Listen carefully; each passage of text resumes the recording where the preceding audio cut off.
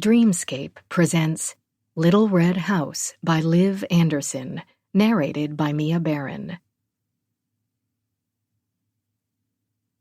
Chapter 1. Kelsey Foster, Somewhere in New Mexico, 1997. Nights seem endless. Days are worse. He's going to die, I tell myself over and over. It's the only thing getting me through. The floorboards squeak overhead. My shoulders tense, my muscles constrict. It's the asshole, home from wherever he goes from morning to sundown. I've been following his movements up, down, around this godforsaken hellhole for the last hour. He likes to taunt me. I'm waiting. Always waiting. I wiggle my arms, trying to get blood to flow to my hands. The board beneath me splinters into my back, 1,000 tiny pinpricks. The pillow smells of mildew and rot. A thick animal pelt covers me. It's hot down here in the basement. Hot and dry and overrun with things that scurry at night, and the pelt stinks of mothballs and body odor. Every morning he swabs my body with a cool, wet cloth, wiping away the sweat, looking, he says, for spider bites. It's a fake show of humanity, one I'll use against him. I hear the bolt slide open and I hold my breath. It'll take him 13 footsteps to reach the cellar, and I count along with the plodding slap of his loafers. At footstep 13, he'll stop again to pick out his supplies. I can picture the table, picture the tools, an inquisitor's arsenal. 7 more footsteps and I'll feel his hands on my feet, unbinding me.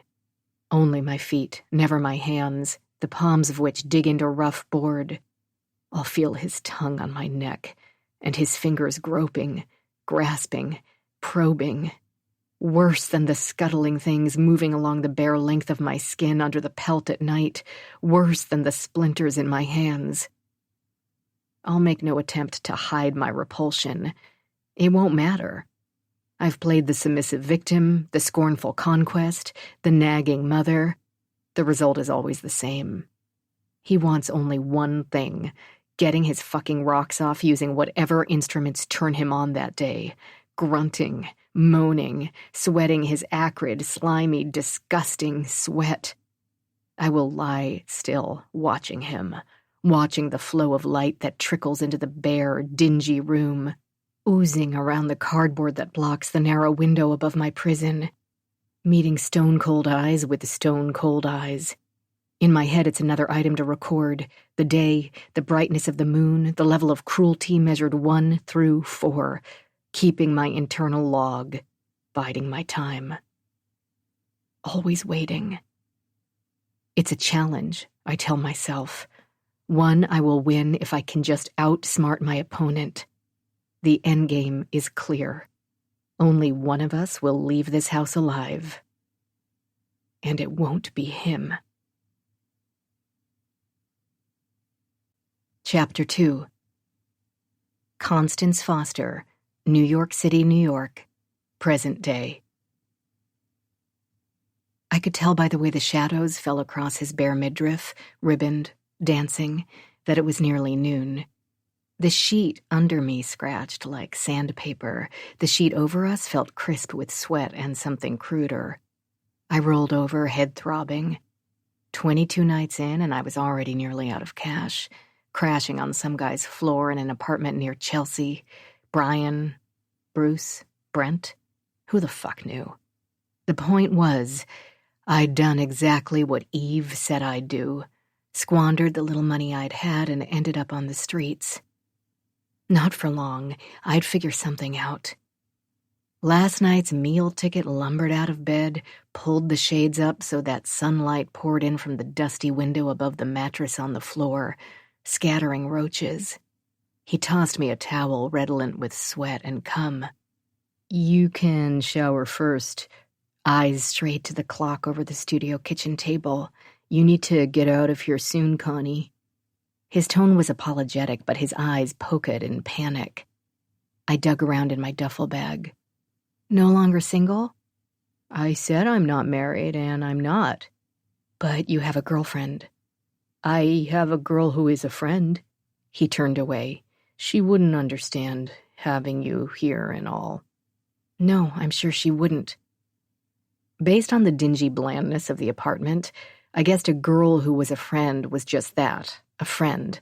Otherwise, she would have made some impact on his dump of an apartment. Or at least she would have inspired him to clean up. But I'd scouted for signs of another woman 2 nights ago when we'd first arrived. No second toothbrush, no tampons, no lavender-scented body wash.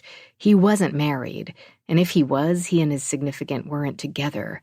This apartment wasn't even nice enough to be a love nest. He'd said he was a lawyer. Based on the address and the quality of his clothes and electronics, I could believe he was some sort of bottom-feeder attorney and not too good at his job, or maybe a pro bono lawyer, or a paralegal, or maybe he was a liar and cleaned toilets at Penn Station. Whatever his occupation, he stood there now with a pathetic shadow of a beard sprouting across his ruddy face, covering his chest with his arms, making no effort to hide his shriveled penis. I stretched and rose from the bed, hugging the dirty towel as a cover-up. Do you have somewhere to go? He looked genuinely concerned. I would have been touched had it not been for a rising erection and the claw marks down his chest.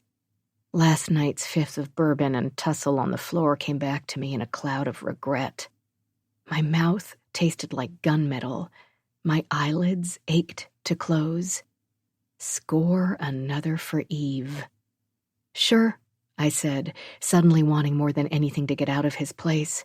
I pulled on cargo pants, a black turtleneck sweater that felt constricting around my neck.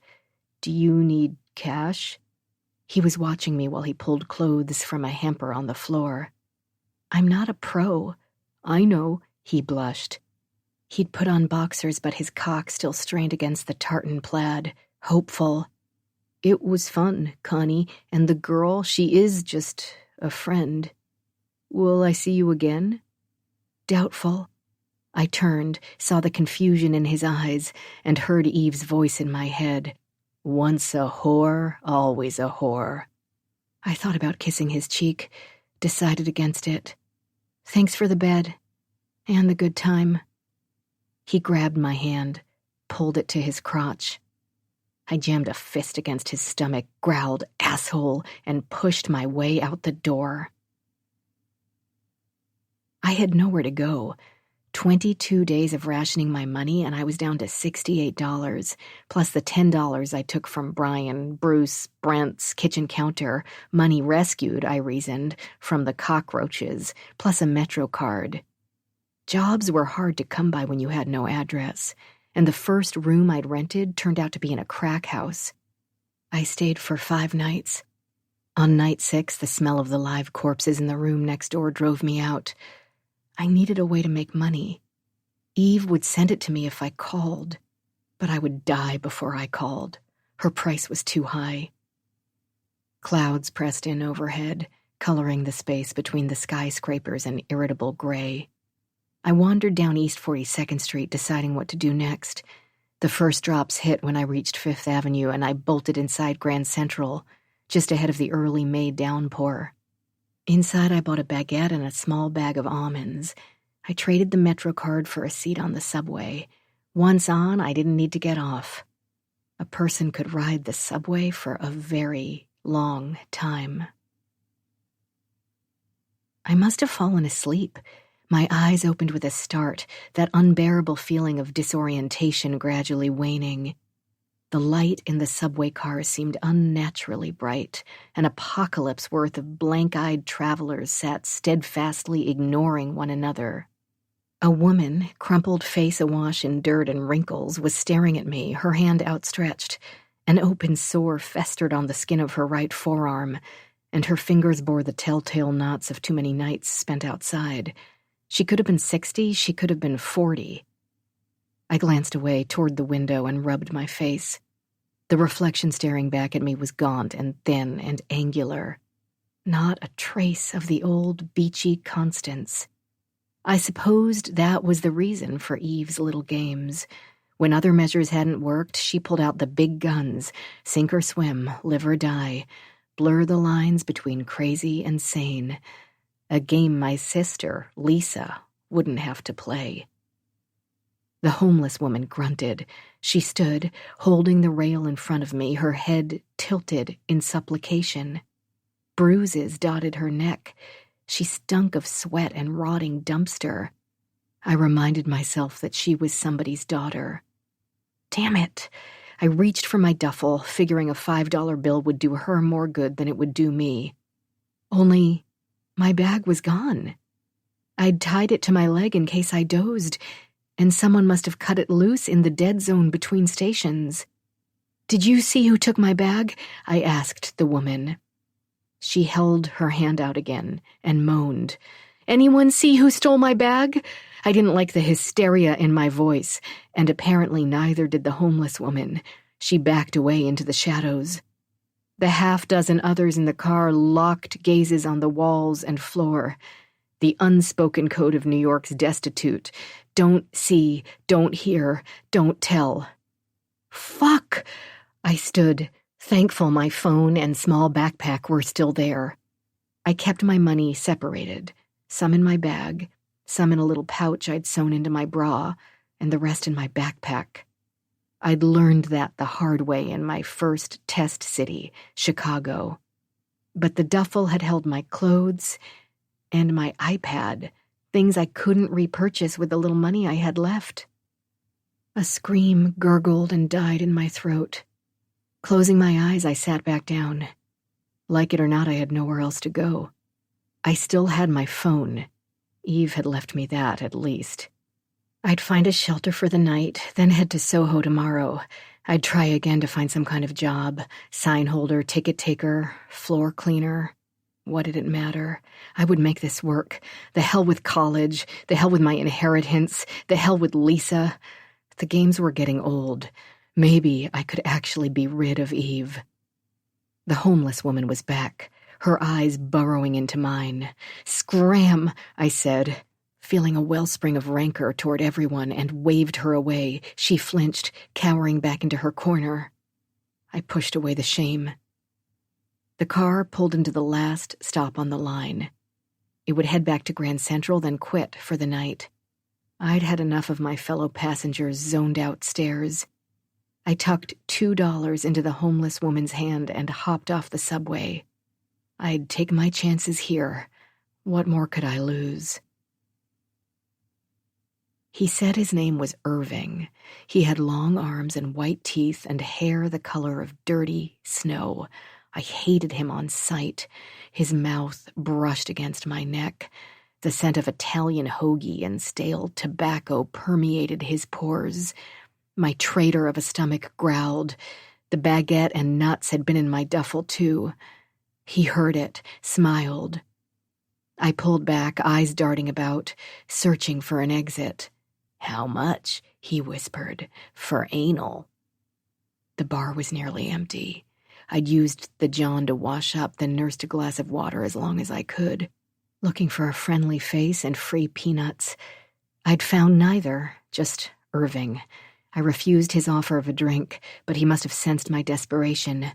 A predator like him could smell it on me, sweet perfume to his perverted senses. His tongue swiped my ear. "Come on, how much?" I could leave and take a cab, except I didn't have enough for the fare. The subway was just a block away. I could make a run for it if he followed me, keep riding the cars until dawn. I stood. He grabbed my arm. I shook it free, slapped a buck on the bar for my water, and headed toward the door. The place smelled of loneliness and regret. I watched a black man in a business suit watching us from across the square bar. Irving followed me through the double-glass door out onto the deserted street. The cold air felt like a slap across the face, waking me up. "Hey," Irving yelled, "come back here." I kept walking, picking up my pace. He was fast for an older guy. I felt his grip on my neck, an impossibly long arm around my waist. "I said get back here." Irving pulled me against him. He had a knife against my ribs. With one hand, he tugged my backpack off my shoulders. "You want this, you come with me." I took a deep breath, then let it out, calming my nerves. My heart was pounding into my throat. I willed it to slow. I'd known men like Irving. Fear was his drug. He kissed my ear, clawed at a breast. "Just a few hours. I tried to be nice about it." "Okay, good girl." I relaxed my muscles, leaned into him away from that knife. The streetlights were pulsating, a trick of my narrowing vision. I heard something rustle behind us, saw the glow of more streetlights down the block. He was still holding me. $50, I whispered. 20. He dangled the backpack in front of my face beyond my reach, and I do what I want. Fine. He started to let go. With a sudden push, I grabbed his wrist, twisted his arm backward. Something snapped. The knife clattered to the ground. We both locked eyes on it, but I pulled on his bent arm harder, shoved my knee in the small of his back, aiming for his kidneys. He moaned, a mean sound that started low and curled around itself until it was a rumble. "Run," a voice said behind me. It was Business Suit from the bar. He picked up the knife. "I'll make sure he doesn't follow you." I kicked Irving in the back again for good measure, then did my best to shove him toward Business Suit and the outstretched knife. Business Suit had 6 inches and 20 fit pounds on Irving. "Thanks," I said. Business Suit nodded. I bolted, hit the subway entrance, and didn't look back. Dawn came slowly. From the corner of a subway car, I watched a parade of human cockroaches come in and out, some sober, some stoned, some honest, some not. I didn't care. I had no valid ID, no money, and nowhere to go, certainly not back to Vermont and Eve. I knew what she wanted, for me to fail, for me to come running back telling her she was right and I needed to stay with her forever. I wouldn't do it. I'd rot here first, a victim of my own stubbornness. At 7:15, I climbed into the sunlight, back near Grand Central. The day was bright and hopeful, the city wide awake. My ribs throbbed where Irving had jabbed me. My saliva felt gummy in my mouth. I clutched at the money I had left and weighed whether to visit a soup kitchen. At 7:24, my cell phone rang. With the charger gone, I was lucky it still had juice. I glanced at the ID. Lisa. What did my sister want? She wasted no time telling me. "She's dead." "Who?" "Aunt Eve." Flat tone. I wondered whether she was telling me the truth. "What? How?" My mind spun with the implications. "An accident. In the lake." "What kind of accident?" A pause. "She drowned during her morning swim." "That doesn't sound like Eve." My blonde-haired, blue-eyed, rich-as-fuck mother had succumbed to something as mundane as an accident? Impossible. Her demise would be of the grand variety. A push from a tower, a fiery plane crash, the Joan of Arc of the ladies who lunch. Only Eve Foster had no ladies with whom to lunch, no friends, no attachments, no warm feelings. She was the Ice Queen. "You need to come home," Lisa said. Home. I had no home.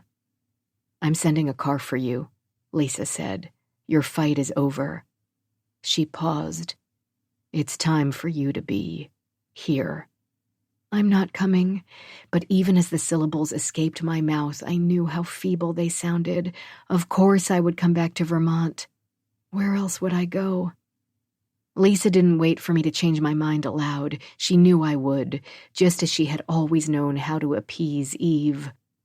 "I'll send Dave with the town car," she said. "Hurry, Connie, I'll be at the estate, waiting for you." She paused, and when she spoke again, I heard the crack in her facade. "I need you." Chapter 3. Eve Foster, Nyla, New Mexico, 1997. Kelsey would be the death of her. Eve Foster cursed her daughter under her breath, saving her strongest words for their reunion. Her daughter may have looked like her, but she was headstrong and manipulative like her father. Headstrong, manipulative, and too smart for her own damn good. Officer Timothy Mayer tipped his cap in an old-fashioned gesture of respect. He was older, balding, with a broad chest and arms that seemed too short for his towering, lanky frame. "We believe she's gone from Nyla, Mrs. Foster. You're poking around the wrong gopher hole." The sun was an orange disk in the sky. Eve looked up, frowned, and adjusted her sunglasses against the glare. She pulled her pashmina tighter around her shoulders and stared into the eyes of this stranger. Gray-green eyes, the color of a fast-running river. They were standing outside by the police station, on the outer edge of a town that sat on the outer edge of civilization, and Mayer's eyes matched the muddy color of the desert around them. The officer leaned forward. "Ma'am, did you hear what I just said?" Eve tugged a cigarette from the case in her purse. "I hate this godforsaken state," she said, lighting it. "The dryness, the searing heat, the damn cacti." She shook her head, sucked on the cigarette, and let the smoke out in concentric circles. Watching the rings dissipate into dry air, she shook her head again. "I can feel my daughter here. Keep looking." "No one's seen her in days." "That doesn't mean she's not here. My detective says he tracked her here. No one has seen her leave, have they?" "Kids hitchhike, they meet strange, well, let's call them new friends. They leave with those new friends." Strange men, he was about to say, Eve thought. And he wouldn't be wrong.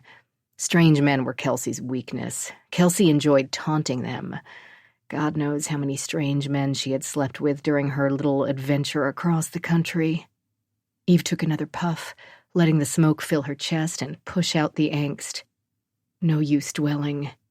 Eve had no illusions when it came to her daughter. With her cigarette pressed between red lips, Eve removed her sunglasses, taking her time to put them back in their case. Slowly, deliberately, flaunting the brand, flaunting her jewelry, flaunting the power she was used to having, the power that came with Swiss bank accounts and multiple companies. But if this man was fazed by her show of wealth, he hid it well. She turned her focus on his face, let her cool blues drill into his mud-colored eyes. "My detective told me there have been other disappearances in and around Nyla. Were they caused by new friends as well?" When Mayer didn't respond, Eve said, "Find my daughter. It's your job." Mayer didn't move, just kept his obstinate gaze on her face, his hands on his hips. She looked away first, detesting herself for the failing. He would be of no more help. Everywhere she turned in this town, she felt stonewalled. A runaway, drugs, sex, parties, strange men. She knew what was going through his mind, what was going through all of their minds. Kelsey, young, nubile, rich, at best, a naive young girl, at worst, a criminal, picked up by some creep, maybe for money, probably in Mexico by now, fooling around with some brown boy in the back of a pickup truck, or stoned out of her mind on a pile of pillows in an old VW van. The cop's condescending stare said it all. An overbearing mother with more money than sense, a teen runaway with too much time and too little discipline. Only he was wrong. So very wrong. Eve threw her cigarette on the ground so it landed right in front of the officer. She turned to go with a toss of her blonde hair. If he wasn't going to do anything, it would be up to her. The bar was a half-mile from the station. It was a dusty dive in a row of derelict houses, with a smeared window front and the name Jack's Place written in scrawling brown scribble across a wooden plank. Eve took a seat at the end of a long wooden bar, in the shadows, her back to an empty makeshift stage and a door that said Hermosas in black markered square letters. An ornate mermaid stared at her from over the bar. "What can I get you?" The bartender's eyes were black orbs feathered with dark lashes. "Gin and tonic, Martin Miller's if you have it." She lifted her chin toward the mermaid. "No ocean for many, many miles." Ignoring her, he swiped the bar top with a gray cloth, then grabbed a glass from a mirrored shelf. "We've got Seagram's." "Seagram's, then." The bartender held her gaze for a pulse too long. "Where are you from?" "Philadelphia." "You came a long way for a gin and tonic." Eve's smile widened.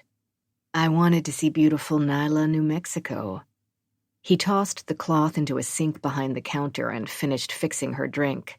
"Now I know you're a liar. No one comes to Nyla on purpose."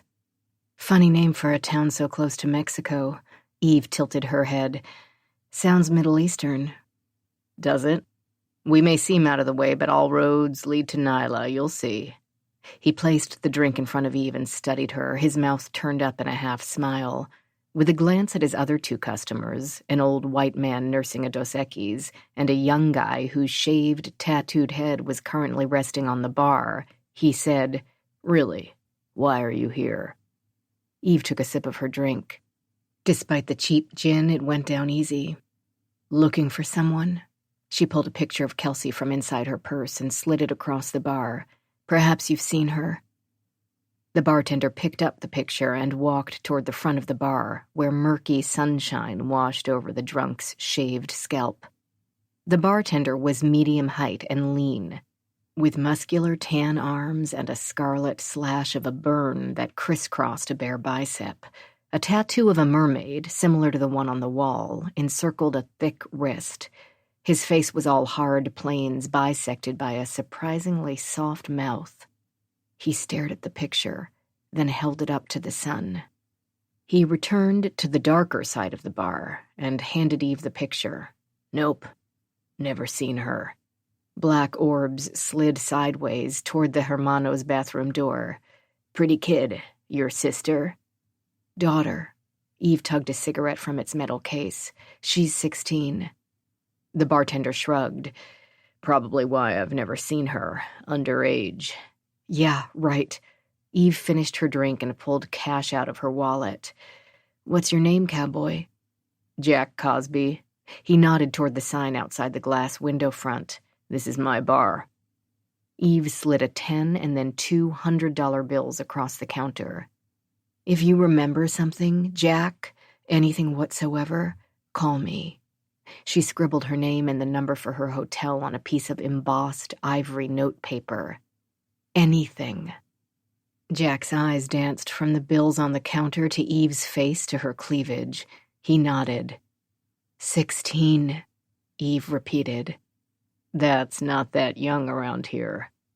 Eve slid off the stool. "That's what I'm afraid of." The pillowcase was an ivory polyester blend. Eve ran her hand over the outside, clutched the corners, and pulled it forward so that it cradled her head. She watched Jack's eyes get wide, then go dull, his mouth pull back into a grimace, then slacken until his face was buried against the silk of her blouse. She wrapped her thighs around his back, but let her gaze fall to the doorway, silently counting the seconds until he would be finished. She hated men's orgasms. They were not just messy, they were downright ugly. "You next," he murmured. Eve pushed him off her. "I'm fine." "You didn't come." "I don't need to." "Suit yourself." He sat up and grabbed his pants. Jeans buttoned, he turned back around and looked her over. Eve stared right back at him, admiring the view.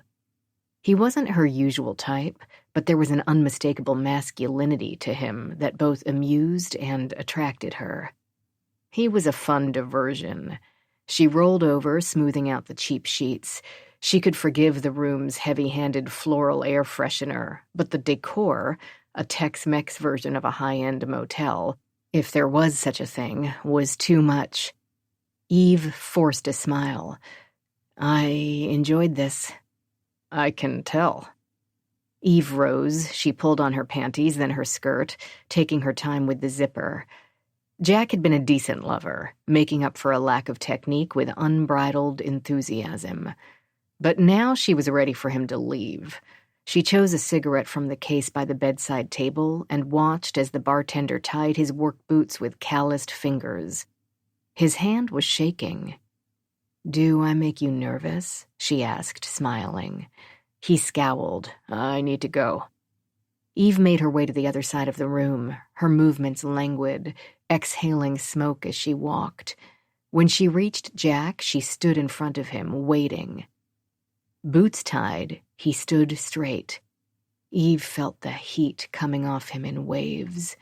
She pulled him close, pressing her breasts against his still bare chest, and kissed him. She waited until his body relaxed, giving into the kiss. Then she pushed him away, locking her eyes onto his. She said, "My daughter." Is that what this was about? I only fuck men I want to fuck, but I still need to find Kelsey. I told you she's never been in the bar. But you've seen her. Jack looked down, then back at Eve, who'd stood so she was haloed in the dying light seeping in between the blinds. She knew the impact she had on men, and she stretched tall, aware of the sun's worship on her slender body. Her nipples were hard, the skirt hugged shapely thighs. Despite beginning her third decade, she was toned and taut, her skin all milky shades of cream. Jack said, "Yeah, I've seen her." "Where?" "Not at the bar." Eve tapped ashes into the glass on the bedside table. Calmly, icily, she held Jack's gaze. "Forget the bar, Jack. Where did you see my daughter?" She waited. "Tell me." "Damn it, Eve, outside the bar, okay? She was there with a guy. I noticed her through the window because..." He looked away. "Well, I just noticed her.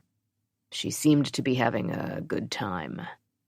Just like Kelsey to taunt fate. When was this? "Few weeks ago." Who was the man? "I have no idea." Bullshit. Jack rubbed his eyes. "Damn it, Eve, it's not a crime to go out with a pretty girl." "A girl who's now missing. A girl who's 16. He shook his head. "She looked older, 21, 25 even." "Did you fuck her?" Jack shook his head. She waited a beat. "Who was it?" "Antonio LaRue." Eve recognized the last name from the hours spent at the police station and driving around Nyla. "The judge's son?" Jack nodded. Sweat had collected across his brow. "Same." Eve snubbed the cigarette out. "You need to leave now." "What are you going to do? You can't mention me. Judge LaRue won't appreciate his son's name being brought into this, and he might take it out on the bar." Eve's cold stare stopped him short. "Get out." Jack grabbed his shirt and left without another word. Chapter 4. Constance Foster, Shelburne, Vermont. Present. Not a damn thing had changed. Dave Dagger, Eve's driver, wound the car down the long drive that led to the gate that led to Eve's house on Lake Champlain. I asked him to stop along the driveway so I could get my bearings and have a smoke. Eve never let me smoke on the property. I figured a cigarette along her precious entranceway was as good a fuck you as any, and I didn't even smoke anymore. I lit up, took a drag, and stared off into the distance. The house loomed from the top of the hill, its white Victorian facade glaring down on Lake Champlain. A strong breeze blew the cigarette smoke toward the house, and I watched it dissipate into the cool air. Even though it was early May, I pulled my fleece tightly around me, suddenly chilled. From here, I could see the lake through the trees. It would have been a perfect vista, the choppy blue waters, the majestic Adirondack mountains in the distance, their peaks still snow-covered. But I could feel Eve's presence like a malignancy that couldn't be excised. Dave coughed, and I glanced in his direction. He'd been a fixture in the household for the last few years, a quiet shadow in a home of shadows, identifiable by the smells of pipe tobacco and menthol cough drops. Never a verbose man, today he seemed especially somber. I slid back into the car. "How are you holding up, Dave?" Through the mirror, I watched gray, bushy brows arch. "Okay." "Missing Eve?" Indeed. He was lying. Eve had been almost as cruel to her staff as she'd been to me. No one lasted in our household. Not the cook, not the private tutors, not the gardener, not the housekeepers. Ours was a revolving door of unhappy people when it came to help. Then again, it dawned on me that Dave had been with her for more than 5 years. She had to have been doing something right. I took a fresh look at the driver, saw the thick gold watch band, the Italian wool pants pressed to perfection, the Brooks Brothers shirt. Eve was paying him well. Maybe that was why he'd stayed. Dave drove through the gate and up toward the house. I rolled down the window. There were few things I missed about Eve's house, but I loved the smells and sounds of the lake. Nature was waking up, and I could already hear the frogs and birds whose calls would get louder as the day melted into night. Dave held the door for me as I climbed out of the car. I walked slowly across the sprawling porch to the house's French door entrance. From there, I could see the soft peaks of the Green Mountains and the rugged White Mountains of New Hampshire beyond. I understood why Eve stayed here. I didn't understand why she chose never to leave. A seagull called out from the shoreline, and I watched it fly overhead. The breeze had kicked up the waves, and the lake's surface was angry and white-capped. As a kid, I'd waited for Champ, the mystical creature that was said to live in the lake much like the Loch Ness Monster haunted the waters of Scotland. Champ never showed. The only monster I'd known was my mother. I had expected Lisa to greet me at the door, but I found myself alone in the great hall. I'd been gone for 3 consecutive game periods, almost 3 months, but the house hadn't changed. The hall floors gleamed, and my shoes click-clacked their way across the marble. The sound echoed, bouncing off pristine white walls and the high ceiling. I hated this house, hated the way it made me feel, small and insignificant and always, always unsafe. Maybe that was why I hadn't minded the games so much. They weren't here. You made it. I turned to find my sister standing in the entry to what Eve had always called the parlor. Her face remained in its shadows. I just got here. Your room's ready. My room? No thanks. I couldn't see if my sister had the decency to blush. A room, she said. The Paris room. My mother had named her 6 guest rooms after places she'd visited. The Paris room, the Athens room, the Avignon room, the Versailles room, the San Francisco room, and the London room. Growing up, I'd thought it was pretentious. But listening to Eve talk about her travel was as close to bedtime stories as we got. So the guest rooms mostly held benign memories. Not that we ever had guests. In fact, I couldn't remember Eve entertaining even one person at the house. Instead, these rooms offered a place to play and imagine when we were kids. And a place to hide. Lisa explained when dinner would be, what time we were meeting with the attorney, how I should dress.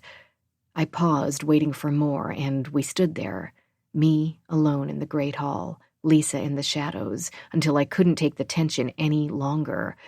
I turned to head up the stairs to Paris. Wait, Lisa said. She stepped into the light, and I took a moment to study the sister I hadn't seen in months.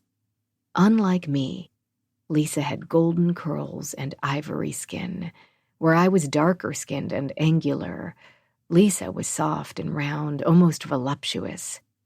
People never believed we were sisters, much less twins. Today she looked especially pale. Dark shadows like bruises lined the delicate skin under her eyes. Her hair framed her face in lifeless waves. It looked like she'd been crying. "How are you?" she asked finally. "I'm here." Lisa glanced away, turning her body in dismissal. Over her shoulder, she said, "I'll see you at 6. Dinner consisted of beef consommé, good for the digestion according to now dead Eve, a wedge salad, broiled salmon, and small talk so painfully boring you'd never know Lisa and I were twins. The lawyer was someone I'd never seen before, ancient with bored gray eyes and a mass of thick white hair. He sat at Aunt Eve's desk as though he might catch a disease if he touched any of her belongings. His fingers, long and elegant except for deeply ridged yellow nails, paged through a manila folder while he stared resolutely at his phone. Lisa and I sat across from him in the 2 damask-encased Queen Anne chairs that faced the ornate mahogany desk. This posturing was Lisa's idea. I would have been just as happy in the dining room or out on the balcony. My sister was a stickler for tradition. Getting called to Eve's office, never a harbinger of good things as a child, held no power over me now. I could sit in this chair and no longer feel the bite of our tutor's ruler on my ass, or the cold damp of the basement floor on my bare thighs, or the hot sting of vomit and tears. I owed a lot to Eve Foster, not the least of which was an incredible ability to tolerate pain. The lawyer cleared his throat. He shifted gray eyes toward the 10-foot ceiling, then the fireplace mantel. He seemed to be watching the mantel clock, oblivious to me and Lisa sitting patiently on the chairs in front of him. It was as though we didn't exist. "Hey, Grandpa," I said. "Please stop," Lisa hissed. At exactly 8, he began talking. "Your mother left very explicit instructions down to the time of day I was to provide the details of the will." He cleared his throat. "As detailed as her unorthodox instructions for how I am to present this seem to be, in the study at exactly 8 o'clock in the evening and shortly after her death, the will itself is quite simple. I will read her words to you now." He cut through an old-fashioned wax seal with Aunt Eve's letter opener and pulled a single sheet of paper from the envelope. He scanned the document before glancing first at me, then Lisa. His eyes softened for the briefest of moments. In the instant he let his guard down, my own stomach clenched.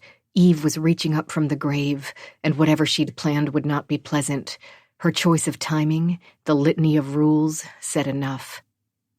8 o'clock had been the witching hour in this house. If you were to be punished, she called you at 8, right before bedtime. Infractions could be major, a failing grade, yelling at the staff, or minor. I'd once had to sleep naked in the basement for 2 nights because I took a slice of cake to my bedroom without asking. "Girls," the lawyer said in his gravelly voice, "if you're hearing this, it's because I'm gone. Cliché, perhaps, but true. I'm not sentimental enough to believe in an afterlife, or perhaps I'm simply not a masochist, for although I would stand by all of my worldly actions, I don't know that God would have approved of my methods, but then he didn't go through what I have gone through." The lawyer paused, and I watched as he scanned the page, reading ahead. He continued, "That's perhaps not a fair statement. Lisa, you have always been a good daughter. You've had the sense to listen and the grace to obey. For that you will be rewarded. Constance, I fear that whatever I say to you now won't matter. The distance between us remained cavernous, and I am, and will always be, an easy target for your feelings of failure and inadequacy. The real failure is mine, of course, because a parent's role is to teach humility and instill wisdom, and with you I've managed neither. Selfishness should not be rewarded, nor should ungratefulness or stupidity." The lawyer shifted in his seat. His discomfort as he read Eve's words bothered me more than my aunt's backhanded self-deprecation. She wasn't saying anything I hadn't heard a million times. He, apparently, had the unfortunate luck of hearing it for the first time. "So," he continued, his voice wavering, "I'd like you, Lisa, to continue my role in our corporate holdings and maintain the Foster estate. I'm leaving the properties, the houses, my business interests, and all other assets to you in trust. Except," the lawyer looked directly at me, "for the property in Nyla, New Mexico, which I leave to Constance. There are other matters, small and inconsequential for now, that will be shared later. Craig Burr, my trusts and estates attorney, who is no doubt reading this to you now, will provide you both with all the necessary details, and see that assets are transferred in accordance with my directives. You must do as Mr. Burr says. And one more thing." Craig's gaze traveled from me to Lisa and back again. "Under absolutely no circumstances are you to question my decisions. I want a quiet cremation with no public announcements or inquiries." The lawyer stopped reading. Pale-faced and bright-eyed, Lisa said, "I want to split everything 50-50. Craig pursed his mouth and continued reading. "Lisa, being the decent person you are, you will no doubt balk at the terms of my will. Please know that I have given much thought to this. If you attempt to alter the terms in any way, you will forfeit everything. And Constance may not simply live here with you, a ward of my estate. You may give her exactly $5,000 for airfare and food and initial expenses, and thereafter $5,000 per 12-month period, but that is all. In fact, she has 72 hours after the reading of this will to gather her belongings and leave the premises." Lisa stood. "No, please sit," Craig said. Once Lisa returned to her seat, face ashen, he said, "Constance may return for 1 week each year, if scheduled ahead of time and approved by Craig in accordance with my instructions to his firm. She may not rent out or sell the New Mexico property for 3 years after the date this will is read. If she attempts to do either, the estate will be sold and the proceeds given to charity." Craig looked up at me and blinked. "And if you think you're going to challenge this in a court of law, Constance, think again. I have already received affidavits from 2 well-respected psychiatrists attesting to my sanity. I assure you everything is legal and in order." Craig put the paper down. "Your mother's wishes will have to be followed, or I'm afraid you could both lose everything." Tears trekked down Lisa's pretty face. I grasped her hand. She moaned. "I'll be fine," I said. "It's more money than I've ever had, and a place of my own." "You know nothing about the property in New Mexico," Lisa said, round brown eyes swimming in tears. "And I don't want to be here alone. You're supposed to be here, with me." "You'll have Dave," I said, "and Cook," trying to lighten the mood. Lisa shook her head. "Please," she said to Craig, who was already packing papers back into a leather briefcase. "She's dead. What does it matter? There has to be some way to change this." "I'm sorry, I truly am. But unless you want to tie everything up in court, this is the way it must be." He finished fastening the clasps on his bags before addressing me directly. "I'll make your flight arrangements, Constance. The property in New Mexico is... Well, you'll need the money if Lisa is willing to give it to you. $5,000, Lisa." Lisa sniffled, then nodded. Craig said, "Very good. Then I'll see about the arrangements and get more information to both of you on your respective assets and the terms of transfer." He moved toward the door, body movements screaming with relief that this was over. 72 hours, Constance, and 1 week a year, which will be monitored. So please, don't put your sister's inheritance in jeopardy." He peered at me over his briefcase. "Eve wanted it this way, and it was, after all, her money." I didn't argue. There was no use. Eve wanted it this way. Eve Foster saw the world as cut and dried, good and bad. In her world, there was no in-between, and for one sister to be rewarded, the other had to be punished. Chapter 5. Eve Foster, Nyla, New Mexico, 1997. Judge Andrew LaRue lived in an oversized, ornate adobe home 6 miles outside of town. The house, a series of flat boxes built around a central courtyard with an oversized pool, sat on a scrubby patch of property so brown that it was hard to tell where the house started and the land ended. A 5-foot wood and wire fence surrounded the acreage. But Eve followed the dirt road that encircled the property and finally found the entrance to a concrete slab driveway. She parked the rental in front of a short stone wall behind a white Chevy with a "The Clash" sticker on the bumper and climbed out of the car. 3 knocks later, a small, slim woman opened the door. She frowned when she saw Eve. Mrs. LaRue? When the woman nodded, Eve poked one pointy-toed pump in the doorway and said, I need to speak with your son, Antonio. And you are? Eve detected a hint of a southern accent, but the accent couldn't mask the woman's annoyance. Slightly slumped shoulders, linen cardigan hanging too large off her small frame, dark circles under her eyes. This was a troubled woman, troubled or ill. Eve pushed on the door, letting herself into a dark entryway. My name is Eve Foster. I'm afraid I don't know you. Is there somewhere we can talk? It's a bad time. By now, Eve had pushed her way completely inside. From this angle, she saw the reason for the woman's exhaustion. A skeleton of a person. Sex unidentifiable were it not for the pink hat sitting precariously atop tufts of white hair, dozed in a wheelchair in the living room. Eve raised her voice. I'd like to talk to Antonio about my daughter, Kelsey Foster. Perhaps you've met her? Mrs. LaRue's eyes widened. Could you keep your voice down? Mrs. LaRue! Eve's voice was a near scream now. The old woman jumped. Eve took some satisfaction from the look of panic on her host's face. My daughter? Brenda, the woman said finally. I'm Brenda LaRue. Come into the kitchen. My mother-in-law is trying to nap. Eve followed Brenda through a narrow hallway and into a cheerful kitchen. The cabinets were oak, the floors white tile, and the walls the same smooth brown adobe as the entryway. A carton of Ensure sat on the counter. Dirty dishes littered the sink. A skinny black cat perched on a wooden stool and stared reproachfully at Eve. She stared back.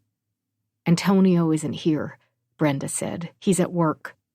I saw his car outside. That's not his car. It belongs to my mother-in-law. That woman listens to the clash? Brenda frowned. What do you want? Is he always a prankster, Brenda? Eve's eyes looked on a book wedged under a copy of Modern Italian Cookbook. It was a title she recognized by the author Ayn Rand. Slowly and deliberately, Eve took out the photo of Kelsey and slid it across the tile countertop. Maybe he was playing a prank on my daughter and it got out of hand. Brenda turned her attention to the photo. Eve watched as Brenda studied Kelsey's image, wondering if this other woman saw what she saw. Unsmiling green eyes, a face that would have been beautiful had it not been for the meanness that lurked under the surface. Skin so pale it seemed translucent. A Ferris wheel sat in the background of the photo, a symbol of gaiety caught forever in Eve's nightmare. Two other girls stood a few feet away, their backs turned. Friends? Kelsey had said so, but Eve hadn't been so sure. A snapshot taken at a convenient time when the strangers nearby seemed to be her daughter's age? Or mere acquaintances, girls met in gym class or Spanish, who agreed to meet up at the local fairgrounds if Kelsey paid their way? Eve might never know. Kelsey liked to keep her guessing. She's lovely. Brenda slid the picture back to her. I'm sorry, though, I can't help you. We've never met your daughter. Eve snapped the photo off the counter and tucked it back into her bag. I don't think that's true, Brenda. You should probably leave. Where's my daughter? I don't know. Eve closed her eyes. We, the living, there on the shelf. It's her book.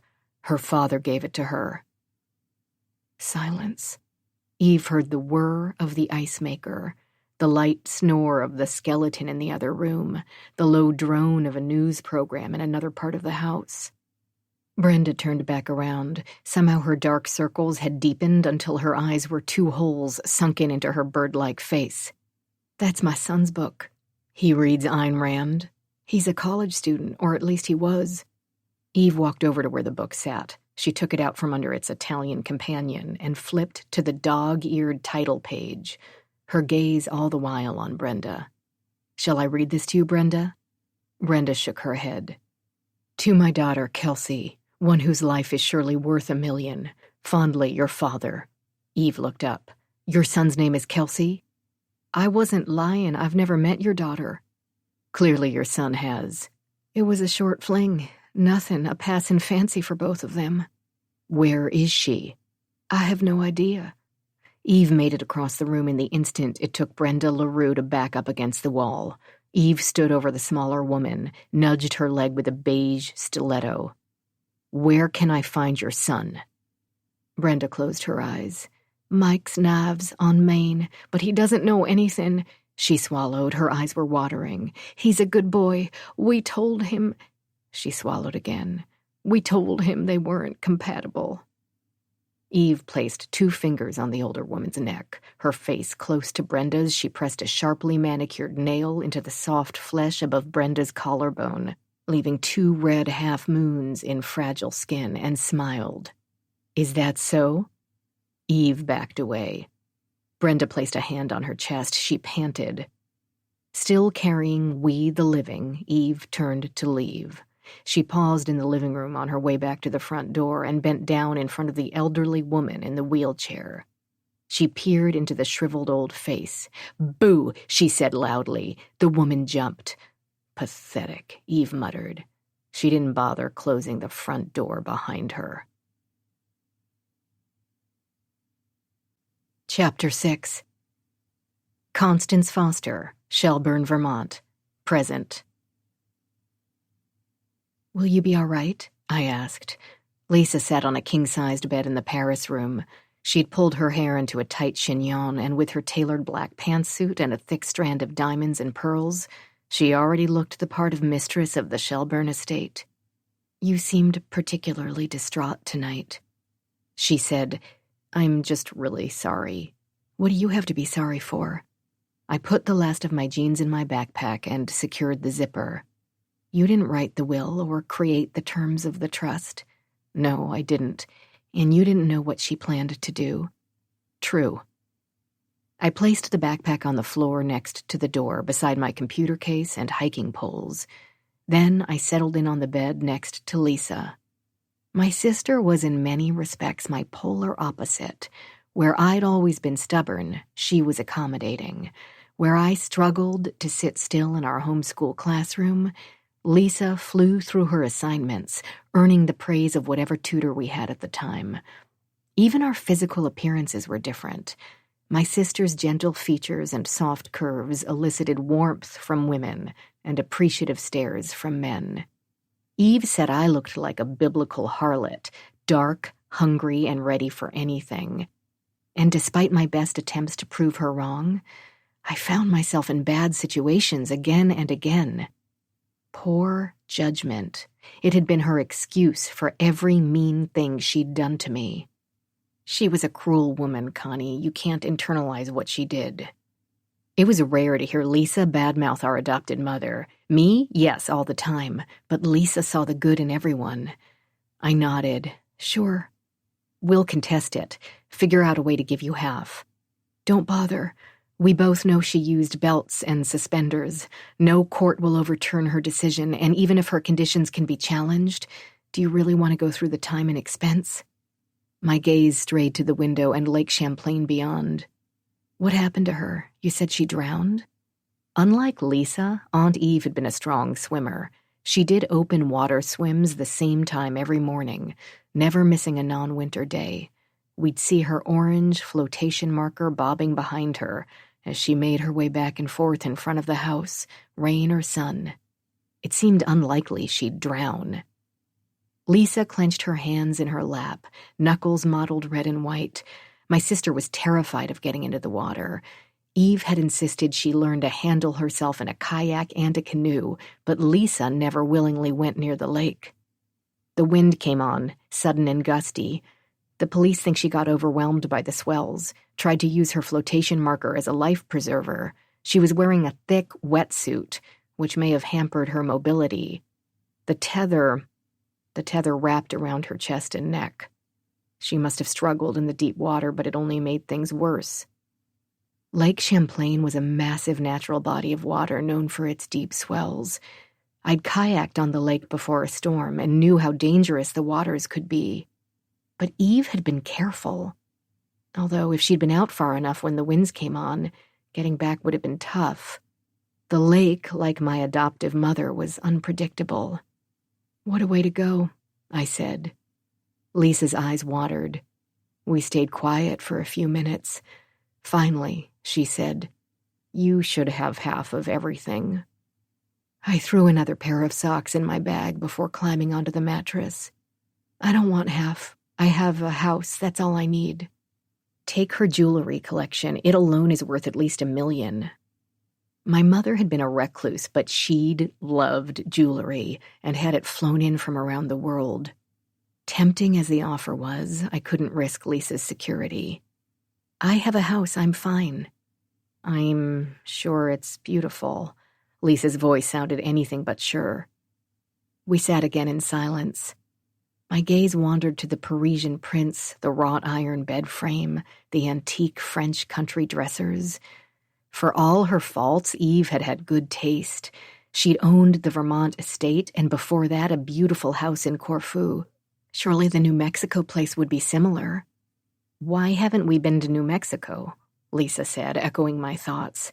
Why didn't she ever mention that she owned property in the Southwest? I shrugged. I have a feeling we'll learn more about Eve now that she's dead than we ever did when she was alive. Lisa wiggled down on the bed and placed her head on my lap, like she used to as a kid. She looked up at me, eyes round and pleading. We'd grown distant lately. Lisa saw my refusal to disobey Eve's cruel demands as an annoying character defect. Florida, Alabama, New York. She had no idea what compelled me to play Eve's sick games, and it was better that way. And so with each town I had to conquer, our relationship grew more strained.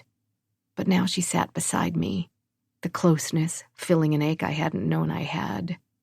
Promise me you'll visit that 1 week a year, Lisa whispered. Promise, promise, pinky swear. Pinky swear. A memory swam before me just out of reach. I saw a red circle, red nails, blonde hair under blue water. My heart raced. Just the echo of a memory from long, long ago. Or a child's imagination. Come on, pinky swear, Lisa said again. Pinky swear. Despair marred my sister's pretty features. I would have said anything to take away the pain. Pinky swear, you won't be able to get rid of me. Lisa closed her eyes, smiled. I knew it was a lie. I'd never come back, but Lisa would accept it. She was good at lying to herself. It was a strength I'd never had. Later that night, I slipped past Lisa's suite of rooms and down into the great hall. From there, I made my way across the marble floor to the door that led into the basement rooms. The door was locked. Hardly a deterrent because I knew just where to find the key. Lisa, God bless her, was as unimaginative as she was well-behaved. Sure enough, I found the large iron key hanging in the utility room on the other side of the kitchen. I pulled it from the hook and padded my way back across the downstairs until I reached the door. I wasn't sure why I was taking such pains to be quiet. It wasn't like Eve was going to catch me and send me to the basement. The key slid in easily. I turned it, listening for the familiar creak as the door opened into the black abyss beyond. I flipped the switch by the doorframe, flooding the cavity with light. The staircase itself, walls painted a deep gray, Arctic white trim, looked the same. I followed the steps as they wound their way down, deep beneath the house. My breath caught in my throat. My heart thumped wildly, but still I made it the 3 small flights to the bottom. Pinky swear. The basement had long ago been divided into 3 sections. One housed the building's vast utilities, furnaces and water heaters and extra deep freezers filled with meat that Eve would never eat. The second area was for entertainment. It contained a wine cellar and a game room we were rarely permitted to use. The third section, the part of the basement that was darkest and dankest and creepiest, contained 2 rooms, the punishment room and another. Door 1, the punishment room door, was closed. I knew the key I held in my hand would open that door. I knew also what I'd find: a bare cot, a single bare light bulb dangling from the ceiling, a toilet, a concrete floor, a light switch with a metal cage over it, a cage that also opened with this key, a vent that led into her old room. Or so Eve said. I held out my hand, ready to open that door, ready to vanquish my ghosts once and for all. But something stopped me. The door to the other room was closed. just as it always had been. But now a thick metal padlock hung from a second lock, high above the ground. Why a padlock? Why now? Something in the depths of the basement clicked across concrete. I jumped, my hand shaking so badly I dropped the key. My eyes were once again drawn to the padlock. "Don't go in there," Eve used to warn us. That door had always been kept closed, a test of our obedience. We never knew Kelsey, but the staff spoke of her, an insane daughter, kept in a 20 by 20 concrete box. It was a warning to us, obey or else. At least that's what I believed growing up. I heard many things in my nights in that basement, crying, moaning, screams. But lying in the dark, under that big house, alone and terrified, I had never been quite sure whether I was hearing another girl's terror or my own. I snatched the key from the ground and raced up the stairs. My ghosts would have to wait. I left the following morning while Lisa was still asleep. It was easier that way. Chapter 7. Eve Foster, Nyla, New Mexico, 1997. Mike's knives existed in a faded blue box of a building at the end of a dusty street. Eve pulled slowly up to the curb and parked directly in front of the store. The day was drawing to a close, and with it the fairer weather. Storm clouds gathered overhead, blocking out the relentless sun. From the safety of her car, Eve watched as the sky opened up, raining down judgment on this dusty town. When the worst of the downpour had ended, she climbed out of her rental and popped open her umbrella. She walked unhurriedly to the front door, aware of a man's gaze following her progress from behind a barred window. She was the only customer. 2 men, one older and mustachioed, the other much younger with wavy black hair and a quarterback's body, stood behind the counter. Both stared. The older man acknowledged her with a wary nod. Eve glanced around her surroundings. Leather goods, belts and riding crops and knife sheaths and purses hung on racks and hooks. Knives, some ornate Native American designs, others basic hunting tools, sat in cases near the register and around the shop. The floor was worn linoleum, the walls apartment white. All color came from the feathers that adorned the leather goods and the intricate designs on knife handles. The smell of animal hide left a foul taste in Eve's mouth. Eve plastered on a smile and headed for the register.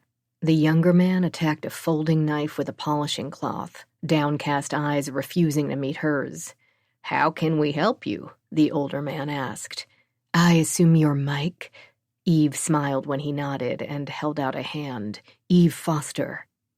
Out of the corner of her eye, Eve watched the younger man's face as she said her name. If she was expecting him to act surprised, she was disappointed. He didn't react at all. Eve engaged in a moment of small talk with the store owner before turning her attention to the younger man. "You must be Antonio." Hands still moving over the sharp metal edge of the knife, focused on his work, he said, "Who wants to know?" "I do." The younger man swallowed. Mike stood by, watching. "What do you want?" Antonio asked. "You know my daughter, Kelsey." A flash of recognition before eyes darkened to slits. "Yeah, so?" "Where is she?" "How should I know?" "You were the person last seen with her." Antonio glanced at Mike before putting the knife back in the case. He took his time folding the polishing cloth, only to leave it sitting on the counter. "The cops already talked to me. I have no idea where Kelsey ran off to." "But you admit meeting her?" "Yeah, sure." He glanced at Mike, shrugged. "So what?" Eve turned her attention to Mike. "Is there an office or somewhere I can talk to Antonio for a few minutes?" She pulled a $100 bill out of her bag and slid it across the counter. It was gone before she could say more. "Back that way." Mike pointed to a cube-size office at the rear of the store. 10 minutes. Antonio glared at him, but Mike was busy pulling boxes out from beneath the counter. Eve didn't wait. She strode past a rack of leather caps and entered the cramped office. Antonio followed. "Close the door and sit." When Antonio was seated, Eve perched on the edge of the desk, so he had to look up into her face. "You knew I was coming." "My mother called me." "Of course she did. I bet she still makes your lunch." She leaned down, slammed a hand on the desk, startling him. "What did you do to my daughter, Antonio?" "Nothing." "You were together, now she's gone." "I told the cops. We went out 4, maybe 5 times. She got restless, we split, that's it." "Did you sleep with her?" Antonio flinched sharply. "I don't need to answer that." "How old are you?" 22. Eve tapped a pointed shoe against linoleum. "Sleeping with a minor is a felony offense." Kelsey wasn't a minor. "Wasn't?" Eve raised her eyebrows. "She's only 16. "Shit." Sweat beads popped out along Antonio's forehead. His left knee started to pump up and down. "She told me she was 21. She looks older." He swallowed. 16's probably legal in New Mexico." "Legal? Maybe, maybe not. Young either way." Eve stood. She walked to a metal shelf on the backside of the office and picked up a framed photo of Mike and 2 little boys. "Tisk, tisk," she said. "You could get in a great deal of trouble, Antonio." "I don't believe Kelsey's 16. Voice stronger now, convincing himself. "She knew too much." Eve spun around. Antonio had the decency to blush, but nevertheless she shot him a withering stare. "Help me find Kelsey and I won't report you." "You can't prove anything." Eve smiled. "Do you really want to go down that path?" She watched the young man squirm, sympathetic to his plight. She knew her daughter as well as anyone. Antonio was a handsome boy. Athletic, a little naive, maybe even gullible. Cool, sophisticated Kelsey would appeal to a small-town boy like him, especially one bent on defying his judge of a father. And as for Kelsey, she loved nothing more than a big, dumb plaything. Eve could understand what her daughter saw in this boy. Despite his utter lack of balls, he was cute and clueless. "Your father is a judge. I don't think he would appreciate it if his son was accused of having sex with a 16-year-old. Antonio's leg was still working up and down. Eve placed 2 fingers under his chin and pulled upward so he was looking into her eyes. She made sure he could feel her breath on his cheek, her breasts pressed against his arm. He tried to shift his gaze away, squirmed against her body. "I really don't know where she is." "Where did you last see her?" His breathing was rapid, shallow. His pupils darted, looking at anything but her. Finally, he said, "We'd gone out into the desert with a few friends, drinking."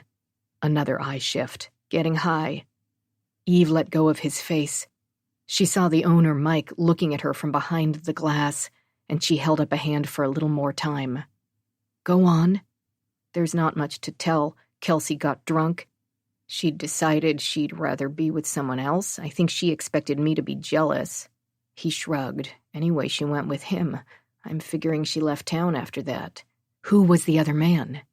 He shrugged again. "Were you and Kelsey fighting?" "Is that what the police said?" "I'm asking you, were you fighting?" Antonio sighed. "She was angry at me, yes." "About what?" "I was flirting with someone else and she got mad, okay?" "Flirting or—" "It's not like we were boyfriend and girlfriend." His expression turned sullen. "Look, when we head out to the desert like that, everyone knows there are no rules. Kelsey saw me with someone and got pissed. She stormed off. Next thing I knew, she threatened to leave with someone else. Go for it, I told her. What did I care? It's not like we were dating. I told the police this, all of it." "She'd been staying with you before that?" "She crashed on my floor a few times." "How generous of you." "Look, she left town. Like I told you, she was restless.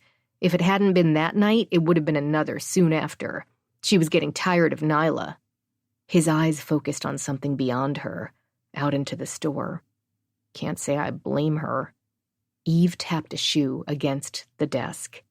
"Did you hurt my daughter, Antonio?" "No." Eyes wide. "You have to believe me. I would never hurt anyone." Reluctantly, Eve nodded. This boy man was no match for Kelsey. "Who did my daughter leave with?" Antonio shrugged. Antonio? Like I told the cops, some drifter, I didn't know him. Eve studied his face. You're lying. Mike's waiting on me. I need this job. I have to go. Eve walked in front of the office door, blocking his exit. Who did she leave with? Voice lower. Tell me his name. Oh, man. Antonio ran a hand through his hair. She left town. She was a runner looking for adventure, escape. Maybe she caught a bus. Who knows? Something wasn't quite right about that girl. Eve's arched eyebrows stopped him cold. He backed up, arms fluttering by his side. I'm sorry, I know she is your daughter. Tell me his name. Motherfucker. Antonio wiped his forehead with the back of his hand. Dude, my father will fucking kill me. His name, Antonio, and you get to leave. Kelsey had just turned 16. You fucked her, made her sleep on your floor like a dog, left her to her own devices in the desert. 16. You're 22. Think your father will like that? Eve waited. She could wait all day if she had to, but she suspected that wouldn't be necessary. The office phone rang. The sound seemed to jolt Antonio into awareness. Fuck, I'm so fucked. He pulled a hand through his hair. Kyle Summers, okay? Antonio wiped at his eyes. Kyle fucking Summers, happy now? Kyle Summers? Should that name mean anything to me? Antonio backed up, away from her. He slumped down in a chair. Maybe not to you. He's my uncle. My mother's brother. My daughter left with your uncle? That must have been a blow to your ego, Antonio. The boy shrugged. He's older, has money, girls like that shit. Anyway, we're not that close. Where does Kyle live? Antonio mumbled something unintelligible. Eve stepped on his foot. She pressed the toe of her stiletto into his ankle bone. He winced. Where does he live? Mayberry Street in the nice section of town. I didn't know there was such a thing. Antonio bit his lip, looking close to tears. Don't tell him I told you, his eyes pleaded. The cops already knew. Why are you protecting him? You haven't met my father. Eve crouched so her face was close to Antonio's. No, I haven't. Antonio closed his eyes, a gesture that echoed the one his mother had made earlier. For some reason, the show of cowardice enraged Eve. She kicked the desk. You don't know who you're dealing with. Antonio's eyes remained closed. Please, he said. Eve grabbed her bag and left the office, leaving Antonio cowering in his seat. Chapter 8. Constance Foster, somewhere in New Mexico, present.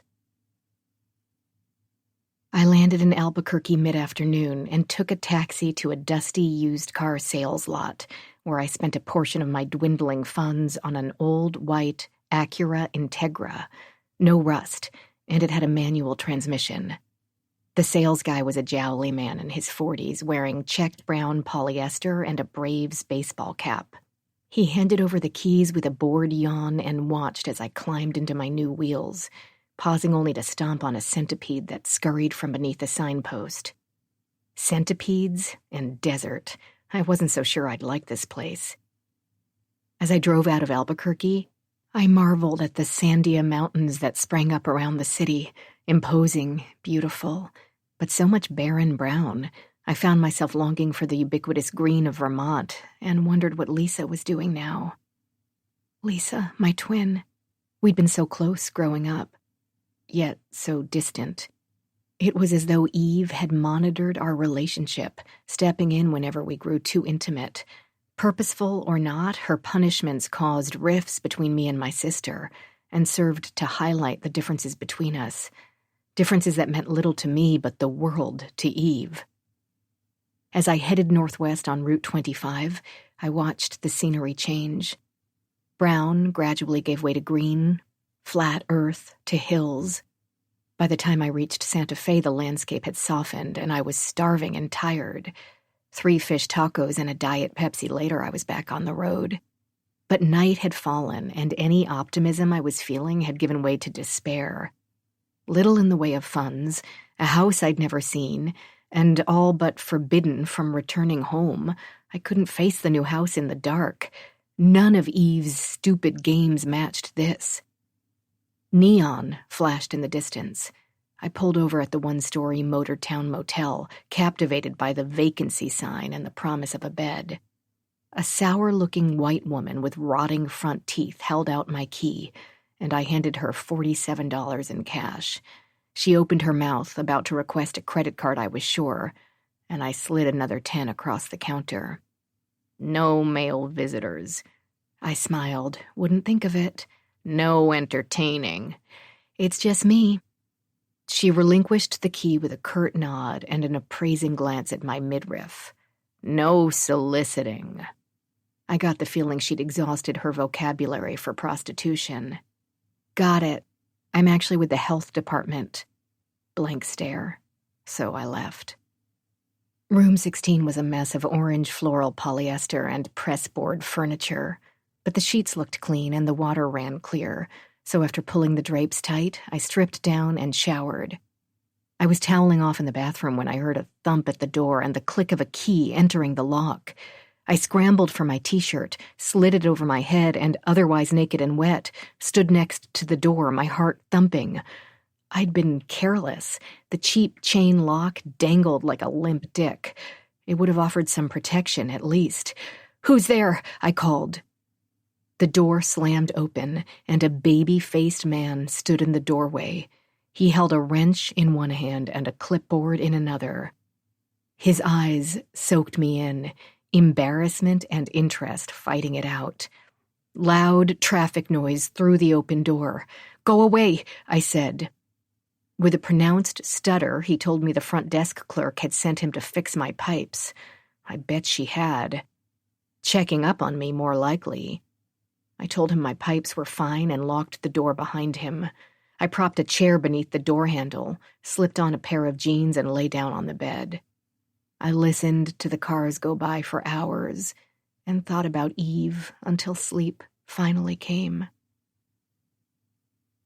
Eve had been my adopted mother. She was young when she took us from an orphanage in Greece. She changed my name from Constantina to Constance, and my sister's name from Liza to Lisa. And eventually she had us call her Aunt Eve rather than Mother. My first recollection of Eve remains hazy and distorted, as though I was seeing her through a film of water or a veil of smoke. I remember blonde hair and green eyes and the color red. To this day, I hate the color red. I crossed into Nyla at 9:12 the next morning. My eyes were red and swollen from lack of sleep and dust allergies, and my head was pounding despite 3 ibuprofens and a large cup of coffee. I don't know what I expected to find. New buildings, paved roads, some kind of hip southwestern Santa Fe vibe. Naive, I know. Nyla was a dust bowl. I drove down the main thoroughfare, taking in my new surroundings. A wide strip of faded asphalt ran about half a mile through the center of what passed for a town. On either side, squat concrete and faux adobe buildings advertised breakfast, check cashing, drugs, comestibles. Every 4th store was boarded up, abandoned. Dirt roads intersected Main Street like the legs of a silverfish. An old woman stood on a cracked sidewalk, her walker decorated with 3 plastic bags and a paper copy of the Mexican flag. I pulled over in front of an empty diner and checked my directions. I was looking for 13 Mad Dog Road, my new home. The name sounded appropriate. It took me another 20 minutes of driving to find Mad Dog Road. It was less of a residential street and more of an afterthought. Only 3 houses sat along the dusty stretch. The first 2 huddled close together, bright blue doors, rectangular adobe twins fighting off the encroaching desert.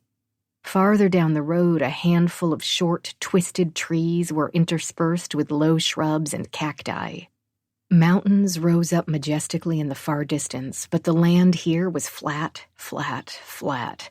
A chain-link fence marked property lines. It wasn't hard to spot the home Eve had bequeathed to me. It stood alone at the end of the road, a good mile from the blue-doored twins. A low-pitched roof capped a tiny red rectangle. The only bits of folly were the white picket design below the roofline and the black framing around the door. 2 ancient metal chairs sat on a concrete slab out front, next to a wheelbarrow filled with crushed Coke cans. I killed the engine and looked around. Behind the house sat another building. This one smaller, flat-roofed, and also red. An empty chicken coop perched next to a small raised bed garden. The ground for miles was dirt, brown and barren. But directly around the house I saw green. Green shrubs, green potted plants, green trees. Interspersed within the green were beautiful pieces of furniture.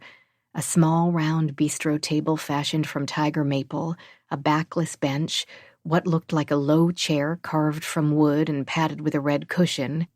It was as though someone was fighting nature and winning one small victory at a time. Yet there was something distinctly off-putting about the property. I couldn't put my finger on what it was. I stared at that plot for a long time, confused. Home rang in my head. Would this finally be home? How could I live here? It felt foreign, unfriendly, wrong. And yet, there was an odd, familiar pull. But my feelings about the compound didn't matter. It was clear someone already lived here. An aging Ford truck sat alongside the house. Its owner stood in the window of the smaller house, his bearded face glaring out at me, a gun extending from beneath the glass. Chapter 9. Eve Foster, Nyla, New Mexico, 1997. Kyle Summers. She had a name, somewhere to begin. Eve left the knife shop and headed west down the main street. A fine coating of dust already covered the windshield of her rental, and she turned on the wipers, mulling over her next move. She made a sharp left into the police station. Officer Mayer was out on a call. Eve told a husky receptionist she'd wait. She perched on a chair in the lobby, tapping her shoe against the floor and enjoying the receptionist's angry glares. Mayer showed up an hour later. "I told you all I know," he said as he passed her. She hated the way he avoided looking at her. She walked briskly by his side, refusing to be ignored. "I have more information," she said. "I need to talk with you, now." When he kept walking, clicking worn heels down the avocado-tiled hallway, she said, "Judge LaRue." Mayer stopped mid-stride, the eyes that met hers suddenly wary. "You have 5 minutes. You weren't honest with me. They were sitting in Mayer's cube-size office, she on a brown folding chair, he on a patched swivel seat. A clunky metal desk squatted between them. "I don't have time for games, Mrs. Foster. Exactly what are you insinuating?" "Kyle Summers." Mayer rubbed his bald head. He was trying to maintain an exasperated expression, but Eve could see through it. He was buying time, thinking about what to say. He landed on, "What about him?" "You let me believe Kelsey simply left town without a trace. You implied that she'd run off with a stranger." "That's exactly what we believe she did." "You suggested she was wanton." "I never said she was wanton." "That's what suggested means, Officer Mayer. You didn't have to say it. Don't underestimate my daughter. Never underestimate my daughter." "My daughter will do anything," Eve wanted to say. "She will play you, all of us, like the fools we are." Instead, Eve stretched her hands out before her, letting him see the 3-carat rock on her finger. She tugged a cigarette out of its case and took her time lighting it. "And now I find out that she was last seen with the brother-in-law of the local judge, a small fact you failed to disclose." Mayer's gaze was on the cigarette as it traveled to Eve's mouth. "It was frankly none of your concern. We'd spoken with Kyle. He had nothing to contribute." Eve studied the man in front of her. He was sitting there calmly, but she saw the beads of sweat on his forehead, the way his fingers grasped the ratty edge of his seat. She leaned forward. "Tell me about Judge LaRue." What do you want to know? Why everyone seems to be protecting the LaRue family. No one is protecting anyone. Antonio slept with my daughter. He brought her to a party and she left with a man, a grown man. Eve kept her voice low and growly. Need I remind you that Kelsey is barely 16? You need not. Kyle Summers is an adult. There is no arguing that point. Eve raised her eyebrows. And he was the last person to have seen my daughter. You have no proof of that.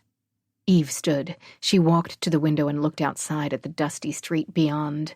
A woman walked down the sidewalk, one hand clutching a dark-haired toddler, the other pulling a wagon loaded with garbage bags full of something bulky and large.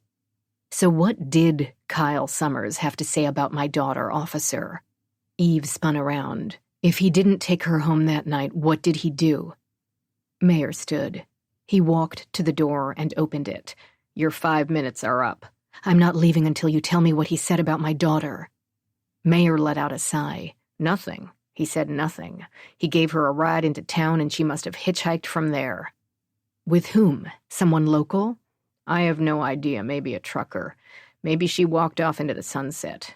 Kyle just dropped her in town. He didn't know what she did from there. Again, so he says. Eve frowned.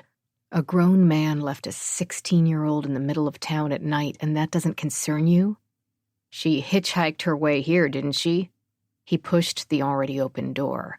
Goodbye, Mrs. Foster. If we get any new leads, we'll be sure to contact you. Leave your home information with the receptionist before you go. Oh, I'm not leaving just yet. Eve lingered by the window. She glanced around the small office, taking in the hopelessness in the air, the stale sense of mediocrity and laziness. Her gaze fell on a framed high school diploma. You're a graduate of Nyla High School, Officer Mayer. Mayer's square jaw set, his eyes narrowed. You've invested a lot of your life in this small town. Grew up here, graduated high school here, probably married your high school sweetheart. When he didn't react, Eve continued. I don't imagine there are a lot of opportunities in a dusty little forgotten town like Nyla. You probably had to fight and scratch your way up the ladder. She smiled. Or maybe you just had to know and please the right people. Mayer still didn't respond, but Eve was sure he understood where she was headed. I imagine it wouldn't look too good if you crossed a town icon. I'm a police officer, Mrs. Foster. It's my job to protect. Ah, Eve said. She stubbed her cigarette out on an ashtray on Mayer's desk. But whom, exactly, are you protecting? Chapter 10. Constance Foster, Nyla, New Mexico. Present. What do you want? The voice calling from the open window was deep, wary with a slight Texas twang. I watched the gun. It stayed trained on my chest. My name is Constance, Connie Foster. A little louder. This is my property. The gun lowered slightly. I saw 2 laser-sharp blue eyes above it. What's your mother's name? Eve Foster, she's dead. The gun slithered back from the sill. A few moments later, the door of the smaller building opened. A tall, broad man in his late 30s walked out. A closely trimmed beard couldn't hide a steely jaw or distrustful stare. He wore a plaid button-down shirt rolled up to the elbows, and huge, deeply scarred hands still clutched the gun from beneath those sleeves. Before he could close the door, a skinny black lab-looking dog darted out. She rushed at me, barking madly. Micah, down, the man said. The dog sat behind him, her watchful gaze on me. ID, he said brusquely to me. ID? I should be asking who the hell you are. This is my house. ID. Fine. I opened the Acura's trunk, keeping my gaze on the stranger. I poked around in my purse until I found my wallet. From this, I pulled my driver's license. I waved it in front of him. He tried to snatch it, and I pulled it away. No way. Look only. He frowned, leaned in, glancing from the photo to me and back again. You look younger. I was younger. He grunted. Okay, so you're Constance. There's your house. He shrugged in the direction of the red house and started to walk away. I said, "Hey, who are you, and how do I get in?" He stopped walking. "You don't know?" "I don't know anything. I was only told a few days ago that I owned this place. The lawyer gave me no other details." He turned slowly. His body was lean, but muscles rippled beneath the fitted shirt. I noticed patches on the elbows, intelligent eyes, the intense way he was staring at me. I glanced around for something I could use as a weapon. "Relax," he said. "I'm the caretaker, Jet." "Caretaker? The lawyer never mentioned a caretaker. Where do you live?" "In the shed." "The shed?" I pointed to behind the house. "You mean back there?" "Yup, shed." He shrugged toward the smaller structure. "House." He pointed to the house. "Did my job. Now it's all yours." "I'd call you a smartass, but you're carrying a gun." When he didn't even smile, I said, "Wait here. I need to make sure you're who you say you are." Quickly, and from my car, I called Eve's lawyer, Craig. He was unavailable. His admin confirmed that a caretaker came with the property, but that's all she could tell me. Back in the yard, I said, "Since apparently I'm paying you, can you put that thing away and show me around?" "Eve's paying me." "Same thing now, isn't it?" "Not really." He sized me up for a long moment, his gaze snaking from my worn sneakers to my face and lingering on my eyes. Without another word, he jogged back to his shed. Micah stayed in her spot, staring at me. "Good girl." I put my hand out. She growled. I was about to give up on Jet's return when the door slammed open, and Jet, with no last name, came back outside. He walked to the red house and opened the door. I followed, apprehension like a vice grip on my temples. It took a moment for my eyes to adjust to the darkness, dust, cobwebs, broken floorboards and peeling walls. A gaping hole of a house.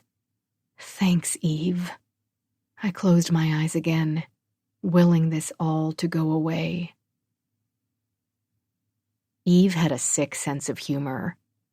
When I was 12, she promised to throw me a birthday party, not Lisa, my twin, just for me. We were living in a stately marble house on the island of Corfu in Greece. The house sat on the shoreline of the Ionian Sea, overlooking a narrow beach, a hauntingly beautiful place with marble floors that echoed Eve's comings and goings, and a view from the roof all the way to Albania. I had one friend in town, Nicholas, a frail, pale boy with a thick shock of black hair and a languid smile. After school, I was excited to spend time with Nicholas during the party, excited to have something just for me.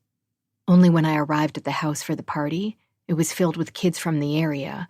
Lisa's acquaintances, not mine. "Where's Nicholas?" I asked Eve, a sense of dread rising in me like a fallow tide. Eve smiled, a smile so beatific that even God could have been fooled. She glanced out the floor-to-ceiling windows that gazed upon the sea. I saw him, my small friend, floating on a red raft. His face was a dot in the distance. Nicholas couldn't swim, neither could I, despite Eve's insistence that I learn. "Happy birthday," Eve said. Lisa sat hunched in the corner, her head in her hands. Kids sat around her, perplexed pre-adolescents unused to Eve's machinations. "I don't understand," I said. "My gift to you, swimming lessons." When I continued to stare helplessly at my friend, floating farther and farther out from the shore, Eve said, "Nothing motivates like fear, Constance." I saved Nicholas that day. We celebrated with a feast. Nicholas never spoke to me again. I said, "This has to be some kind of joke." Jet stood in the doorway, waiting, his face impassive. I, on the other hand, felt queasy. When it became clear explanations would not be forthcoming, I searched the wall for a light switch. "The power's off. Been off for years." "Years? What about you? Do you have power?" A grunt that I took as a yes. "No use powering an empty house." "Why has it been empty? Why not rent it out?" I searched his rugged face. Why would Eve even keep this place? Jet didn't answer. and so I ventured into what could only be called the living room. Raw, torn floorboards covered plywood. The walls and ceiling were overlaid by horizontal plank siding. Curls of peeling blue paint hung from the walls, and a third of the ceiling looked damaged and in need of fresh paint. 2 dirty windows, one on each side, let in a milky haze of light. A single rocking chair stood in the corner, its curved rails covered by dust and cobwebs. A doorway, its frame once white, led into another room. Standing here, I could see 3 rooms total, their doorways stacked, one behind the other. "It's called a shotgun house," Jet said, rusty voice as though he was unused to speaking. "Each room leads into the next." I stepped farther inside, and only 5 strides later I was in the next room. An iron bed frame had been propped against one wall, next to a stained nightstand. On the other side of the room sat a rusty cast-iron tub that didn't appear to be connected to plumbing. Like the living room, this room had the same peeling blue paint, the same rutted flooring. Bewildered, thinking of Eve, I said, "There's no doors. What do you do for privacy?" Jet shrugged. "Put indoors." The final room served as the kitchen. A single row of rough-sawn pine cabinets was topped by a scarred vinyl countertop. Other than the dust and cobwebs, the cabinets appeared to be in decent shape. A large old refrigerator stood against a wall, and a small stainless sink sat at one end of the counter. No stove. "That refrigerator must smell lovely," I said. I opened a cabinet door and heard something scatter inside. Reminding myself that at least these rats weren't human, I forced a smile. "Running water?" "You have a well." Sounding hopeful. "Bathroom?" Jet nodded toward a peeling white door right off the kitchen. I pushed it open. A low metal toilet sat next to a small stainless sink and a child-sized shower stall. A single dusty window let in a trickle of light.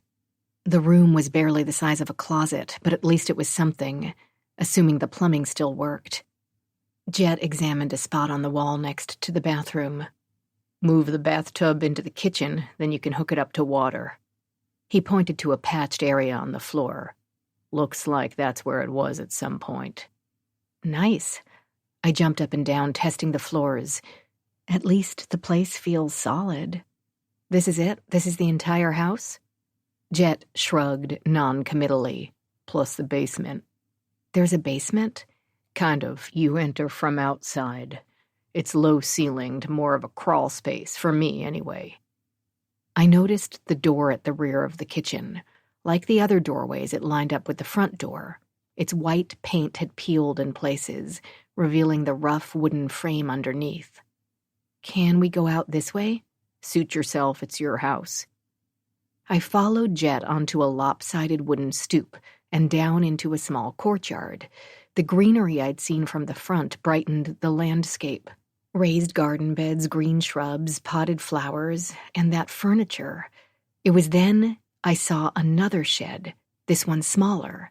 Its door was opened onto the courtyard, and I could just make out the glint of machinery. "You make this stuff?" Jet nodded. "It's beautiful." Jet didn't respond. I found his reserve unnerving, but I refused to show my unease. I spun around until I saw the Bilko doors. "Basement?" "Go for it." "Aren't you coming?" "You seem like a big girl and I have work to do. Hold on." He walked slowly into his shop and returned with a flashlight. "You'll need this." I accepted the offering. "How long's this house been empty? It looks like the last tenants didn't treat it so well." "There were no last tenants." "Since when?"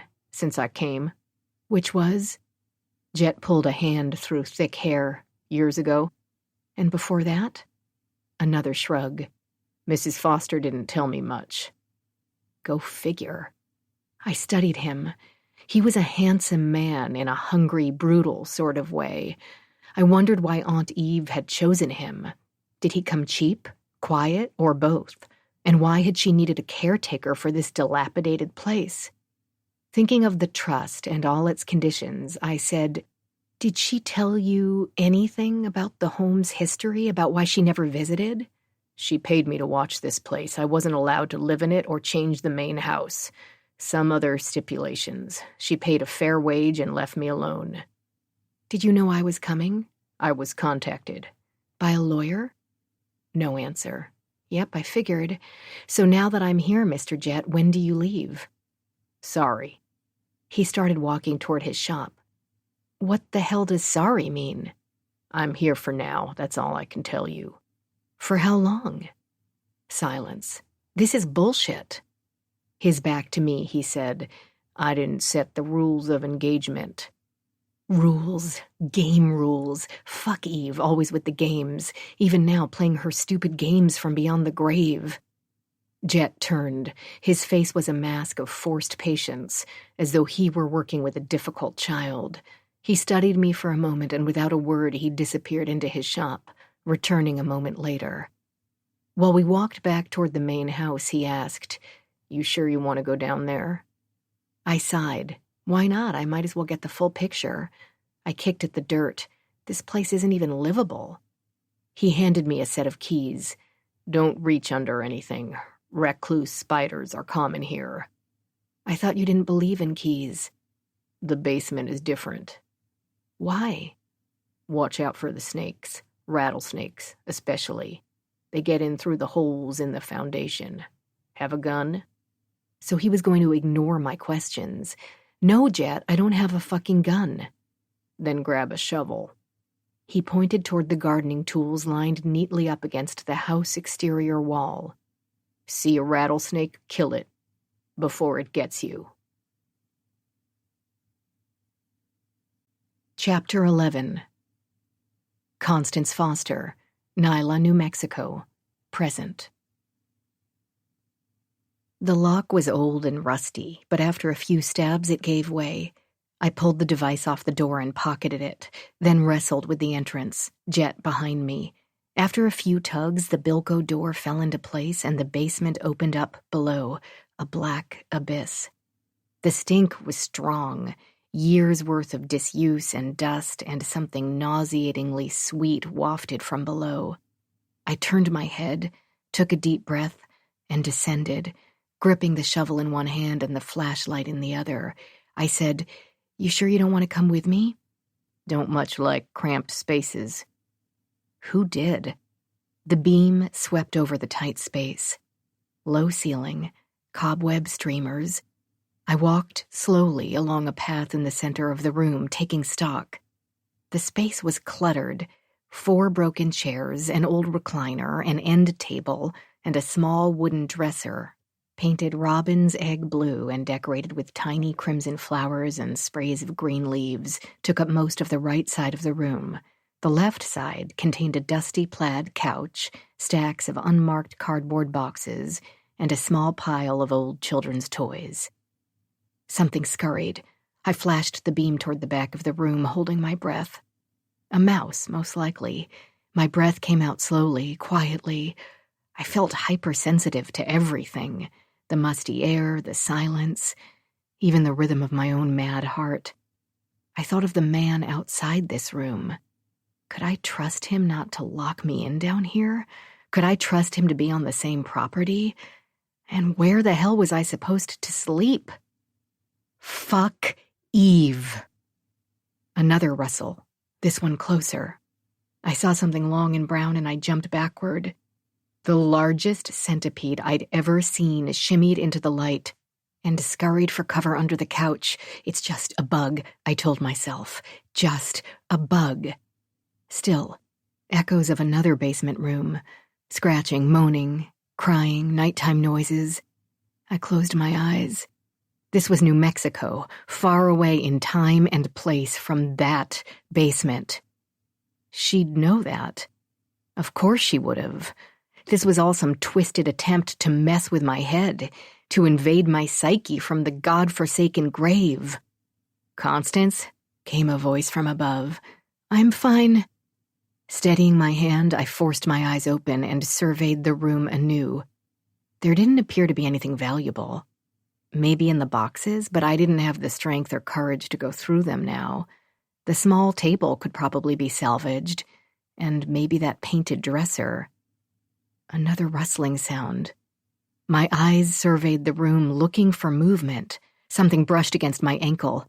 I swung the flashlight wildly downward, but whatever it was had disappeared into the darkness. I backed up until my heel hit the steps. Using the shovel as a crutch, I made my way up the steps, pausing at the top until my pulse slowed and my breathing sounded normal. I was grateful for daylight. You have cobwebs in your hair. Jet stood a few feet away on the cusp of the courtyard. He was using a piece of fine sandpaper on a small bench. He paused, his hand over the smooth, light wood before snatching the keys from my hand. Any rattlers? I closed the Bilko door and reattached the lock, swiping at my hair as I did so. Just a centipede and maybe a mouse. Or 20. Jet nodded. Probably a few dead ones, too. He took a few more swipes at the bench before sitting back on his heels and studying his work. You'll need power. I called the electric company to have it reconnected. Will take a day or two. You can stay there anyway. Part of the agreement with Eve? Mrs. Foster was very specific. I wiped my hands on my jeans. She's dead, no longer the boss. The words sounded hollow, even to me. Wasn't she still pulling strings from the great wherever? At the very least, she had arranged for his pay. That would be strings enough. While Jet put his tools back in the shed, I wandered back to the house. By now, it was after noon, and the sun beat down relentlessly from overhead. The mountains in the distance glowed pink and red, grand, barren landscapes that might as well have been Mars, so different from the lush greens and blues of Vermont. I climbed the stoop to the kitchen and swung open the door. I turned the faucet. After a number of sputters and spurts, brown, rusty-looking water squirted into the basin. I let it run, hoping the color would clear.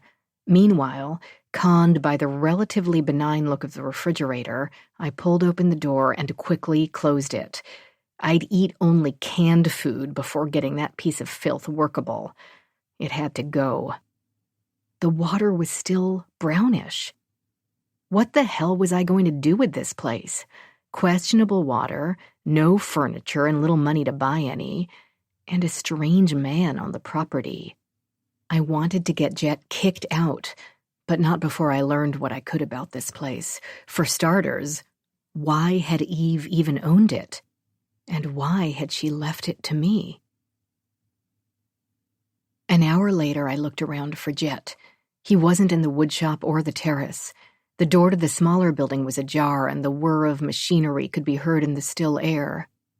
Jet? I was about to poke my head into Jet's house when the door slammed shut. I pounded on the door. Hey, I need the keys to the house. No answer. I pounded harder, competing with the noise in the house. Jet! The noise stopped, and the door slammed open. What? My keys, please? Jet stared at me, eyes narrowed to slits. He was wearing a t-shirt soaked with sweat. I smelled cigarette smoke and wood dust and musky male body odor. I held out my hand. The keys, all of them. Where are you going? Out? Does it matter? You may not think locking the place is important, but it is to me. He disappeared inside and returned with one key. He plopped it in my hand. Before he could leave again, I said, You must have more than one key. Nope, just that one. The basement key? No. What do you mean, no? Mrs. Foster wanted me to have sole access to the basement. Mrs. Foster is dead.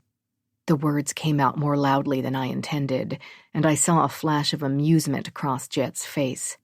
Mrs. Foster's wishes don't matter anymore. To the contrary. He wiped his forehead with the back of his hand before reaching for the hem of his t-shirt. He pulled it up and over his head. I tried not to glance at his broad, well-muscled chest.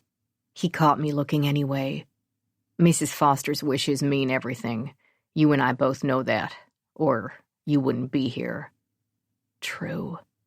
Whatever. You're leaving the house, huh? His eyes scanned the horizon before he tossed me the basement key. Night is absolute here. If I were you, I'd get back before dark. And watch out for the coyotes. They're attracted to Oliver's chickens. They can be ornery. Mountain lions, too. He said everything with that same condescending, amused tone, and it was pissing me off. I turned to leave. One more thing. Eve wanted me to give you this. He handed me a small business-size envelope. In my car, I contemplated the paper in my hand, torn whether to open it or throw it away. I opened it. Some information, however twisted, was better than none. Inside was a slip of white paper with a single line, typed in bold, all caps, in her favorite Garamond font. "Don't sleep with the help, Constance." My eyes squeezed shut. Fuck you, Aunt Eve. Fuck you. I crumpled the paper and threw it on the floor. Lisa called while I was on my way into Nyla. "I wish you were here. Are you okay?" she asked. Her voice sounded so forlorn that I could only say, "I'm great." "Did you see the house yet?" "I did," I swallowed. "It's nice." "Really?" A half octave higher and worth the lie. "Oh, thank goodness. I was so worried." "No need to worry about me." A few beats passed. "It's lonely here. Too much house for one person." "You'll be fine." I passed the 2 houses at the base of Mad Dog Road. A chicken ran out in front of me and I swerved to miss it. "Just stay out of the basement." Lisa's laugh was tinged with nerves. "Connie?" "Yes?" "Do you hate Aunt Eve?" It seemed an odd question. "Yes," I said, thinking of the slip of paper, of her cold and nasty will. But that should be no surprise. "No, I guess not." She paused, and I heard Vivaldi in the background, Eve's favorite. I pictured Lisa sitting in the enclosed porch that overlooked Lake Champlain, sipping French Burgundy and eating quiche and fresh fruit while she watched the sailboats. No, I corrected myself. Lisa didn't drink. Make that Evian or some other bottled water, chilled to just the right temperature, maybe a twist of lemon or a slice of fresh cucumber. Always Eve's pet, well-fed and pampered. Do you think she somehow meant well with all of this? I mean, do you think she somehow knew that this was what each of us needed? Lisa asked. Did I think Lisa needed $30 million and a large estate, and I needed a shack of a house in bumfuck New Mexico? Sometimes Lisa's naivete bordered on cruelty. I followed the highs and lows of Vivaldi's 4 Seasons before answering. "No," I said truthfully, knowing this would hurt my sister. "I think she meant to mind-fuck us one last time." Chapter 12. Eve Foster, Nyla, New Mexico, 1997. After the unfruitful visit to the police station, Eve headed back to Jack's saloon. Outside, the air was uncomfortably hot and dry, and bugs were frying on the pavement. She needed a cool room and a spot to think. She took a seat at the end of the bar and waited, while Jack steadfastly ignored her. The place was empty.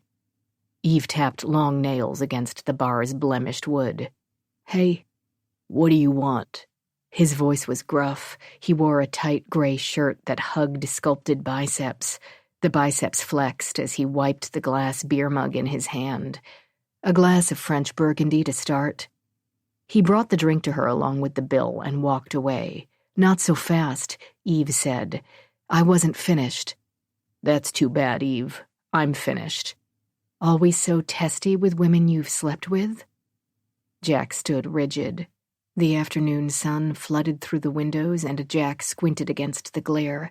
The front door opened, and a pair of denim-clad Mexican cowboys claimed 2 stools at the other end of the bar.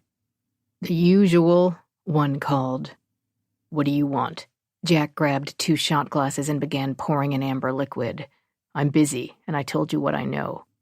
"Kyle Summers." "What about him?" "So you do know him?" Of course everyone knows Kyle. Why, what's Kyle to you?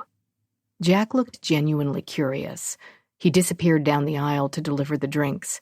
When he came back, he said, You don't think Kyle has something to do with your daughter's disappearance, do you? I don't know. Jack looked thoughtful. You're grasping at straws. Eve sipped her drink, thinking, he left a party with Kelsey. Jack shrugged. So what? I think he brought her home. Kyle's older than your daughter, significantly older. Eve smiled at his feigned innocence. Kelsey likes anything that's a challenge or a middle finger to me. She prefers older men, so it fits that she'd be with him, and if he's married, even better. Kyle isn't married. The tone of his voice gave her pause. No, she sat back. I heard there have been other disappearances, murders, too. It seems Nyla has its very own serial killer. Maybe this Kyle has something to do with that. Jack looked suddenly uncomfortable. He glanced down toward the men at the end of the bar. When he turned back, he was chewing on his bottom lip, which was red and swollen. He has a mistress, an illegal. It's the worst-kept secret in town. An illegal as in illegal alien? Jack nodded. He looked about to say more, but closed his mouth. 2 more men entered the bar and sat at one of the high-top tables, and Jack walked away to wait on them. Eve lit a cigarette and stared at the mermaid painted over the bar, watching the smoke waft upward. She thought about what Jack had said. A mistress. No wife. That meant he lived alone. That also meant he could do what he wanted, including with a 16-year-old girl. She needed to visit this Kyle Summers. When Jack was back behind the bar, Eve took a final sip of her wine and threw a 20 on the counter. Jack picked up the 20 and started to make change. Eve waved him off. Leaving town? Jack asked, pocketing the tip. Why does everyone seem so anxious to be rid of me? Not exactly a place used to strangers. Maybe. Eve tapped her cigarette case into her hand and pulled out another smoke. Or maybe I'm getting close to something like the truth. Jack shook his head. I'm sorry about your daughter, but I don't think your quest ends in Nyla. I need to be sure. She took a small pad of paper and a silver pen from her purse. Do you know where I can find Kyle Summers? He owns businesses all over town, most of the apartments as well. And he has a house on Mayberry Street? Eve smiled at the look of surprise on Jack's face. Where on Mayberry? I checked it out. It's a long street with lots of houses. I have no idea. Kyle and I aren't exactly chummy. How about this mistress? Jack shrugged. How about where she works?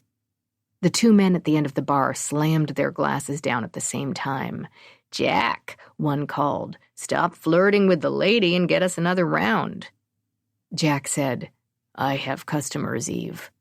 The mistress, Jack. Tell me her name and I'm out of here for the night. You're the most determined woman I've ever met. He studied Eve for a second, his gaze gradually hardening. And if I help you? I'm still in the same room at the motel. We can talk. Jack's nod was curt. He left to attend to the 2 men at the other end of the bar. When he came back, he said, The Cat's Meow, a rooming house off Main Street. She works in housekeeping. Her name is Flora. He cocked his head. Watch it, though. You might catch something there. Locals call it the Pussy Palace. I'll be sure to take precautions. Jack shook his head. I have a feeling it's them who should be afraid. Chapter 13. Constance Foster, Nyla, New Mexico. Present. I'm going to tell you a ghost story. The woman leaned over the bar and squinted, her eyes red-rimmed and unfocused.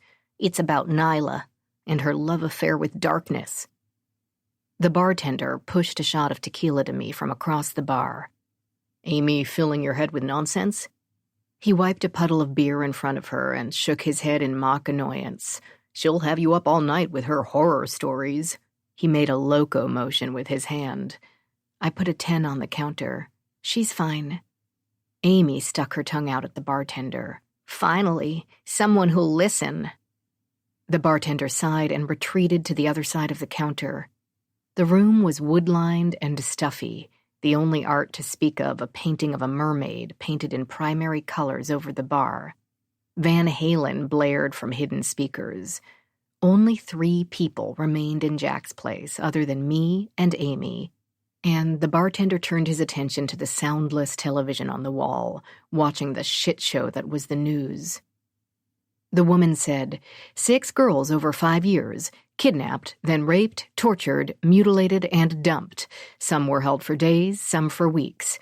Imagine being one of those poor girls, out there alone, at his mercy. She shook her head. And now it started again. 6 girls, huh? I gulped my drink. Unbelievable. She slid an arm down on the bar into a fresh puddle of beer and grimaced. You're not from here. How can you tell? 6 girls in the 90s, Amy said, and here we go again. She was a sloppy drunk. Her blonde hair, ends dyed Easter egg blue, hung in her face, covering one eye. Her mascara was smeared, and her linen top was a mess of wrinkles and one Italy-shaped beer stain. The booze didn't slow her down, though. She pulled her stool closer to mine and whispered loudly in my ear, 2 girls in the past 4 months alone. Amy slapped the bar top. She swayed backward and her blouse hiked up, revealing an angel tattoo across her midsection. She could have been 19 and she could have been 30. Damn if I could tell. However old she was, they'd been hard years. 2 dead women, raped, tortured, hidden away. She pointed to the television. Why aren't we hearing about it on the news? You'd think we would. That's 8 dead girls. Drunken nod. No witnesses, no one caught. Why is that, do you think? I'll tell you why. Because no one gives a damn about these women. One day they're lurking around Nyla, the next day they've disappeared. They show up days or weeks later in plastic bags, quartered like chickens. She put a hand over her mouth, eyes wide. Poor things. How am I supposed to feel safe here?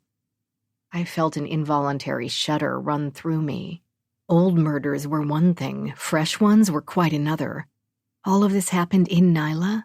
Yep, in fucking Nyla. Amy took a long gulp of beer. Another shot? She glanced around and in a conspiratorial tone said, and the police aren't doing shit. Maybe I wasn't born here, but ask me and I... The bartender spun around. Smooth as whipped cream, he pulled Amy's beer and replaced it with water. Time to sober up, Amy. You're bothering this poor lady, and I think your boyfriend is calling. The pair exchanged a look. Low blow, Ron. She moved back, away from me. My boyfriend is an ass. Ron knows I left him. Ron thinks it's funny. Don't you, asshole? The bartender poured another shot of tequila and placed it in front of me.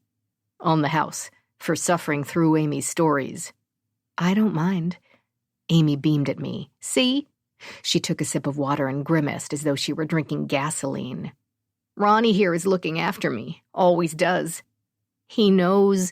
The bartender leaned over and whispered something in Amy's ear. Her face paled and she nodded and stood. With a final nod at me, she left the bar without paying. Ron watched her leave, shaking his head. Sorry about that. He wiped a damp towel across the bar where Amy had been sitting, leaving half-moon marks on the polished wood. She's a little mental when she drinks, makes up stories to get attention. Is she right? 2 girls in 4 months? The bartender seemed to be weighing his words. We get a lot of transients through here, people on their way to Albuquerque or Mexico or parts west. That doesn't really answer the question. You going to drink that? He pointed to the free tequila. Maybe. I picked up the glass, swirled it around. 2 girls? The drug trade brings a lot of undesirables. I threw the tequila down my throat, relishing the burn. The first one had barely made a dent in my nerves. With this one, I could feel a veil of calm settling over me. I'd come into Nyla proper in search of food and cleaning supplies, and I'd settled for booze and company. You don't say. The bartender chewed at his bottom lip. He was short and squat, with a thick black mustache that reminded me of a hairy caterpillar. "Where are you staying?" "Why do you want to know?" "Wondering if I need to drive you there." I pushed the shot glass back, away from me. "I'm fine." "Still, you at the boarding house?" "Nope. Mad Dog Road." "You Oliver's granddaughter?" I smiled at the idea of being anyone's granddaughter. "No. I have the little house at the end of the street." "Ah," he studied me. "The red house. Jet's girlfriend?" "Never knew Jet to have any girlfriends." He tilted his head, or any boyfriends for that matter. "Nothing to do with Jet. I own the house. Own Jet's house, too." Ron frowned. His gaze strayed to the other people at the bar, and when he looked back at me, his demeanor had changed. His spine straightened, and he tossed the cleaning rag into the sink. "Last call," he yelled, dismissing me. Overhead, the newswoman droned on and on about a crash in Santa Fe. I watched television and drank water until I felt like I was sober enough to drive. Ron remained coolly professional. It wasn't until I was making my way back up Mad Dog Road that I realized Ron had never really answered my question. Had 2 girls died in Nyla recently? Murder wasn't uncommon, but if they'd been killed in this town, why the secrecy? I slept in my car that first night and woke up at dawn to a rooster's crowing. I had a skull-gripping headache and a kink in my neck. My stomach rumbled. I stretched my way to wakefulness and thought about coffee before trading my jeans for running tights and pulling on a light sweatshirt. No easy feat in the cramped space. The morning air felt dry and chilly. I popped 2 Excedrin and chased them down with yesterday's flat soda, debating what to do next. Might as well get started on the house. The sooner I had the place livable, the sooner I could sleep on something other than a back seat, and the sooner I could make my own damn coffee. Jet's place was dark, and his truck was gone. I threw my duffel bag on the living room floor. The place was quiet, too quiet. Not even the sound of Oliver's chickens penetrated the building's thick walls. I wandered through the 3 rooms, making plans in my head.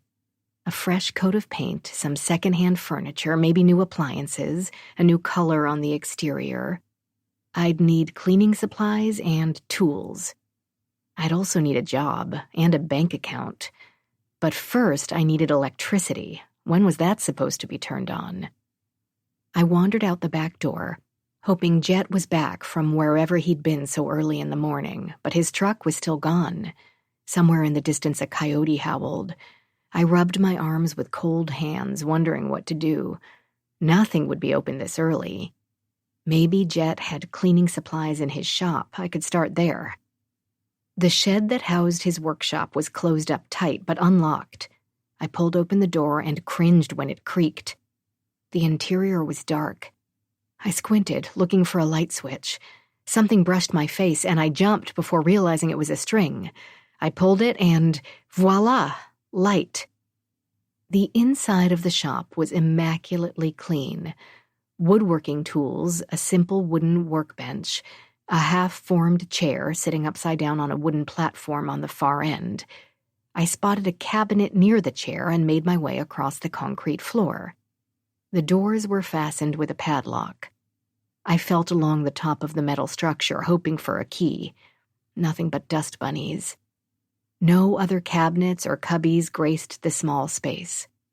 Disappointed, I turned around and bumped into the chair. It started to fall off its platform, but I was able to catch it before it hit the ground. Damn, I muttered to myself. As I righted the chair and the platform, I saw that the platform's wooden base was sitting on a door in the floor, or at least the outline of what appeared to be an opening to something. I pushed the platform aside, one hand steadying the chair. The door in the floor was about 2 by 2, just large enough for a person to get through. I felt along the edge for a button or trigger of some sort, but the edge was smooth all around. The wood was a discolored reddish-brown in spots, a lacy pattern that bled across the door's edge and onto the adjacent floor before meandering under a work table. I traced the stains with my finger, feeling a strange sense of foreboding. I couldn't help but think about the woman from the bar, Amy. 2 girls killed in 4 months, a locked cabinet, a hidden space under the floor, a man with no last name. I knelt down and studied the door. I jammed a fingernail under the edge and a splinter stabbed my nail bed. Blood trickled along my knuckle. I hissed under my breath and stuck the nail in my mouth, sucking away the blood. The lacy patterns seemed to dance along the wood, taunting me. There was something familiar about the pattern. I reached for my phone to take a picture and realized it was in my backpack in the house. I started to stand when I saw it, a shadow falling across the wooden floor, long and distorted and very distinctly human. I started to turn, but it was too late. A whooshing noise, then pain seared my skull. The last thing I remembered was the starburst shape of my own blood as it landed on the floor, mingling with the lacy patterns and creating something new. Chapter 14. Constance Foster, Nyla, New Mexico, present. I came to in a darkened room. A single bulb illuminated the space overhead, leaving the edges in shadows. My head hurt, and the blow exacerbated my hangover. I flexed my muscles, doing a physical inventory. Other than my pounding head, my ribs ached, and my finger felt stiff. I made a fist. There was a bandage on the finger where the splinter had been. What thug takes the time to bandage the victim's finger? The room was tiny, not much larger than a walk-in closet, wood-paneled walls, a single bed. Spartan, but clean. "I don't trust her, and neither should you," I heard a voice say. A man grunted in response. "What are you going to do with her? You can't let her stay here. She should have never come." Like I have a choice in the matter. "We always have a choice." The first voice was unfamiliar, but I recognized the second voice as Jet's. I tried to sit up and was rewarded with a wave of nausea. I clenched my jaw against the onslaught and pushed myself onto my elbows. I groaned. "I think she's awake," Jet said. "Stay here." Footsteps, then a door opened wider, spilling in more light. I closed my eyes. I heard Jet cross the room. He touched my shoulder and handed me a glass of water. "You're lucky he didn't kill you." I rubbed the back of my head. It felt sticky. My scalp was tender to the touch. "I don't feel so lucky." "Yeah, well." Jet put out a hand and I took it. He helped me stand. "Oliver's not used to strangers. He didn't know who you were. Just that you were where you shouldn't have been." "Oliver as in Chicken Oliver?" "Don't call him that. He's a sensitive guy." Jet led me out into another room. This one was small too, but not as claustrophobic. A pair of plaid armchairs sat on a rug, across from a 2-person rectangular wooden table. I recognized Jet's handiwork in the table's sleek lines. Along one edge of the room was a bank of kitchen cabinets, a small refrigerator, a microwave, and a sink. An induction burner perched on a butcher-block-topped rolling island that had been pushed up against a wall. On the other end of the room, next to the table, stood a computer desk. A tiny television hung on a wall behind the desk. 2 windows looked out on the red house and the driveway beyond. My eyes were drawn to the man sitting at the table. He blended into the shadows, but as he leaned forward into the light, I saw tufts of red-gray hair and an elfin face. He was older, 60, maybe 70. His hunched back and impossibly long arms gave him an ape-like appearance. Micah lay at his feet. "You must be Oliver," I said. "You have a hell of a way of welcoming new people to the neighborhood." Oliver scowled, then stood. "Good luck with her," he said to Jet. I watched him disappear through the front door. Not much for social skills, I guess. Jet gave another of his maddening grunts. He doesn't take well to strangers poking around my place. It's my place, all of it. The shotgun is your house. I still have rights to the outbuildings. Eve's lawyer never mentioned that. Jet shrugged. Somehow he made even that simple gesture seem arrogant. Call him. It's in my agreement with Eve.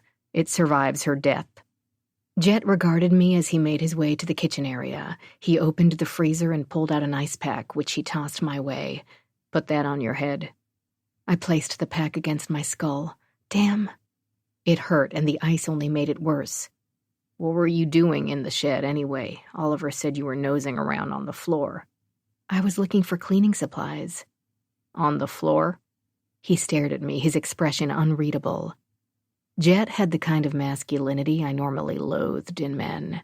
Strong, quiet, above the need to explain himself, impatient with feelings and convinced that only his brand of logic mattered, used to getting his way with most women because of a handsome face.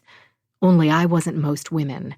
As much as I hated Eve, I'd learned a few things from her, and I viewed men, nearly all men, with the same wary pragmatism I reserved for large dogs and black bears. Unless they served a purpose, I admired them from a distance. I wanted Jet gone from the property. He was a complicating factor I had neither bargained for nor agreed to. I said as much. Call your lawyer then. Ask him. I'm afraid you're stuck with me, for now at least.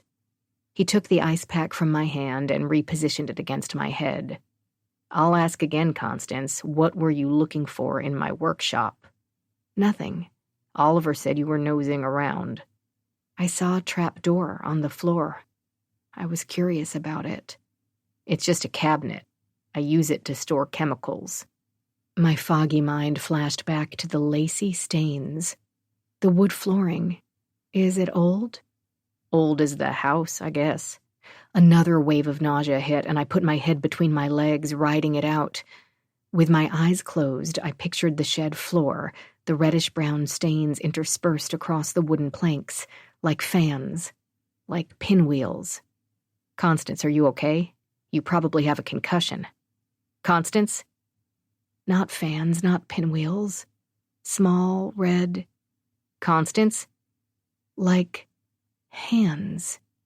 With dawning horror, I realized what I'd been looking at. Handprints, like a macabre finger painting captured for posterity across the floor of Eve's shed. Jet hooked me up with a bucket, a scrub brush, and some cleaning solution. I thanked him, although after realizing what the pattern on the workshop floor was, I had trouble looking him in the eyes. But if those were handprints, they were old. Or so I told myself.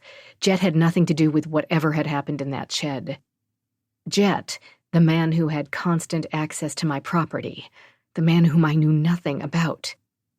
Maybe you're imagining things, I said to myself. Maybe they weren't handprints, or blood, for that matter.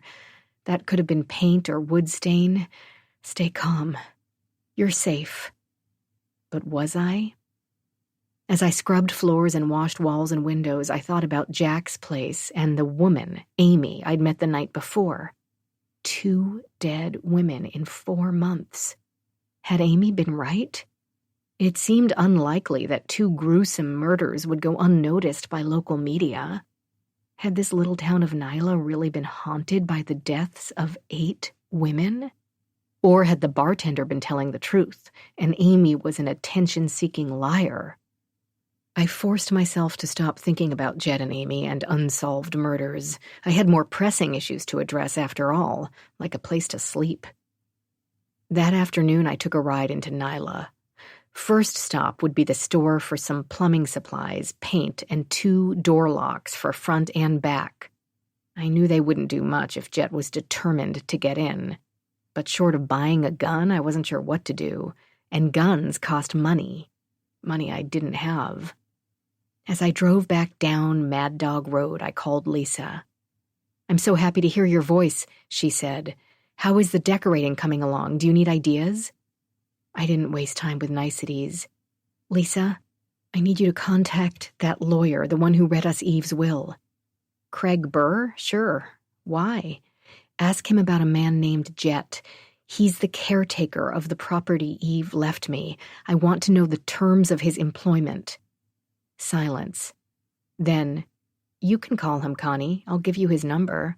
Do this one thing, Lisa, please. I'm trying to get this place ready and livable, and I don't have the money for attorney's fees.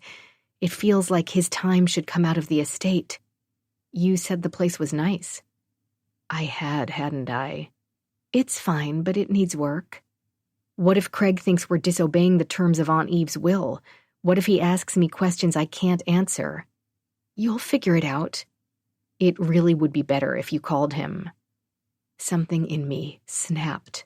I took a deep breath and accelerated the car.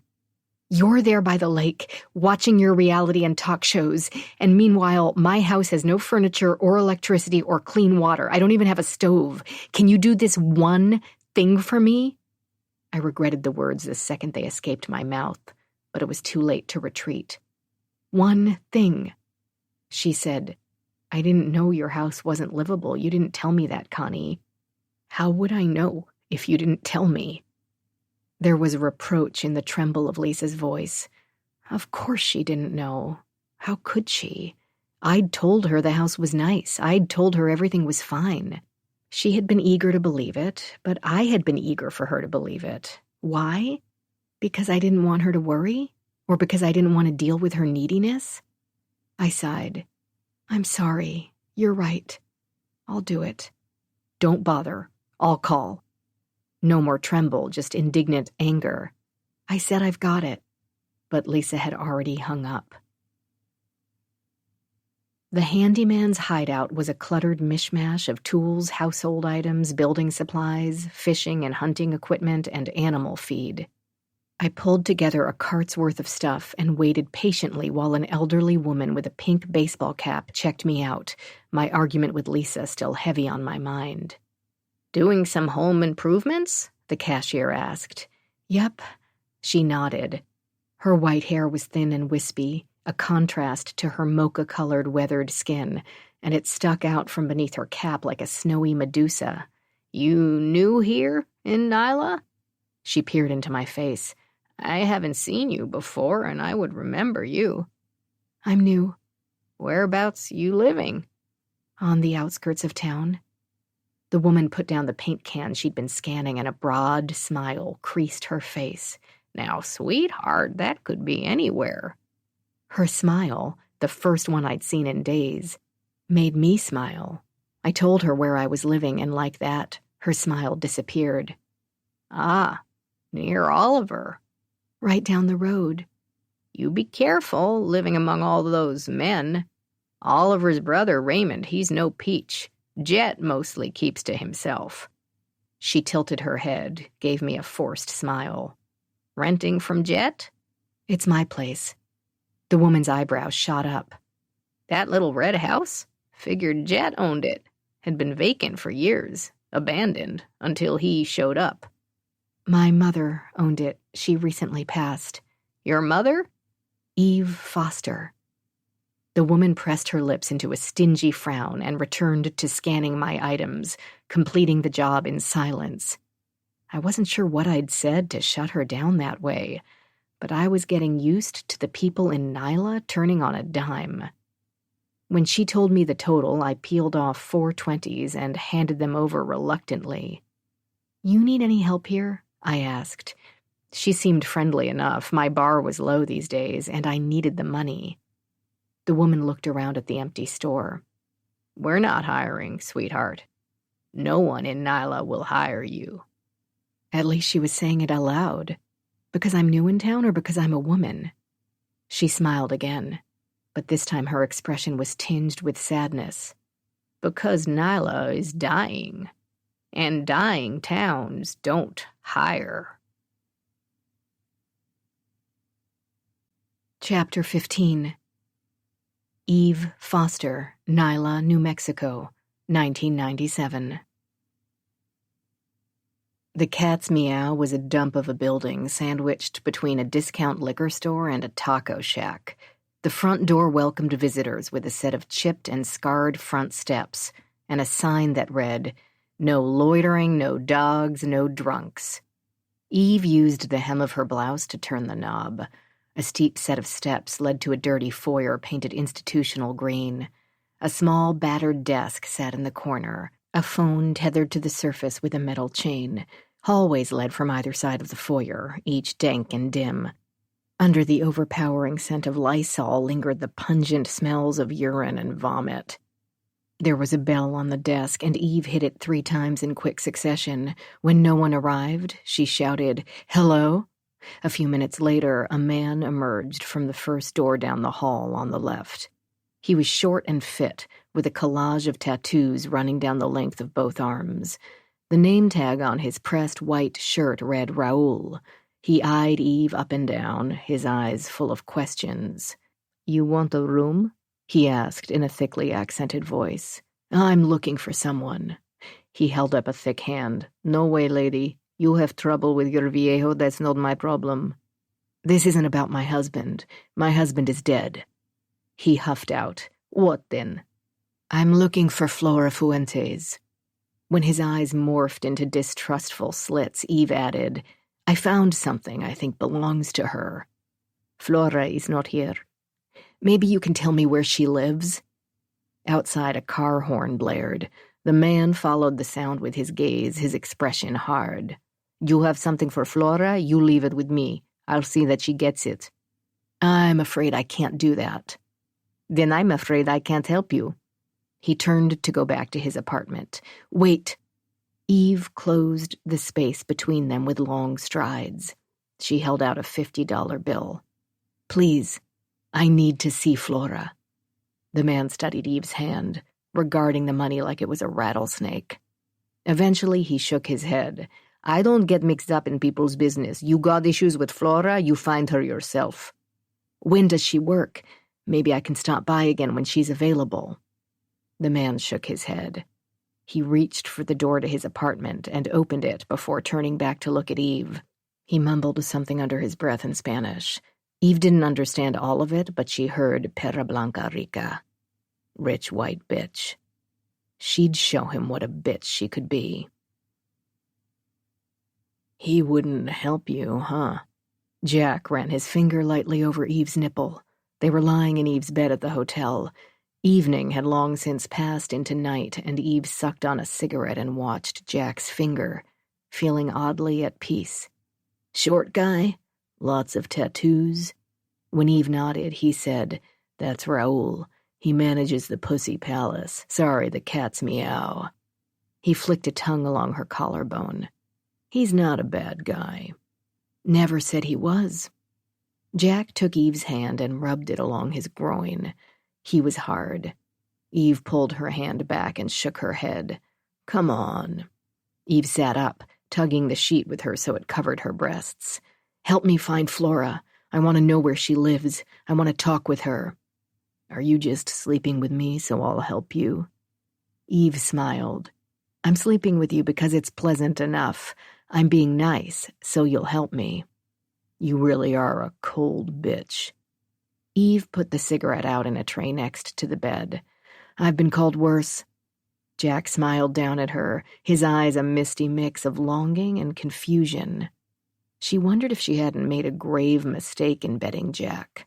He was cute and he was fit, but emotional attachment meant ego, and ego meant trouble. She needed to nip this in the bud immediately. She needed to keep it transactional. She slid down slightly so that she was pressed against him and ran a hand down his side until she found what she was looking for.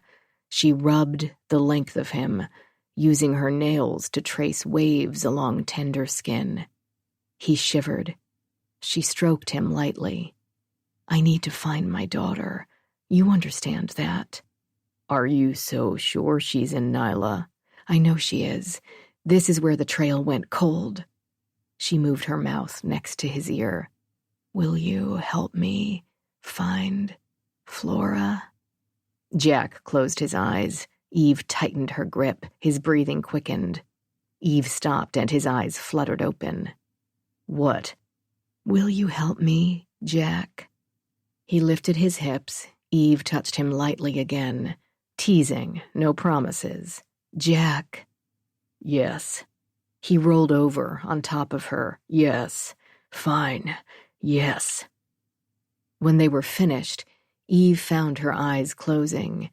Sleep was seducing her, promising her relief from this relentless drive to find her daughter, to show Kelsey that she couldn't win, ultimately, and that Eve was always the stronger one, the smarter one.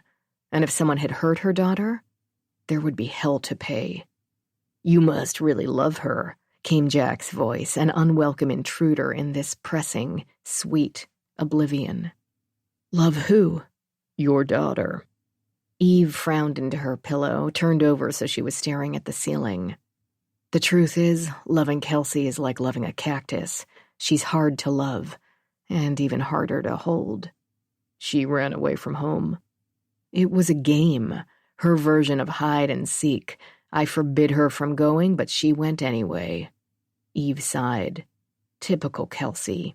I had her followed, of course. Then in Nyla, she simply, poof, disappeared. What will you do when you find her? I don't know. What can I do? Eve wondered. Jack said, kids need consequences. Is that so? They need to know who's boss. Eve's smile was faint. When she told me she was leaving, I took her out of the will. She stood to inherit quite a bit. But did she know you did that? Of course, it wouldn't have been a deterrent otherwise. She must think you're one of those soft parents, the kind who caves. Eve laughed. I'm not the caving type. Jack moved closer, his front pressing against Eve's side. He pushed the hair back from her face.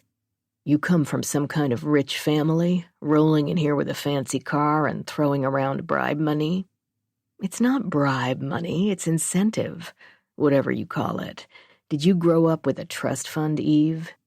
Eve tensed. Hardly. Jack pressed his lips against her forehead. The Ice Queen has feelings after all. It was a statement said with neither judgment nor pity. And at that moment, Eve both hated and adored him. They lay in silence for a few minutes, silence broken only by the occasional sound of a car on the road below. Jack broke the silence first. You're angry at me. Eve said, I was only 15 when Kelsey was born, 14 when I got pregnant. Who is her father? My late husband, Liam Foster III. He was 27 years my senior, a doctor at the hospital where I volunteered. Eve nodded at the surprise in Jack's eyes. Can't see me as a hospital volunteer, bringing cheer and hope to sick people? Not really. Clearly I was meant for other things. Liam was power personified, surgeon, investor, businessman. He had more patents than patients, held ownership shares in 2 companies. She closed her eyes, exhaled. He screwed me in the broom closet with the hospital president right outside. Knocked me up. Eve reached for her cigarettes, took her time lighting one, then took deep breaths and let them out in concentric circles, watching the smoke rings as they disappeared into the darkness. You married him? 3 months before Kelsey was born. He was single, and my father, who had some power in his own right as a local preacher, forced his hand. Liam resented me, and I resented my father. Perfect all around. Eve traced the length of Jack's bicep with a fingernail, digging in harder than necessary until she felt him flinch. Kelsey is her daddy's daughter, spoiled, headstrong, determined, and always, always playing mind games. Jack took the cigarette, inhaled, and handed it back to Eve. She felt his muscular, hairy calves against her own. Like mother, like daughter, Jack said. Liam's dead? Yeah, he's dead. Killed in a car accident when Kelsey was only 10. Left us well off. Eve's smile was melancholy. Kelsey never really recovered, or maybe she did. Another half smile, this one bitter. It's hard to tell with Kelsey. Was she already fucked up because of Liam? Or did Liam's death fuck her up? Chicken and egg? Something like that. Your daughter sounds like a handful." Eve slipped out of bed, still nude. She walked to the window and opened the curtains wide, aware of Jack's stare, aware of the cold air flowing from the air conditioner onto her body. Hairs stood up on her arms. That feeling of lazy, hazy sleepiness left her. "You should leave," she said. "I'd be happy to stay." Eve tossed him his pants. "Call me when you've arranged a meeting with Flora." "Eve, listen." But Eve was past listening. Her mind was on Liam and Kelsey, and all that had transpired in the years since her husband died. She'd become a recluse, a shadow of the woman she could have been. And her daughter?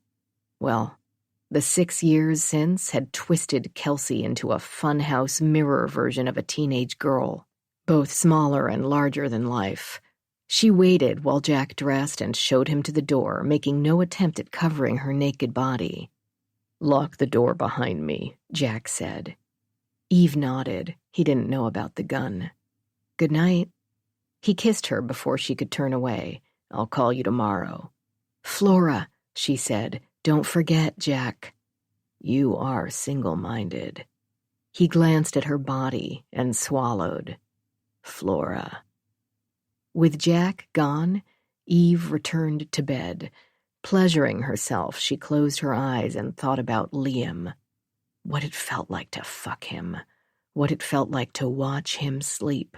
What it felt like to wish someone dead so badly that you cried for joy when the wish finally came true.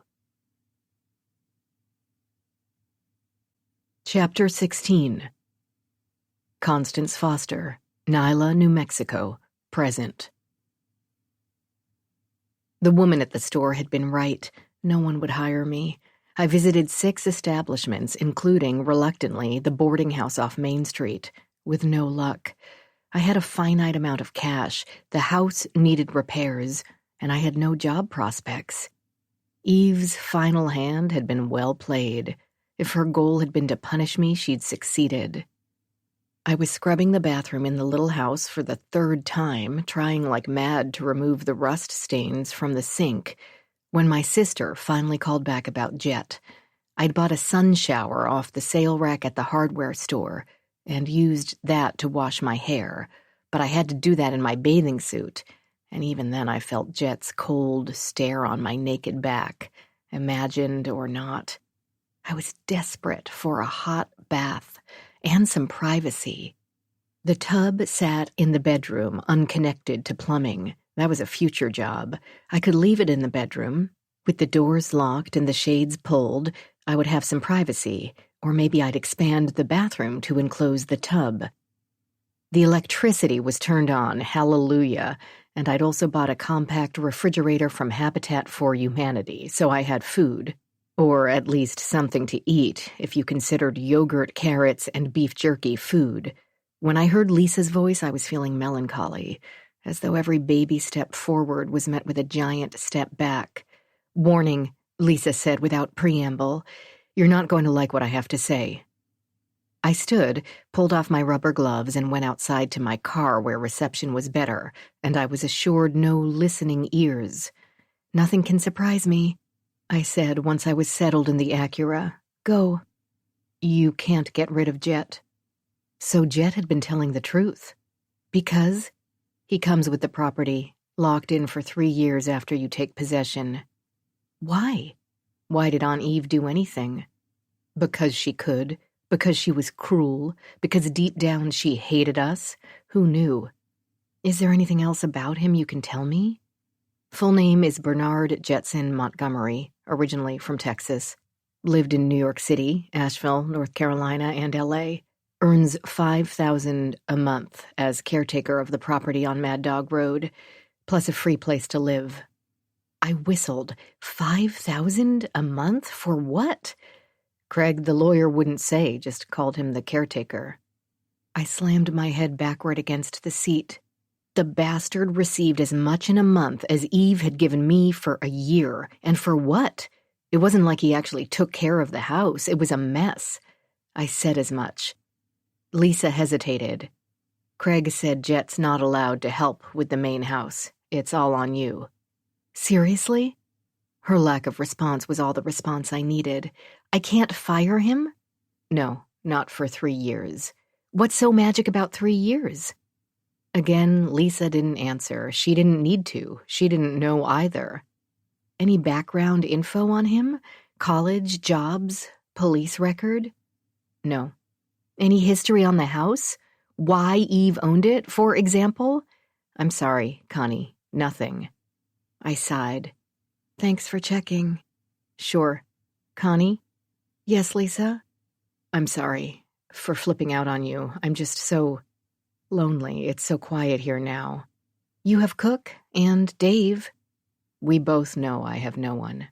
She sighed. Listen to me, always feeling sorry for myself. Will you be okay? No.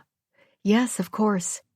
I could give up what Eve left to me. We could move in together somewhere. Start over without her money. My breath caught in my chest. I had a sudden vision of the two of us living on the coast of Maine, in a small cottage by the sea. Simplicity. Sure, we'd be poor, but so what?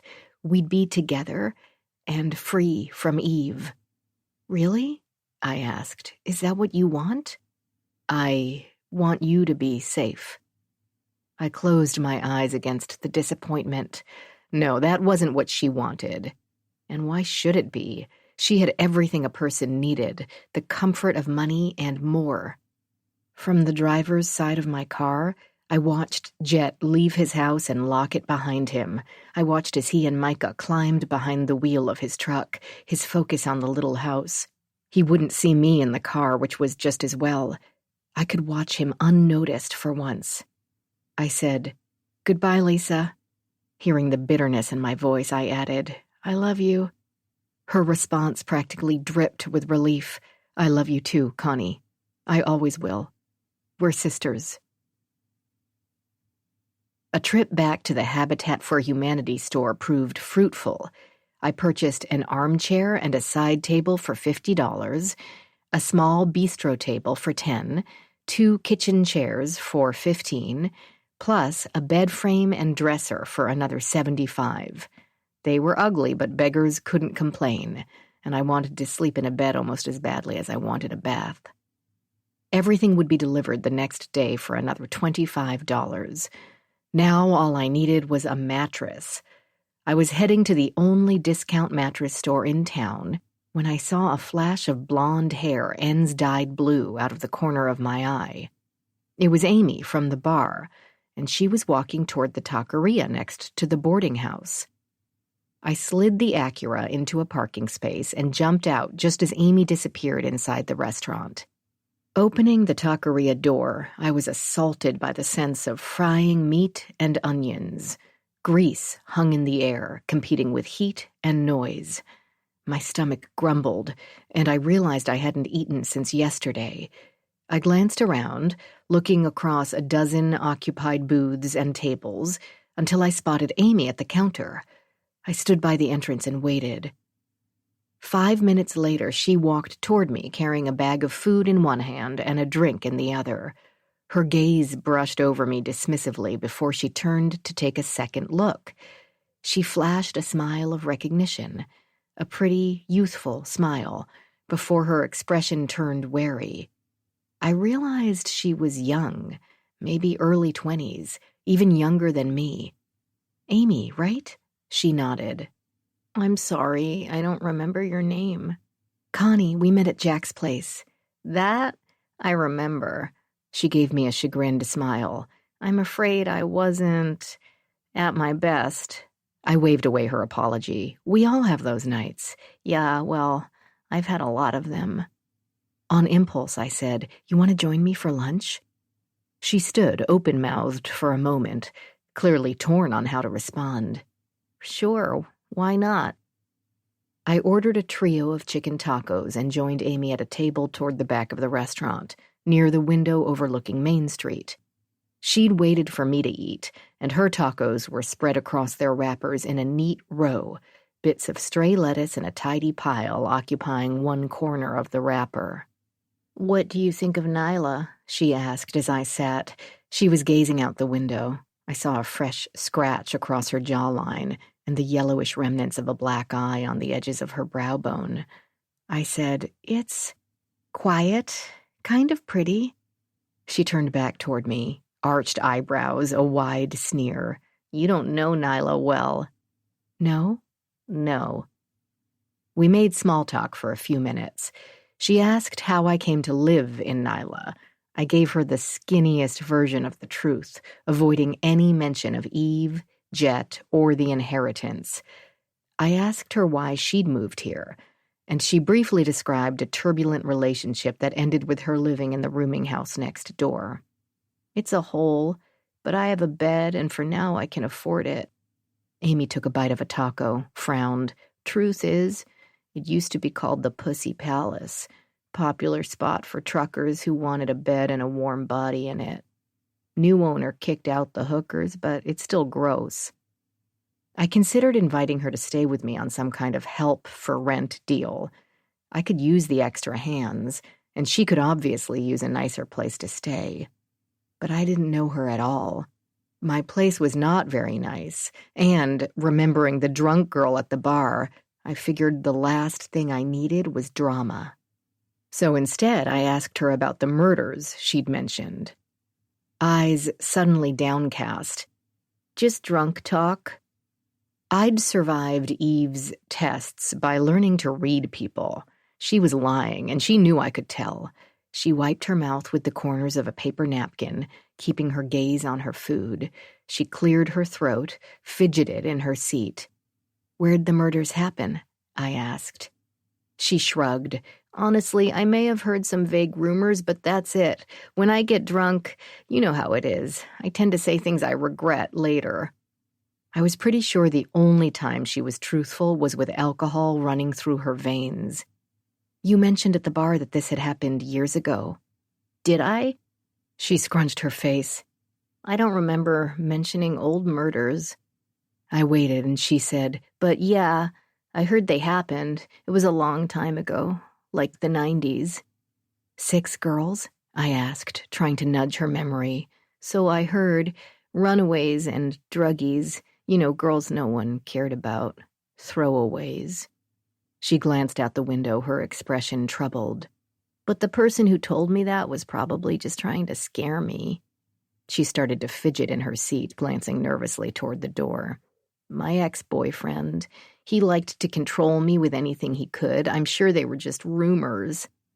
We sat in silence for a few minutes. I finished my tacos. They were decent, and Amy sucked on her drink.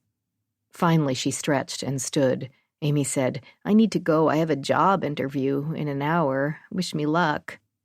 "Who's looking for help?" "Local gas station needs an attendant." Her eyes narrowed. "You're not going to apply now that I told you, are you? I really need this job." Tempted as I was, I promised her I wouldn't.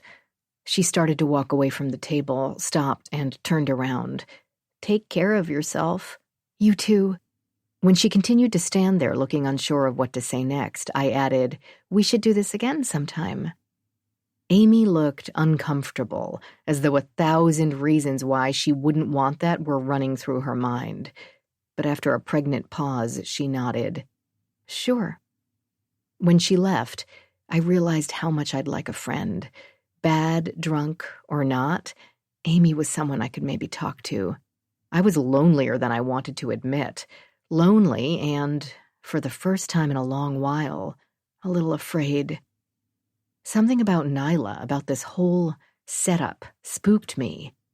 It may have been the town, which had a ghost town meets backwater shithole flavor to it, and it may have been the rumored murders or the locals' reactions to them. It may have just been Eve's ever-present shadow. She rarely did anything for the hell of it. Everything, from the food on our plates to the games she made me play, were orchestrated to prove a point. But what was the point of this? Why would she leave me an unfinished house in a small town in a state I'd never visited? As I watched Amy walk back to the boarding house, framed through the restaurant window, I thought about what she'd said. Throwaways. What a horrible term for real people with real feelings and real problems. I rested my head on the table. I wanted a drink. I wanted the sweet sting of alcohol to wash away Nyla. To wash away Eve. Chapter 17. Constance Foster, Nyla, New Mexico, present. I couldn't get Amy off my mind.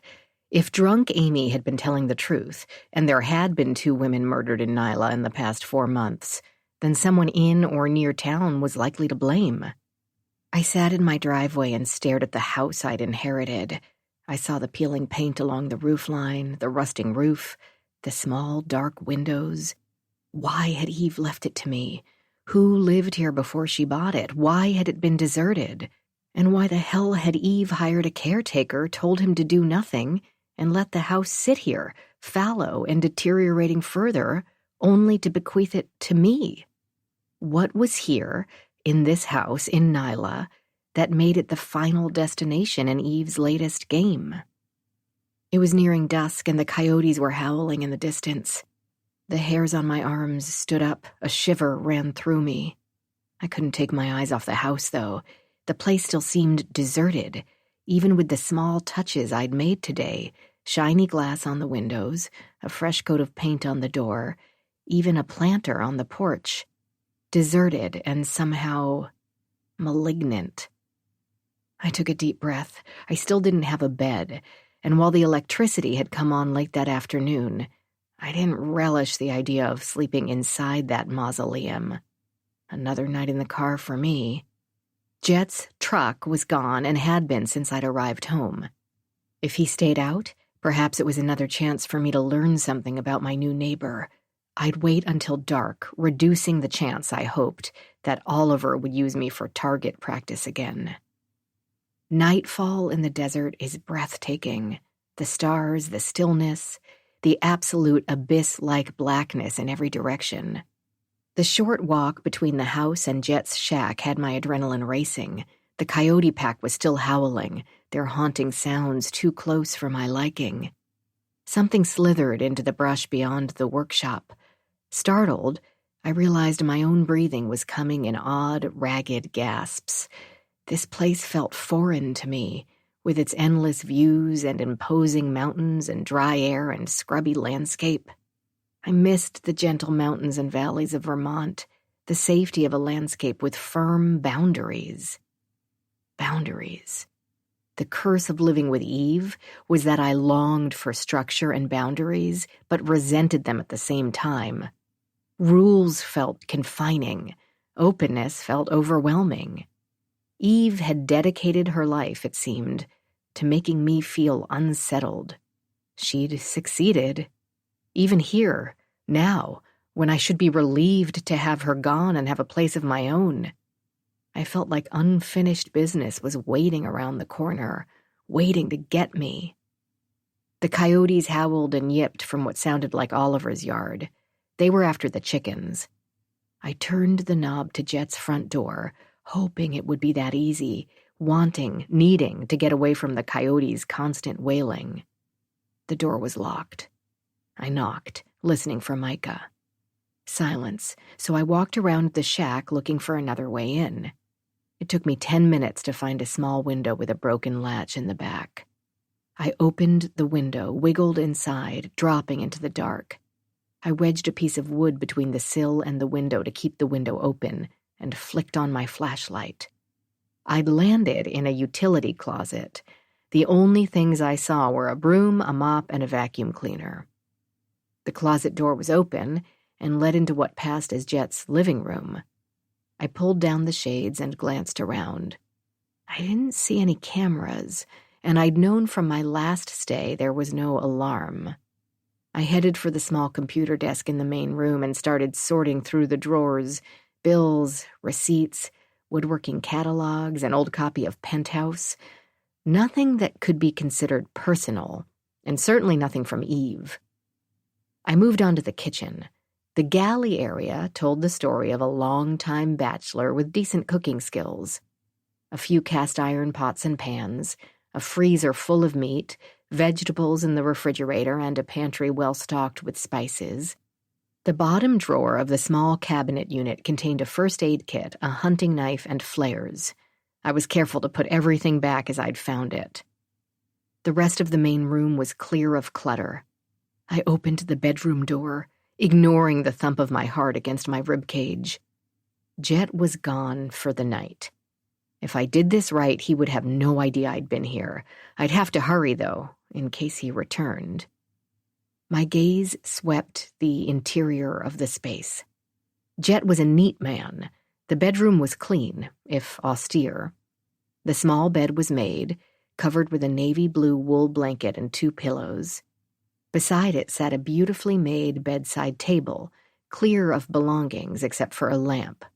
A quick check of the single drawer revealed 3 pens, a blank notebook, a few porn magazines, nothing too kinky, a box of condoms, and a tube of lube.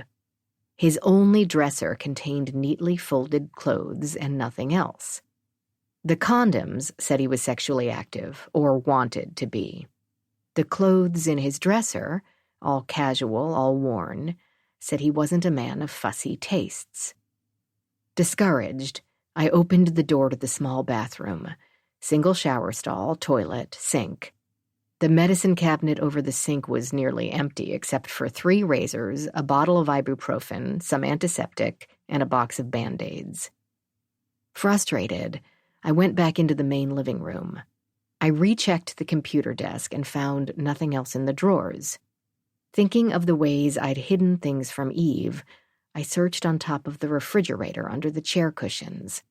My hand was sweeping the underside of the computer desk when my fingers grazed something hard. I squatted down and shined my flashlight beam on the spot. A tiny box had been glued to the underside of the wood. Gently, carefully, I pulled it out. Inside were 2 silver keys and a small black key. I stared at them for a long moment, thinking of the shed. I had a hunch as to what they likely opened.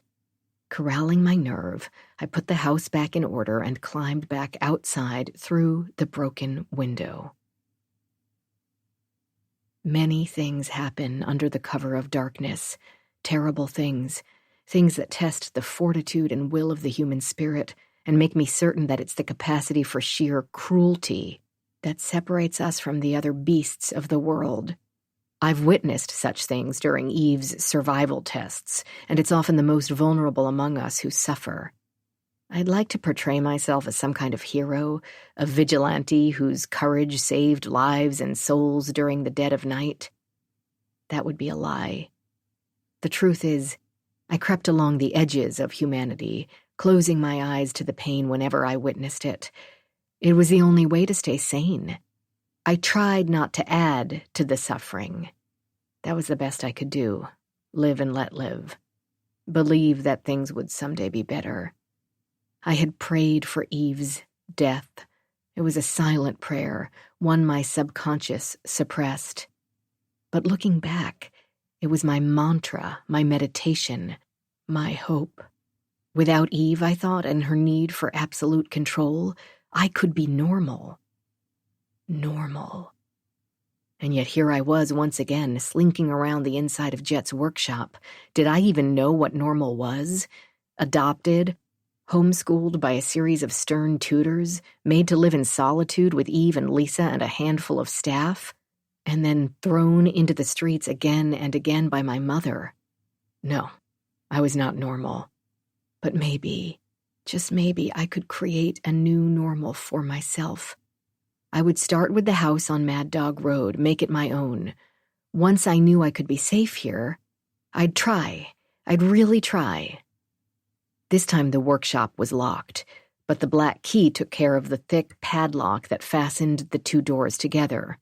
One of the other keys fit the metal cabinet toward the back of the building, as I thought it would. What was in there, I wondered, that he kept the keys hidden in a separate building, tucked out of sight? I started with the top cabinet.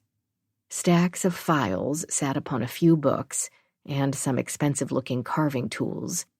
A quick review of the files revealed sales receipts, presumably for furniture sold, tax documents, order forms, and some expense reports.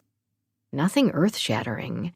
Nothing that seemed to require carefully hiding the keys, other than perhaps from identity thieves. I tried the third key in the bottom cabinet.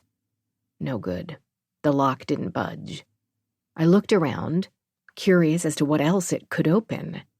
I didn't see anything with an obvious lock. It was after 1 in the morning and I was getting tired. My mind wandered to the little box under the computer table. Had he done that here, too? Hidden another key in the shed? I felt around the inside of the cabinet. Nothing. I reopened the files, then the books. Bingo. No box. But one of the books had been carved out, and inside was another key. It opened the lower cabinet. I pulled open the doors expecting bodies or blood or confessions or something heinous. Instead, I found 2 boxes marked clear polish and a large metal lockbox. I opened the polish boxes. Inside sat a half-dozen knives and guns and a set of what looked like nunchucks, strange assets for a woodworker. The third key from the house fit the lockbox. I steadied my hand and opened it. Inside were 2 more guns and stacks of $100 bills. There had to be $100,000 in there, I whispered to Lisa from inside my car. I'd put everything back, including the keys from the house, and took pains to make sure all was as it had been. Still, I couldn't push away the feeling I'd missed something that would give me away. Even now my hands were quivering, my heart twisting in my chest. Maybe he's from a rich family. Lisa, think. If he were from a rich family, he'd have his money in a bank or tied up in the stock market, not locked in a shed. A mobster? That sounds more like it, a mobster or a criminal. Why else would he have all the cash? Lisa was quiet for a moment. There was a time difference between Arizona and Vermont, and it was crazy late in Vermont, well past Lisa's bedtime. I'd clearly awakened her. She sounded sedated and tired, but once I told her about the money and guns, she'd livened up. Finally, she said, "Aunt Eve." Eve? Yes, consider this, Connie. What if Eve paid him all that cash? What if that was just his salary for watching the property? We know what she was paying him. Besides, he had tax documents. He's clearly not living completely off the grid or under the table. Unless... I knew what my sister was thinking, and I finished the sentence for her. Unless she was paying him to be more than a property manager. And the cash was the bonus. Connie, what if this guy's job is to kill you? What if that's why Aunt Eve sent you there? There was panic in Lisa's voice, and I rushed to reassure her. Nonsense, even Eve wasn't that evil. Lisa didn't respond. She didn't have to. We both knew deep down that she was that evil. Even Lisa, who'd spent half her childhood defending Eve, knew Eve was capable of horrible acts of cruelty. She was just creative with her methods. You need to leave, Lisa said. Rent an apartment or a hotel room, something. The lawyer didn't say you couldn't do that.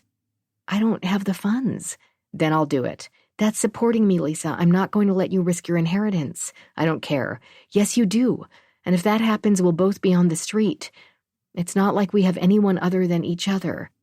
The thought of Lisa on the street was frightening. Lisa with her face creams and sedatives and white noise machine. She wouldn't last a day. I'll be fine. Go to a shelter or a church, somewhere. Panic was slurring her words. I unlocked the car door. Nope, staying here. I pushed open the car door and walked toward my house. It was time for me to start sleeping here, even if it was on the floor. I had to stake out my turf, make this place mine. It feels like I've been running my entire life. I just want to be somewhere, anywhere that's mine. I want a home. That's not a home, and you know it. You can't stay there. Thanks for talking to me. Connie, I'm going to figure something out. I really will. Something so that you'll have money. We will both have money. Connie, please. Inside the house, something felt amiss. I looked around the room, searching for tossed furniture, movement, anything. Connie? My eyes locked onto a crucifix hanging on my living room wall, above a freshly patched section of plaster. It was brightly painted Mexican majolica, colorful, ornate, and beautiful, and not something I'd placed there. A fist formed in my gut. "Lisa, I have to go. Connie, wait, what if—" I clicked off the phone, my gaze still affixed to that cross. When had someone broken in here? Had it been Jet, sneaking around my house while I was sneaking around his?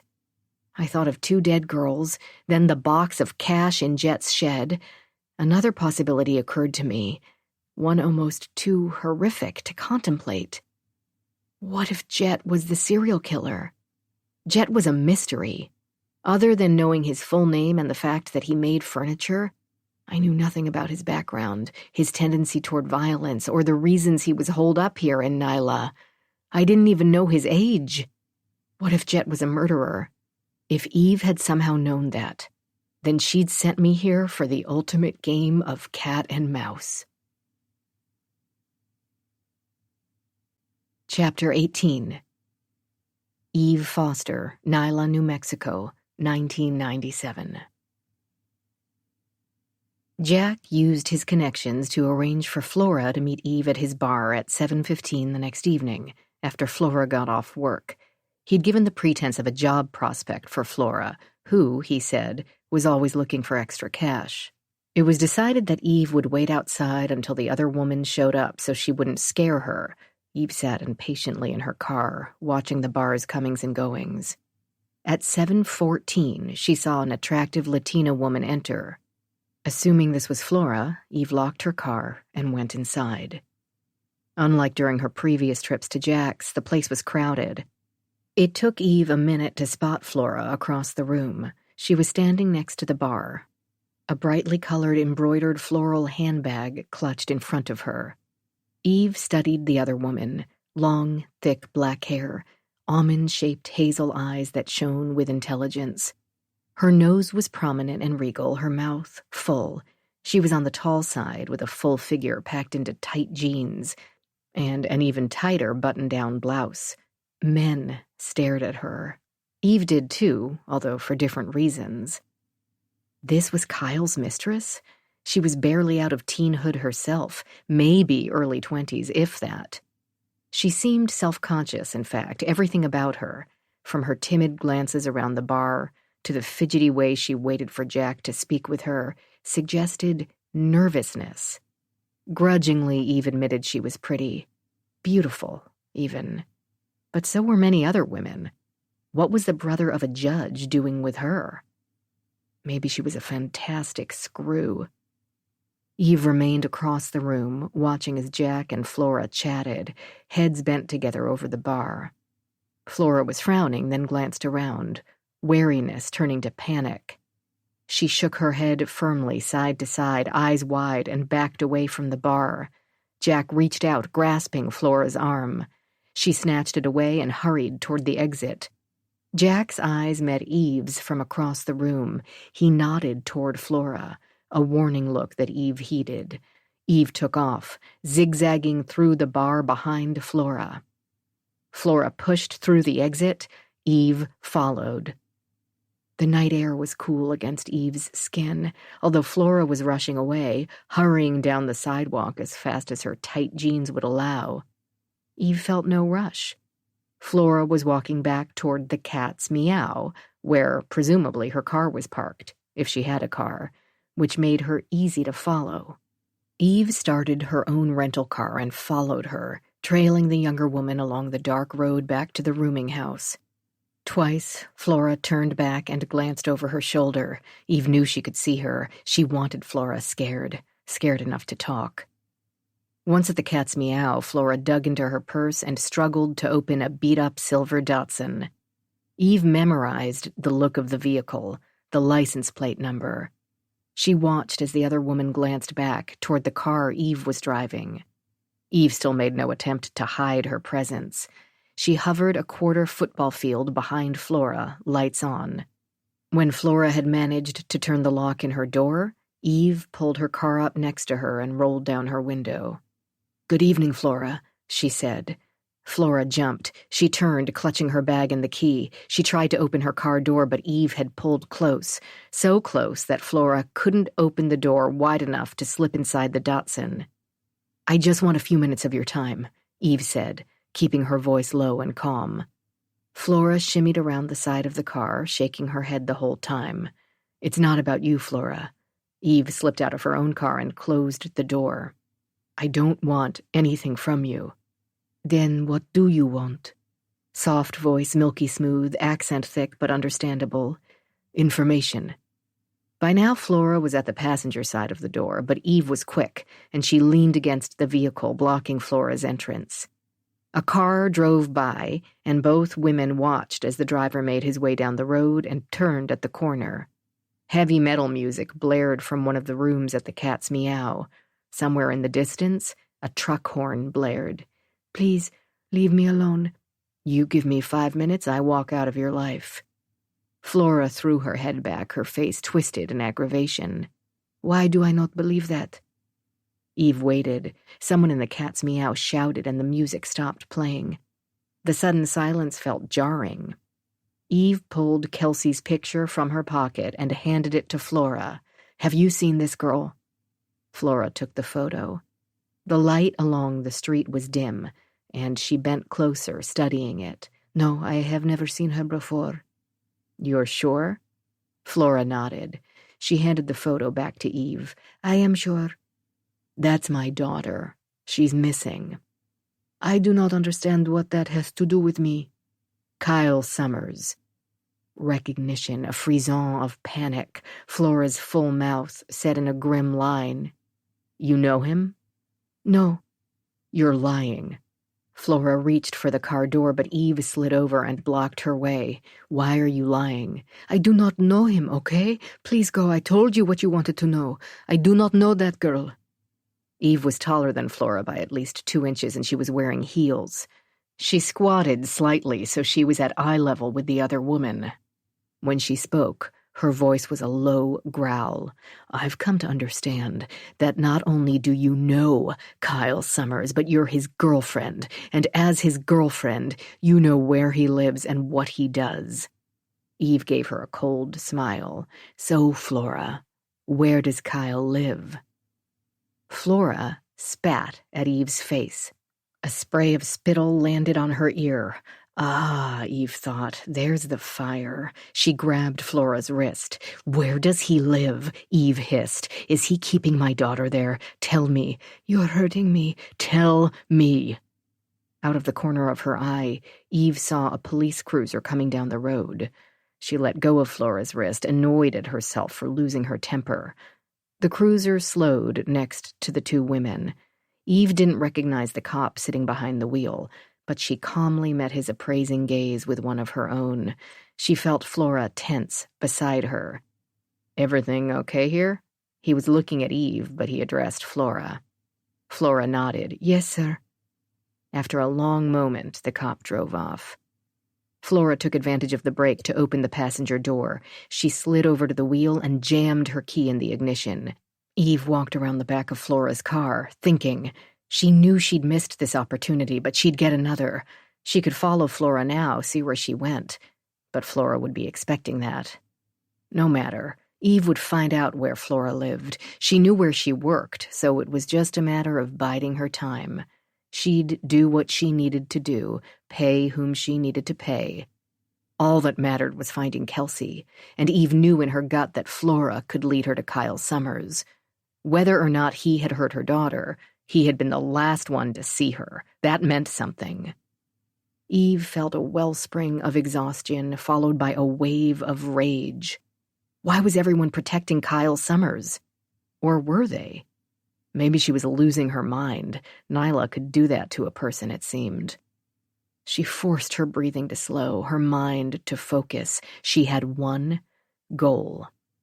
Calmly, Eve watched as Flora locked her car doors with shaking hands. Flora stared straight ahead, ignoring Eve, her beautiful face shadowed, unreadable. The night was still, and Eve stood by Flora's car, silent and unmoving. Finally, Flora drove off, her hands gripping the steering wheel. The artificial lighting caught Flora as she pulled away, shattering the wetness on her cheeks into a million luminescent sparkles, tears of terror. The question was whether she was afraid of the police, of Eve, or of Kyle Summers. Chapter 19. Constance Foster, Nyla, New Mexico. Present. Hand over any additional keys to my house. I placed my palm up, willing it to stay steady. Jet's smile was smug. No. The crucifix. You broke into my house and hung it on the wall. It's not breaking in if I have a key. I stared at him, exasperated. Just give me the keys. Jet was hand-sanding what looked like a tabletop. He took his time, pushing sandpaper across the already smooth surface over and over, ignoring me. His hands were large and calloused, his nails neatly trimmed. Do you admit you hung the crucifix? After a moment, he said, The crucifix is yours, a gift from Eve. Of course. And she wanted you to sneak in and hang it to rattle me. When Jet didn't answer, I snatched the sandpaper from his hand. He glared at me and I backed up, momentarily frightened. Watching his face was like watching time-lapse photography. His expression went from rage to serene in seconds out of what I could only assume was sheer will. Bloody hell, Jet. You did this. Why? He wiped his hands on his pants. I have no idea what Eve's motives were. She just told me that if you should move in, I was to place that very crucifix on your wall when you weren't home. I closed my eyes. More of Eve's antics, this time from beyond the grave. When I opened my eyes, Jet was studying me with something close to empathy or pity. Jet sighed. I can't give you the key, and don't try to have the locks changed, or technically I'll have to break in and change them again. Eve's stipulations are many, and I'm afraid she had everything checked out by an attorney and notarized. I'm effectively the landlord for the duration of my contract. I wasn't so sure that would hold up in court, but I didn't have the money to fight it. What other stipulations? I asked. Jet pursed his lips, sighed. I have to watch for influxes of cash. You aren't allowed to have any of your sister's income, and I'm to report any suspicions to the same lawyer. Craig Burr? He nodded. Not a surprise. What else? Jet's face turned the color of beets beneath the beard. He shook his head and held out a hand for the sandpaper. I gave it to him in a sort of truce. What else? I asked again. I know there's more. Does she want you to drive me mad? Get me to leave? I edged closer, hating the hysteria in my voice. Kill me? He returned to sanding. I wasn't going to get more out of him, but I suspected Lisa had been right. That cash may have been from Eve, a bribe for whatever crazy shit she wanted him to do. She had Jet by the balls, or at least the wallet. Only I had an advantage. Whatever game she was playing now, she couldn't change her moves to fit the situation. Figure out the game, and I could win. My move, I thought. What next? The rains came unexpectedly that afternoon, flooding our yard and turning dusty desert into raging rivers. The sound of it pelting the metal roof was comforting, or would have been had it not solidified my sense of isolation. I couldn't hear Jet in his workshop, but I knew he was there. I worked in the kitchen, scrubbing and painting the old walls above the cabinets, while simultaneously keeping an eye on the door to his shop through the window. Melancholy rippled over me. I found I missed my sister and the semblance of family she represented. By 2 p.m, my wrist hurt and my back ached, and the paint fumes were making me feel high. I rinsed out my tools and changed into a linen blouse and pants. I'd make another attempt to look for work in town. If nothing else, I could use the internet at the local library. There had to be one nearby, and they had to have Wi-Fi, and pick up a few more things at the hardware store. I glanced around my house before locking the door. Why bother, I wondered. But I did it anyway. I threw my raincoat in the car and slid behind the wheel. I was plugging my phone in the charger when I felt someone staring at me. I glanced up. A tall figure was standing between Oliver's house and its blue twin. The man had a long gunmetal beard and wore a gray t-shirt over his swollen belly, but I wasn't looking at his beard or belly. I was looking at the knife he was wielding in front of him, rubbing it back and forth along the smooth silver edge with short, deft, reverent strokes. He watched me as I pulled out of the driveway, as I passed his house. I slowed down to tell him off, and as my car slowed, he stepped back into the shadows. I could no longer see him, but I could still see the glint of the knife, moving up and down in rhythm with his hands. The handyman's hideout was practically empty. The same woman waited on me, eyeing my motion-triggered door and window alarms with thinly veiled curiosity. "These won't do anything," she said finally. "You'll hear a little beep if you're not a sound sleeper, then before you know it, some bastard will be on top of you." She sounded as though she spoke from experience. "It's the best I've got."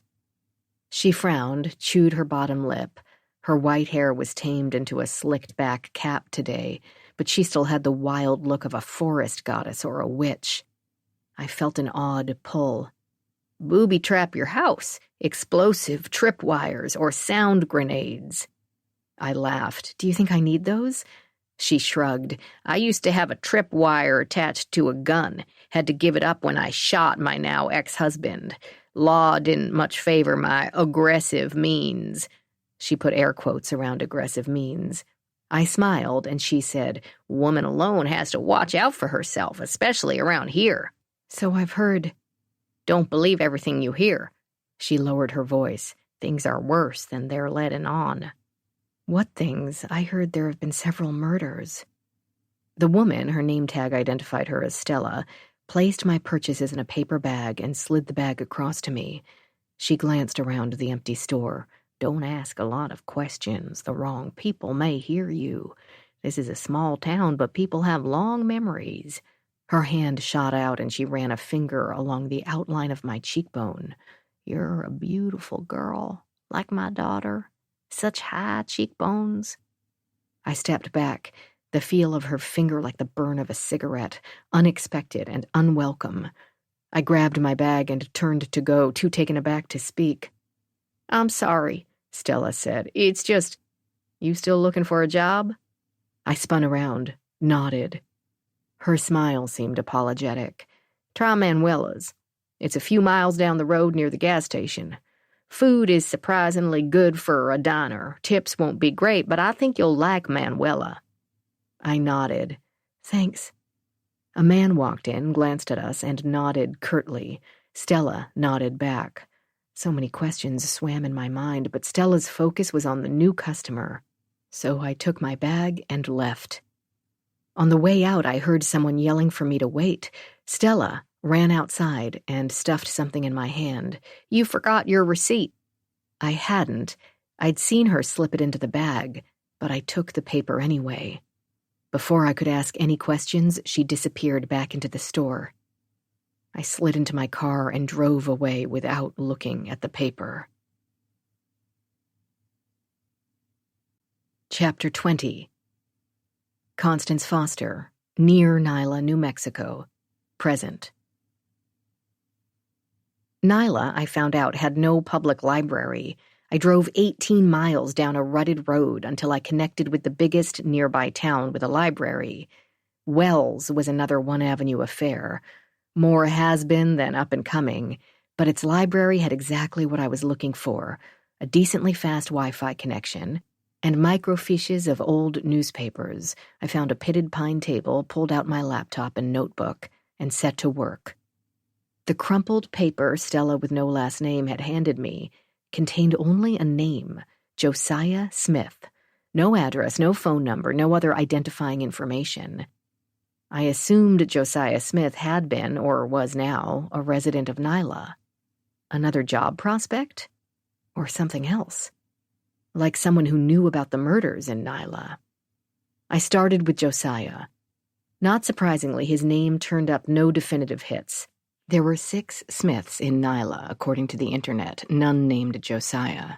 When I used the white pages to see who lived in the house with the other Smiths, I did get a J. Smith, who lived with Rebecca Smith on Lowry Lane. A search engine's maps feature suggested that Lowry Lane was across town from me, close to the interstate. This J. Smith seemed to have no social media presence, no recent internet presence at all. I jotted the address in my notebook and moved on.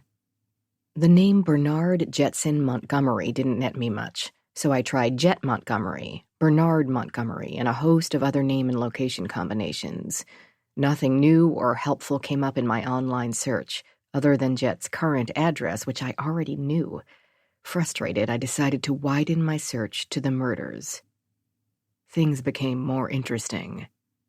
While the national online news hadn't covered the recent murders, I found multiple fleeting references to them in local online papers, and one longer article in a Taos-based site.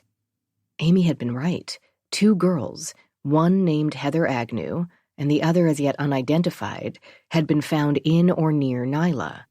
Heather's mutilated body had been dumped in a garbage bag by the interstate. No details on what constituted mutilated, but clearly there had been enough of her body left to confirm identification. The other body was that of a Latina woman in her late teens. She'd been found in a dumpster 2 months ago behind the hardware store, Handyman's hideout. Tortured. Raped. I wondered why Stella hadn't mentioned that. The condition of both bodies suggested a long imprisonment.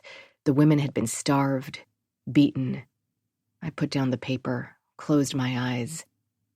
The Taos article was the only one that mentioned the past killings in Nyla. Amy had said there were 6, but this article said 9. 9 people dead or missing from Nyla over a period in the late 80s and 90s. Most of the past killings had been similar. Girls ranging from 13 to 30 found dead in dumpsters, garbage bags, or in one case, the trunk of an abandoned car. Mutilated bodies, rape, the usual psycho bastard shit that sick men did to women. And now more murders. Related? The author didn't connect the dots, although he did everything but. The article asked for anyone with knowledge of who the Jane Doe behind the hardware store might be to come forward. I skimmed the piece a second time, looking for the author's name. His byline was buried at the end. Alberto Rodriguez. No photo or additional details. I saved the article and made a note of Alberto's name before searching for more by Mr. Rodriguez.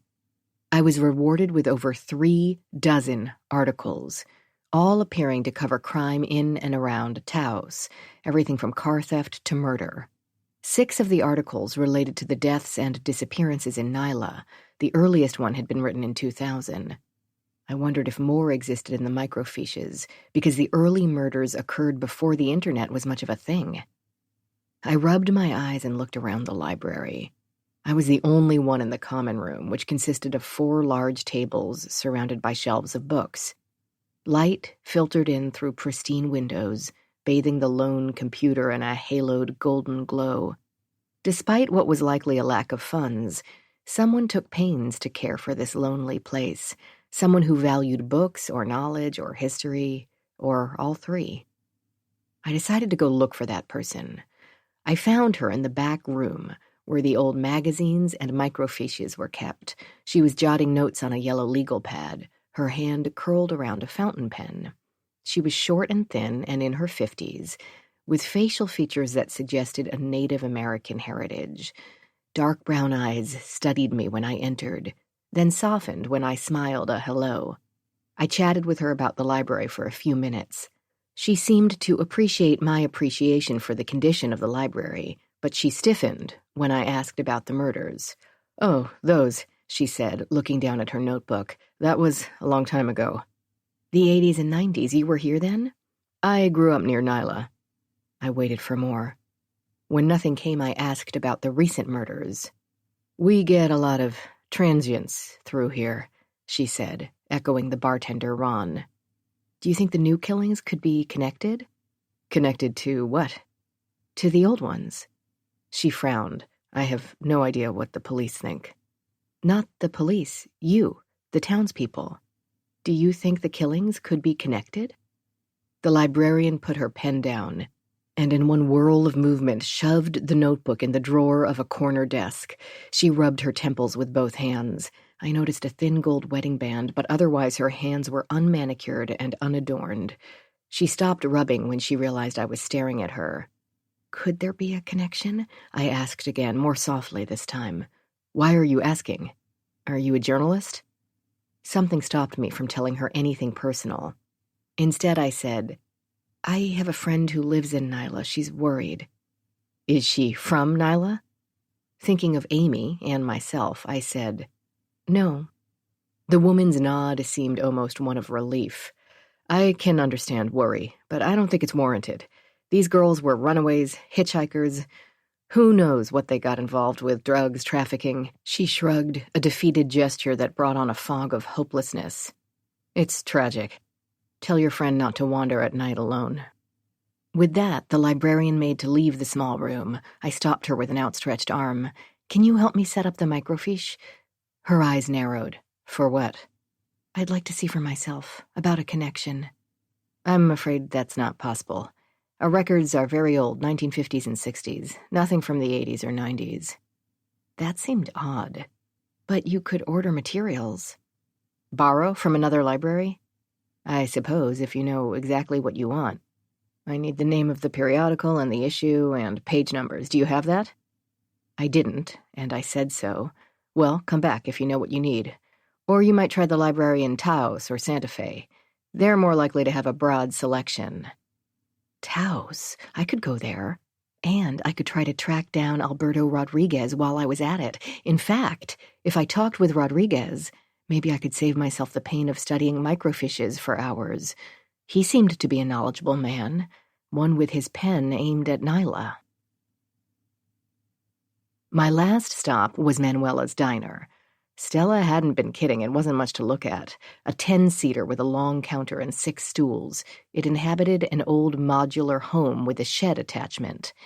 The adjacent gas station was a 2-pump dump, and you had to drive through the gas station area to get to Manuela's. But the smells coming from that diner, my stomach growled. I opened the door and was met by the stares of half a dozen men. Mostly truckers, I guessed, by the 3 semis parked in the lot. One older couple shared a piece of pie in a rear booth. I slipped my backpack off my shoulders and pushed my hair back from my face. I didn't see waitstaff, so I sat down at a stool and waited. The man next to me, a dark-haired, thick-mustachioed guy, leaned over and whispered, "Manuela's short-handed, so this could take a while. She cooks and serves." No wonder Stella suggested the place.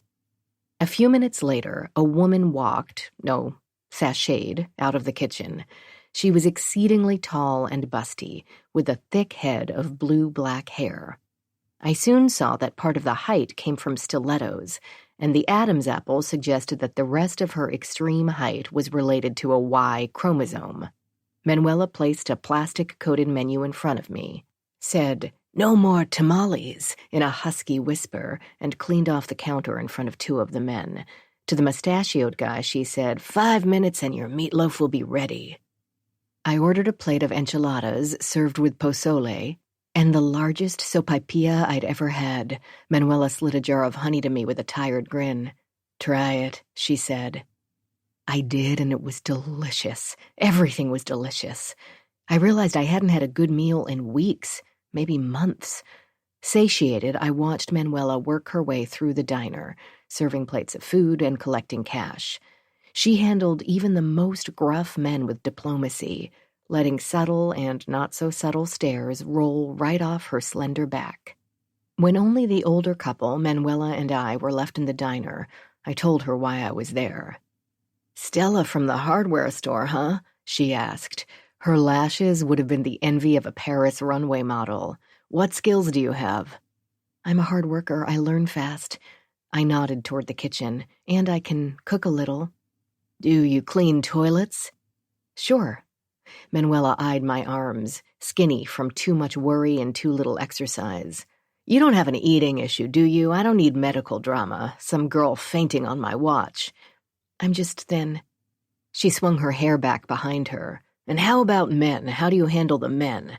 Because we get a lot of them in here. Truckers, construction crew. They like a little teasing with their tamales, a little slap with their sausage, if you get what I'm saying. I stood up. I'd scrub toilets, I'd wash floors, and I'd cook onions in the greasy kitchen. But if Manuela was suggesting a quickie in the bathroom, no way. I said as much. Manuela clapped. Good, I like a woman with boundaries. You're hired. Can you start now? Sure, why not? Now is good, I said. There's an apron in the back room. Slip that on, wash up, and let's get started.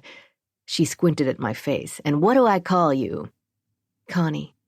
She nodded firmly. Connie from nowhere and everywhere, she said and laughed.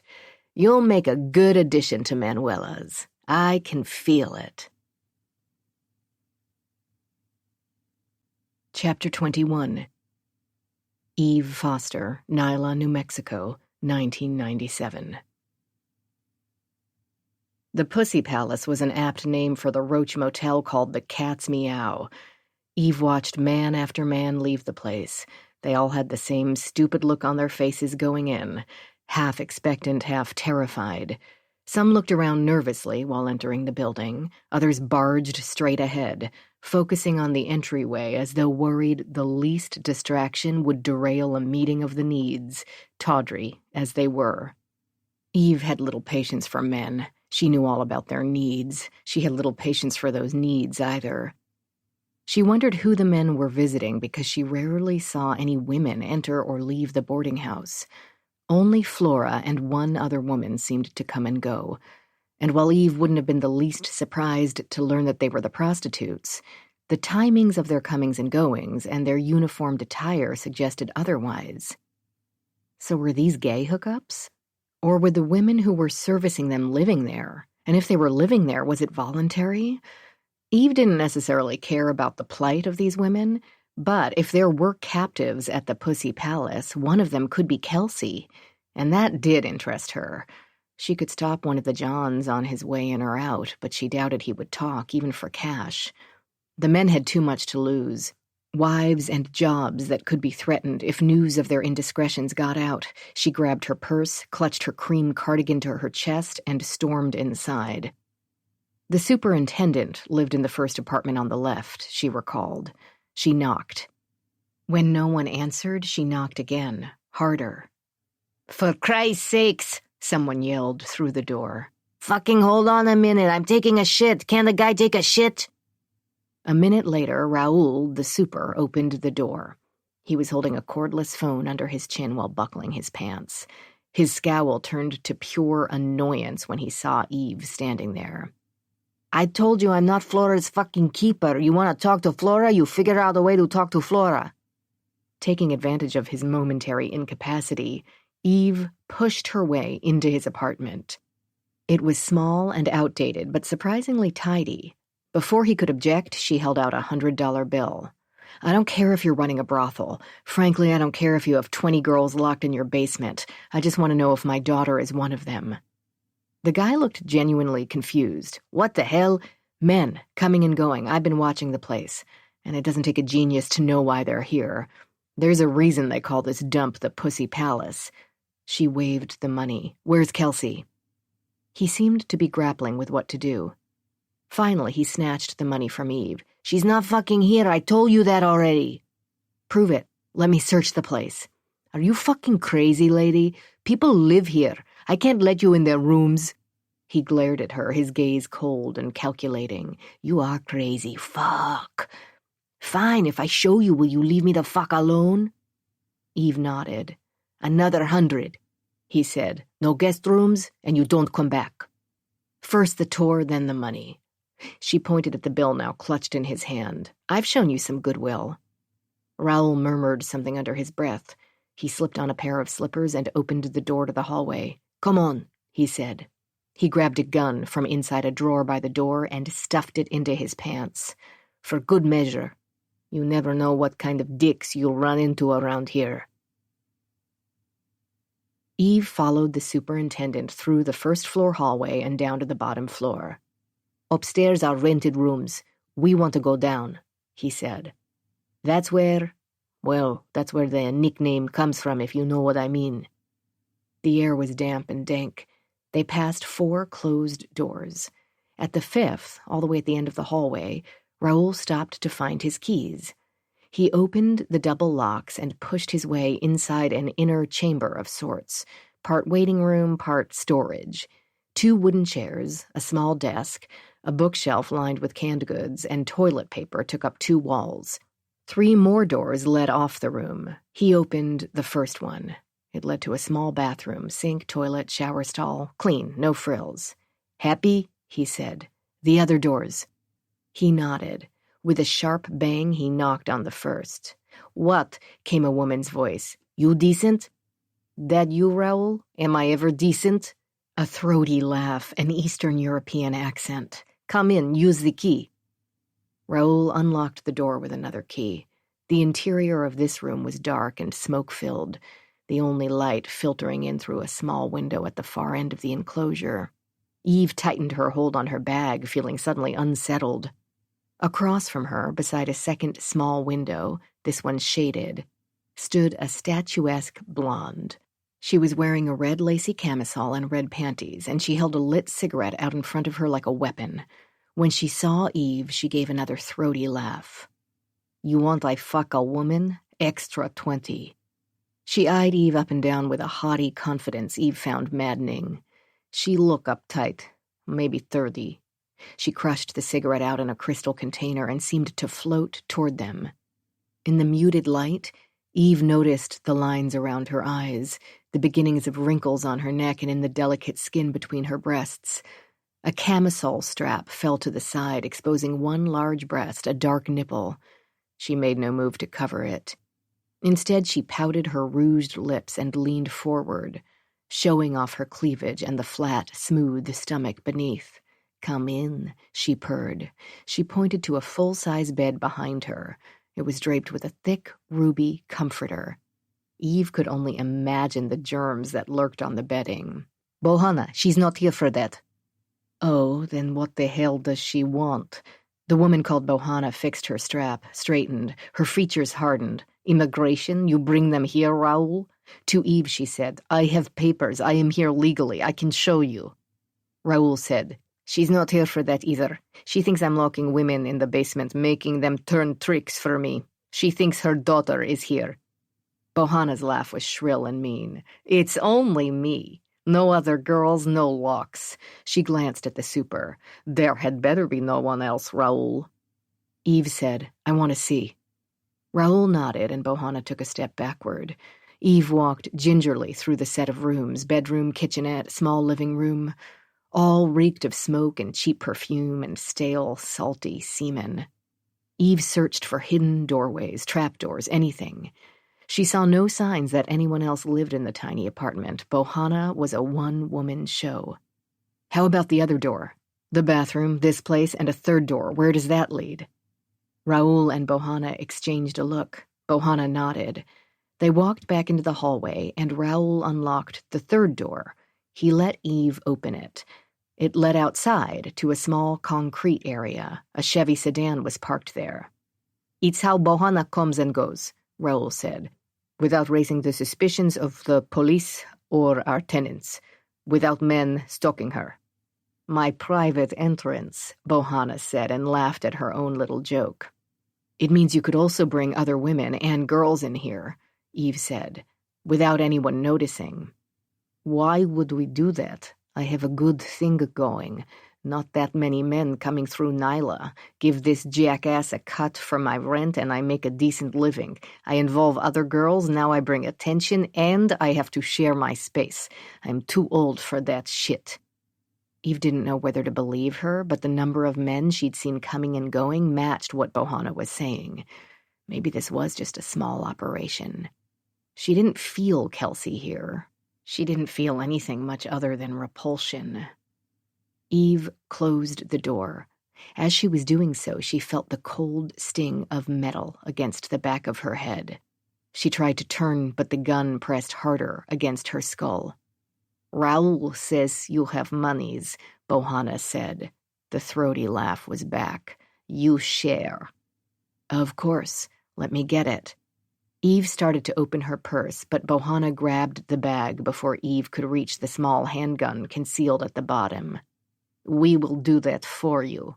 Bohanna opened the clutch, pulled out the wallet, and sifted through its contents. Eve was always careful to bring enough money, but not too much. She feigned panic when the other woman took 5 $100 bills from the wallet. Enough, hopefully, to appease 2 low-level crooks. Bohanna took 4 of the bills and handed the other one to Raoul. "For breach of my privacy." Raoul pocketed the money and the gun. He grabbed Eve's arm and tugged her back out to the hallway. Eve said, "My purse?" Bohanna tossed the bag back to Eve along with the now empty wallet. Eve followed Raoul dutifully from the mini brothel, her eyes on the ground, her hand on the clasp of her purse. When they'd emerged back into the dank hallway without Bohanna, Eve acted quickly. Her tiny pistol was tucked in a makeup bag in the bottom of her purse. She pulled it out and grabbed the gun from Raoul's pants pocket, while simultaneously jabbing the tip of her gun between his shoulder blades. Oh, how she loved being underestimated. "Never do that again," she hissed. With the pistol still pressed to his back, she released the safety. It made a satisfying click. She reached her arm around his front and grabbed his balls. She squeezed until she heard him groan. "Where the fuck is my daughter?" "Not here." Eve squeezed harder and Raoul let out a low moan. Wary of attention, she let go, but she poked the gun harder into his flesh. "You better not be screwing with me," she said. Raoul gasped in an attempt to catch his breath. "Hands up and walk up the stairs. At the top, go into your apartment and close and lock the door. You can keep the cash, but I'm keeping the gun." "You're a real bitch," Raoul said. "Jack was right." At the mention of Jack, Eve stiffened. She caught herself and let it go. Focus. She drilled the gun tip into Raoul's back. "Move, now." Only when Raoul was safely in his apartment and she was in her car did she let out a long breath. Jack had been talking to Raoul? She thought Jack, at least, she could trust. Because he was decent or because she liked the sex, it didn't matter. Clearly, she'd let her guard down, and now she would pay for it. Worse than Jack's disloyalty, though. She'd screwed this little engagement up royally. She let Raoul, the superintendent, see her desperation, and she'd managed to piss him off. He'd want revenge, or at the very least, he wouldn't give her any more information. Not all is lost, she reminded herself as she pulled away from the curb. Jack didn't know she knew he'd spoken to Raoul. She could use that to her advantage. And then there was Flora. She had to crack Flora. Perhaps using a little sugar would work better this time around.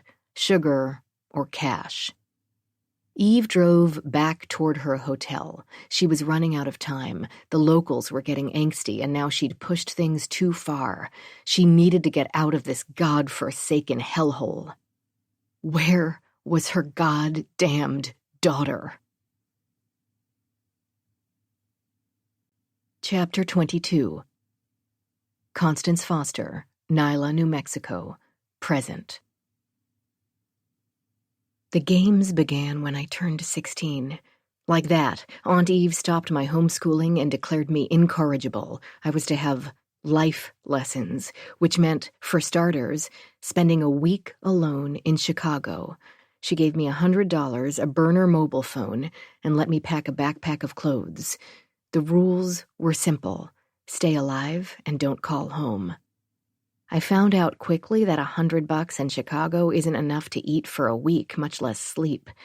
I tried panhandling and was robbed at gunpoint. I tried sleeping in a church and was kicked out. I considered going to the police to turn Aunt Eve in, but I knew she'd lie and say I was a runaway. I settled for a homeless shelter where I refused to speak, ignoring the old woman who snuck in my cot every night and spooned my prone body. By the time they contacted Child Services, I was ready to return to Vermont. Eve had me picked up downtown and flew me home first class. I stunk up the cabin. Eve had one thing right. It was a life lesson, a series of life lessons. I learned that restaurants and grocery stores throw out perfectly good food, which can be found intact in their dumpsters. I learned how to use a knife against an attacker. I learned that cops can't always be trusted, and strange homeless men sometimes can. I learned that 3 a.m. is called the dead of night for a reason. Nothing is more terrifying than being alone outside in a sleeping city. Except maybe not being alone outside in a sleeping city. And I learned that the one person I should have been able to trust was, in fact, my biggest tormentor. When I returned to Vermont after the Chicago trip, Lisa followed me around like a wounded puppy, as though she had been the one turned loose in a strange city. Aunt Eve gave me a private tutor to continue my studies. Nothing was said about my week in Chicago, and when Lisa brought it up, I was sent to the basement to sleep for 3 nights. 2 months later, I was awakened in the middle of the night by an angry Eve. She stripped me naked, made me put on warm clothes, and handed me a backpack, a new burner, and another $100. This time, our driver drove me 2 hours north, crossing the border into Canada. With an apologetic smile and a slipped extra $20 bill, he tossed me out at a McDonald's. I stayed in Montreal for 10 days. Next time, I refused to go. Eve threatened to send Lisa instead. And so went my teenage years, and my innocence. Why would Eve do that? Why would I put up with it? Questions I've asked myself over and over through the years. Eve clearly got some sort of sick pleasure out of her game. Perhaps, eventually, I did too, relishing the challenge and my ability to survive as a sort of fuck you to my adoptive mother. But I had come to realize that a part of it had to do with Lisa. I could handle the come-ons and grime and uncertainties of living on the street. I could debase myself on a street corner or in the bed of a stranger if I knew it was for a higher cause, keeping my sister safe. Because Lisa could never live this life, and I truly believed that if I had not been Eve's sacrificial lamb, Lisa would have been. Only survival came at a price. Paranoia, jadedness about human intentions, a gray approach to morality that some, from the comfort of their living rooms, would view as fundamentally immoral. Eve had taught me that sometimes you had to do the wrong thing to have the right outcome, means justifying the ends and all that shit. But with mind-fucking and suspicion came a sort of mistrust of reality. Paranoia as a byproduct. Was what I was seeing real? Were there hidden meanings in people's actions or motives that belied their behaviors? Could I take things at face value? Here in Nyla, for example, was I just being paranoid? Were the murders a coincidence and the house a true gift from Eve? A small token for the daughter she hated? The only string being a caretaker to make sure the place ran well for the first 3 years? Or was there something more sinister afoot? I asked myself again, was this Eve's final performance, the grand denouement of all the twisted games before? These thoughts plagued me during my 4th day at Manuela's. "Here, Connie," Manuela tossed me a sponge. "Wipe down the counters and refill the napkin holders." I did as she asked. So far, Manuela was proving to be a fair boss.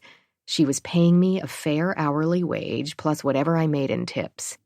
In exchange, I was waitress, line cook, maintenance crew, gardener, receptionist, whatever she needed.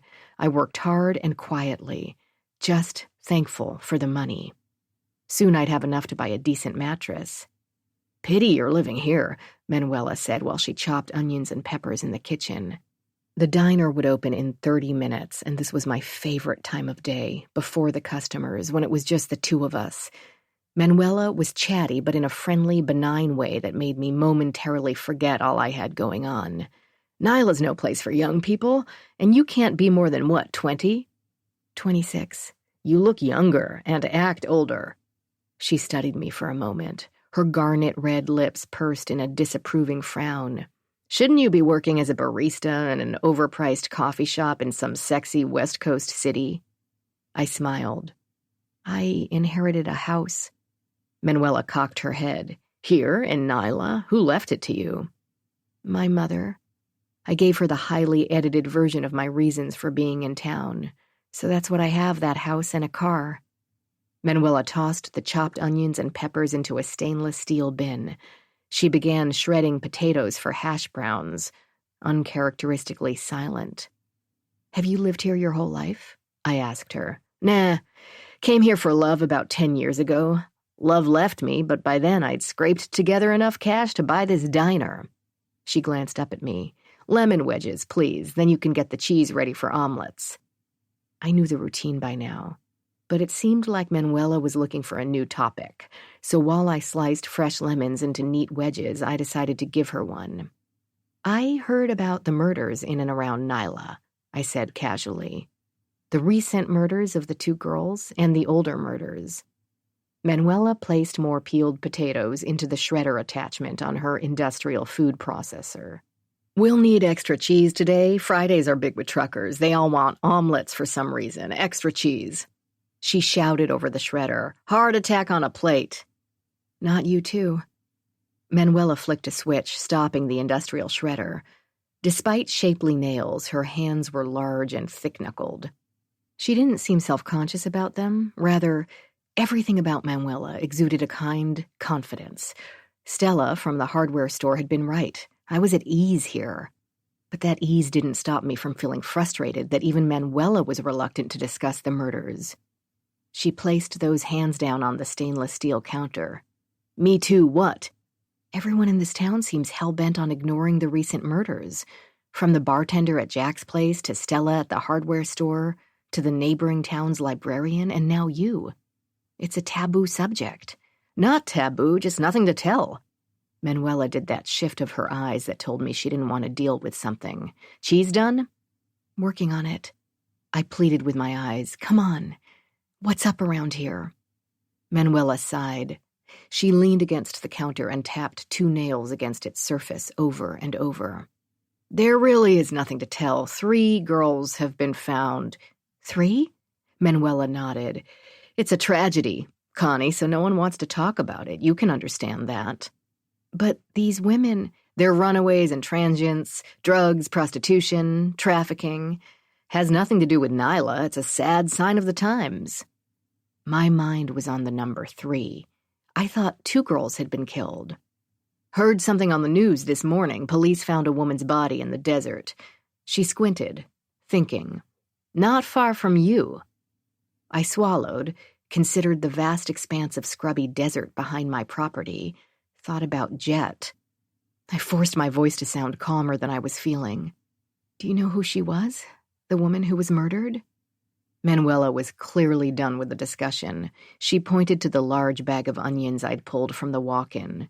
No idea, but I do know that customers will be here soon. You haven't experienced a really heavy day. She smiled, but her eyes looked tired. Today will be baptism by fire. I cut open the onion bag and grabbed a chef's knife. Another girl dead. In the desert. 2 things to do tonight. Find out more about the 3rd murder and resume my search for Josiah Smith. Maybe I would hit up the local police. I'd been reluctant to go there, but if the latest body was found near my house, it felt like it was time. I didn't have to wait to go to the police. As it happened, they came to Manuela's later that day. Manuela's former love, the love who had brought her to Nyla, was a commercial pilot. While Manuela had clearly moved on, he had not, something he proved during his layover in Albuquerque by driving across the state to harass Manuela at her place of work. His name-calling and belligerence didn't sit well with the locals, who, while not exactly the type to promote transgender rights, knew a good cook when they had one. A fight ensued. Pilot Boy was drunk, and the locals were large men itching for some excitement, so the fight took all of 1 minute. A subdued and sorry ex sat at one of Manuela's booths, with his hands tied and his head on the worn formica, waiting for the cops to show up. The locals toasted with a free round of coffee. The Nyla police sent 2 officers, Officer James Riley, a black man not much older than me, and an older, red-faced white guy, Officer Little, whose gut matched the size of his ego and mocked his name. Officer Little eyed Manuela with disgust. "Did he hurt you?" Little asked. "No," Manuela replied. "Did he cause damage to your establishment?" Another no. Little glanced at his partner, who was studying me. This caused Little to stare at me, too. "She illegal?" he asked Manuela. Manuela laughed. "Hardly, and if you have questions, ask her yourself. Despite the existence of a vagina, she can talk." Snickers from around the diner. An older man in a corner booth gave Manuela a thumbs up. Officer Little reddened. Officer Riley put a hand over his face to hide his expression, but I saw the amusement in his eyes. "Can we talk to you privately, ma'am?" Little said to me. His question was polite, but his tone was condescending. "In the kitchen, perhaps?" He threw an angry glance at the customers, most of whom were still watching the spectacle with rapt attention. "Or anywhere with some privacy." "I have to cook," Manuela said. "Go outside, and she's on the clock, officer, so please be respectful of her time." Manuela pointed at her ex, who still sat with his head on the tabletop. "Besides, he's the one you came here for." Little glanced at me, then back at the pilot. When one of the customers cleared his throat, Little seemed to make a decision. "You take her outside and question her," he said to Officer Riley. "I'll take care of this mess." His partner nodded. He motioned for me to step outside before him, and I obeyed. The air was pleasantly warm and dry, the sun a disk overhead. A light breeze blew, and a cellophane wrapper skimmed the blacktop in front of the diner. Officer Riley bent to pick it up, shoving it in his pocket. "Hate litter," he mumbled when he caught me watching. I smiled. People rarely surprised me. He surprised me. From across the pavement, the gas station attendant, an older man with a noticeable limp, one of Manuela's regulars, waved. I waved back before returning my attention to Officer Riley. He took out a notepad and a pen and looked at me with just the right amount of official gravitas. "Your name?" I told him. He paused, nodded. "Tell me what happened." I recited the events in a monotone voice. Police, I knew from experience, distrusted emotion, especially in women, no matter how justified. "Did he hit or otherwise attack the alleged victim?" "No, he harassed her verbally." Again, I repeated the vile things her ex hurled. He took notes, glancing up on occasion. Finally, he thanked me for my time. His eyes, deep brown, thick-lashed, and gentle, regarded me with obvious interest. "What are you doing in Nyla?" He spat out the word Nyla as though it were a place to avoid. I gave him the same edited version of the truth. Dead mother, inherited property, nowhere else to go. He nodded, those eyes slightly pitying. I said, "Are we done here?" He glanced at his notepad. "I think so." "Can I ask you about something else? Something unrelated to Manuela and her ex?" "Sure." I mentioned the recent murders. He snapped his notebook shut, glanced toward the diner. "I should get back inside." A semi pulled into the lot and parallel parked against the curb. We both watched a bow-legged man in flannel amble out and across the pavement. He disappeared inside. "The last body you found, it was near my house," I said. "I think I have a right to some information." I waited a beat before continuing. "Who was she? How did she die?" It was a long time before the cop responded. With a deep sigh, he said, "Cause of death? Strangulation. Wasn't that simple, though." He frowned. "Her body was in rough shape." I wasn't surprised, not after what Amy had told me at the bar. Who was she? A drifter? A local?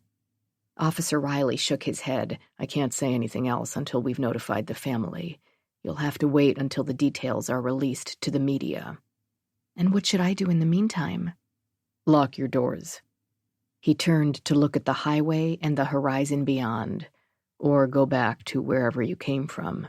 That would be your smartest move." He returned his attention to me. His look was kind. With a quiet voice, he said, "Leaving is your absolute best bet." Chapter 23. Constance Foster, Nyla, New Mexico. Present. I didn't have to wait long for details to be released. Her name was Amber Whitefeather, and she was an 18-year-old girl from a neighboring reservation. Her body was found along the highway. Her murder made the local papers. I noticed the national news didn't even mention Amber Whitefeather, or the string of killings that had occurred near Nyla. Once again, I wondered why. The news seemed to set Jet on edge.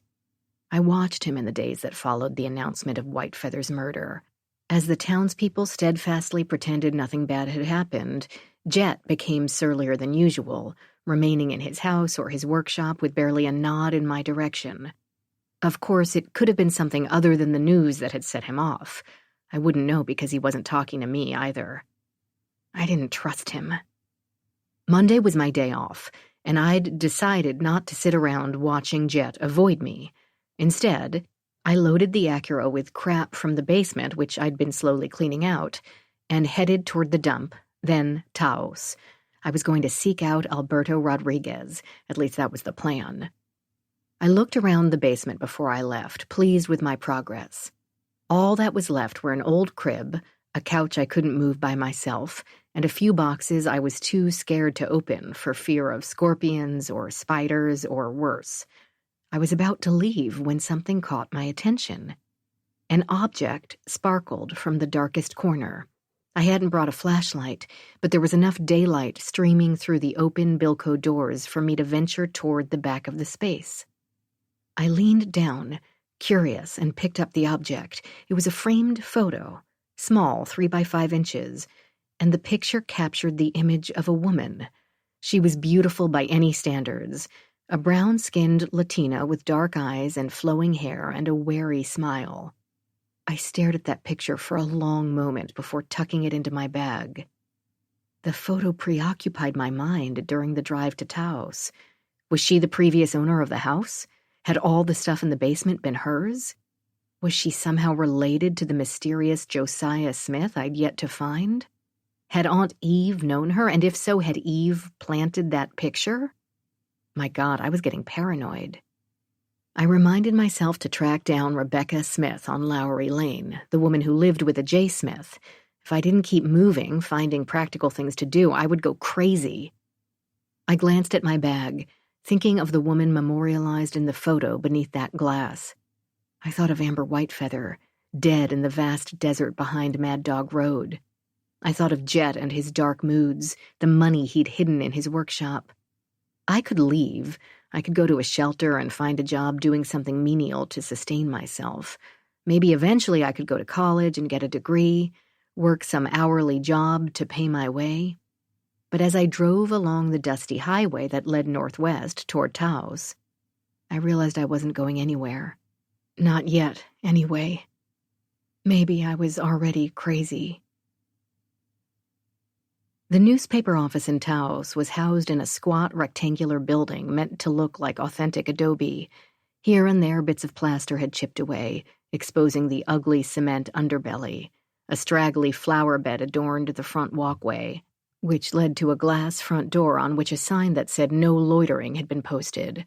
The door was unlocked. Someone had graffitied the sign. Inside, 3 people sat at cheap desks in an institutional-looking room. An air purifier hummed in one corner, and a set of small table speakers played Bach so low I could barely make out the composer. A graying golden retriever greeted me at the door with a half-hearted tail wag before disappearing under a desk. "That's Dottie, our secretary," said an older woman dressed in head-to-toe white linen. She was tapping away at a keyboard and just kept typing without so much as a glance in my direction. "What Dottie lacks in energy, she makes up for in loyalty." The woman finally looked up at me. "What can we do for you, honey?" The room's other 2 occupants included a balding man in his 30s and a bearded man who was somewhere north of 60. The younger man was watching me, his long, shadowed face telegraphing mild curiosity. The other man ignored my presence completely. "I'm looking for Alberto Rodriguez," I said. "You came to the right place. What do you want with Al?" I hesitated. "It's about a story he wrote." "That hardly narrows it down," said the older man. He'd pushed himself away from his keyboard and was contemplating me with what could only be described as contempt. You here to ride me about my portrayal of the so-called transfer station? Or maybe Rudy sent you over to bitch about my article on his so-called gentleman's club? He snorted. That's it, isn't it? You're one of his so-called dancers. I smiled at this. I'm neither a so-called dancer nor a dump advocate. The younger man laughed. Enough already, Rodriguez snapped. Then what do you want? To talk to you. I glanced around the office looking for a private room. There was none other than the door marked toilet. Can I take you for coffee? He returned his attention to his computer screen. I'm busy. This seemed to be the signal the others were waiting for. They all turned back to their computers, shutting me down. Even the dog lost interest and tucked her head under her tail. Please, I said. No response. Then, Amber Whitefeather, Carla Dearling, Maria Sanchez. He looked up, so I continued. Nancy Kane, Rosanna Scarletti, Simone Moore, Stephanie McFarlane, 2 Jane Does. Rodriguez chewed on his pen, regarding me with cool interest. 30 minutes, he said finally. There's a pizza place down the road. Pizza sucks, but it's quiet. You can buy me lunch. The pizza did suck, which probably explained the quiet, but that didn't keep Rodriguez from wolfing down 4 slices and a Coke. 9 girls over a 20-year period, and there are probably more. He waved his last slice at me, took a swallow of Coke, and bit into the pizza crust. 9 girls, he said between bites, in or near Nyla, but the cops won't acknowledge that it's the pattern of one perp. They think it's random? Before I answer that, what's in it for you? Why are you asking? Alberto Rodriguez squinted at me. He had dark eyes, almost black, and a bitter slash of a mouth. But his cheekbones under his peppery beard were high, and his eyes shone with intelligence, giving him an undeniable, if not handsome, presence. I was at once drawn to him and repulsed. I live in Nyla, recent transplant. I heard about the murders from another transplant, but when I ask around, no one will tell me anything. I realized I'd wrapped my arms around my torso as though to protect myself from the words, and I forced my hands on the table. It's as though everyone thinks if they don't talk about it, it's not happening, like there's some tacit agreement in Nyla to pretend women aren't being murdered. That seemed to be the right answer. Rodriguez nodded. The police insist these latest ones are random, and the national rags aren't interested because the women are nobodies. Nobodies? Throwaways and runaways. He met my gaze, his expression softening. Whitefeather was a drunk from the reservation up in Torring. Cops knew about her because she was always loitering at the rest stations. Even the victims from the 90s fit the bill. Dearling was a druggie and a prostitute, Sanchez a drug addict and runaway, here illegally from Mexico, Kane was homeless, Scarletti was a stripper, the kind who turns tricks in her car afterwards. Couldn't find anything about Moore, which also speaks volumes. McFarlane came from a wealthy family, but she'd run away from home at 14. One of those oppositional types, always lying and getting in trouble, so her parents said they could never control her. They weren't surprised when she turned up dead. Were any of them from Nyla? No. Rodriguez paused to take a drink. Not really. Not really? When he didn't respond, I said, how about the Jane Does? Rodriguez picked up his last piece of crust, looked at it, and threw it back on the plate. The first one, her body was burned beyond recognition. Cops tried to use her teeth to identify her. No hits. The other, no one knows. She had been tortured and raped and mutilated, but her identity remains a mystery. He pushed at the crust on his plate. As alone after her death as she was before. I sat back in my chair. 9 girls, 1 small town. Were all of them tortured and raped? Those 9, as far as I could find, yes. Not sure about the latest round. He glanced out the window. There are others, girls who were coming through Nyla because of the interstate and disappeared. Missing persons reports, rumors. Who knows whether there are 9 or 20? He shook his head, returned his attention to me. That's part of the tragedy, how many are simply lost. I chose my next words carefully. Rodriguez struck me as a journalist who was more invested in these murders than met the eye. I sensed an emotional connection, and I didn't want to say the wrong thing. Do you think the recent string, the ones over the past months, are related to what happened in the 80s and 90s? He let out a derisive snort. Well, I think something is wrong in Nyla. Something is putrid and rotting and stinks to hell. His voice was low, his tone like steel. Are all of the deaths connected? It seems far-fetched, doesn't it? The last round and this round were separated by 2 decades. Related? Something a crazy bastard would say, especially because the local police have declared the deaths to be random, caused by the unfortunate choices and circumstances of the victims, as though they should ever be blamed. The cops point to the proximity to the highway, a highway that brings traffic through the area. He shifted his focus to me, and his eyes were like lasers, pointed and full of rage. But yes, I sure as hell think they're connected, only I seem to be the only one. What if I said you're not the only one? Are you referring to yourself? No offense, but so what? What clout do you have? None whatsoever. Rodriguez sat there silent, his eyes continuing to deride me. I said, what are you trying to accomplish with your articles? Justice. For these girls? He paused. For my mother and my sister. I let his statement hang there until he was ready to explain. In 1995, a young Latina girl named Gloria went missing. Her family lived 20 miles from Nyla, in a little town called Springs. They searched for Gloria for months to no avail. She was a good kid, a straight-A student, had a big heart. The New Mexico authorities labeled her a runaway, but she wasn't. Her body was never found, but I'm convinced it's out there somewhere in the desert. He pushed away his paper plate. Gloria was my baby sister. I'm sorry. He nodded. Gloria was one of many Latina girls who went missing across the Southwest that year. 2 others turned up in or near Nyla, including a young woman named Esmeralda. She was only 15. She had been my sister's friend. Her name never came up in my searches, and neither had his sister's. Does that really surprise you? No. And they never caught anyone? Rodriguez's smile was twisted and bitter. Oh, they arrested people. 2 men in late 1997. Cops claimed they were responsible for the deaths of several of the girls, but I know that's bullshit. He glanced at his watch. Look, I have to go. This story is old, and frankly, nobody cares. I care. He seemed to remember that he was actually talking to a person. His eyes softened with sympathy. You're afraid, and I understand that. Don't wander around by yourself, or better yet, get out of town. I can't. Bullshit. The house is all I have. He stood. Well, be careful, and if you hear or see anything, call me. And the police? Don't bother. With a sigh, I scribbled my number on a piece of napkin. Will you do the same? He glanced at the number. 802, that's not a local extension. Vermont.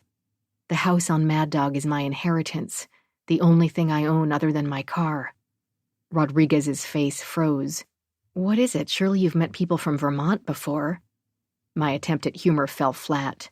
Mad Dog? He asked. Mad Dog Road, strange name, I know. Mad Dog Road in Nyla? Small red house? You know it? The color drained from his face. In 1996, they found Esmeralda's body a quarter mile from that house. She'd been raped and held captive somewhere. By the time they found her strangled, mutilated body, she weighed only 88 pounds.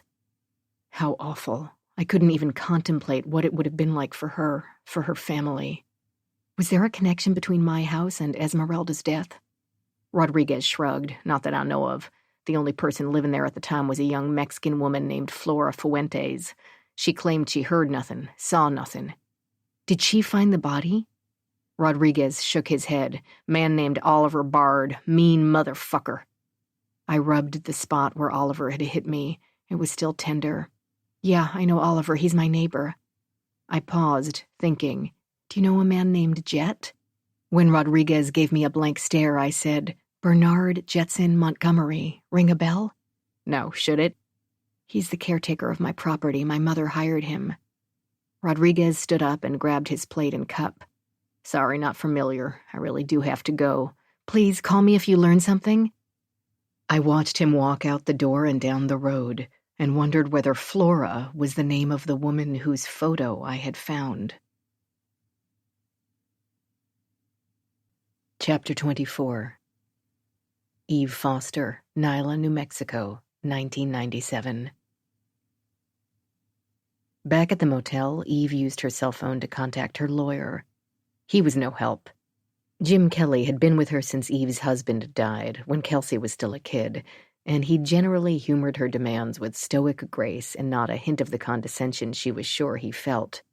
Today, though, he seemed out of ideas and patience.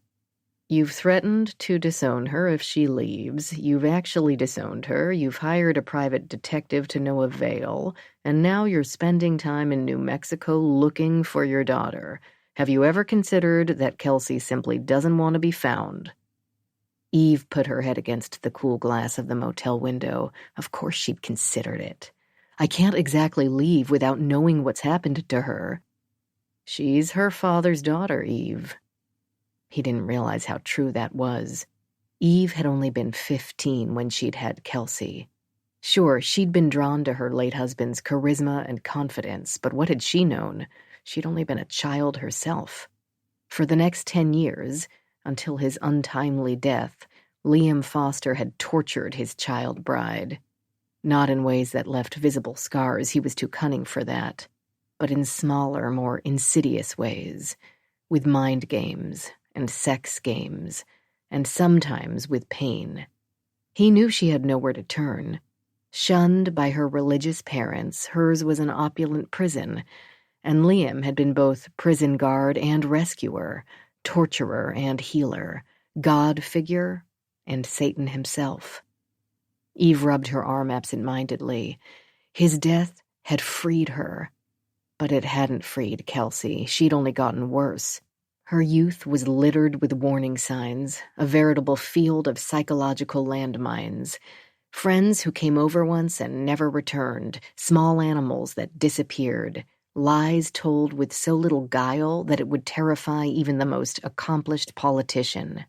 Kelsey made her mother the target of her games with this little disappearing act, her grand finale.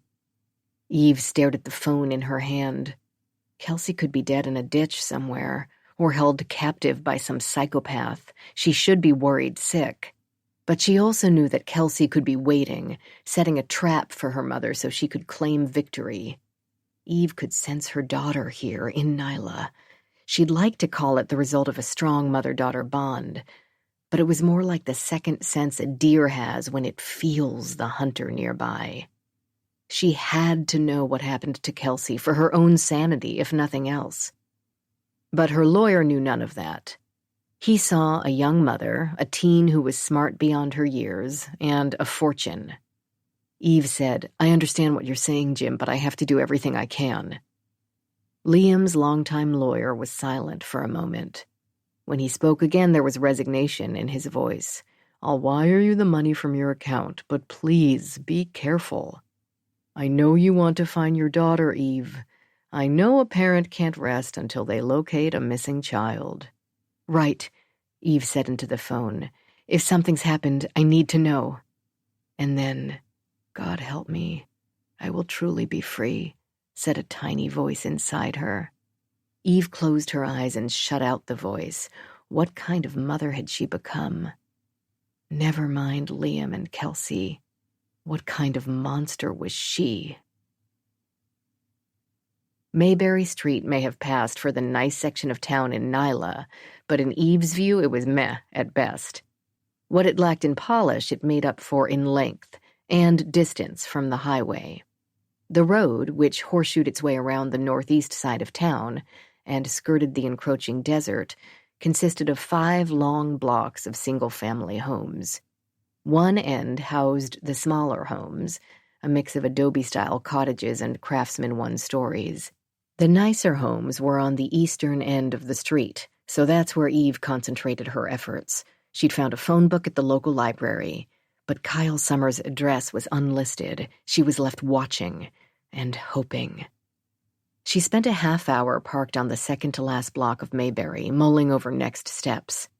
At 2:37, a woman in a Volvo pulled up to one of the larger homes, parked in the driveway, and went inside. Well-dressed and silver-haired, she approached the front door with the confidence of someone who lived there. Her presence gave Eve an idea. Eve turned on the engine and pulled into the woman's driveway behind the Volvo. She got out and strode up the driveway with assurance, arriving at the front door just as the woman was opening it. The woman glanced at Eve. "May I help you?" "Kyle asked me to stop by." She smiled. "Kyle? Oh, you must mean Kyle Summers. I'm afraid you have the wrong house." Eve read the numbers off the side of the building. "I'm sure he said 416 Mayberry." The woman's smile broadened, softening stern features. 448, easy mistake to make." Eve smiled back. "Thank you, yes, I suppose it was." 448 Mayberry was a nouveau riche version of Greek revival, set on a scrubby half-acre with only the briefest nod to landscaping evident in its weedy border beds. It landed points for size, not style. Eve sat in her car, staring at the house. Its ostentation hardly screamed kidnapper. Then again, she reminded herself, she had nothing but gut instinct to tell her Kelsey had been kidnapped. She could be holed up in this place, stoned out of her mind, and screwing this Kyle Summers like some tramp turning tricks in a drug den. Eve wouldn't put it past her daughter to be here voluntarily. She wouldn't put it past Kelsey to be running the drug den. Reluctantly, Eve climbed out of her car. She scoped out the house, double-wide entryway, a small sign near the entrance that warned of an alarm system. She pressed the doorbell button twice in quick succession, waited a few seconds, and then she pressed it again. It was 3:13 in the afternoon. Kyle was probably at work, whatever that meant. Eve was about to leave when the door opened. Only it was Flora who stood on the other side of the threshold. Her beautiful face was marred by a bruise that covered one eye and left her right cheek swollen. She wore a shapeless blue shift. One hand grasped the doorframe. The other held onto the door as though she meant to slam it in Eve's face. "What do you want with us?" "I just want to talk." "I have nothing to say to you, nada. Go away." "Your face," Eve said. She held a hand out tentatively and quickly pushed against the closing door. "Please. Just a few minutes." Flora closed her eyes. The damaged one was too engorged to close all the way, and Flora covered it with the back of her hand. She glanced behind her, sighed, and walked out onto the concrete landing, closing the door behind her. "Follow me." Flora walked around the side of the house and stood in the shade of the lone tree, tucked between the house and a shed, out of the sight of anyone on the road. Eve joined her. Eve pulled her photo of Kelsey out of her purse. "That's my daughter. She's missing." Eve watched the other woman's expression, looking for some sign of recognition. "She was last seen in Nyla." "So?" "So she was last seen with Kyle Summers." Eve waited a beat. "Your boyfriend." Flora wrapped her arms around her ample chest, jutted her chin forward. "I don't know where your daughter is." "But you know where Kyle is." "He is not here." "Then where can I find him?" Eve followed Flora's gaze, which strayed to the big house. She seemed to fixate on the second-story windows. Flora said, "He's traveling." "Are you sure he's not here?" "No, he's away, I swear it to you. He is not at home."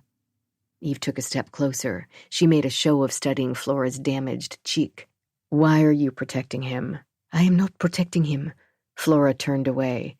"If that's all you wanted, you should go now. I don't know where your daughter is, and Kyle isn't here." "What does he have on all of you that everyone seems so scared to cross him?" Flora answered without turning around. "We are a tight community. When someone threatens one of us, we band together." "You're not even from Nyla, are you?" Flora turned her head ever so slightly. Sunlight fell on her swollen face, turning purple bruises blood red under olive skin. When she spoke, her voice was heavy with sadness and resignation.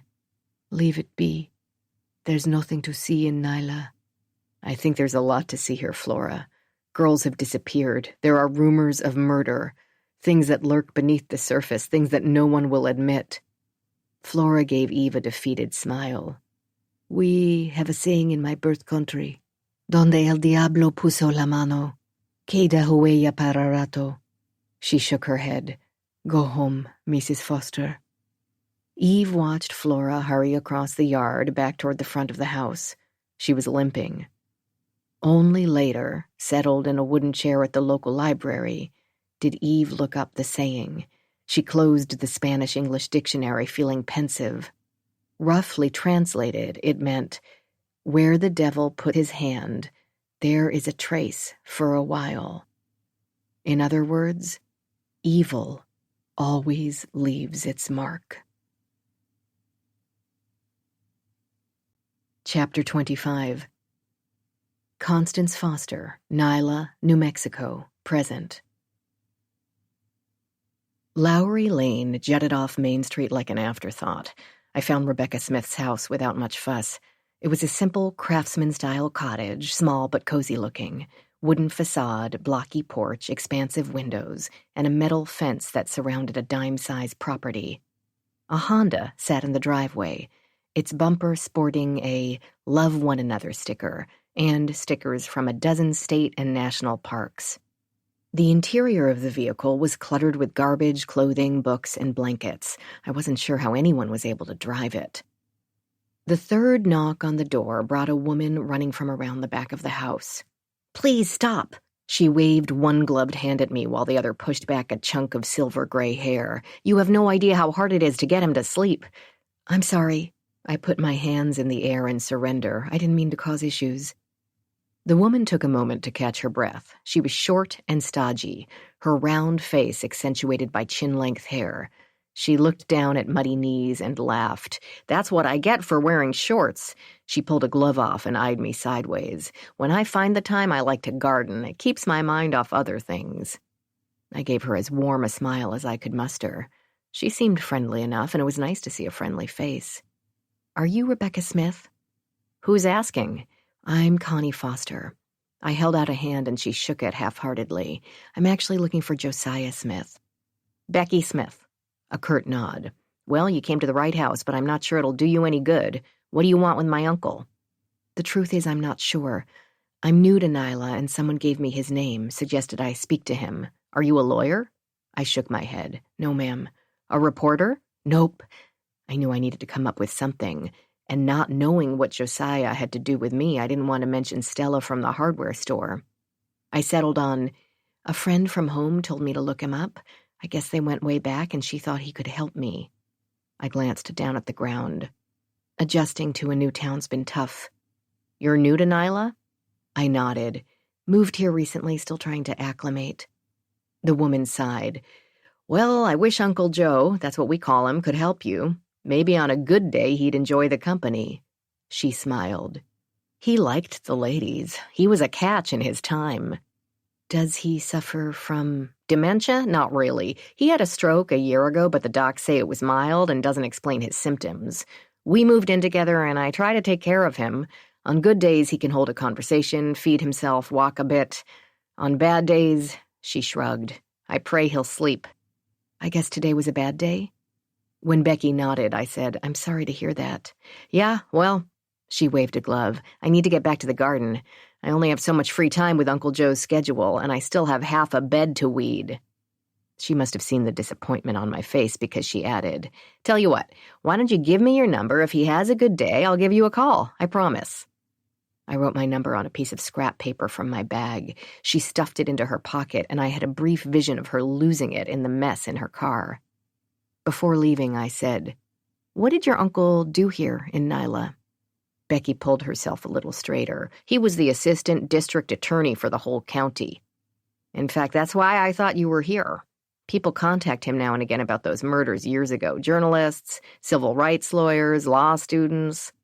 She cocked her head, looked me over from head to foot. "If you come by when he's feeling up to a visitor, Connie from away, I'm sure he'll tell you all about it." So why had Stella from the hardware store given me the name of a prior assistant DA for the county? The question plagued me as I drove back to my house. I decided to give Alberto Rodriguez a ring. His office patched me through. "You're getting to be a pain in the ass," Rodriguez said. "Does the name Josiah Smith mean anything to you?" Alberto was quiet. Finally, he said, "Why?" "I just want to know." "That's not a name you'd just come across, Connie." "Please?" He huffed out a sigh. Smith was the assistant DA for the county back in the 1990s and early 2000s. He was involved in the case against the two alleged murderers, Norton Smallwood and Mark LeBron. The men you talked about. The girl, Esmeralda, I said. He put away her purported killers. Yeah, well, that's a load of bullshit. Those two were truck drivers, not serial killers, but they were black and convenient, and it made the force look like heroes. This area belched out a collective sigh of relief, but that's the guy, Josiah fucking Smith. He retired a few years after Smallwood and LeBron were imprisoned, rewarded for good behavior, I guess. He took a deep breath, let it out. I told you, now you tell me. Why do you care about Josiah Smith? Someone suggested I speak with him. Someone as in? Just someone I met. I closed my eyes, rubbed my temples. Look, I don't really know why this person gave me this guy's name, but he lives with his niece, and she says he's incoherent most of the time. Connie? So now I'm at a loss. What's he have to do with anything? Why would she give me his name? Connie! I opened my eyes. Yes? Stop asking questions in Nyla, please. Just stop. His tone caught my attention. Why? Because you have no fucking idea what you're doing. What am I doing? Asking questions about something that should be in the news, that normal people would care about? For Christ's sakes, please stop. Don't ask questions. You want to know something? Call me. Look it up. Call the President of the United States. Do anything, but don't ask questions in that godforsaken town. Why? Can you just tell me that? He took an audible breath, let it out. Notice that most of the women who died were strangers to Nyla. Yes? I said most. There was a girl murdered in late 1997. She didn't quite fit the bill. Her body was found in a garbage can, but she'd been strangled, not raped or, from what the authorities could tell, tortured. I'm not following you. It happened right around the time of the arrest. I saw where he was headed, after the alleged murders were in custody. Yes. And this girl, she'd been asking questions? Not her, but someone close to her. I slowed the car, pulled over to the side of the road, letting this sink in. He didn't need to spell it out further. Who was this person, the one who asked questions? Think I'm going to tell you so you can go to them and dig your hole deeper? Or cause trouble for them? No way, Connie.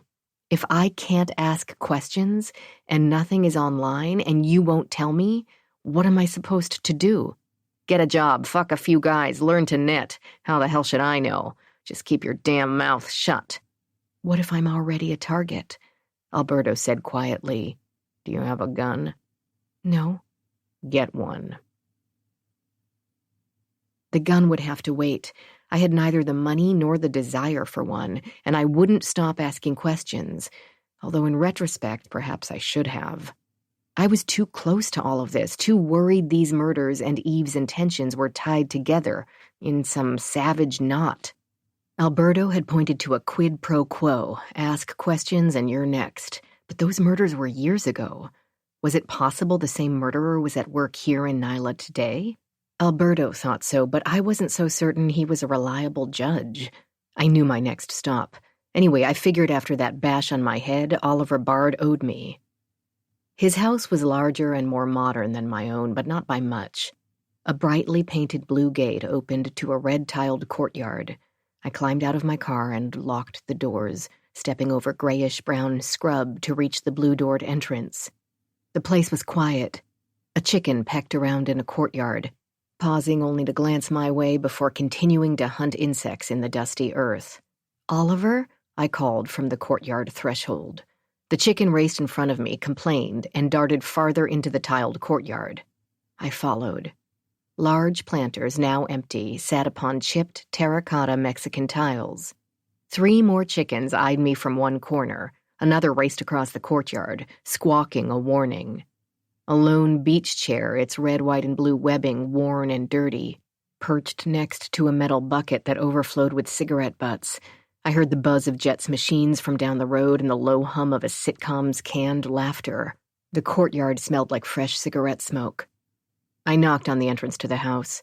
The door swung open, and Oliver glowered at me from the dark interior of his house. "What?" he said. "Can I talk to you?" "No." He slammed the door shut. So much for hospitality. I knocked again. "Oliver, please, just for a few minutes." I said no. I pounded this time. "Oliver!" When he didn't respond, I said, "Esmeralda."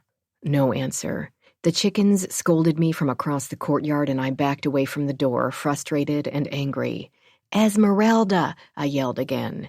"Coward! You're a fucking coward, Oliver! Come out and talk with me!" I had the car in first gear when something made me look up. Reddish gray hair, full beard, tall and lumbering. No knife this time, but he was watching me from the yard between the blue houses with that same glazed interest.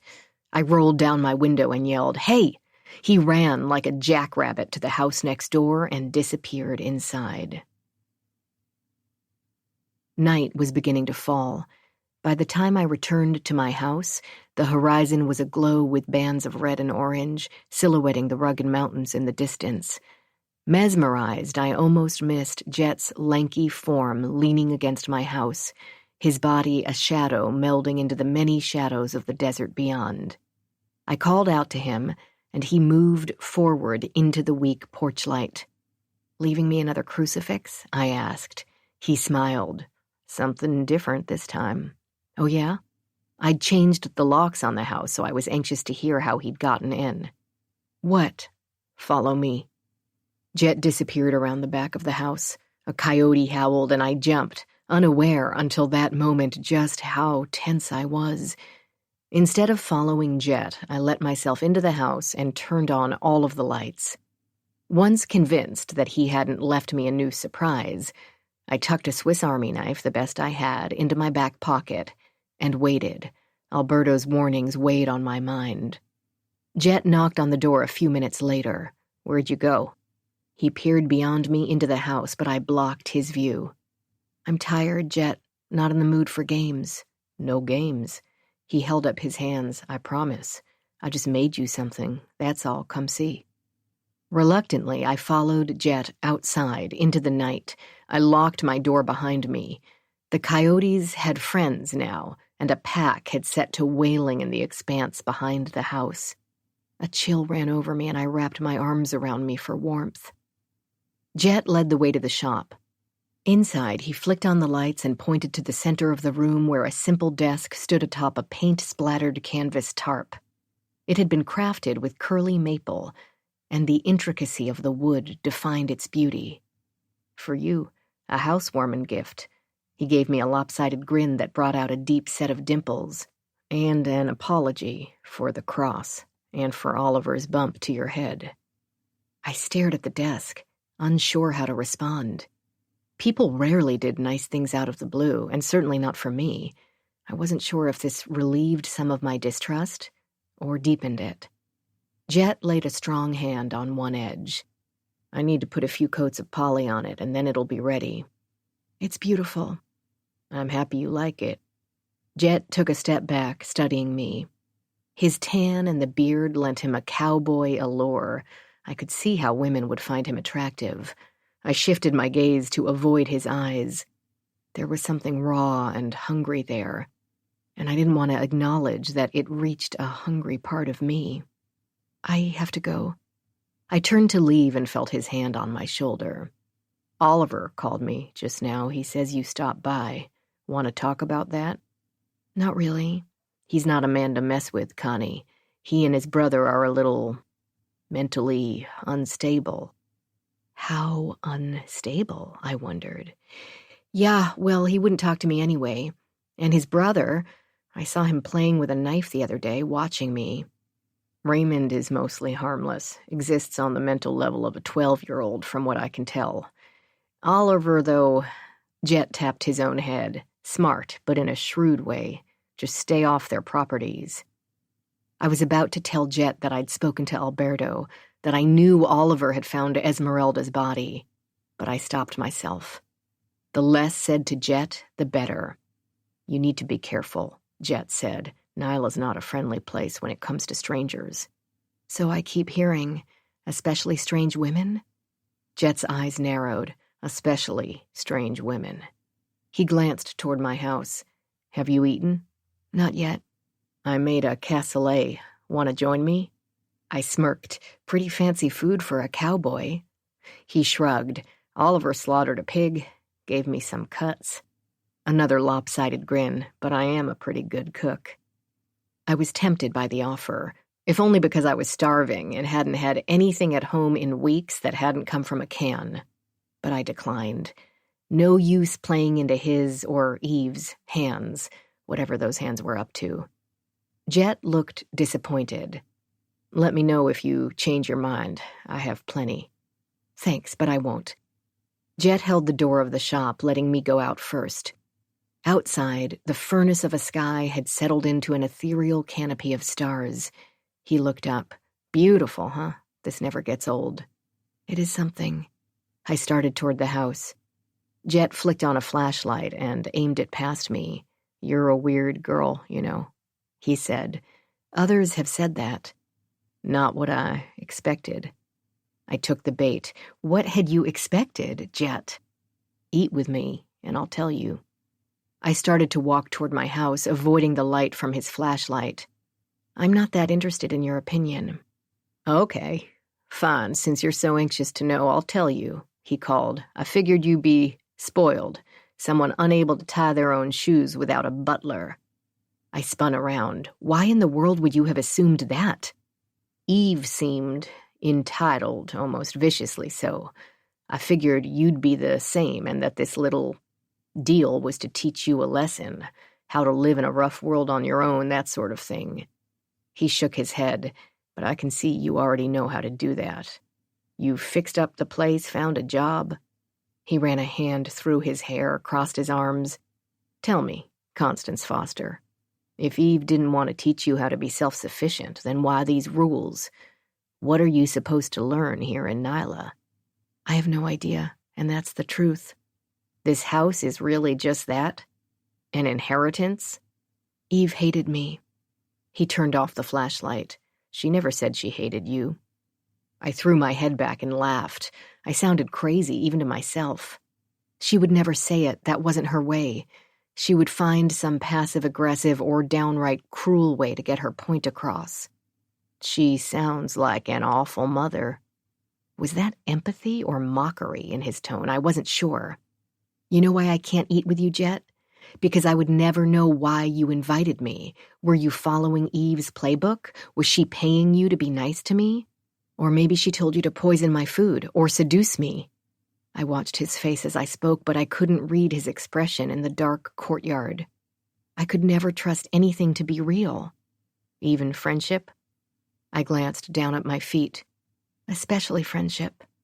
That's a sad way to live. Tell me about it. Chapter 26. Constance Foster, Nyla, New Mexico. Present. 3 eggs over easy, Manuela barked. And make them easy this time, love. Easy, as in Pam Anderson after a Kid Rock concert. I smiled at the dated reference. Sometimes I forgot that Manuela was almost twice my age. Got it.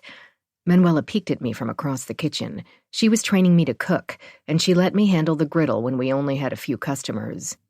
This morning, though, I just wasn't feeling it. Burned bacon, undercooked eggs, unmelted cheese. We'd already had 2 orders returned. Manuela was patient, but I knew even she had her limits. What's gotten into you? Normally you'd call me out for some tired comparison like that. Pam Anderson? And here you are saying, got it? You got something, love, but I'm not sure what it is. She walked closer, leaned down, and peered into my eyes. You sick? I smiled. I'm fine. I poured 3 round portions of pancake batter on the griddle. Just preoccupied. Tell me all about him. I laughed. What makes you think there's a him? I live in a house with a bathtub in my bedroom, a refrigerator I can't bring myself to open, and a scary caretaker in my backyard. There is definitely no him. Manuela's skinny brows shot up. Scary caretaker? He came with the property. I don't trust him and I can't get rid of him. He have a record? Not that I know of. Someone called Manuela from the dining room. She picked up a fresh order pad and pointed it at me. Find out, get a background check done. You don't need that kind of hassle in your own backyard. A little money and a good PI or lawyer, and you can dig up what you need. She was right, of course. I didn't have money, but someone else did. After the lunch rush, I called Lisa. She didn't answer, but she called me back 5 minutes later. "Do me a favor," I said. "Get a background check run on Jet, my caretaker." "You know I can't." "What do you mean you can't? Why? Because of the will?" I was standing outside by the dumpster and had to pause every time a truck drove by. "Aunt Eve's lawyer won't do it, I already asked. Aunt Eve said Jet had to stay, and they have to comply with the terms of her trust." I closed my eyes, felt my jaw tighten. "Then hire another lawyer, Lisa, or a PI. You're a big girl." "Wouldn't that be supporting you financially? We're not allowed to do that." "It wouldn't be supporting me if you were the one concerned and did it of your own volition." "Has this guy hurt you?" "No, I just don't trust him." I want to trust him, I thought. I want to trust someone. It felt like minutes went by before she spoke again. "I'll do it." "Thank you." "Connie?" "Yes?" I waited. "I'm thinking of visiting you. Aunt Eve didn't say that wasn't allowed, and I've been making some plans. For us, I think we should talk about them in person." I thought about my conversation with Alberto Rodriguez. The last thing I wanted was my sister here in Nyla. It wouldn't be safe. Whatever I was meant to do here, I had to do it alone.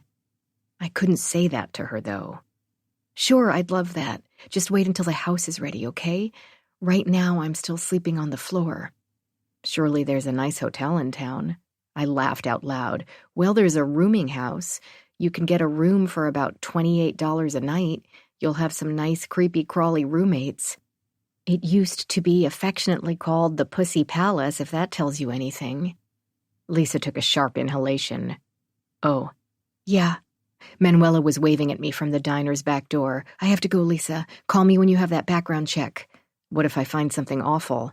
"Then you'll tell me and I'll deal with it. Look, I really have to go. I miss you, Connie." You miss Eve, I thought. I hadn't really been home in years, but I would never say that. My sister's neatly packaged life was set on a foundation of lies she'd told herself over the years. No use wrecking it now. "You have a visitor," Manuela pulled me inside. She grabbed a damp cloth and wiped at my forehead before pushing me backward to have a closer inspection. Some lip gloss would be nice, but this will do. "What are you talking about? Who's here?" "That nice cop, James Riley." "Officer Riley? The guy who came when your ex was harassing you? What's he want with me?" "He came for a late lunch, asked for you." Manuela's smile lit up her eyes. Go, I'll take care of the cooking for now. You can wait, we only have one customer." She pushed me toward the dining area. Officer Riley was sitting in a booth with a paperback thriller in front of him and his phone next to his left arm. He wasn't in uniform. "Day off?" I asked, climbing into the booth across from him. I slid a menu across the table. He smiled. "As a matter of fact, yes. How are you, Connie?" "Fine. Manuela said you asked for me, so here I am." Another smile, shy this time. He opened the menu. "How's the grilled cheese?" "Cheesy. And grilled." "Grilled cheese versus burger?" Grilled cheese. I'll have 2 of them, and a Coke. Maybe some fries?" I took the menu. "Are you always this decisive?" "Fries, definitely fries." He tilted his head. He had soulful eyes, and I noticed how quickly they brightened when he was talking. "As a matter of fact, no, I'm usually a man of action." "I'm glad to hear that, Officer Riley. Life can be tough for the indecisive. Give Manuela a little time and your lunch will be ready." I stood and he motioned for me to sit back down. His voice low, he said, "I actually did come by to see you." Before I could respond, he added, "It's about the girl who was murdered, the one you said was found near your home." "Amber Whitefeather." Solemn nod. "She was young." I'd read that. "Then you also read that she was from a local reservation." His gaze pivoted to the front entrance where a retired couple, regulars, were entering. Another man, older, short, and well-dressed, was with them. They all laughed as they entered. James lowered his head and said, "There's stuff you wouldn't have read." The couple and their friend were staring at me impatiently. I put a hand on James's hand and said, "Give me a minute." With their order and James's turned in, I returned to James's booth with his Coke. He accepted it gratefully, refusing the straw. The couple had resumed their chatter, but their friend was watching me and James. I met his gaze, wondering if he wanted something else, but he simply smiled and returned his attention to his friend's discussion. I said, "Amber?" "Amber." He leaned across the booth so he was barely audible. Her body was found in 3 garbage bags. Preliminary reports suggest she'd been raped and tortured, maybe over weeks. I had no words. What kind of sick person does that? Bastard, I know. Riley's eyes darkened. Anyway, I didn't stop by to scare you, but I did a little digging, and the other deaths, they follow this same pattern. Dismembered bodies, rape, and torture. He swallowed. Kidnapping. I'm not surprised. It echoed what Amy had told me. I just don't understand why it's not bigger news. I asked the same question and got shut down. My first thought was race and social status. Victims have been mostly kids, all girls, many from broken homes, and most are runaways. Sometimes they're Native Americans like Amber, or Black, or Latina, but not all. I thought of my conversation with Alberto Rodriguez. He'd said the same thing. Runaways and throwaways. Despicable terms. There's a but here, right? There is. But I think there's more than racism at work. He glanced toward the people at the other table. Connie, I'm trusting you. Please don't repeat what I'm saying or I could get canned, and I need this job. I promised him. The but is that no one seems to be following up on any leads. I don't understand why. What do you mean? We've interviewed witnesses who saw Amber hitchhiking along the highway. She'd been a troubled kid, drugs, problems with the law, even turning a few tricks at the truck stops. Her parents say she'd left home and was heading east this time. Had mentioned something about New York. We have a trucker and another driver who've come forward with information. They saw someone pick her up, gave a pretty specific description of the car. But after that, nothing. No follow-up by the police that I can tell. You've not been assigned to her case? Me? He laughed. I'm just a beat cop, not homicide. And I can tell you my questions weren't welcome. I considered what he was saying. I shared with him my own experiences of getting shut down every time the topic of the murders came up. Even the bartender at the local pub and the librarian the next town over had the same reaction. Manuela rang the bell in the kitchen, and I retrieved James's meal. I placed it in front of him. He stared at it sullenly. You going to eat? Yeah. He still looked distracted. There's something else. The bell rang again. I said, hold on. This time the other table's food was up. 2 enchilada specials and a hamburger. I served their food, got them the extra salsa they requested, and returned to James. By now, he was through both sandwiches and was picking at his French fries. Good grilled cheese? Sure. Very grilled and very cheesy. His smile fell flat. I read the interviews. Someone saw her with a man the day she was murdered. I felt the tiniest flush of excitement. And? Description? That's just it. Riley balled his paper napkin and threw it on his plate. There wasn't one. The cop who interviewed the witness just stated a man was seen with the victim. No description, not even an age. Disappointed, I said, is that normal protocol? No way. Our report on Manuela's ex was far more detailed, and that was a simple harassment case. How about the witness? Was there a name? Someone who could be contacted separately? James shook his head. Even if I wanted to get that involved, and I don't, whoever wrote that report didn't even record the witnesses' names. Not the person who saw her with a man, and not the trucker who saw her get into a car. A real breach of protocol? Riley sat back, arms crossed, nodded.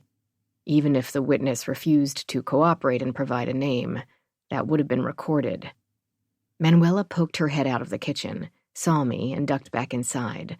I glanced over at the couple and their friend. They were still eating, drinks half empty.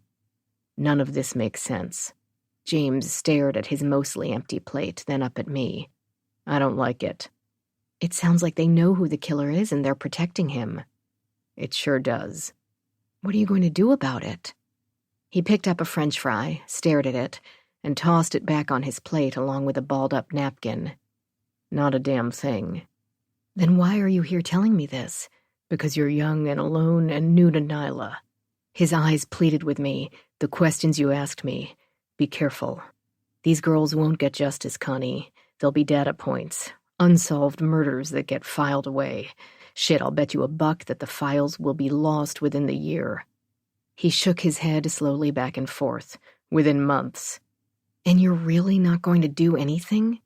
What can I do? The guy who took the interview? Top of the heap. I have something you can do, something that won't get you into trouble. Will you help me? James looked up sharply. What? His point about the victims as data points had sparked an idea.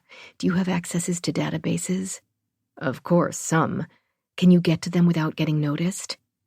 He thought about that. I don't see why not. Do you think you could do some searching? Look for similar patterns in the area? Why? Because the murders stopped for 2 decades and then resumed. I'm wondering whether the same murderer has returned or whether there's a new killer in town. The old murders were solved. The killers were put away. That's bullshit, James, and you and I both know it. I realized I was shouting and I lowered my voice. Given what you've told me, it seems unlikely that the 2 guys put away for the 90s murders were the actual killers, wouldn't you say? And you think that if I can track similar patterns and the dates work, it may show we have the same killer back in Nyla? It's a long shot. A very long shot. But yes, that's what I'm hoping. Maybe we'll see a pattern. Worth a try. James reached for his wallet and I told him to put it away. Manuela never charges cops. He took a 20 out anyway and placed it on the table alongside a business card with a phone number handwritten in blue ink. A tip, then. That's a big tip. James smiled. I liked his smile. That's how I roll. On my way home that evening, I stopped by the rooming house. I wasn't the only young new woman in town, the only woman who could be a target.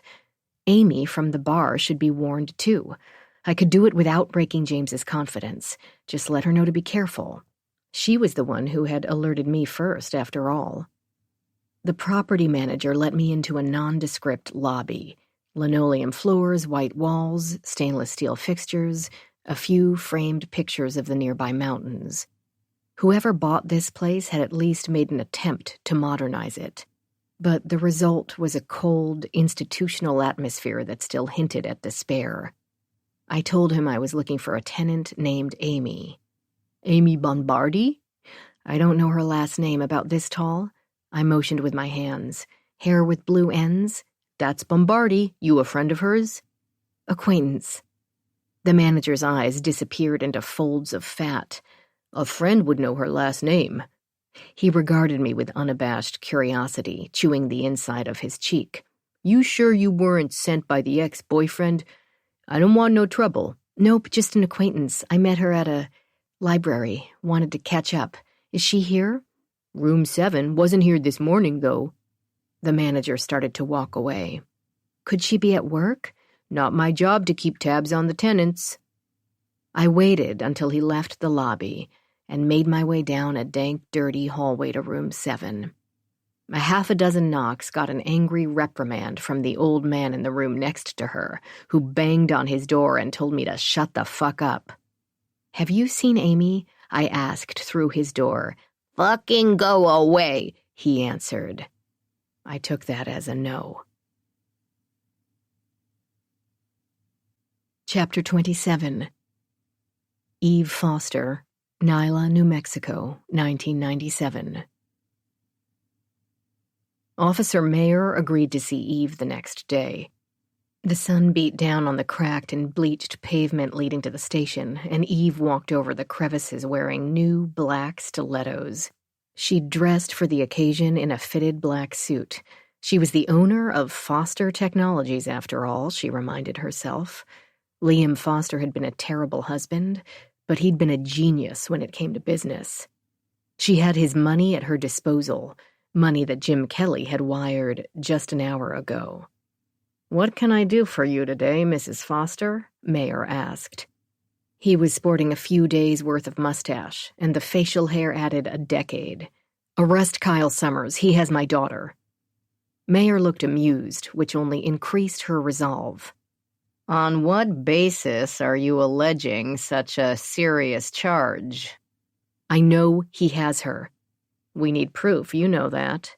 "Get a warrant. Search his house. I'm sure Kelsey's there." "I don't know how they run things in Philadelphia, but in this town you need reasonable cause to get a warrant.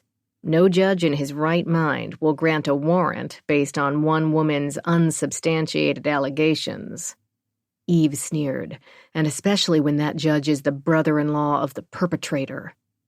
Mayer's amusement turned crypt cold. "I suggest you reconsider your antics, Mrs. Foster. I've had complaints from multiple people that you've been snooping around, asking questions, causing trouble. I've let it go for now, worried mother and all, but when you come in here and make accusations against one of our own, well, you need to stop." Eve held Mayer's stare with a cool gaze of her own. She broke away first and walked over to the officer's metal desk. She picked up a framed photo of a baby girl dressed in a pink frilly dress with a bow around her bald head. "Your daughter?" When Mayer didn't answer, she put the picture down and turned to face him. "Being a parent is special, isn't it? You worry all the time. What would you do if something happened to your child? If she disappeared?" Eve shook her head. "It's the biggest burden, that worry." "Are you threatening me, Mrs. Foster?" Eve flashed him her most saccharine smile. "Hardly, officer. I'm merely talking parent to parent. When your child goes missing, there is nothing you won't do. Nothing." Another smile, this one sadder, and she glanced again at the picture in her hand. "You understand, I'm sure." "You need to leave." Eve shook her head. "I'm not leaving without a commitment. Will you look into Kyle Summers again?" "Yes, fine. I'll send someone over there today." Eve placed the picture back on the shelf, letting go a moment too soon. The photo fell to the floor and the glass shattered into a million tiny shards. "Oh my!" Eve jumped backward. Her smile was apologetic, her eyes icy orbs. "Look what I did. I'm so sorry." "I'm sure you are." Mayer picked up the phone to ask for maintenance. With the phone back on its cradle, he looked down at the mess. "Please go, Mrs. Foster." His tone was stern, but Eve caught a flicker of fear in his eyes. The fear was what she wanted. Eve sat in her car, waiting. Armed with several sandwiches, a thermos of coffee, and her gun, she could stay in the car as long as her bladder would hold out. The Pussy Palace was a busy place today. Bohanna must be thrilled, Eve thought, and watched two men leave the palace at the same time. But it wasn't Bohanna she was after, or Raoul, the superintendent of this shithole. Eve glanced down at the notes she'd made after talking with her private investigator. He'd been a disaster when it came to tracking Kelsey, but he was good for background information at least. She'd asked for the scoop on Kyle Summers, and he'd given it to her. Divorced, never remarried, 39 years old, owner of 9 local businesses, including a laundromat, an apartment complex, a gas station, a hardware store, and the lovely Pussy Palace. Brother to Brenda LaRue. No prior arrests, not so much as a DUI. Lived in Nyla his entire life. Her investigator had found nothing on Flora Fuentes. She was a ghost. Judge Andrew LaRue was clean other than a parking ticket, 1 speeding citation when he was 18, and some unsubstantiated allegations of a prison pay-to-play operation. He smelled bad, the PI said, but the source of the smell wasn't clear. A whole fucking town full of goody two-shoes and 1 questionable judge. But someone had her daughter. Kelsey's trail didn't just stop in Nyla for no reason. The hospitals in the area were a dead end. No cash withdrawals from her bank account, no charges on the 1 credit card she maintained on her own, no nasty postcards, no citations to the house. Many had seen her arrive in Nyla. No one had seen her leave. Another ghost. Eve glanced behind her. She saw the police car a block back and the undercover cop sitting inside. She knew she was being followed, which was why she was here at the Pussy Palace. She wanted to talk with Kyle, but they'd expect her to go there. Looked like they expected her to track down Flora as well. Let them follow her. She didn't care. Eve glanced down at her notes one more time. Kyle's ex-wife was a woman named Bella Manusky. Remarried, she was a salon owner who lived in a nearby town. Eve had Bella's work telephone number and address. Maybe Bella Manusky would have some insights to share. Eve glanced at her watch. A few more minutes and she'd need to pee. Just then the front door opened and Flora emerged. She climbed into her junker and drove away, seemingly oblivious to the woman watching her. Eve smiled. Oblivious people were her favorite kind of people. Eve pulled away from the curb slowly. She watched as the cop did the same. She had a plan to lose him, but for now she'd let him follow. She trailed Flora through town and down a dusty road with no name. Hovels lined the road on either side, small one-story shacks with lean-to roofs and pin-sized yards and corrugated metal fences. Dogs and chickens roamed freely. Snot-nosed kids played tag in a backyard. Flora drove past a cluster of these houses and stopped at the end of the road, at a nicer version of the same shack. This one had flowers planted outside and a fence made of chain link. Eve watched Flora disappear inside. She watched the cop car hover at the end of the narrow road, waiting. She put her head back and breathed in, silencing her bladder's urgent need. After a half hour, her bladder won, and she did a 3-point turn to leave the neighborhood. The cop did the same. They don't even care whether I know they're watching me, she thought. They want me to know. Eve swerved to avoid a rangy brown mutt that had darted into the center of the street. Cursing, she glanced back in her rearview mirror at the house at the end of the road. Flora's car was still there. The house was still buttoned up. Later, Eve thought, I'll follow Flora again. She raced back to the hotel feeling frustrated, the cop a few cars behind. Chapter 28. Constance Foster, Nyla, New Mexico, present. Thursday was my next full day off. It was a scorchingly sunny morning with a high of 88 and a dry, bitter wind that made me homesick for my lush, green state of Vermont. I'd decided this was the day I would make some progress on the house and clear out the basement.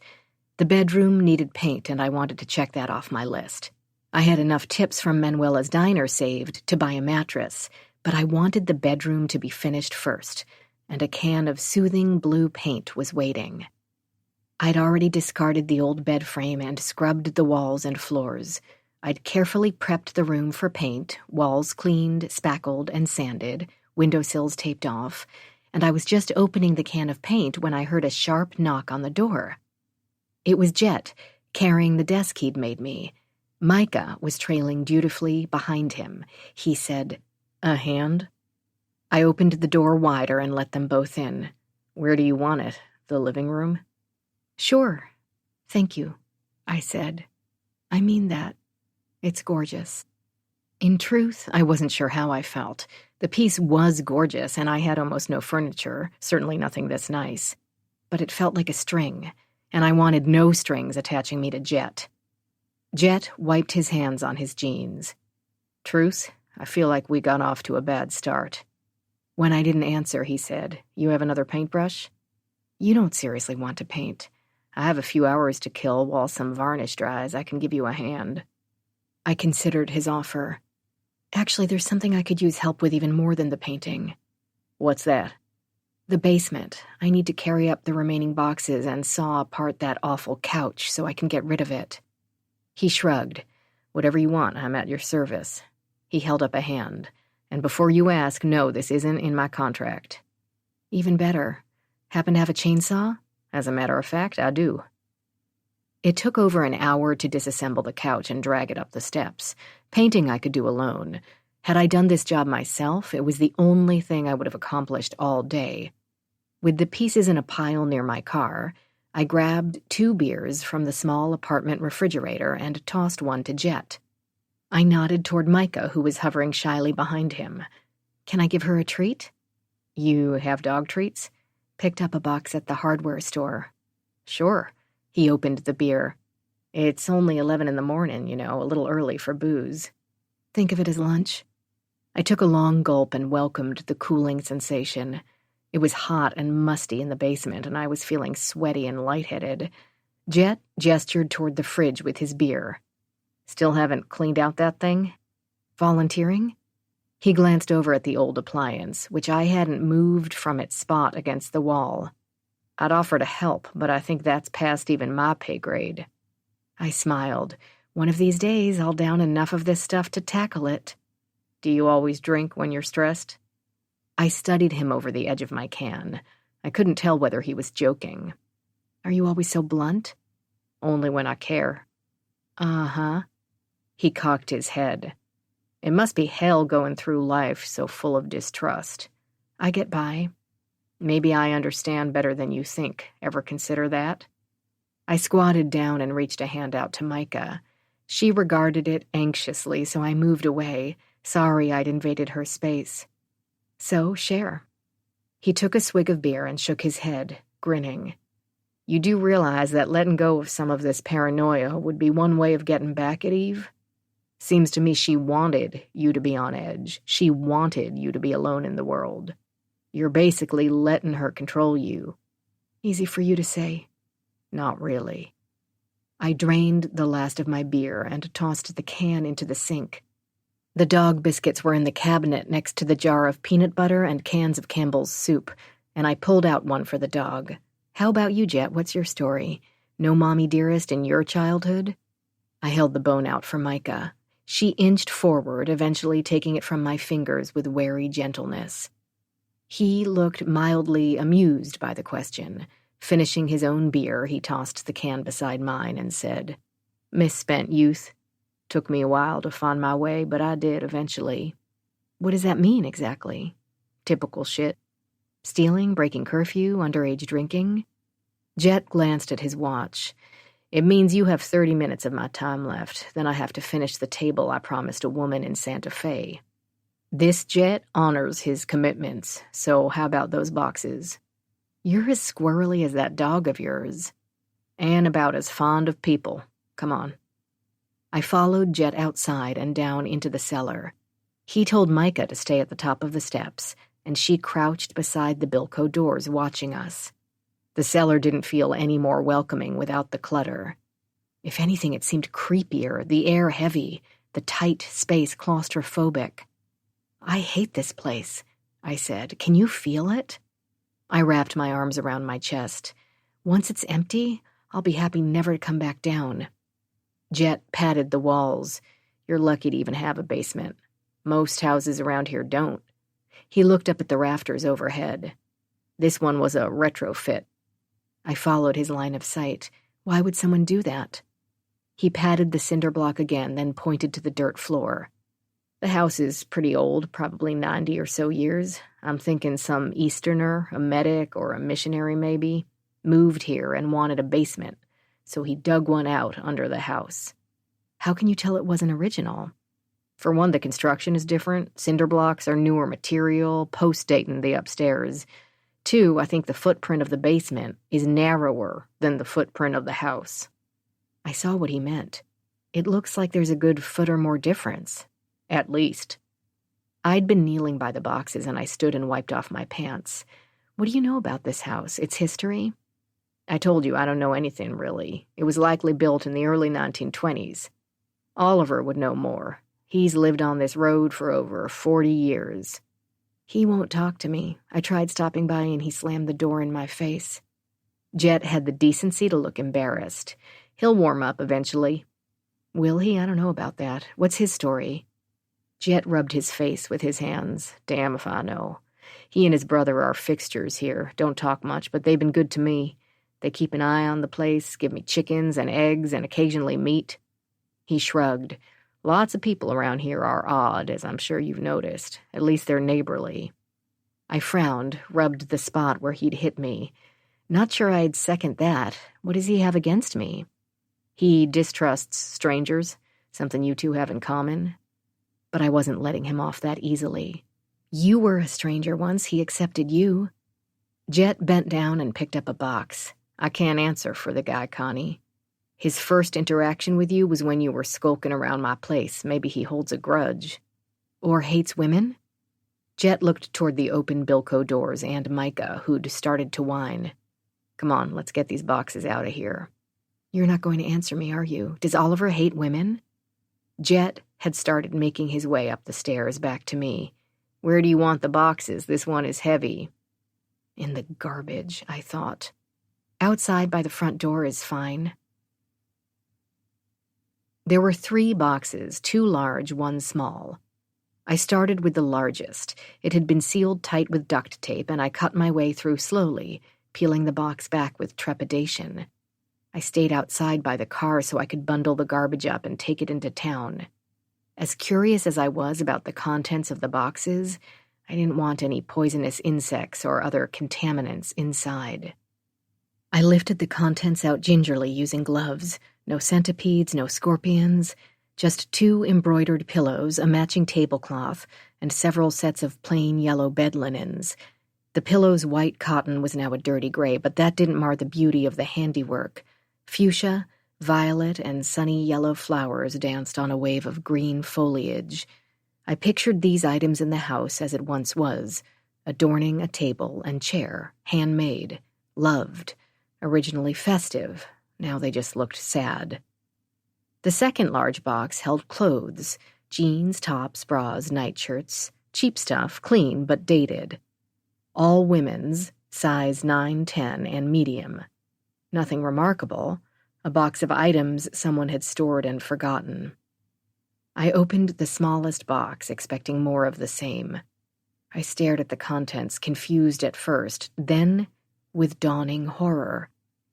I picked the box up and brought it inside. There I studied its contents, reluctant to reach inside. Nestled in the box was a crucifix. Ornate, colorful Mexican majolica, hand-painted from the look of it, and an exact replica of the one Jet had hung on my wall. What the fuck? I slammed my way outside and around back to Jet's workshop. Without knocking, I kicked open the half-closed door. He stood there with a paintbrush in his hand and a can of varnish next to his elbow. Micah was sleeping under a workbench. Connie, what's wrong? What the fuck? Let's be friends? Such bullshit! I shoved the nearest table with 2 hands. You fucking asshole! Jet dropped the paintbrush. Calm down. Behind him, Micah growled. Connie, seriously, what's gotten into you? I closed my eyes, took several deep breaths. The crucifix. You knew. What are you talking about? I felt the rage building. My head began to spin. My breath got caught in my throat. This wasn't me. I was the calm one, the rational one, the survivor. Fuck, I said half under my breath. Come with me. Jet followed me around to the front of the house and inside. I pointed to the crucifix he'd planted on my wall, which now sat atop a garbage pile on my living room floor. Look in the box. I nudged the box from the basement toward him with my foot. Now tell me you didn't plant that down there. Jet looked inside the box and back at me. I didn't put that down there, but it's the exact same crucifix. He picked up the one from the box, turned it over, and then did the same with the original. Same artist, almost the exact same design. He frowned. And you say this one? He held up the second crucifix. Was in the basement box. I nodded. I don't know what to tell you, Connie. I didn't put those boxes down there, and I didn't get my crucifix from the basement. Eve made you put this crucifix on my wall. True, that was her instruction. And that crucifix matches the one in the basement. I could hear my voice spiraling again, and I fought to keep it even. If you didn't put it there, who did? How would Eve have known that the same cross was sealed in a box in this basement? It is her house, Connie. She owned it. Maybe she put it there. The boxes were covered in dust. They'd been there a long time. Eve has owned this house for a long time. That stopped me cold. We'd never come to New Mexico growing up.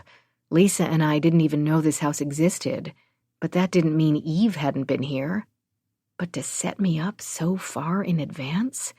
Pretty calculating, even for her. And to what end? I sat down on the lone living room chair, head in my hands. Jet put the crosses down and joined me, sliding on the floor beside my legs. "Hey." He pulled my hands away from my face. His touch was gentle. "Look at me." Dark eyes expressed concern and confusion. But how could I know that those sentiments were genuine? What did I know about Jet other than his connection with Eve? Nothing. He could have been a master gaslighter. He could have been a serial killer. I pulled away and stood, while he sat there staring at me. I wrapped both crosses in newspaper and put them in the box from the basement. I'd take them to the dump. For now, I wanted them out of my sight.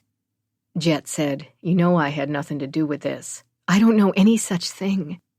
The anger had left me, and I felt only helpless frustration. "I don't know you. I don't know what you promised Eve. For all I know, this is an act, all part of the plan." I didn't need to look at him to know he'd be studying me, with disbelief on his face. And why not? I sounded crazy. But better crazy sounding than dead. "Connie, I can help you." "As long as you're beholden to Eve, you can't."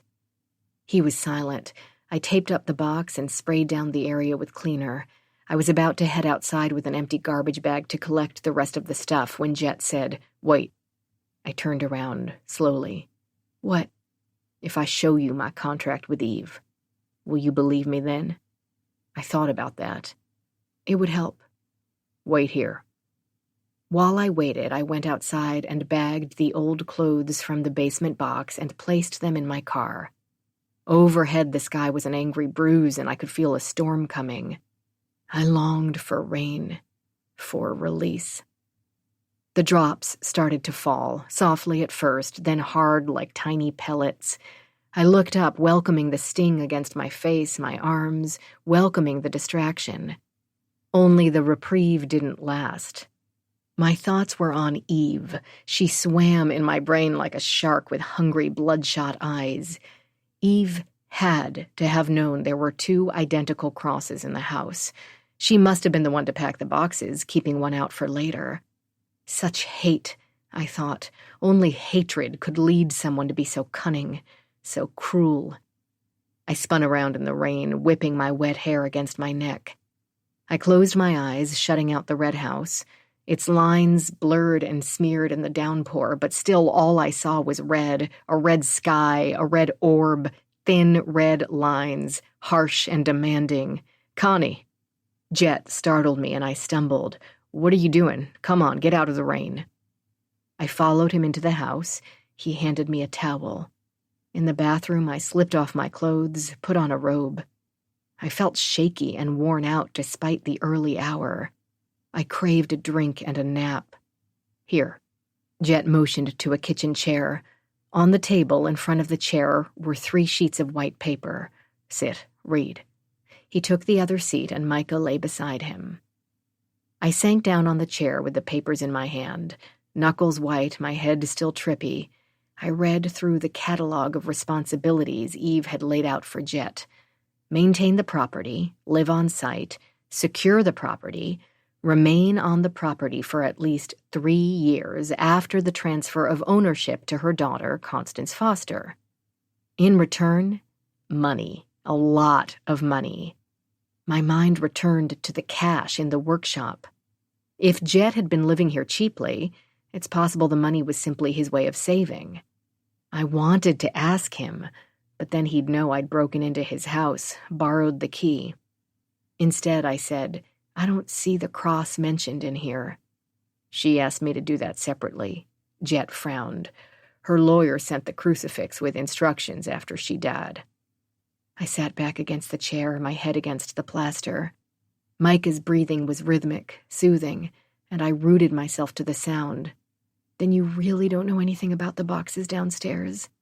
"You saw that basement. You saw the layers of dust, the old furniture. I would have had to have planted all of that years ago. He took the contract from me, folded it, and stood. I don't know what game Eve is playing from beyond the grave. I'm only a pawn. I only have your word. Surely you understand that. She could have asked you to do other things. Things not in this document. Jet's eyes softened. I saw pity reflected there. Pity. He shook his head. I think she's already won. Chapter 29.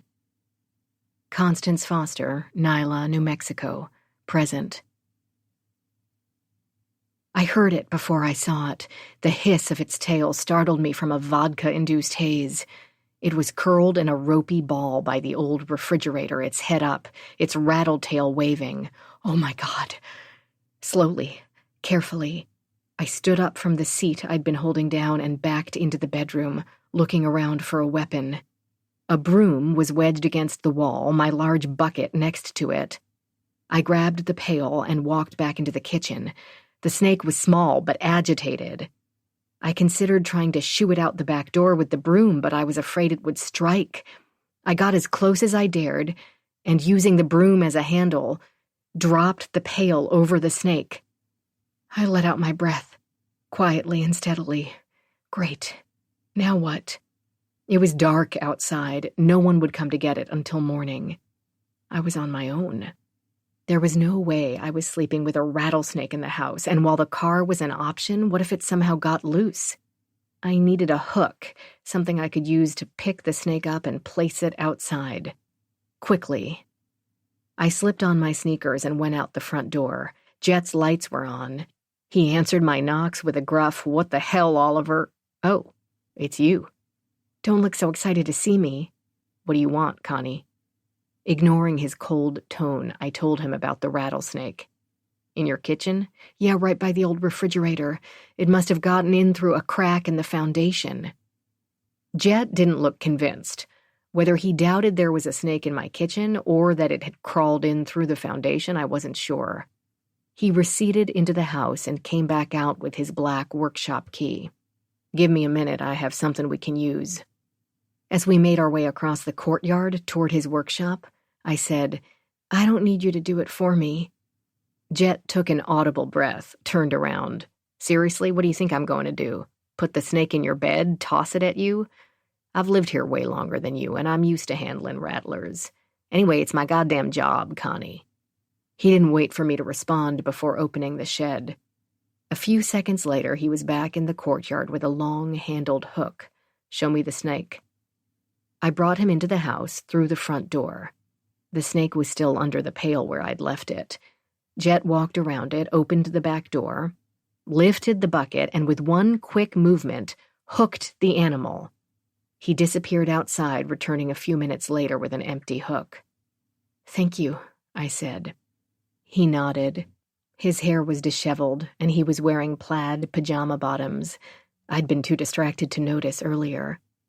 I opened a cupboard and pulled out the vodka. "Drink?" "No." He was walking around my kitchen, studying the perimeter of the walls. I poured myself a shot. "Your back door was unlocked." "Okay." "The snake didn't get in through the foundation, Connie. This place is tight. No cracks, at least up here." "Maybe it was in one of the boxes from downstairs?" Grasping at straws, but the alternative made ropes of my stomach. "You opened them outside and they were sealed up. Plus the small box was too small, you'd have seen a snake." "What are you suggesting?" Although I knew exactly what he was suggesting, I just didn't want to acknowledge it. Who would do that? I didn't add that the only person I could think of was Jet. "I don't know." Jet's mouth set in a frown. "We should go through the rest of the place, make sure this was the only one." I trailed Jet around the small house, looking under the little furniture I had. Other than a dead cockroach and a crispy moth, we didn't find anything. "Damn, Connie, you don't even have a bed." "I'm working on it." Back in the kitchen, Jet said, "Looks like someone opened your back door and placed the snake in here. You have to face that." "I've been here the whole day. I would have noticed." Jet stepped closer to me until he was inches from my body. Beneath the beard, his face was as lean and angular as my own, his eyes as haunted. He leaned over me, his lips near my forehead, so that I could feel his breath on my skin. I felt my own breath quicken. Jet. He took the glass from my hand and dumped it in the sink. You were here, but you weren't paying attention, probably weren't even awake. You were home, you would have heard a car. I was working. The machines would have drowned out the sounds. Besides, someone could have parked and walked. With a snake? He shrugged. A snake in a pillowcase will stay calm.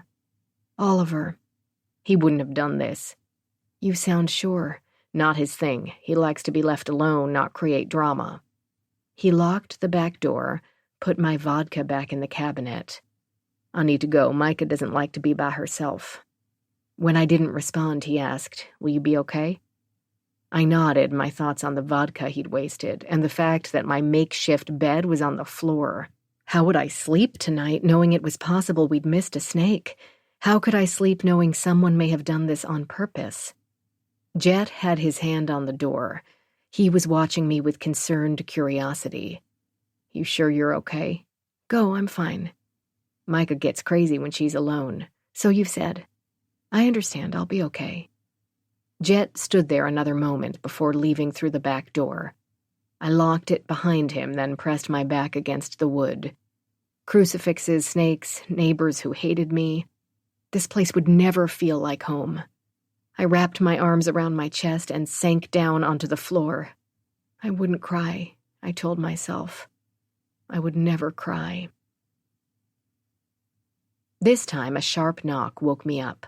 I'd fallen asleep against the back door, and my neck was stiff and sore. I hopped up, my head clearer than it had been earlier. That at least was something. The clock read 11:14. I'd only been asleep for 20 minutes. I turned my neck, trying to loosen the muscles.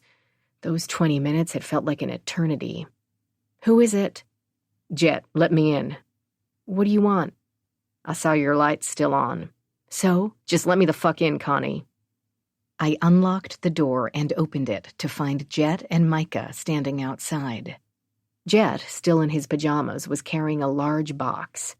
The rain had stopped and the night was clear and cool, the stars a canopy overhead. I glanced from man to dog, ushering them inside. I eyed the box. That to bury my body when you're finished with me? You're a regular stand-up comedian. Air mattress, figured it would get you up off the floor, at least until you have a real bed. Jet walked past me into my bedroom, Micah slinking behind. If I'd found that snake, I wouldn't want to sleep on the floor. I doubted that was true. Jet seemed pretty unflappable. Still, I appreciated the mattress and told him so. It took him a few minutes to set it up. I sat in the kitchen watching him, thinking about who could have placed the snake in my house. He worked quickly, unpacking the full-size mattress and filling it with air. The noise from the pump scared Micah, and she bolted into the kitchen. She pressed her side against my leg, surprising me. I reached down and rubbed her head. Jet looked up. Traitor, he said to the dog. Where'd you find her? She felt warm and real, and I was happy for her presence. Hanging around a truck stop, she'd had puppies, was eating scraps from the dumpster, and she and her pups were living underneath.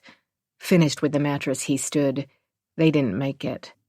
I'm sorry, girl. I rubbed behind her ears. She looked up at me, those dark eyes liquid and sad. Too young? Too many parasites. I tried, but, well, Micah nearly died too. Heartbreak, I think. The dog left me, trotting back to Jet. She walked with her head down low, as though apologizing for existing. Her body undulated as he scratched her back. She wagged her tail furiously. She loves you. Jet moved to behind her ears. I'm just her meal ticket. I didn't challenge him, but watching the way he looked at her, I knew it was more than a partnership of convenience, on both sides. Can I get you anything? I asked, surprised to find I didn't want them to leave. No thanks. Jet collected the box and walked past me toward the door. He paused, then turned back to face me. I can stay, if you'd like. There's nothing wrong with wanting company. I reached out and stroked the side of his cheek. He leaned forward, and I met his lips with my own. The kiss was long and hard and full of wanting. He pulled back first. "I didn't come here for that," he whispered. "I know." I took his hand, used it to trace the curve of my waist. I led him to my makeshift bed and dropped my robe to the floor. The sex was rough and tender, hurried and languid all at once. Afterward, we slept entwined in each other's arms, Micah on the floor beside us. As I curled my body around him, I felt for once like I belonged. When I woke up, he and the dog were gone. Chapter 30. Eve Foster, Nyla, New Mexico, 1997. Eve made an appointment at Bella's Best for 10 the next morning. It took her an hour to find an unassuming car service willing to make a short trip, but money talks, and eventually she was successful. That evening, she went to the local retail outlet that masqueraded as a mall and bought jeans, a sequined button-down shirt, and cheap cowboy boots. The cop followed her to the mall but stayed in his car, leaving her to shop in peace. Back at the hotel, she made a point of going to the front desk to ask for a 2 p.m. wake-up call for the next day. "I'm not feeling well," she told them. "I plan to sleep in." The next morning at 7:15, a jeans and sequin-shirted Eve waited at the back of the motel, near the pathetic pool, until a car picked her up. The car drove her to a nearby car rental agency, where Eve picked up a plain gray sedan. She drove the sedan to Evansville, 22 dusty miles from Nyla, and parked behind Bella's Best. Bella's Best was a sad disappointment, 400 square feet of unimaginative decor and mind-numbing country music. The salon offered a sink, 2 padded metal folding seats, a small manicure table, 1 stylist chair, and a checkout counter. Gaudy jewelry was displayed on clear plastic shelves, alongside polyester scarves and rhinestone sunglasses. Eve sat in one of the folding chairs and waited until Bella was finished checking out a blue-haired biddy with an old-fashioned bouffant. "You must be Edwina Martinelli," Bella said with a smile. "And you're here for a cut and color?" Oh, God, no. She'd only pretended to want that much done to secure the slot. "Just a manicure." "Oh," Bella sounded deflated. She glanced at the appointment calendar again. "Wonder why I blocked a whole hour-long hair appointment then. Oh, well, come on. Let's take a look at those hands." Bella sashayed Eve back to a card table covered with a tablecloth and nail equipment. She had a derriere that was twice as wide as her narrow shoulders, and she wiggled it furiously with each step. She was an attractive woman, Eve thought, if a little rough around the edges. A pleasantly round face was accentuated by caramel-colored bangs and long straight hair. She swung the hair behind her as she sat across from Eve. Taking Eve's fingers in her own, she inspected the nails as she chatted away. "Why, these are nice nails. Not sure what you need done, Edwina. They're perfection." She bent closer. "Wow, you must have paid a pretty penny. Whoever did this knows her stuff. Frankly, you don't need a fresh coat, cuticle work, or any repairs." "I'm tired of the color." Well, there's my selection." She pointed to a shelf on the wall on which sat a rainbow of polishes. "That red." She pointed to the reddest red on the shelf. "I'll take the whole bottle when you're done, for my toenails." Bella smiled. "Let's get you started." Bella removed the old polish and then soaked Eve's hands in what looked like dish soap. "What brings you to town? Not exactly the hub of tourism here in New Mexico." "A divorce," Eve lied. "A nasty one." "I'm sorry to hear that."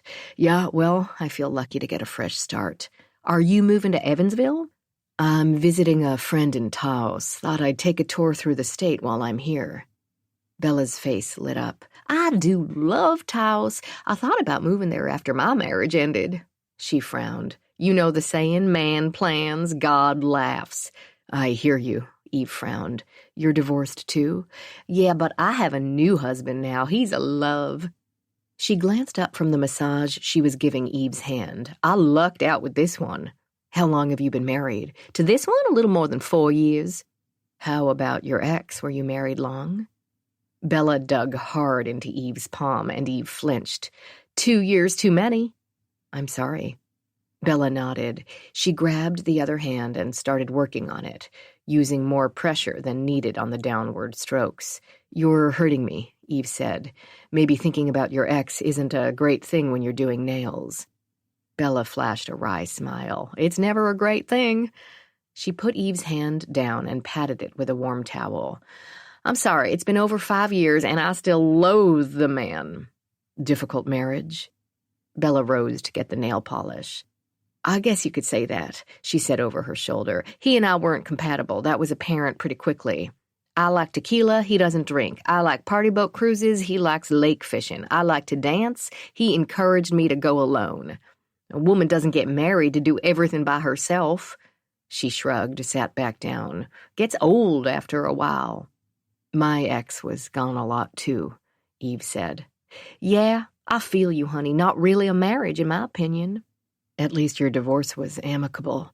Bella snorted. Not hardly. She was shaking the polish hard and paused. I didn't fare so well. Bella waved her hand, gesturing toward the folding chairs and the single stylist station. As you can tell. I'm sorry to hear that. Bella shrugged. Always was a controlling bastard. I should have known by the way he had to have every little thing just so when we were married. His way or the highway, as the saying goes. Eve sat up a little straighter. He was controlling? Oh, yeah.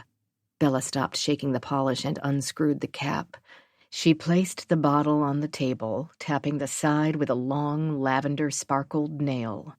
Not like some husbands who tell you who you can see or where you can go, nothing like that. He was controlling in other ways, weird ways, like he had to get his way even about stupid things, the color of the bathroom towels, the make of the car I drove, how I made the bed. Bella took Eve's hand in her own. I'm not even sure he actually cared about those things, but he sure got mad when I crossed him. Quiet, scary mad, if you know what I mean. Bella shook her head. I can take a yeller, but the silent treatment for days on end? No, thank you. That sounds awful. Got old real fast. He controlled the terms of the divorce, too? Eve tried to sound casual, but her heart was racing. She was hoping Bella couldn't feel her pulse thumping against her wrist. He had the right connections, I didn't. Connections? Helps when your brother-in-law is a judge. Yikes. You're telling me I had a successful hair salon in Nyla. Good customers, lots of business. My ex owned the building, of course. That's how I met him. He was my landlord. It's a laundromat now. She snorted. I hear he hooks up with some Mexican woman in my house, probably in my bed. Bet he was doing her before we even split. She steadied one hand against the table and pulled Eve's fingers across her own with the other. Her hands were warm, her touch firm. Bastard. Maybe that's why he was gone so much. Sleeping with other women? Bella ran the brush against Eve's nail, leaving a streak of blood red next to the pale peach of her skin. Maybe. Probably. Who knows? Bella snorted again. Honey, I say good riddance. Let someone else deal with the man. I'm sure they deserve each other. Eve returned to the hotel a little after noon. She parked in the back lot, pulled a wide-brimmed cowboy hat down to shade her face, and used the rear entrance of the building. Back in her room, she stripped out of the jeans and sequined shirt and traded them for a linen pantsuit. She put the night goggles and wigs she'd purchased outside of town in the drawers of the armoire. When the wake-up call came at 2, she asked whether anyone had come looking for her. A gentleman was asking about you, said the motel manager. I told him you were sleeping. At 2:30, Eve left the hotel. She made a show of getting into her car, all the while aware of the man watching her from across the parking lot. She had some errands to run. She'd let the cop follow her, leading him around in an old-fashioned game of chase. With a twist. Chapter 31. Constance Foster, Nyla, New Mexico. Present. The cross and the snake continued to plague me. If it wasn't Jet playing these games, then who? Before work, I headed back to the library. I set up my laptop, connected to the free Wi-Fi, and started searching. I looked up the old cases in and near Nyla, hunting for some connection to the house on Mad Dog Road. Other than proximity to where Esmeralda's body was found, there didn't seem to be any real nexus. I switched gears, looking for any mention of the 2 truckers who were imprisoned for the earlier killings. It took me an hour and 2 phone calls to confirm that Mark LeBron and Norton Smallwood were both dead. LeBron died from a knife wound. Smallwood had a stroke at 61 and died shortly thereafter. Both men passed away in prison, which of course meant that even if they were behind the original murders, they weren't behind these. 2 things about Smallwood and LeBron caught my eye. The first was a mention of Smallwood's funeral service. He was survived by his widow, Anita Lynn Smallwood of Wells, just a few stops down the highway. I couldn't find an obituary for Anita, so she could still be alive. And while I couldn't locate an address, I finally found her name listed as the manager of a store in Santa Fe. I'd go tomorrow. It was worth a shot. The second thing that caught my attention was a vague reference buried in a 1997 article about the murders. The reporter mentioned a missing girl from Philadelphia, a girl whose body was never found. Philadelphia? Eve was from Philadelphia. Outside the library, I called Alberto Rodriguez. He didn't answer, so I left him a message. Thinking about Philadelphia made me think about Eve's family. She had not been close to her parents, at least that I knew of, but she'd had a cousin she'd mentioned from time to time whenever we asked about our family. Sandy Jenkins, her father's niece. It took me another 20 minutes, but I finally found a phone number for Sandy. She didn't answer either, and I left another message. Maybe she could shed some light on my adoptive mother, who she was, why she married Liam Foster, what happened to her daughter, Kelsey, and whether there had ever been a family connection to New Mexico. I didn't hold out much hope that either lead would pan out, but I was getting desperate for answers, and doing something was better than waiting. Waiting for what? I didn't know. A slice of apple pie and a cup of coffee. I placed the cup and plate in front of the trucker sitting at the end of the counter. He rewarded me with a 10 and a keep the change. Manuela had been right. The afternoon was slow, which was good because I didn't think I had the energy to juggle a crowd, but it picked up as we neared the dinner hour. 2 singles sat at the counter, an empty stool between them, and an older businessman took up a rear booth, nursing an unsweetened iced tea and a special, and splitting his time between a crossword puzzle and the Wall Street Journal.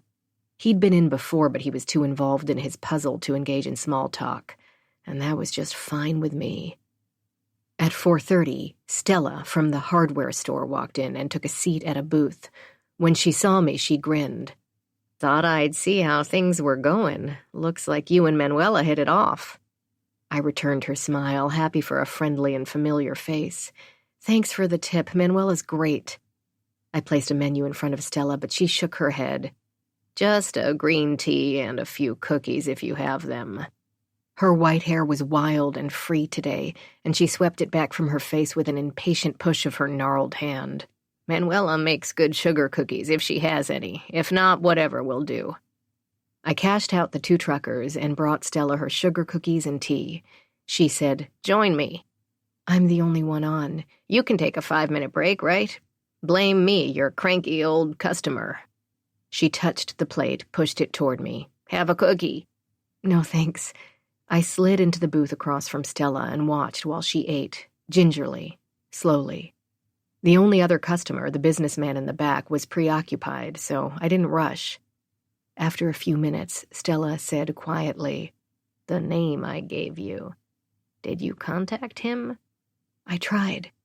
I told her about my trip to Josiah's house, his niece, and her explanation of his illness. "Why did you share his name?" Stella nibbled on the end of the cookie. Her brown eyes stayed locked on the table. They seemed sunken and tired, her friendly energy suddenly gone. She swallowed with difficulty.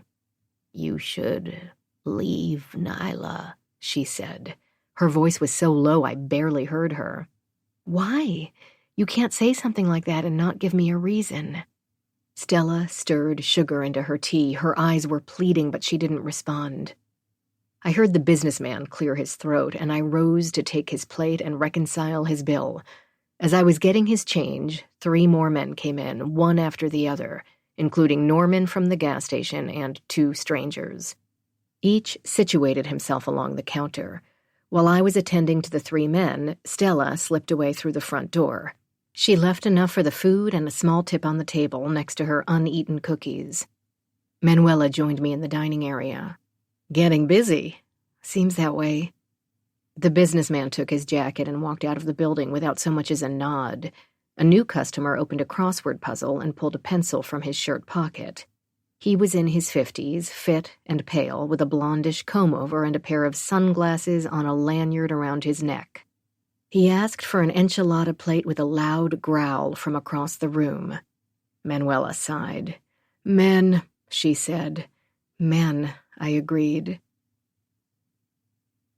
Sandy from Philadelphia called me back later that day. Her voice was high-pitched and pleasant, but she seemed confused about my inquiry. I snuck outside and took the call from the parking lot. "I haven't spoken to Eve in ages," she said. "I mean forever." "Were you close as kids?" Sandy took a moment to respond. "Not really. Eve was, let's just say, not one to have girlfriends, if you know what I mean." "I'm afraid I don't." "She was competitive about boys, clothes, money.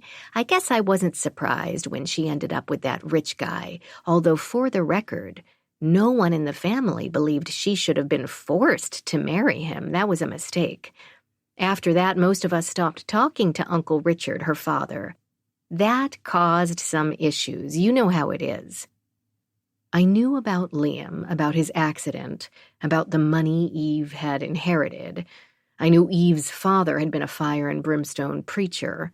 I wanted to know about New Mexico. "Eve lost a daughter," I said. "She disappeared?" Sandy sighed. "Yes, and that seemed to change her. After Kelsey disappeared, so did Eve for a while. She went off to Greece, and no one in the family heard from her for years. When she came back, well, you know, of course, she'd adopted you and your sister."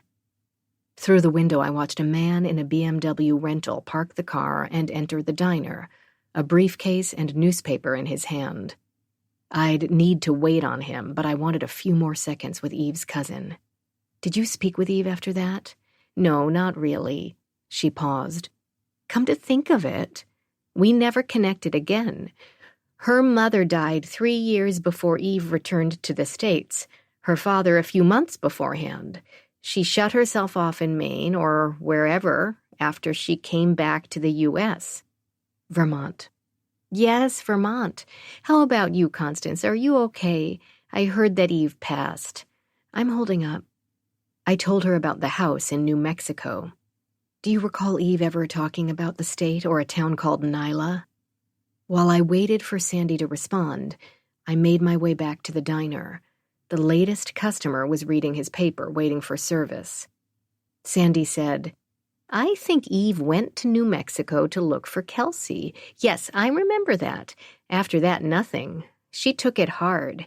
It was like she dropped off the face of the earth, at least for most of us." She sighed. "I'm sorry about that, Constance." "Sorry for what?" "We're your family. We should have been there to welcome you when Eve brought you home from Greece. I'm sure you and your sister could have benefited from the connection." "Thank you for that," I said. "It means a lot." As I hung up, I realized just how much I meant it. It was after 7 when Manuela gave me the okay to leave. I was wiping down the counters one last time when I got to the pile of newspapers at the end. "You're off tomorrow?" Manuela called from the kitchen. "Yeah, you need me?" "I'm thinking of closing. I could use a day to myself." I didn't blame her. She worked nonstop. "Want me to come in for you?"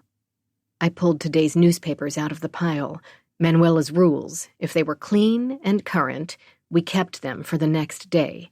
We recycled the rest, and we threw away crossword puzzles unless they were completely blank. Manuela joined me in the dining area. She'd changed into a pair of jeans and a white blouse. "Date?" I asked. "Maybe something fun tomorrow?" "Nah. Court date over my ex's little show here. Afterwards, I may treat myself to a long hike and a massage." She leaned over the counter and threw a cloth into a bin of hot, soapy water. "I deserve it, right?" "Absolutely. Are you getting a restraining order?" "Decided not to pursue it. It wasn't worth the effort unless he does something more aggressive." I wasn't so sure I agreed. "Sorry to hear that." She flexed a strong hand, raised her eyebrows. "That's life and love." I bundled the good newspapers and placed them on the counter for the next day. As I was getting ready to throw the crossword puzzles into the garbage, I froze. "Connie, you okay? I think I lost you for a moment." I stared at the papers. The crossword on top had been completed, but in every column and row there were only 3 words, written over and over in red pen in square, neat letters. Little Red House. Chapter 32. Eve Foster, Nyla, New Mexico, 1997. Rain fell in large, greedy drops, bringing with it high winds, thunder, and bursts of lightning. Eve watched the storm from the safety of her motel room. She was waiting for a call from her lawyer, who, she knew, was still sore that she'd remained in Nyla and was siphoning money from her accounts. The call came at 9:48 a.m. "You were right. A number of girls have been killed in and around Nyla, Eve. More have been reported missing. Most of them were passing through. Some were from the nearby reservation. These were poor girls, runaways." He coughed. "I don't think you have to worry. They weren't savvy or well off like Kelsey." Jim was merely confirming what she'd heard. Kelsey likes to take risks, play games. Who knows what she told people? She could have made up some nonsense about her past. She could have courted danger. Now, why would she do that? Eve didn't like the reprimand in his tone. "The flight? You're sure this is what you want?" "I'm positive, Jim. Book me a flight." Thunder boomed overhead, and she waited until it was over before saying, "I'm not sure when I'm leaving, but they need to believe I'm gone." More quietly, "They're following me." "That's ridiculous. You're really being paranoid. For all I know, the room is bugged. If you really believed that, you'd be staying somewhere else." He was right, of course. Eve stretched out on the bed, her silk-clad legs spread out before her. "I may have made a half-hearted threat against an officer's family just to make a point." She waited for his judgment. When it didn't come, she said, "It's a small town without a lot of resources, so bugging my room is unlikely. I know I'm being followed, but I've figured out a way around it." "I'm sure you have, which is why you want me to book the flight." "Yes." After a beat, "I'm your lawyer, not your travel agent." Her voice crisp, Eve said, "Do this for me. Keep the remainder of your retainer, and we part ways." "Eve, I mean it. It's time. You were Liam's lawyer, not mine, and face it, we never really liked each other." "Eve, you're being childish." "Goodbye, Jim." She hung up the phone. She'd been meaning to fire him anyway. He was an unwanted connection to Liam. Eve climbed off the bed. She combed her hair and applied a hint of makeup before slipping out of her silk pajamas and into a sheer lace teddy. A glance at her bedside clock told her she had a few minutes, so she packed her suitcase, careful to hide the wigs and flashy, cheap clothes, and put her luggage in a pile by the door. She was spraying perfume on the sheets when she heard a knock at the door.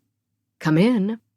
Jack strode into the room, shoulders back and chest puffed, ready for an argument. When he saw Eve, he stopped moving. He looked confused.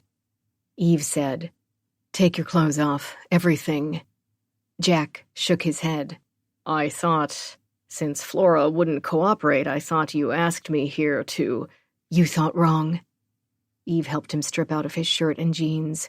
Greedy eyes searched Eve's while he climbed into bed, then pulled her with him. His mouth found hers, but she turned away. She pushed his head down the length of her body until he reached the right spot.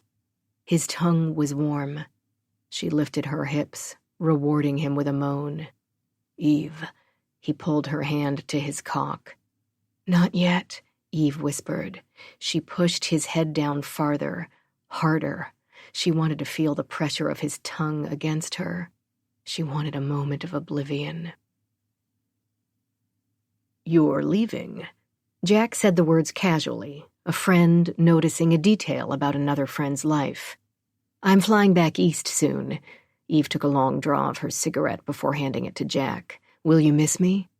Jack rubbed the top of Eve's thigh, creamy white and exposed on top of the sheet. He rolled over so he was facing her on the bed. "I think perhaps I will. Will you miss me?" Eve graced him with an enigmatic smile. She lit a second cigarette and inhaled deeply, sighing with the exhale. "Anyway," Jack rolled over again so he was on his back, gazing up toward the ceiling. "Are you giving up on finding your daughter?" "Not giving up, but I can't afford to stay here any longer. I want to talk to Kyle Summers. After that, I'll have to leave it to the police." Jack contemplated his cigarette. "Why are you so fixated on Kyle?" "Because the people of this town are protecting him. I did my research. There have been a series of murders in Nyla. Girls have been raped, killed, yet no one is talking about it. I ask questions about my daughter, and I'm treated like a pariah. If your daughter disappeared in a town with a local reputation like Nyla's, wouldn't you be concerned?" "Of course, but why Kyle?"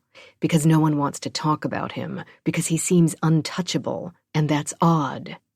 Eve propped herself up on her elbow. "Why are you protecting him?" She thought of Jack's connection to Raoul. She didn't trust Jack, to be honest, but she asked him anyway. "I'm not protecting anyone. I'm here with you. Kyle is a big boy. This is just a close-knit community, and people don't know you. Have you considered that? Why wouldn't a close-knit town want to protect a young girl over a grown man?" "Because the members of that town don't believe he's done anything wrong." Eve climbed out of bed. She took her time finding her robe and slipping it on, thinking, "Is that really why you're protecting him, Jack? Or is the true reason that Kyle Summers is related to the man who holds the most power in Nyla, and you're beholden to both of them?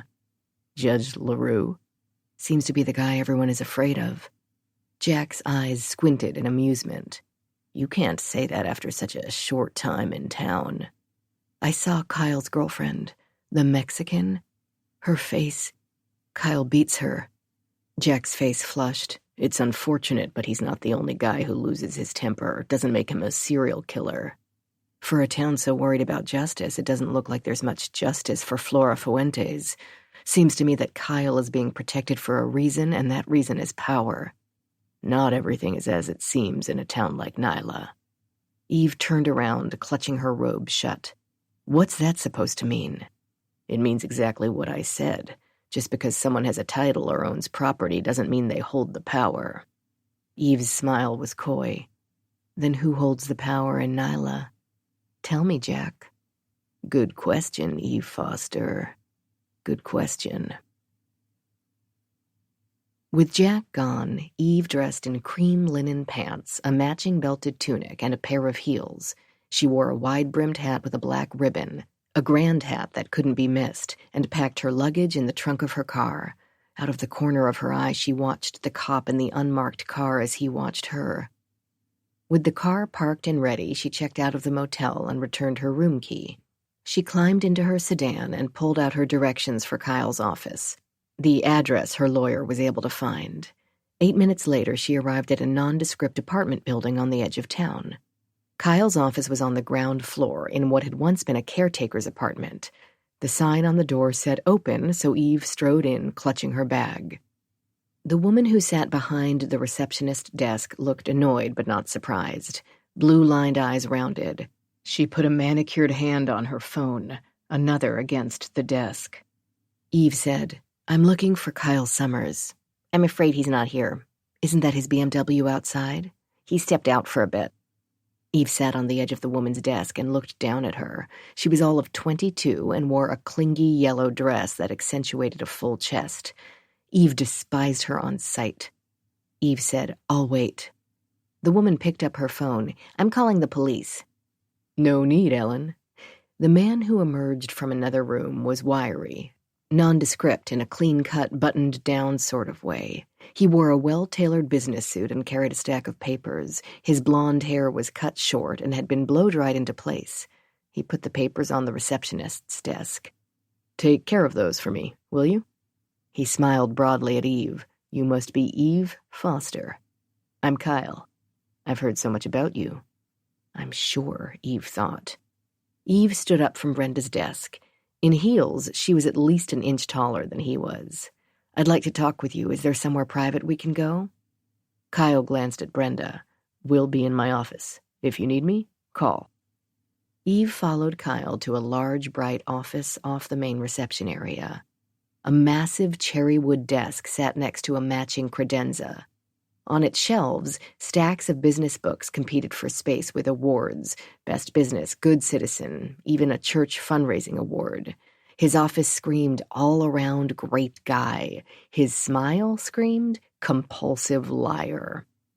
Eve recalled Kyle's ex-wife's description of him: controlling, absent. She said, "Impressive office."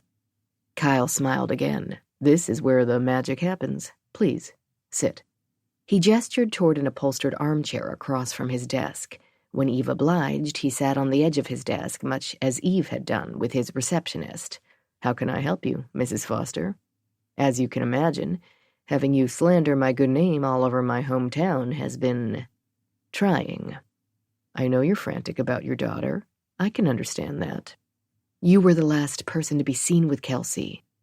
Kyle sighed. "A mistake. I gave her a ride into town. She was at a party out in the desert with my nephew, Antonio. I was there checking on Antonio. Your daughter was unhappy.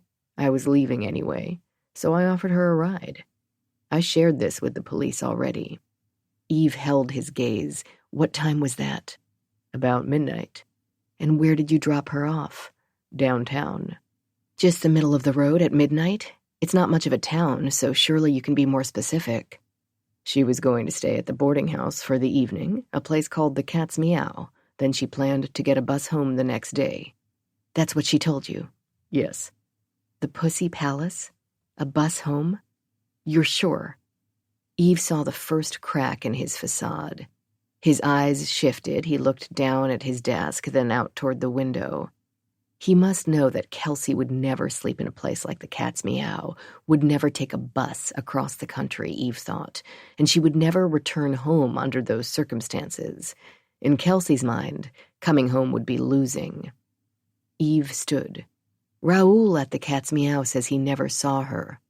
When Kyle didn't respond, Eve said, "Why in the world would you drop a 16-year-old in the middle of a deserted town at midnight and think that was okay?" "She said she was 21. Your daughter is very mature." Eve heard the front door open, the soft murmur of the receptionist's voice. Soon the cops would barge in. She only had a few minutes alone with Kyle. "Tell me about the party. Was there anyone there who could have been a threat to my daughter? Anyone at all?" Kyle glanced out the window again. His eyes narrowed. His pupils were black holes. "You really don't get it, do you?" "What is it that I don't get?" "Your daughter is a partier. She came to town with an open wallet and open legs, inviting anyone to join her for a good time. I bet she'd slept with half the men in Nyla by the time I dropped her off that evening." Eve's smile seemed to knock Kyle off balance. If he meant to offend her, he was sorely mistaken. Eve knew her daughter, and she knew she probably had come to Nyla looking to fuck as many locals as possible. What better way to get back at her mother? So what? That had nothing to do with whatever she was certain Kyle had done. Eve studied the man before her. He didn't seem shaken or worried. He seemed calm, self-assured, even amused. Everything about him was precise, from his neatly trimmed nails to his perfectly shined shoes. But Eve recalled Flora's face. Underneath the veneer of civility was a man of temper and appetites he liked to keep hidden. Eve said, "None of that matters. I had Kelsey followed across this great nation all the way to Nyla, and then the trail stopped dead. One day she was at a desert rave, and the next day she went missing." Eve leaned in so that her face was inches from Kyle's. She inhaled him, hoping for a whiff of Kelsey's perfume, hoping for the smell of fear. Disappointed, she said. The last person to have seen my daughter was you. I told you what I know. You told me lies. The door to the office opened. In walked two men, Officer Mayer and another man, shorter, squatter, bald, and holding a gun. Judge LaRue, Eve said, I was hoping you would join us. I've been wanting to meet you. The judge shared a look with Kyle before putting the gun into a holster around his ample waist. I hear you've caused quite a stir around here. The people of Nyla are enabling a kidnapper and a murderer. LaRue rolled his eyes. Mrs. Foster, this stops now. You have 24 hours to leave town or this man will arrest you. He nodded toward Mayer. I'm not joking around. Your money and your attitude won't get you anywhere in Nyla. You'll arrest me for what? My daughter is not here. LaRue walked around the office until he was by the window that overlooked the street. Officer Mayer did a thorough investigation. Your daughter came to Nyla, made her way around. Hard to hear, I know. And left. Where is she now? Probably in California or Vegas or Mexico. Truckers pass through daily. Kyle dropped her off. She hitchhiked to her next destination. You're wasting your time in Nyla. Eve slid her hand under her thigh and pinched herself hard enough to make her eyes water. She hung her head. When she looked back up at the judge, she gave a small nod. You'll leave then? Mayer asked. I'll think about it. Do you have a lead for me? Anything? The next town I can search? Tell her, LaRue said. Mayer rubbed his eyes. We spoke to a trucker who claims to have seen a girl matching your daughter's description at a highway stop north of Taos. Eve looked back and forth between the three men. And you're just telling me now? It just came up, Mayer said. We questioned him this morning. Eve swallowed. Was she with another trucker?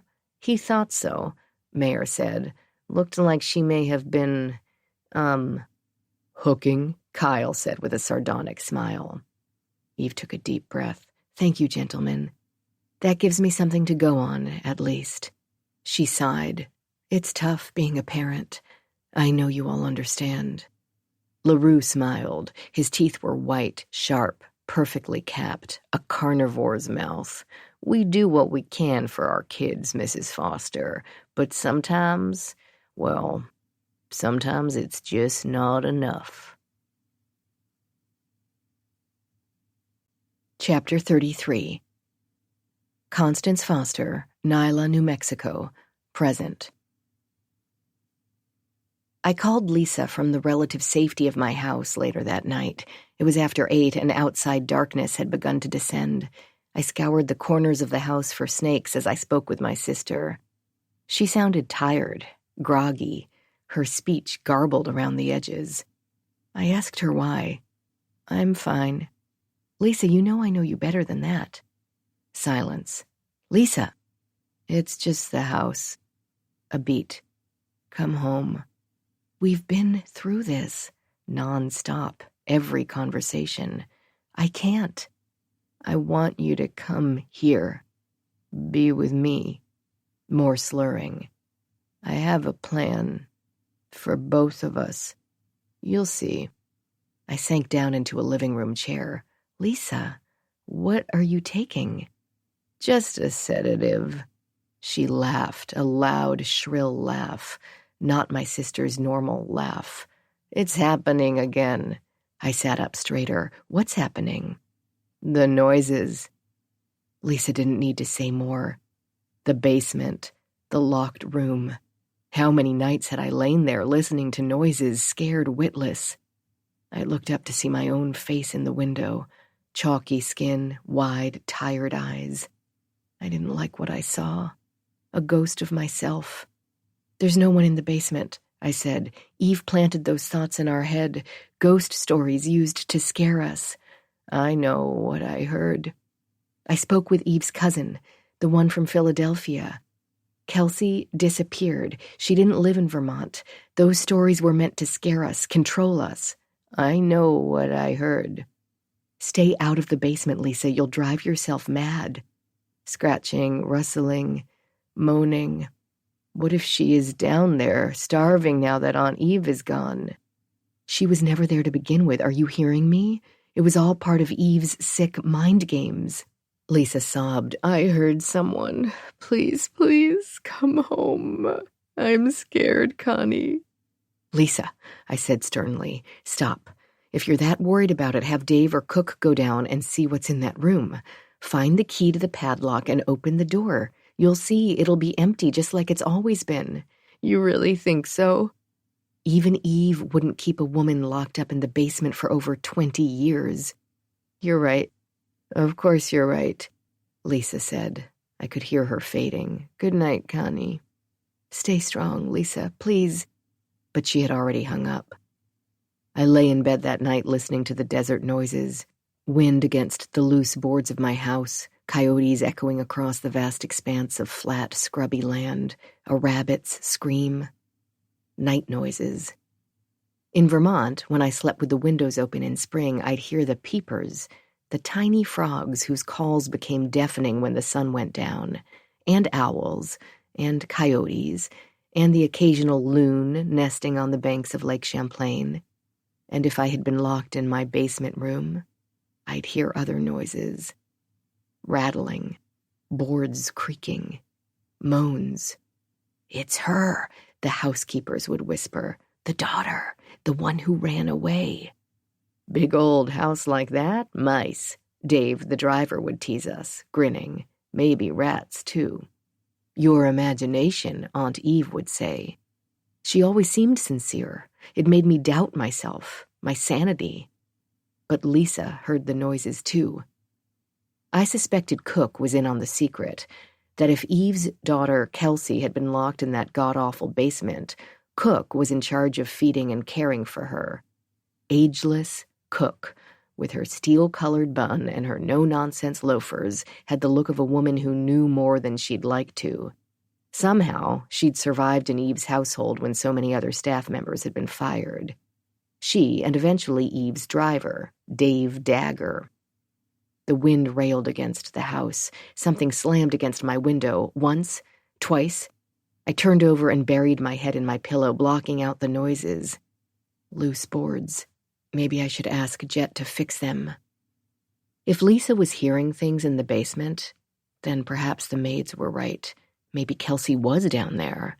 But wouldn't Eve have put some provision in her will for Kelsey's care? Eve was a heartless bitch, true, but she was, in her own way, practical. Leaving her own daughter to rot, quite literally, was too messy. No, it was more likely that Lisa was hearing mice and rats, or the machinations of her own mind. My eyelids felt heavy with sleep. Another bang outside made me gasp and plunged me into the first of a long night of nightmares. My little red house became a room buried far beneath the Vermont mansion, and Lisa and I were trapped in its basement. No matter how much we clawed at the doors, no one came to save us. Dripping red handprints ran the length of the walls. I couldn't breathe, couldn't move. I was buried alive. By morning, the winds had subsided and the sun flooded my room with a yellow-orange glow. I crawled off the blow-up bed, feeling groggy and off-center, the remnants of my nightmares like dusty shadows in the corners of my mind. I brushed my teeth, changed clothes, and put my hair into a loose ponytail. One look in the mirror and I splashed cold water on my pallid face. It didn't help. At 8:14, I walked outside. It was then I saw the blood smeared on the wood. Streaks of what looked like blood, thick and dried now, staining the length of my door. I ran outside to look at the window, remembering the noises I'd heard the night before. More blood, in a star pattern against the glass. I stared at the bloody prints, feeling confused and afraid. The sun, with its false comfort, distorted my vision, muting the color of the blood, creating a macabre, impressionist painting on my door. I felt dizzy. Who had been here last night? Whose blood was it? In a panic, I yelled for Jet. He poked his head around the corner of the house. What's up? I pointed. He stared for a very long time. Do you have any idea where this came from? I shook my head. Do you? Of course not. He glanced back toward his house. Micah was barking last night. I figured it was the wind. I heard thumping against the house. I thought it was wind, too. We stared at each other. I was thinking of earlier that week, of being held naked in his arms. Could I have been wrong about him? Was it possible that he was behind this prank? I sure as hell hoped it was a prank, and was trying to drive me mad. Jet whistled for Micah, and she ran around the side of the house toward us. Come on, girl. To me, he said, I'm going to search the perimeter and the surrounding desert, in case someone is injured. I'll take Micah. Why don't you call the police? I watched him trek to the far corner of the property, his broad shoulders back, loyal dog by his side. I had to believe he was trustworthy. I also had to believe Lisa was safe, for my own sanity. Only part of me was afraid last night's nightmare had been real, that Lisa had been trapped outside my house, left to beg for entry, her hands reduced to bloody stumps, while I slept through her terror. Chapter 34. Constance Foster, Nyla, New Mexico. Present. My fears seemed unfounded, but then why the continued uneasiness? When I reached my sister that morning, she sounded more alert than she'd been the night before. She didn't mention the basement, and I didn't mention my nightmares or the ominous blood on the door. I hung up when the police arrived. The responding officers were curt. They looked at my door and window, asked a few questions, and cast a skeptical eye toward Jet's shack. They wanted to talk to him, too. I have no idea what was said to Jet, but they left 30 minutes later and seemed utterly disinterested in what had happened. Jet and I watched them pull out. What do you think? I asked. I think they don't give a fuck. You won't get any follow-up. We were standing by the road, its length a dusty path to nowhere, and he was holding a chisel. For a brief moment, I pictured him stabbing someone with that chisel, someone who would later run to my house and pound on the door begging for help. I shut my eyes against the image. I had no reason to suspect Jet. So far, other than hanging the cross, he'd done nothing bad other than work for Eve. I headed for the house, but not before I saw Oliver watching us from the edge of his property. Where are you going? Jet asked. To get some bleach? I need to scrub the blood off the house. Unless that's part of your job. Jet held out his hands. I have to go into town, but I can help for a little bit. That's okay. He came toward me and I took a step back. Our night together lingered in my mind, but so did the doubts. If you need anything else, he said. I nodded, opened my front door. You believe it wasn't me? He swallowed, his Adam's apple bobbing against his tan, muscular neck. I focused on his sinewy, thick neck, thought about how much stronger he was than I was. I said, sure. I don't know why I care whether you believe me, but I do. I managed a smile. I believed him as much as I believed anyone in Nyla. I just wanted to wipe away that blood and get on with my day. Jet seemed to be studying me intensely. I saw the set of his jaw, the red flush on his face. His anger was growing. No one understands the signs of burgeoning rage like someone who lived with an abuser. Jet, I'm not that person, he said tightly. Not what? Not anymore? Jet looked ready to hurl the chisel through my bloody window. Instead, he tossed it on the ground and walked away. I reached Alberto Rodriguez on the first try. I need to talk to you, I said. Leave it be, Connie. Today, say 1 o'clock, I'll buy you lunch. Connie, I don't think this is a great idea. Listen to me, please. You need to stop asking questions. You're raising alarms, calling attention to yourself. He paused. I don't need that on my conscience. I absolve you. I named a little restaurant off the main drag. I'll see you at 1. There was someone else I needed to see before meeting Alberto. The Olive Branch was a small store in downtown Santa Fe, specializing in olive oils, vinegars, and high-end comestibles. I arrived shortly after it opened, and already a small crowd was milling about inside. The only salesperson was about my age. She had red hair and an open smile and seemed at ease with the customers. I waited until she'd helped an older man sample an oil from Greece before approaching. "I'm looking for my Aunt Anita," I explained, lying. "I haven't seen her in ages, and because I was in town, I figured I'd stop by." At the mention of Anita, the saleswoman's face lit up. "I had no idea she even had family. She'll be thrilled. Unfortunately, though, she doesn't come in until noon." I sighed, thinking of my appointment with Alberto. "I'm afraid I can't wait around that long." "That's too bad." A middle-aged man in a fedora held up a bottle of vinegar and asked for a price. As she answered him, the saleswoman snapped her fingers.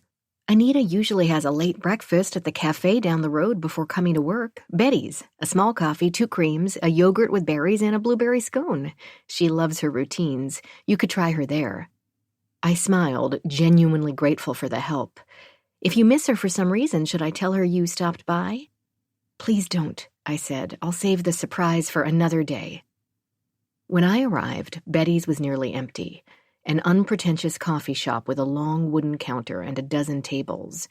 Betty's welcomed me with the warm sense of cinnamon and coffee. I asked for a tall coffee and a breakfast sandwich. The waitress asked my name, and my order was up 5 minutes later. I slipped her a 20 and asked her to cover the order for a woman named Anita. She nodded, clearly knowing who Anita was. I ate my breakfast and waited. At 10:36, an older black woman with soft features and closely cropped hair entered the cafe. The barista seemed to recognize her. Trim and well-dressed, she balked when the barista told her the order had been paid for. The barista pointed to me. I waved. Anita shook her head, frowned, and handed the barista her credit card. The barista shrugged, took it. Anita walked to my table. Those soft features hid a fierceness in her eyes, and she glared at me hard. "Who are you? And what business do you have following me?" "I'm not following you, I promise." "Then how did you know my name and that I would be here?" She leaned toward me. "You a reporter?" "I'm done with reporters." "No, ma'am, I'm not a reporter. My name is Connie Foster. I live in Nyla." The barista called Anita's name. Anita waved to her to wait. I took advantage of Anita's momentary distraction and said, "I'm here because of your husband, Mrs. Smallwood." She started to object, and I put up a hand. "Please, hear me out.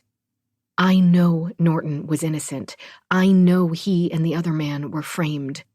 I motioned toward the empty seat. "There have been more murders. The police seem to be covering them up. Please, hear me out." "You a civil rights activist?" "No, just a scared woman." Anita's face turned ashen. She sank down into the seat. I said, "I am so very sorry for your loss, but I need to know if you know anything that could help, something that could clear your husband's name, save lives." Anita looked around the cafe, let out a long, slow whistle, and threw back her head. "Mrs. Smallwood?" "I'm not doing this again. No way." "Doing what?" "Pointing out the obvious, waiting for someone to get a clue, then watching as our notion of justice is thrown in the garbage can." "I'm on your side. I believe Mr. Smallwood was innocent." After a long moment, she said, "Show me your ID." I pulled my Vermont driver's license out of my wallet and handed it to her. "I live in Nyla now, in a house I inherited. Ever since I arrived, weird things have been happening. No one talks about it. I'm afraid." As I said the words, I realized just how true they were. Years of bravado, of having nothing to lose, and this not knowing is what scared me to my core. Anita stared at the license. "No one in Nyla sent you?" "No, ma'am." She shook her head. "You don't get it, but why would you? Of course my Norton was innocent. They both were. No one doubted their innocence for a second. Not that dim-witted puppet chief of police, not the DA, not even the judge who heard his case. They all knew Norton was innocent, and they railroaded him right to prison anyway." "Why? Why would they do that? For political reasons?" "That's what they wanted people to think. They needed a quick resolution. And if there was doubt about the men's guilt later on, they could say they pressed forward to reassure the public." "But that wasn't true?" Anita Smallwood looked around. lowered her voice until it was barely a whisper. They were covering up for someone else, someone in that town. She sneered, Nyla. She spat the word like it was poison. Who were they covering for? I have my hunches, but the truth is, I don't know. Whoever they were, they must have had some pull. The barista brought Anita's food to the table, and I waited until she'd left to say, Do you know a man named Josiah Smith? Know him. That's the coward who prosecuted the case. She shook her head again, eyes blazing. He knew they were innocent. I could see it in his face. Would never look me or Norton in the eye. Never. I watched as a couple of teenage boys brought whipped cream-topped mugs to a table beside us, seemingly oblivious to Anita's distress. The women who were murdered, they were mostly runaways, young, many of them not from around here. That's right. Why would they have pinned this on your husband and Mark LeBron? 2 black men at the wrong place at the wrong time? You really need to ask me that question? Nothing feeds the beast of public outcry like 2 black men and a bunch of young girls. Did you know more women have died over the last few months? When Anita didn't reply, I said, And no one's talking about it. And no one will. Why? I don't know. Anita sighed. The rage seemed to have left her, and she took a half-hearted bite of the scone. For some reason, this is a taboo subject around Nyla. If there was a cover-up, if your husband and LeBron were framed, do you think the same people could be involved today? Anita ate her yogurt, considering my question.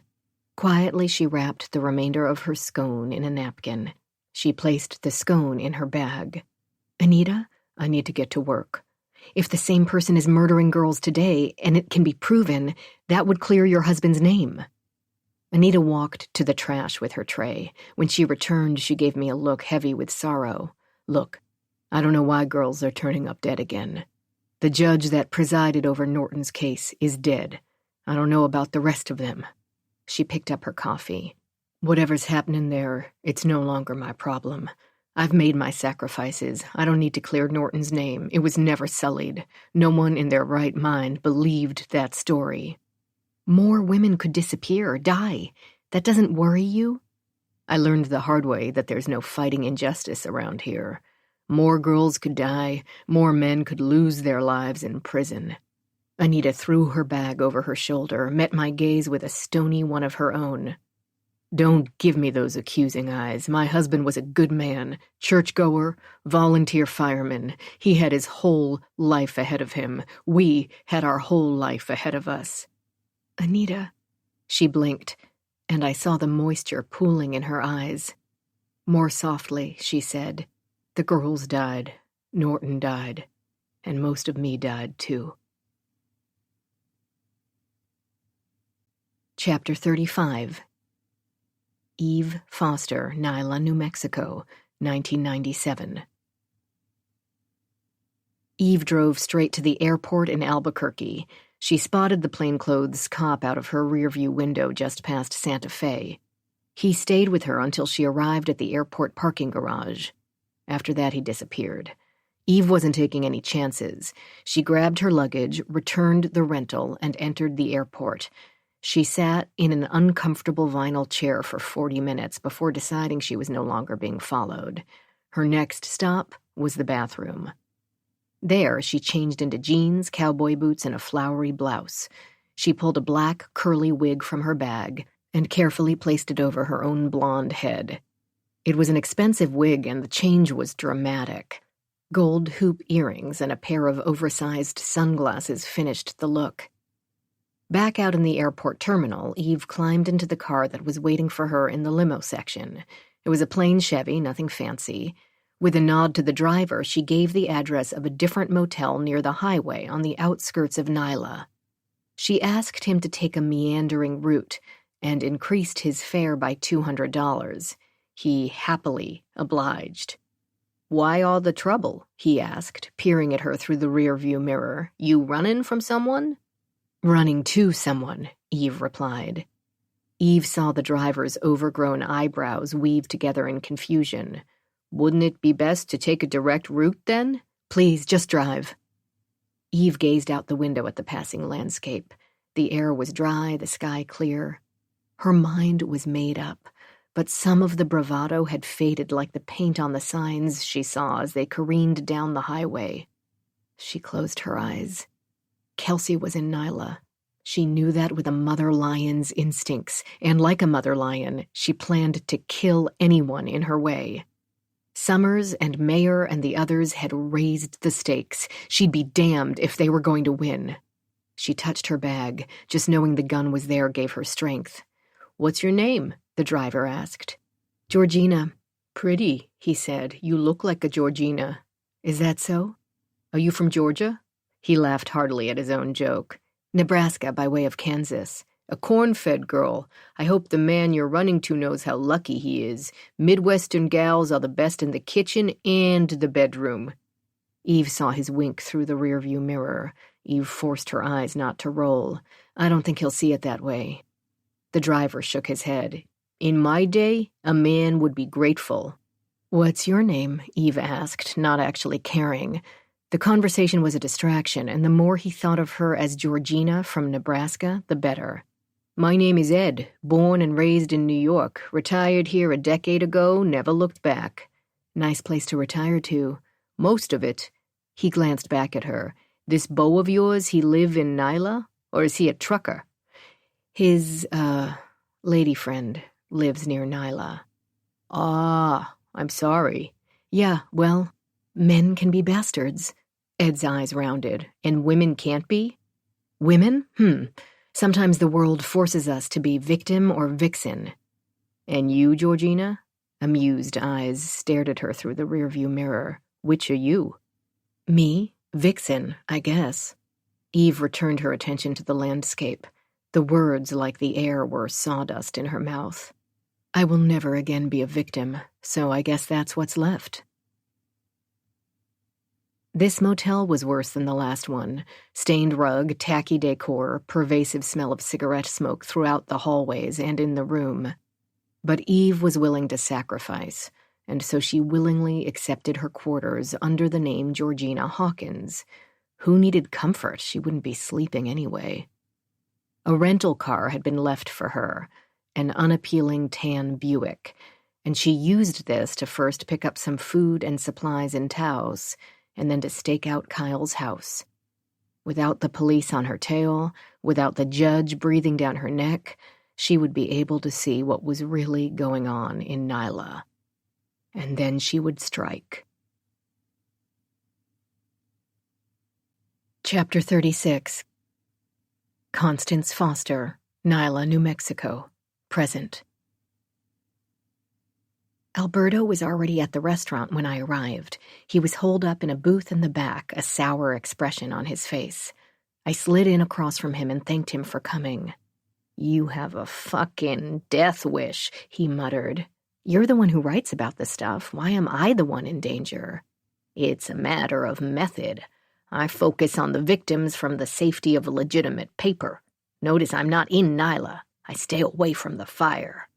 He sipped a mug of what looked like coffee, wiped his mouth with a crumpled napkin. "You are dancing in the fire."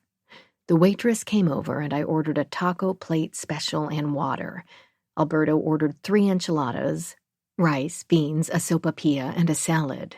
"Since you're paying," he said with a half smile. When the waitress left, he sat back in his seat and frowned, chewing his lip as he did so. "What do you want? Be quick. My time is limited." I told him about my exchange with Anita Smallwood. She said no one believed that Norton or James could have been guilty, that even the DA and judge didn't seem to believe it. Is that true? "If she's right, they put on a good show." "The judge who oversaw the trials, do you know who he was?" Alberto's eyebrows knit together. "Guy named LaRue. Died about 6 years ago." "Did you know him?" "Only to watch him during the trials." Anita mentioned that Josiah Smith was the prosecutor at the time. "I told you that. Assistant DA. Rodriguez twisted a napkin into thin shreds. "Connie, what's your angle here? We already know the trial was a sham. We both know LeBron and Smallwood were innocent. Why are you bothering Anita?" He threw the napkin in the table. "Why are you bugging me?" "I don't know." "You don't know?" I told him about last night, about the thumping, about the blood. About Jet. That's a lot to take in. The prints. Do the cops think it's actually blood? That's just it. They showed up, asked some questions, walked around, and left. They were in and out in the time it takes me to shower. Didn't even mark it a crime scene. Alberto looked pensive. And this guy, your caretaker, he was accounted for last night? Bernard Jetson Montgomery is his full name. Originally from Texas. And no, not really. Name doesn't ring any bells. I knew I was asking a lot, but I said anyway, can you do some digging into his background? I'm not a private investigator. Yeah, I know, but I don't have the money for an investigator. And you said yourself that I need to be discreet. His eyes widened. 1, since when do you listen to me? And 2, no. Please? The food arrived, and as soon as the waitress was gone, Rodriguez tucked into his plate. Midway through his 4th forkful, he stopped eating and looked up at me, bits of corn tortilla in his beard. You're serious, aren't you? I'm serious. You think this Jet has something to do with the murders? No, I don't, not really. But I can't fire him because of a stupid clause in the will, and I don't trust Eve's judgment. She had a cruel sense of humor. I poked at a taco. It smelled delicious, but my appetite was gone. I really want to trust this guy, but it's all a little too convenient. You realize you may never actually know for sure. He could be clean as a baby's backside after a bath and still be a pervert. Or he could have a record 1 kilometer long and be Mother Teresa now. Alberto waved a chip in the air. Look at serial killers like Ted Bundy. They seemed like model citizens. It's the quiet ones, you know? I smiled. I know, but something is better than nothing. No promises, Rodriguez mumbled, mouth full. Thank you, I said. I mean that. He pointed a fork at me. Paybacks, Connie. I know you're not going to stop digging around. You find something, you call me. He shook the fork. Promise. You have my word. That'll have to do. He picked up his sopapilla from a side plate and tore a piece off. There was a squeeze bottle of honey on the table, and he poured a glob on the bite before popping it into his mouth. The only thing I can count on in this train wreck of a world is that politicians will disappoint, and this place won't. I glanced down at my plate, realized I should eat, and picked up a taco. Your mother, Alberto said between bites. She sounds like a real gem. If by gem you mean sadistic nut job, sure. What was her name? Eve. We called her Aunt Eve. And she left you that house on Mad Dog, huh? Yeah, a house I didn't even know she owned. Alberto put down his fork. What's Just wondering how she came to own that place. Sat abandoned for a long time. I glanced at him. Did you know the person who used to live there? Rodriguez shook his head. Nah, only know the road because of Esmeralda. I remember driving by, though, empty, sad looking. He glanced toward the door, a distant expression in his eyes. Truth is, I tried to get in. Thought maybe the house had something to do with my sister's disappearance. It was locked up tight. His gaze returned to the present, to me. Your mother, how'd she die? She drowned. That's an awful way to go. She was a strong swimmer, kept herself in shape, claimed the cold water in Lake Champlain was what kept her looking young. I shrugged. Joke's on her. In my culture, we have respect for our parents. You didn't know her, I said quietly. Difficult? You could say that. I watched as a mother and a young toddler settled into a nearby booth. The mother waited patiently, while the toddler, a little girl, took every toy animal from her tiny backpack and spread them on the table. She lost a daughter. I don't think she ever fully recovered from that. She became twisted, cruel. Losing a child is a terrible thing. I nodded. The daughter, Kelsey, ran away, disappeared. Sometimes Eve's staff teased us, insisted she had returned, deranged and unmanageable. They used to tell my sister and me that she was forced to live in the basement. That's horrible. The staff never saw her, of course, just heard the noises. They got their kicks by scaring us. No one lasted in Eve's employ long, anyway. I sat back, remembering. Anyway, Kelsey never returned. I shrugged. She's dead, or she ran away and managed never to be found. The staff didn't like my mother any more than I did. I think those rumors were their way of getting back at her and us. They knew Kelsey was a sore subject. The staff? His smile was condescending. So you're a poor little rich girl? I threw my napkin down on my plate and signaled to the waitress. Eve was rich, sure, but that was what he got from this conversation? I shoved 2 20s at the waitress and stood. Thanks for checking on Jet, I said coldly. Whoa, wait a minute, Connie. You joke, I joke. That's how this works. He looked up at me. Seriously, don't get your thong in a twist. I'm sorry I said anything about your family. I nodded. Call me if you learn anything. I'll do the same. You're still angry. I glanced again at the young mother with her young daughter. I'm tired. Just very, very tired. And I think I'm owed some answers. It was after 9 when James Riley called my cell phone. I heard what happened. Are you okay? I'm fine. Would it be all right to see you tomorrow? I was surprised to hear from him, even more surprised that he wanted to see me. I'm working, I said. You can come by Manuela's. I'll be there until 6. There was a pause. Then, it would be better if it were after my work hours. How about later? I can bring some dinner to your place. Pizza or something. I would have been happy had it not been for the tension in his voice. He seemed like easy company. He was certainly easy on the eyes. Sure, that'll work, I guess. Is everything okay? I don't know. Another pause. See you tomorrow. I'll be there by 7. Chapter 37. Constance Foster, Nyla, New Mexico, present. James arrived at 7 o'clock on the dot. He was still wearing his uniform, and he looked proper and serious in his dress blues. I was happy to see him at the door, despite the grim expression on his face. He was carrying a pizza and a 6-pack of Santa Fe Pale Ale, and he held up the beer and smiled. I led him to the kitchen, and he placed both on the table. I didn't know what you drank, so I played it safe. Same goes for the pizza. Boring and plain. These days boring and plain work for me, thanks. Thanks for having me. I smiled. You didn't give me much choice. He glanced around, not returning my smile. We alone? I nodded. Why? You look like you saw your dead great-aunt Edna in my driveway. He pulled 2 beers out of their box. I tossed him a bottle opener from the drawer. He wedged off the caps and handed me one of the beers. How about we eat first? I can't, not with that look on your face. This seemed to reach him, and his shoulders relaxed.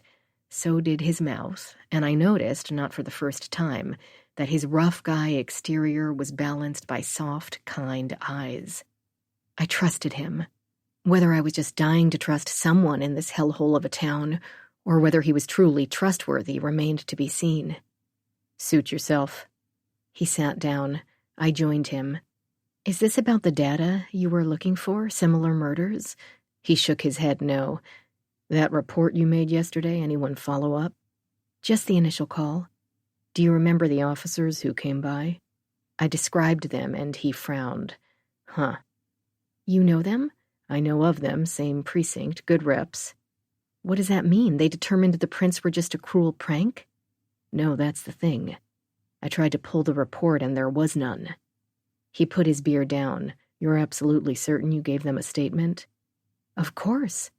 And you're sure it was blood? As sure as I can be. But I think it's their job to decide, right? Can you describe what happened one more time, in as much detail as possible? He leaned closer, his face a map of unease. I'm sorry to make you relive it, but I need to hear it again. I recounted everything I could recall, from the sounds outside late at night to waking up to those horrible prints on my windows. Smears and star shapes, you said? I nodded. Not like purposeful prints, more like random smears and shapes. Like someone... I paused, swallowed. Like someone was desperate to get inside. James stood. He walked to my sink and stood there, staring into the basin. Who knows you live here, besides me and your tenant? Not many people. Manuela, the cops who responded, Oliver and his brother, they're my neighbors. No one else? I tilted my head back, thinking.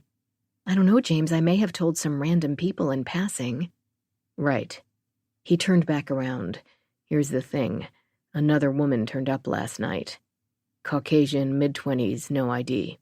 When you say turned up, you mean... Dead. My skin prickled again. My chest tightened. Near here? His silence was enough. Dear God, no idea who she was? And then it hit me. Amy. The girl from the bar. I'd given her my address. She'd been alone, vocal, restless. If this guy only killed those from away, she'd be a sure target. Did she have blue-tinged hair and an angel tattoo on her stomach? His eyebrows shot up. Yes. I forced myself to be calm. Stay with it, Connie. There was no use freaking out. I know her. Well, at least I know who she is. Her name's Amy. She was staying at the boarding house. Was she alone in town? She mentioned a boyfriend, but I think they'd broken up. I asked him to sit back down, and he perched on the edge of his chair, legs out straight, hands clasped. The first time I met her, she was drunk, really drunk, and all she could talk about were the murders. The second time I ran into her, she seemed like a different person, colder, controlled, nervous. I shrugged. I tried to find her a few days ago, but she wasn't home. I thought maybe she'd left town. Are there any leads? James shrugged. I have no answers, Connie, just questions like you. The precinct is shut down when it comes to this issue. No information. I've been accessing the database but haven't found anything conclusive yet. How'd you know about Amy? Derek, a guy on the force. He's lived around here longer, but he seems as perplexed as I am. I told him what happened to you. He told me about the latest victim. A terrible possibility crossed my mind. Had she been tortured like the others? I don't know. Were there injuries that could have caused the prints I saw? Possibly. Yes. James reached out a hand and touched my wrist. Look, I wanted to tell you this in person, but it's confidential. It's not public yet, and I don't want to interfere with the investigation. I had been hoping that someone from the precinct had contacted you. They should have. And then it occurred to me, the real reason he was so agitated. I asked, when was she found? More silence. Fuck. These bastards had known when they showed up at my house that a woman's body had been found. That's what James was trying to tell me. That's what this visit was about. They'd already found her when they came to my house, right? I jumped up, slammed my hand against the wall. Fuck, James. They knew a woman had been killed near my house. They knew that blood could have... Who the fuck are we kidding? Probably did come from her. The implications hit me. If the victim is Amy, she may have come to my house for help. She may have been running from whoever this asshole is. She could have been trying to get away. Oh, shit. What is it? I could have saved her. Had I let her in, had I taken certain things more seriously. What things, Connie? What are you talking about?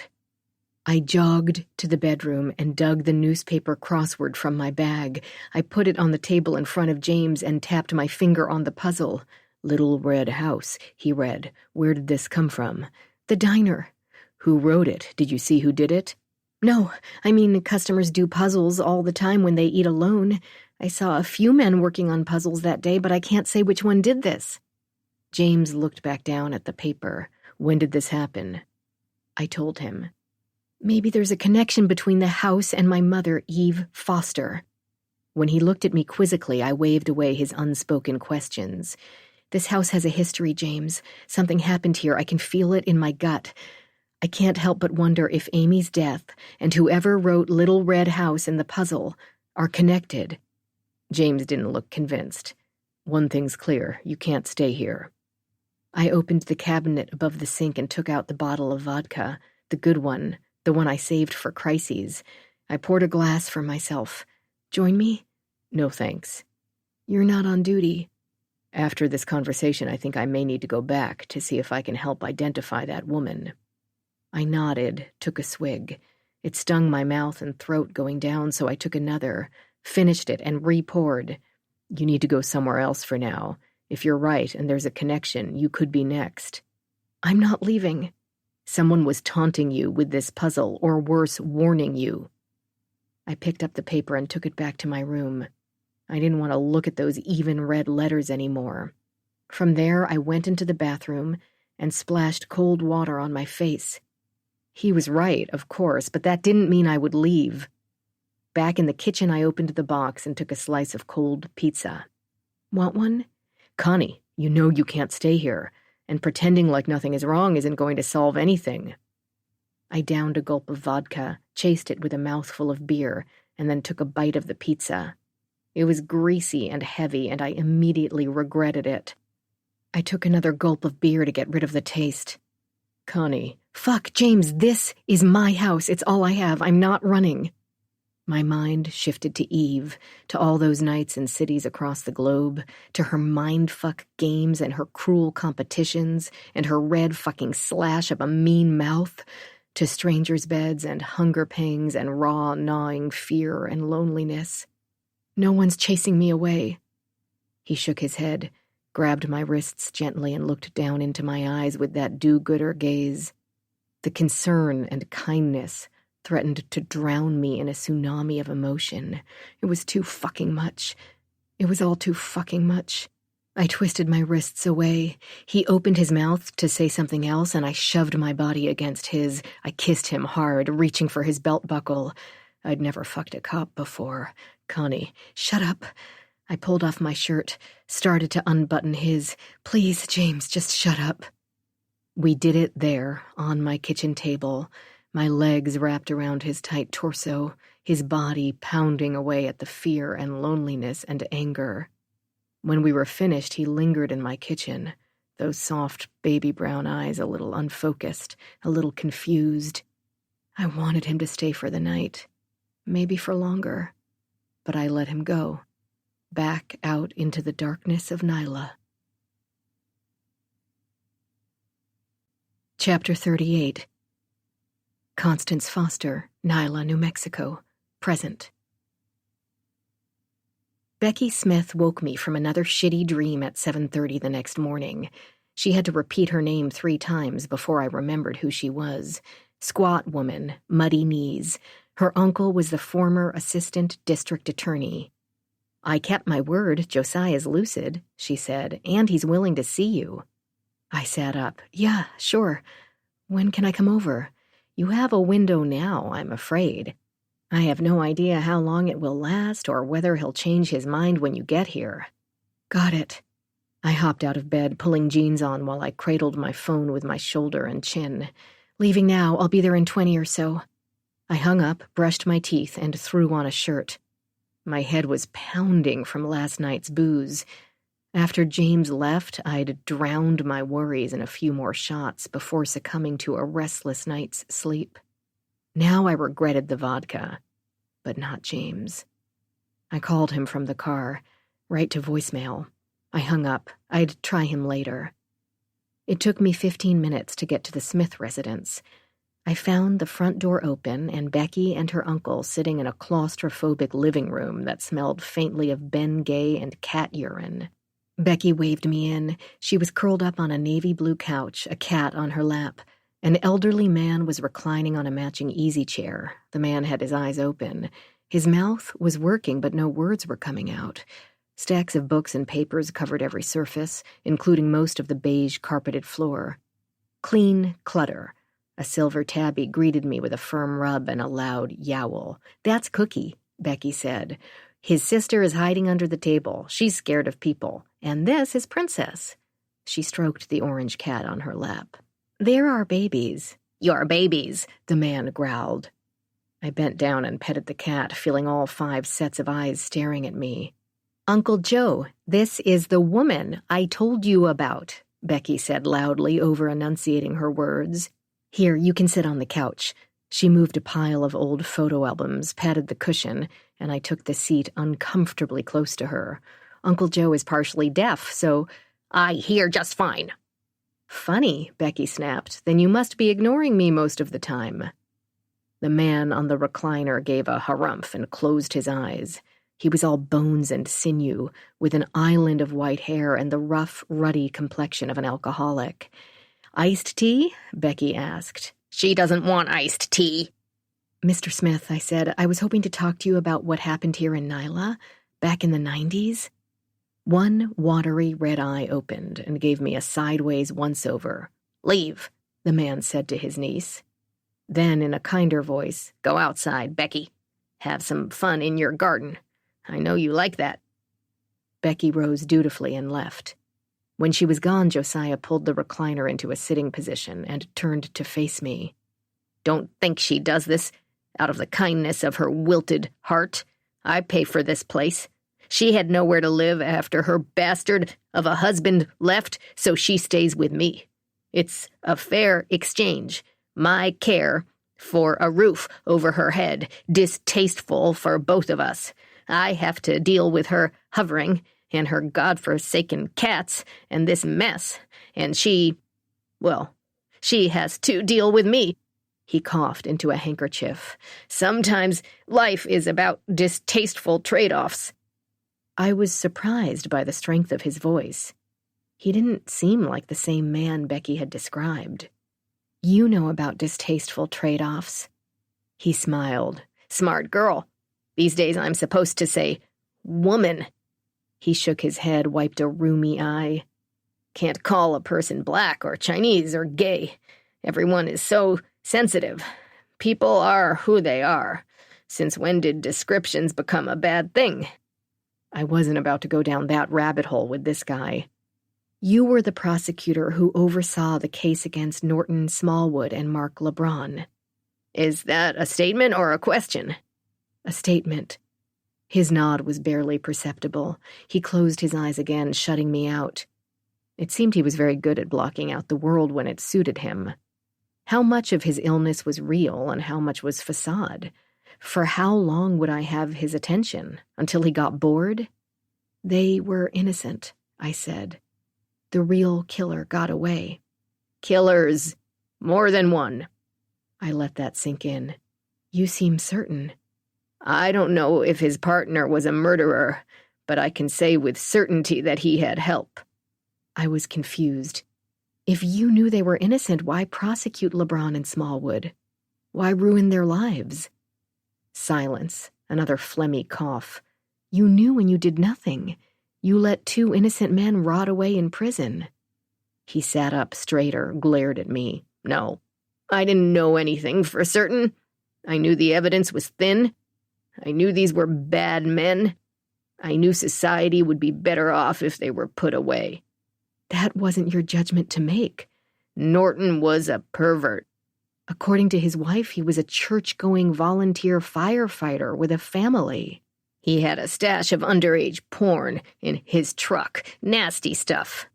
I cocked my head. His porn? Or porn someone planted?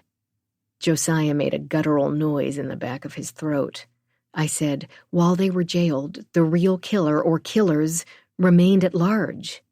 "It's my one regret." I said, "What is?" "That the killers walked away unscathed. I have to live with that every day." "So you do know who they are?" Silence. I said, "Why didn't you do something back then?" His face reddened. "That's the problem with your generation. You see things as cut and dried, right and wrong. That's not how the world works." "I know," I said. "Distasteful trade-offs." He gave me a twisted, bitter smile. "Sit over there and be holier than thou. I can tell you've never worked a day in your life. Some of us have faced hard choices. You have no idea what it was to walk in my shoes." "Enlighten me." Josiah studied me. His eyes suddenly widened. I saw a hint of fear. "You look like her." "Like who?" He shook his head, sighed. "Nothing good will come of you being here. You should leave. Go back to wherever you come from and let this go." "Let what go? The murders?" "They're still out there." Then, in a weaker voice, "You can't stop this." His eyes were losing their spark. I stood, hoping to catch his attention before he drifted off into whatever other world he mostly lived in. "Mr. Smith," I barked, "why did you agree to see me?" His head toggled to the right. I walked around his recliner, forcing him to look at me. "You can get this off your chest, now. Here. Make a difference. Just tell me." "What do you know? Why did you agree to see me?" "She was kind," he said. "Pretty, too. She didn't deserve it." "Who is she?" "There are more," he said. "It wasn't her fault. There are more." "More what? Women? Victims? Murderers? You're not making sense." I knew I was yelling, but I didn't care. I heard Becky open the front door. I said, "I understand you have regrets, but help me understand. Who is she, and what are there more of?" But he was already gone. Those watery eyes were closed, his mouth wide open. My chest felt weighted, heavy, my own breath coming in painful gasps. Who the fuck was she? And what were there more of? I was so close to understanding some clue to this goddamn place, so close. And once again, nothing. "Bodies," Becky whispered behind me. She said it the way you would mention the name of the monster under the bed, carefully, timidly. "There are more bodies out there." I spun around. "How do you know that's what he meant?" "Because he talks in his sleep. He mumbles about girls disappearing. He's done it for months, ever since the murders started here again." Her smile was apologetic. "He thinks there are more victims. He blames himself." "And the she? Did he say who that was while he was sleep-talking?" "No," Becky said. Her knees were clean, but she picked at them anyway. "But I know who he was referring to." "Tell me." "She was the only woman I remember him actually caring about when I was young." "Who is she, Becky? Whom is he talking about?" "Who do I look like?" "Who was she, you mean?" "Her name was Flora Fuentes. She was murdered in Nyla over 20 years ago." Underneath the vast expanse of desert, the dusty, forlorn downtown, the despair that seeped from the sidewalks, underneath the unrelenting red sun, there was beauty in Nyla. I saw it in the distant mountains, their rugged peaks reaching out to an unobtainable sky. I saw it in the way Manuela's customers rallied around her. I saw it in Stella from the hardware store's maternal concern, and I felt it in James's kiss. I did not find it in Josiah Smith. In Josiah, I found an ugly coward. He was both a cause and a symptom of all that was wrong in Nyla. My conversation with Josiah stayed with me the remainder of the day. I couldn't get the thought of those two men, Smallwood and LeBron, out of my head. Why would a town knowingly sacrifice people to protect a killer or killers? Was it the ridiculous notion that their kids would somehow be spared, like James had said? Or were the actual killers just too slick or too powerful to be caught, and rather than admit defeat, the powers that once were chose scapegoats? I may never know. And who the hell was Flora Fuentes? That afternoon, during my break at work, I called James again. Still no response, right to voicemail. I was beginning to worry. Every time the door opened to the diner, I looked up, half expecting it to be him. From the little I knew of him, it seemed he was too much of a perfectionist at his job to turn off his phone for so long. And he'd been planning to follow up on the identity of the woman who'd been murdered. I wanted to know if it was Amy's body, but more than that, I wanted to hear his voice. My second call went to Alberto, voicemail again. I left him a message about Flora Fuentes, and I asked him for an update on Jet. It was after 8 when I pulled into my driveway. The sun had set, and the full moon cast shadows on the property. Jet's lights were on, both in his little house and in the workshop, but my house was buttoned up tight. I unlocked the door and made my way to the kitchen. My hand was around the vodka bottle when my cell phone rang. Lisa. I slid the bottle back in the cupboard and answered the call. "Hey," Lisa said, "what are you doing?" "You're taking something again. I hear it in your voice." "Nothing I shouldn't be," she sighed.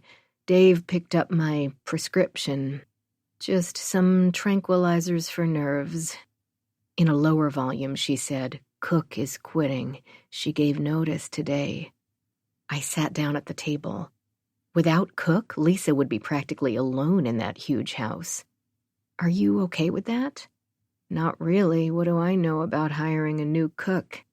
And the house is, well, I don't need to tell you. It's big. It was big. Big enough to house 3 families comfortably. Big enough to lose your mind. Why don't you sell the house, Lisa? I said. Sell it and move to something smaller and more manageable. Something that doesn't have the memories. Am I even allowed to sell it? I don't recall the lawyer saying you can't. But Lisa had already lost interest in the subject. She said, My God, Constance, I miss you. I'm like a ghost wandering these damn halls. I guess Aunt Eve got her wish after all. What do you mean? To get me all to herself. We're just 2 ghosts now, rattling around this monstrosity of a house. As pathetic as we were in life. Stop talking like that. Then, softer, I miss you. You're not alone. You have Dave there and the gardener, and I'm always watching out for you. Remember that, just like when we were little. Yes, I know. But listen to me, okay? You can't continue like this. You're driving yourself crazy. Ask Dave to help you. Call the lawyer if you must. Find a realtor. Without Cook, that's too much house. Even with Cook, it was too much house. And you have no idea how to cook, I thought. Lisa was a poor eater on good days. Without someone prodding her to eat, she'd waste away. Move. I found the key to the basement padlock, she said. The noises, I want them to stop. The noises again. She was imagining things. All that house, all that time. It was too much for my sister. Just go to a hotel, Lisa. Get out of the house and stay somewhere clean and quiet for a while, okay? I have a plan. Check your mail. I sent it to the P.O. box. Promise? Lisa, her jewelry, she whispered. It's not traceable. I've been squirreling it into a safe deposit box in Burlington. Soon there will be enough for us to go somewhere together. Lisa, we don't need to do that. I want you to have a key, too, in case. She took an audible breath. In case something happens to me. Something clattered to the floor and she muttered, damn. In a more resolute voice, she said, I'm resourceful. I can handle this. You and Eve always thought I was weak.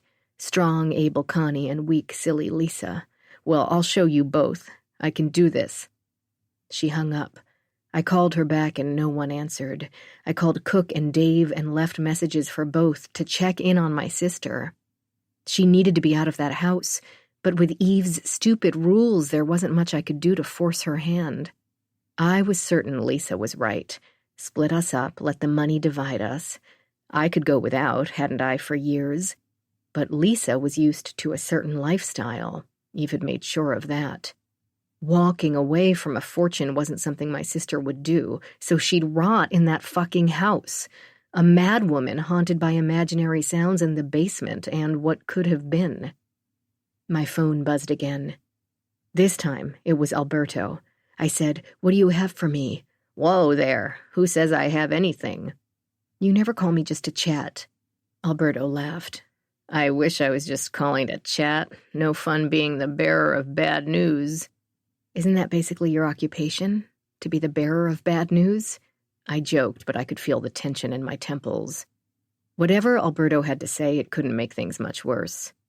That name you left on my voicemail, Flora Fuentes, I didn't have to look her up, because I remember her. She died back in the 90s. I stood, walked to the window. Another victim? Unclear. Her body was found in a house fire over by the original Jack's place. Incinerated. So authorities couldn't tell whether she died in the fire or whether she'd been killed first and her body left behind. The fire took the house she was in and some of the original bar, too. Whose house was it? Belonged to the bar owner, a man named John Cosby. Went by, you guessed it, Jack. He denied knowing anything about it, though, claimed the house was vacant, had been for years, and that whoever was in there illegally. Was it arson? Possibly. The reports were inconclusive. Convenient. Then she may have been another victim. The cops and the DA tried to pin her death on LeBron and Smallwood, but it didn't stick. No evidence whatsoever connecting them. He paused. The real tragedy was her kids. Her kids? She had 2 daughters, about 2 at the time.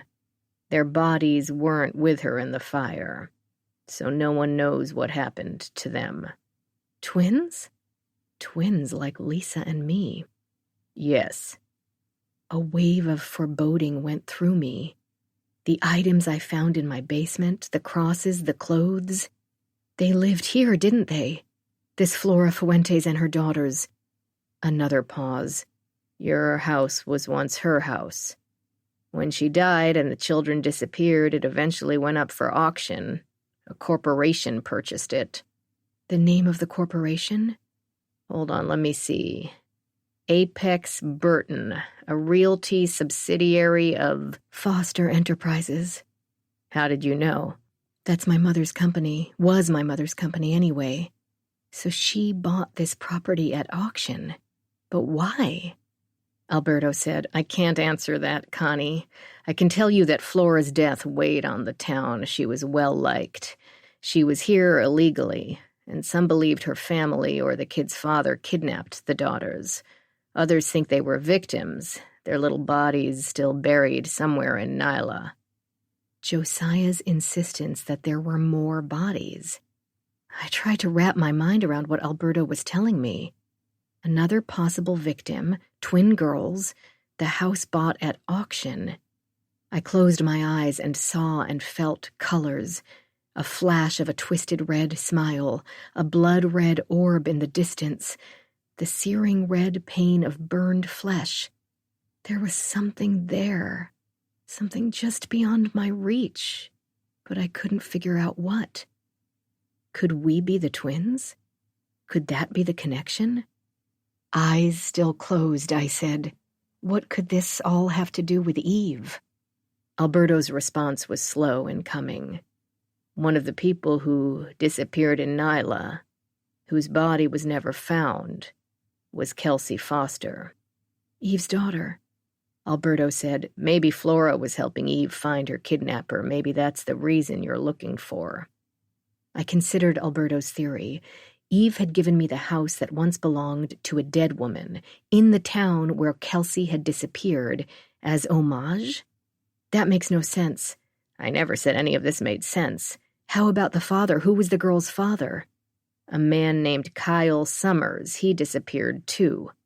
Fueling the belief that he took the kids. Right. Another beat. Or that he had something to do with the murders. Is that what you believe? Alberto hesitated. I remember Summers, brother-in-law of the judge who presided over the murder trials, buddy-buddy with the lead detective. You're dancing around my question. Summers conveniently disappeared after Flora died. Was he bereft at the loss of his family, or was something more sinister going on? I don't know. But you have an opinion. Yeah, I do. He sighed. Look, Connie. From what people are telling me, back then, Nyla was infected by nepotism and graft. Everyone owed Judge LaRue, not hard to figure out why. He did favors behind the scenes. A DUI would disappear. A kid would get probation instead of juvie. An abused wife would be denied a restraining order. Child porn would be conveniently lost. And Summers owned half the properties in Nyla. He was landlord, employer, church usher. Together, they were a formidable force. And then one day, Summers was gone. And the murder stopped. And the murder stopped happening in Nyla for over 20 years. But they've begun again. The words he didn't have to say. I had a lot to ponder. Alberto's information held the ring of truth. I had known there had to be a link between Eve and this house. And the fact that it had once belonged to this Flora Fuentes was the nexus I was looking for. It didn't really explain why she'd left the house to me, but Kelsey's death, And Flora's possible help following her disappearance explained at least some of it. Perhaps she'd bought it out of gratitude, or for the connection to her daughter. Maybe she was trying to make amends after her death. My mind flashed to the 2 crosses. Maybe there was something more. One way or another, I had some names to work with. Flora Fuentes, Kyle Summers. Perhaps I could even track down Jack Cosby if he was still alive. I thanked Alberto. "Don't thank me yet," he said. "That's not the only reason I called." I opened the window in need of air. Despite the hour, I could hear Jet working away in the shop, his machines grinding away at something or other. Lightning flashed in the distance, and I watched it snake on the ground. I said, "Go on." "Jetson's records are sealed, which is weird, because he wasn't a juvenile. This tells me there was something serious in there." Or that he has friends in high places. Like Eve. Maybe. Anyway, this bothered me. And because I had nothing else to do, that's a joke in case you were wondering, I dug a little further. Nothing. No online history, no social media, no college alumni listings. Weird, I thought. I called a buddy from this guy's hometown, asked him to do some asking around. Anyway, I finally got a hit. Megan's Law. The sex offender rule? Yeah, every state has a version, especially when it comes to the public notification part. He's listed as an offender. Jet was a sex offender? I sat down hard. I wish I could have said I was surprised, but I wasn't. I knew there was something odd about him, about his relationship with Eve. The very fact that she chose him meant he was willing to do her bidding. And in my experience, desperate people were most likely to do Eve's dirty work. For a price. Do you know what he did? No. I only know he's registered. If I had to guess, I'd say he came to Nyla looking for a quiet place to disappear. Normal life can be hard for sex offenders. There is no absolution. And there was no peace for the victims, or their families. Thanks, Alberto, I appreciate the help. Now will you let it go, fire that asshole, and maybe even get the hell out of New Mexico? His phone beeped, and he asked me to hold. When he came back on, he said, "Sorry, no more questions, okay? I've already finished my volunteer hours and I gotta go. That cop who crashed, shitty night for him. Anyway, duty calls." I sat up straighter. Cop who crashed? Yeah, young guy, high as a rocket, or so I heard. Happened late last night down your way, and I just got word that he's still in critical condition. What's his name? I asked slowly, although deep down, I knew the answer. James Riley, why? James, who left here sober. James, who refused my offer of a drink. James, who was asking questions around the station. James, who did nothing wrong but try to help me. I gotta go, I said. Are you all right, Connie? I just have to go. After I hung up, I looked down to see blood trickling across my forearm. I'd been clutching my skin so hard that my nails had ripped through flesh. James. A crash. My fault. I'd gotten him into this. First Amy, now James. Someone in Nyla was still worried about these murders, and now an innocent man was taking the hit. Chapter 39. Eve Foster, Nyla, New Mexico, 1997. Eve watched as Flora locked the front door of Kyle's house and made her way down the stone path. It was nearly 7, and the sun was just starting to set, bathing the cacti and yucca in the desert beyond his house in a golden halo. Behind the fence that surrounded Kyle's backyard, that desert stretched to the horizon, giving Eve the feeling of eternity, of timelessness, a feeling she knew that was deceptive. Time was quickly running out. If she didn't find Kelsey soon, she may never know what happened to her daughter. Flora was clutching a paper bag to her chest with one arm while carrying a grocery bag with the other. A bruise had blossomed along her forearm, and it peeked out like an algae bloom from beneath a cheap pink blouse. Her shoulders were hunched and her head was cast down toward the ground. She seemed broken and submissive, a frightened mole of a woman scurrying from a place she didn't belong. Eve took no satisfaction in her pain, although Flora was proof that her theory was right. Kyle wasn't the man he pretended to be. Flora placed the bags into the trunk of her car, then climbed behind the wheel. Her blouse had hiked up in the back and she tugged it down, looking around anxiously as she did so. She put her head against the wheel momentarily before starting the car. Eve placed her binoculars on the seat beside her and patted the top of her dark wig. A glance in the rearview mirror confirmed the success of her disguise. No police tail. The town thought she had left. Poised, polished Eve Foster was gone, replaced with a woman even Eve barely recognized. Nevertheless, she would wait a few moments before heading out behind Flora. She needed to seem natural, and in a neighborhood as quiet as this, a person used to being wary might notice a stranger in her midst.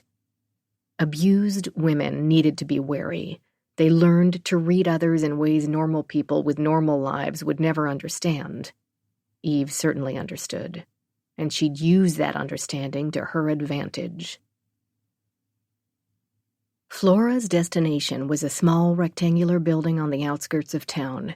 It sat alone, a rundown, forsaken box an eighth of a mile from the highway. Scrubby ghost plants dotted the dusty rock garden lining the exterior. Diesel fumes permeated the air. A sign attached to a chain-link fence announced Gerda's Daycare. The D scribbled out and replaced by a spray-painted G. Behind the fence, a half-dozen big wheels and a sandbox sat amid a scattering of brightly colored pails and shovels. A single pink sock had been draped over the edge of the fence, its once white, lacy trim stained brown. There was nowhere for Eve to park unobtrusively, so she drove past the daycare and turned around, idling on the side of the road while she waited for Flora to emerge. Gerda's Daycare. Either Flora had a second job, or she had a kid. It didn't take long to figure out which. 20 minutes later, Flora emerged. She held a child by the hand and another in her arms. 2 little girls, one tiny and blonde, the other taller and dark-haired like her mom. Unless one belonged to someone else, they were too close in age to be anything but twins. The blonde one had her arms wrapped tightly around Flora's shoulder. The other one was trying to run ahead on stubby toddler legs. Eve adjusted the binoculars, her heart racing. Finally, she had leverage. Flora opened the back of her car, seemingly oblivious to the stranger watching her from a distance. She put the blonde in the car and reached for the hand of the wilder brunette who pulled away and darted into the street. Flora grabbed her arm, but the child stood in the street with her shoulders back and her feet planted firmly on the ground. Eve was about to put the binoculars down when she caught the toddler looking her way. Dark eyes, stormy with intelligence even at her tender age, full mouth set in a half-scream, ready with an id-fueled opinion. She would be a handful one day. She was probably a handful now, like Kelsey. Eve knew she was too far away for the child to see her, but the way the little girl was staring made Eve feel like she could see her, could see through her. Eve felt suddenly exposed, naked, judged and found wanting. Chapter 40. Constance Foster, Nyla, New Mexico, present. The rumble of thunder echoed the pounding in my chest. I couldn't breathe. In all the situations Eve had put me in, somehow this felt the worst. Maybe because I didn't know what the rules were. Maybe because I had started to have real feelings for James. Maybe because I was just plain terrified. I searched for the names and numbers of local hospitals. I called one after another, but no one would tell me anything. I tried James's station house, but all they would do was confirm that James had been in an accident. They wanted my name and number. I refused to give them, worried the wrong cops would show up asking questions. Thunder boomed and flashes of lightning hit ground in the distance. I wanted the cold, wet, cleansing beat of drops against my skin. But this was an impotent storm, all noise and flash, but no rain. I threw my head back, feeling hopeless and helpless and angry. I tried calling Alberto back, but reached his voicemail. I was about to call the station again when I remembered the name of the man James said he trusted. Derek. I should be able to figure out who that was easily enough. James had said he was a cop too. 15 minutes of mad scrambling on my computer gave me the name Derek Pressman. Another 15 minutes and I'd found his home phone number. A woman answered on the third ring. She sounded tired, as though I'd awakened her. "I'm looking for Derek Pressman," I said. "May I ask who is calling?" Clipped, wary tone. My mind shuffled for an excuse. I landed on, "This is Nora, a grief counselor with the state." "Oh, yes. Yes, because of James. Derek is still reeling. In fact, he's at the hospital now." I perked up, wanting badly to know which hospital, but before I could ask, she said, "Baby's crying. Quick, give me your number and I promise I'll have him call you back. He could use the help." Something like this, wow. It'll stay with him. I gave her my cell and we both hung up. I lowered my head, stretched my arms, forced myself to think. I poured a glass of vodka, thought better of it, and downed it anyway. It stung my throat, and I swallowed another, mulling over what Alberto had told me. Flora, an illegal immigrant who died mysteriously in a fire, 2 babies, this house, and Jet. Fucking Jet. With his fake overtures of friendship, that cross he'd hung on my wall, the bloodstains on the floor of his workshop, his body in my bed, warm, comforting, strong. Jet, Eve's puppet. Or worse. I downed one more glass of booze before storming out the door toward Jet's house. A flash of lightning lit my path as I sprinted between buildings. The machine had stopped whirring, but I could hear him in there whistling while he worked. Fucking whistling. I wondered if he had fucked Eve. Had they been lovers at some point? Screwing in my little house and cooking up a plan to drive me crazy? Gaslighting would be right up her alley, with Jet as her sex offender accomplice. To think I'd trusted him. The door was open, so I ran in. Breathless, blood full of lie and outrage. "You motherfucker, how could you?" I ran toward him, arms outstretched. His face was buried in the shadows, but the dim light from an overhead bulb reflected in his eyes.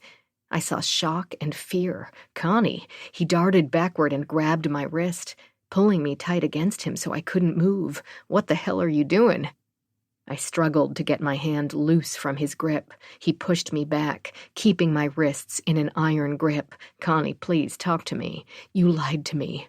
What did she do, pay someone $1 million to expunge your record? Why?" I could feel reality slipping away. A life raft of reason drifting into darkness on choppy waves. I saw my friend from Corfu so many years ago. His terror in the water. I saw Lisa's face, tear-stained and terrorized after being locked in the basement. I was ready to raise the white flag. I couldn't win. Even from beyond the grave, she hated me enough to make me miserable. My vision blurred. I felt faint. I had no one. I stopped struggling. Jet bent down and looked into my eyes. "I can explain if you give me the chance." He let go of my wrists and led me to a stool that sat by itself, away from anything that could be a weapon. He pushed me down gently. I let my head rest against the wall, tried to control my breathing. "I don't know what you think you know about me, but there was no record to expunge, no real record anyway." He pulled up another stool. "I was 12 when my dad was locked up, 15 when my mom OD'd. The courts sent me to live with my grandfather, a mean racist asshole who preferred a bottle of gin to a day's work. No surprise that my teen years were littered with petty crimes and drugs." I breathed deeply, calming myself, and watched him, looking for signs that he was lying. Shifting eyes, rapid breathing, nervous gestures. But he was speaking to me calmly, firmly, like I was a child or a hyperactive puppy. I didn't trust my instincts. I just listened. A local teacher stepped in to help me, taught me woodworking, helped me get my GED. I was still angry and confused, but I had some direction. The day I turned 18, I went out with friends to celebrate. The night ended in a fight outside a bar, got beat up pretty bad. He ran a hand through his hair, frowned. I was pissing blood into a bush outside the bar when the cops arrived, caught me with my pants down, literally. I'd been a pain in the ass to them for years, and now they had me. I don't understand. My juvenile record was sealed as an adult, but where I'm from, pissin' in a public place can be considered indecent exposure. I still don't get it.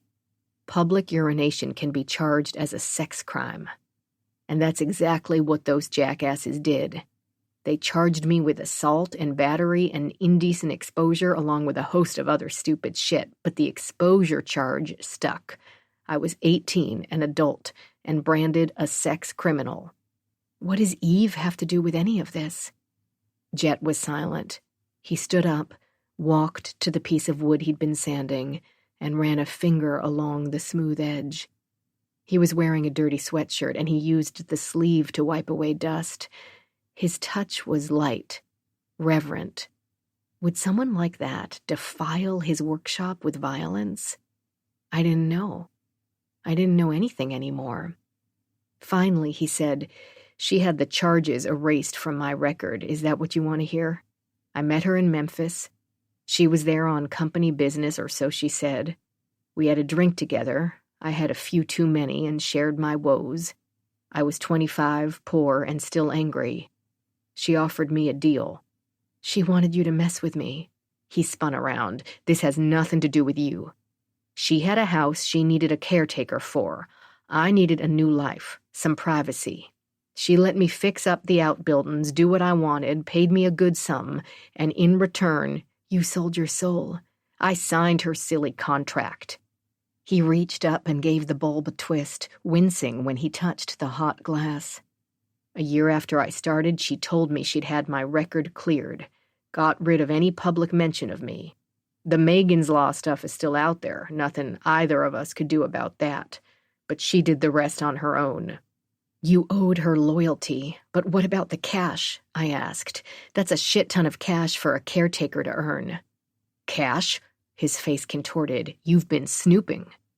"When I first came here, I looked around. I do own the property." His jaw tightened. "Based on the rules Eve set down, this is mine to use. You were trespassing. Look at it from my perspective. I was given a rundown house that came with a caretaker I couldn't fire. Wouldn't you want to know who you were living with?" I waited until the color had receded from his face. "Just tell me why you have so much cash, and why there are bloodstains in the workshop." "Blood?" He looked at me questioningly. "Cash, yes. Blood, no." I stood feeling wobbly, and walked to the spot where I'd seen the stains. I pointed, but the light toward the back of the workshop was too dark to see. I pulled my phone from my pocket and flicked on the flashlight, pointing it downward. "See?" He squatted, his gaze on the wooden boards. "I'll be damned. Never noticed that." He glanced up at me, his eyes searching mine. "I'm not lying, Connie. This had nothing to do with me." "How do you explain the money?" "Just savings. I don't need much here. All my rent and utilities are covered. Only food and business expenses. The rest I squirrel away. That plus the earnings from my furniture, and I'm set." Reluctantly, I nodded. He did live frugally, that was evident, and if he'd hoarded the cash over the years, it would have added up. I traced a finger along the stains. "What do you think happened here?" When I looked up, Jet was staring toward the main house. He seemed unnerved. "What's wrong?" "Focus still on my house," he said. "When I first came, Eve told me to stay out of the shotgun house. She wanted it preserved just the way it was. I always wondered why, but I was young and grateful and scared she'd fire me, so I complied. I knew this already." "What are you saying?" He shrugged. "Just that looking back, it was a strange request. Why would you hire a caretaker whose job it is to let a house fall into disrepair?" I had wondered that too. "Unless you wanted to hide something," I said, the pieces clicking together in my mind. What better way to keep something secure than to hire a guard to watch over it? No looters, no curious kids. I rose, the shaking in my voice matching the quiver in my hand. The basement, an afterthought with a dirt floor. "Do you have a shovel?" "Yeah, why?" "Can I borrow it?" I spotted it against the wall at the back of the shop. I climbed my way over his equipment to grab it before heading back out into the night. The rain was coming down in sheets now, a quick desert storm, and I let the pounding drops wash away some of my fear. "Where are you going?" Jet called. I didn't answer him. I wasn't going anywhere. Not just yet, anyway. The basement was hot and dusty and full of things that crawled and scuttled. We'd emptied most of the junk, so I stared at an expanse of packed-down dirt. The liquid courage had long since left my system, and I was running on pure adrenaline. But it was enough. The ground beneath me barely moved under the shovel. Each stab gave forth tablespoons of dirt, but I persisted, venom running through my veins. This house had secrets, and I was going to make her give them up. Sweat trickled down my neck and between my breasts. My breath came in chunky gasps, and my hair had escaped from its holder and hung against my face in wet clumps. I looked, I was sure, like the madwoman Eve had wanted me to become. My phone rang. I ignored it. I had cleared about 2 square feet of soil 6 inches deep when I heard footsteps behind me.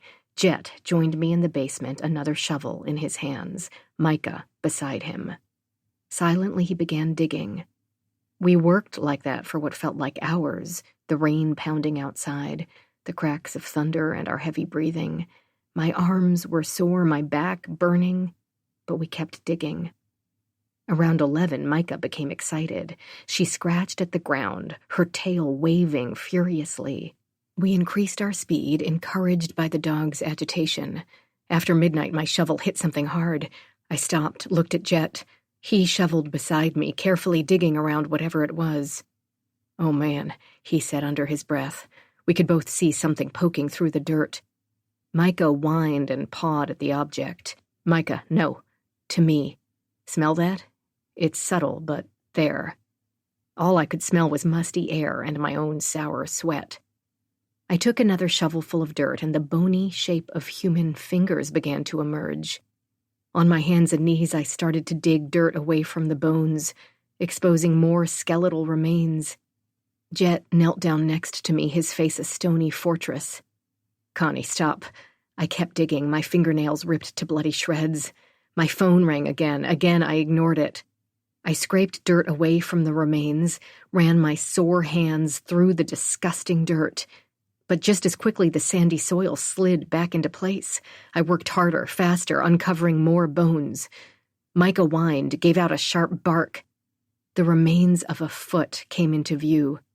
Then the curved top of a skull. I could see another hand emerging, this one larger, longer, its macabre wrist still encircled by a gold bracelet. The smell had reached me, sweet and rotten, the calling card of death. "They're layered under here," Jet whispered, "just bones. God knows how many there are." I kept digging.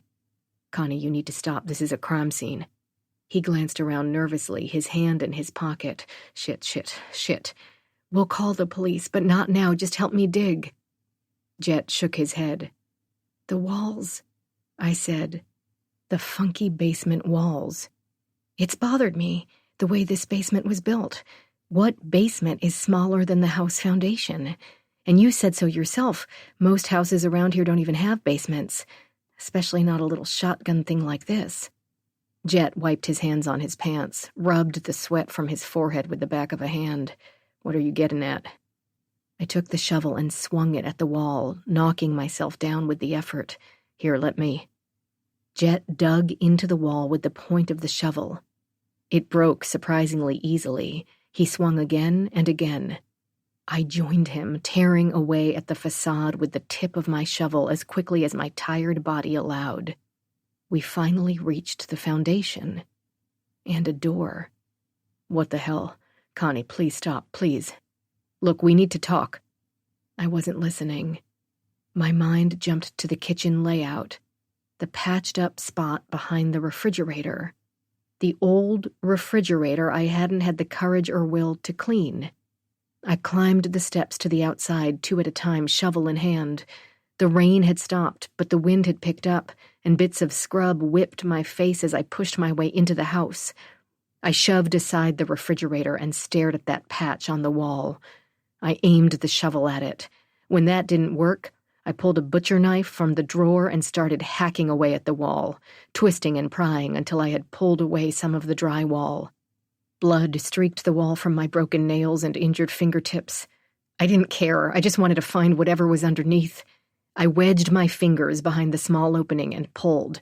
I did it again and again and again until finally it came away enough to see behind. Another boarded-up door. Someone had gone to a lot of trouble to hide this stairwell. Someone had gone to a lot of trouble to add a basement. The bodies explained why. I felt a presence behind me. I spun around in time to see Jet, standing close, pointing a pistol at my face. Micah was beside him, but she glanced back and forth between us, whining. "You fucking bastard, I knew it. You are with her." "Stop it, Connie." He waved the gun. "I'm not with her, and I'm not going to shoot you. I just wanted to get your goddamn attention." Eyeing the gun, I said, "Well, you have it." "Those are bones, human bones, in case you didn't notice, lots of them." "No kidding." "You just got here, but I've been living here for years." Years. And like I told you, I have a record. Expunged or not, you know the government can find out all sorts of shit on a person. He threw his head back, moaned, "I want to help you, I really do, but this is sick. I can't afford to have cops nosing around. I can't get caught up in all that again." I wiped my forehead with the back of my hand, eyed the gun. "You're afraid they'll suspect you?" Jet's nod was barely perceptible. "I didn't do it, but they'll look at me first, you know they will." He was right, of course. Ex-con living in a remote area alone. Lots of hidden cash, blood-stained floorboards, missing women and girls. I said, "Put the gun away." Jet looked from the dog to me to the gun. His resolve was wavering. I could see it in his eyes. My earlier anger and panic had subsided, and I was left feeling exhausted and annoyed. Even if it hadn't been for Jet's pleas, how could we call the local cops? Not after what James had told me. Not after what had happened to James. I needed a better plan. Jet tucked the gun into his pocket. I said, "All right, I get it. But we can't sit on this for long. Covering up a crime scene is a crime. And I'm not going to prison for Eve." "Then what?" "Derek," I said. "Derek?" "James's friend. He's a cop. James said he's trustworthy." He eyed me questioningly, and I gave him a quick recount of my time with James. "It's all we have." Jet didn't look convinced. I eyed my newly destroyed wall, thought about the bodies in the basement.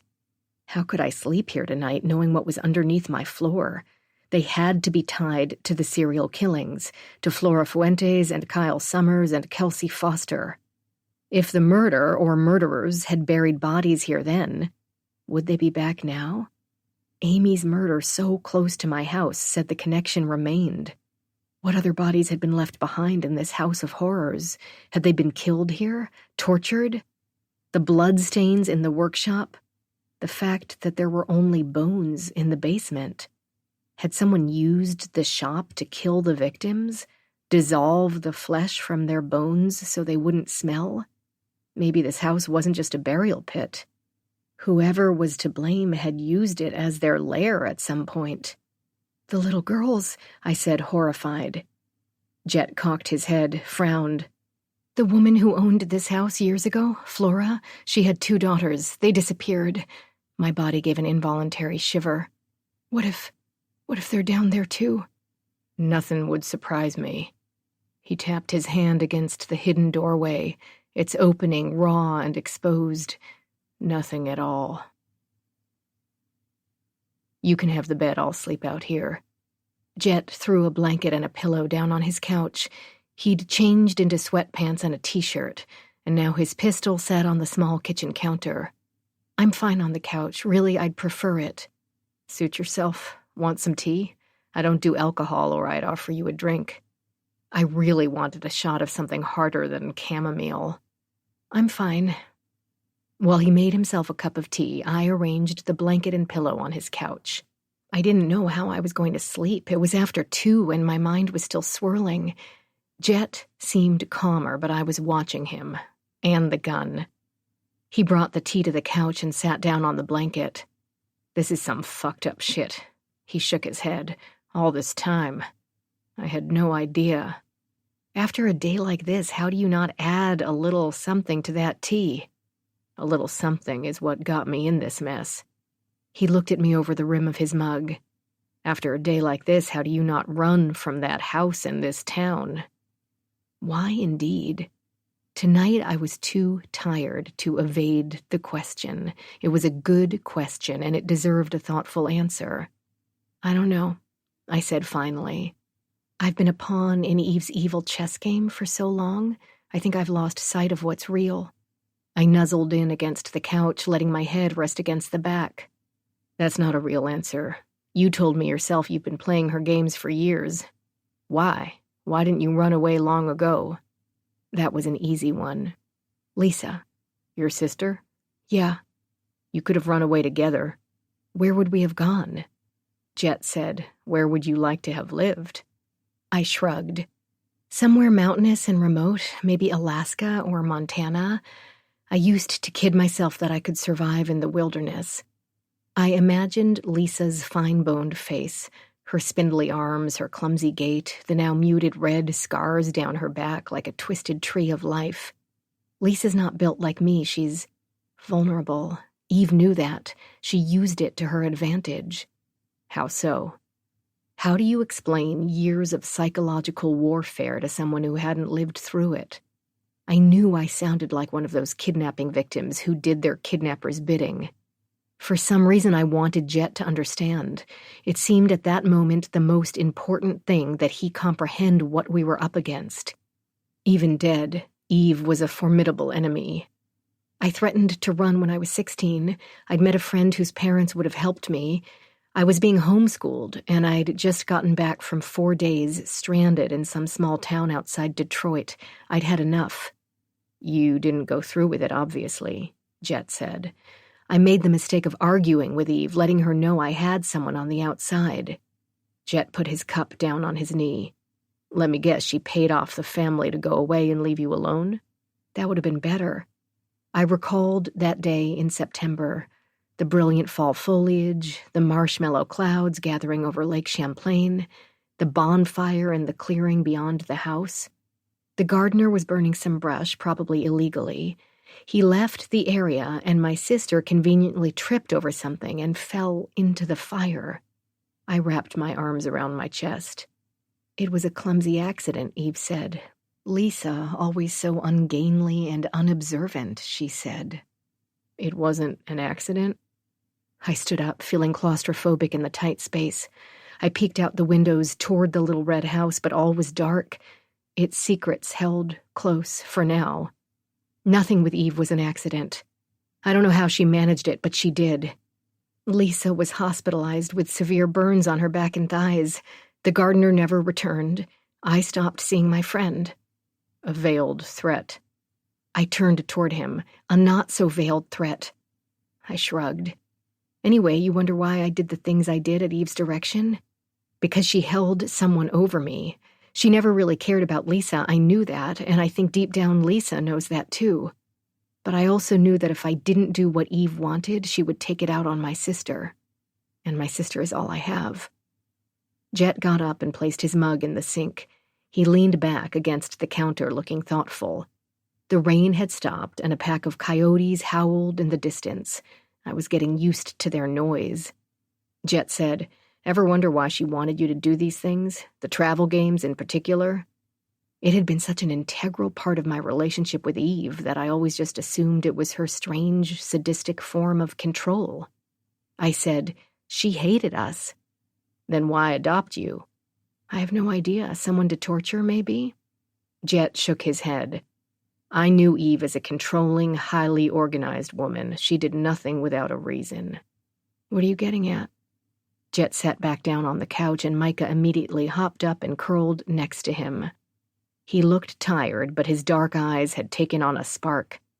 Think about it, Connie. Think about the big picture. Eve adopts twin girls. Why? Why would such a sadistic woman adopt 2 little girls? Seems awfully altruistic. Horrible people adopt pets all the time, and then they treat them cruelly. One could say the same thing about them. Fair enough, but think about it. Eve takes one of the girls and sends her out into the world with nothing. A destitute throwaway in a strange region. Sound familiar? Not really. You never noticed any pattern to your travels? No? Were they all big cities? I thought about the places she'd sent me. Chicago and New York. Other than that, mostly small towns or rundown burbs. And you never questioned why she chose these places. I was getting annoyed now. Jet, I was a kid. My whole fucking world was Eve, my sister, and that house. Other than living in Greece when I was pretty young, we lived in one house. I was homeschooled. I had nothing other than what she gave me. And if I'd left, that was the end for my sister. No, I didn't ask why those locations. I assumed they were the worst spots on Earth, or she wouldn't have made me go. Jet disappeared into his bedroom for a moment. When he came back, he was carrying his laptop and a pad of paper. Tell me the places she sent you, in order. Do your best to give me the dates, too. Why? Just do it. I have a hunch, and I want to see if I'm right. I listed the places she'd sent me, trying hard to remember the order, exhaustion winning out over curiosity about this hunch. Jet jotted down the dates and locations. Nowhere else? Isn't that enough? While he worked, I flirted with sleep. My dreams were a murky red haze, though, and I'd awaken in a twilight state, unsure of where I was until Jet reminded me. Finally, after what seemed like hours, Jet pulled me off the couch and to his computer. Look at this. He pointed to an article from New York Daily News. It was about a rash of disappearances in and around Soho and other spots in New York. Prostitutes, runaways, drug addicts. Okay, so? He tapped the date. 4 weeks before Eve died. And this. Another new article. This one about a Detroit suburb where she'd sent me at 16. 2 girls had disappeared from their parents' trailer.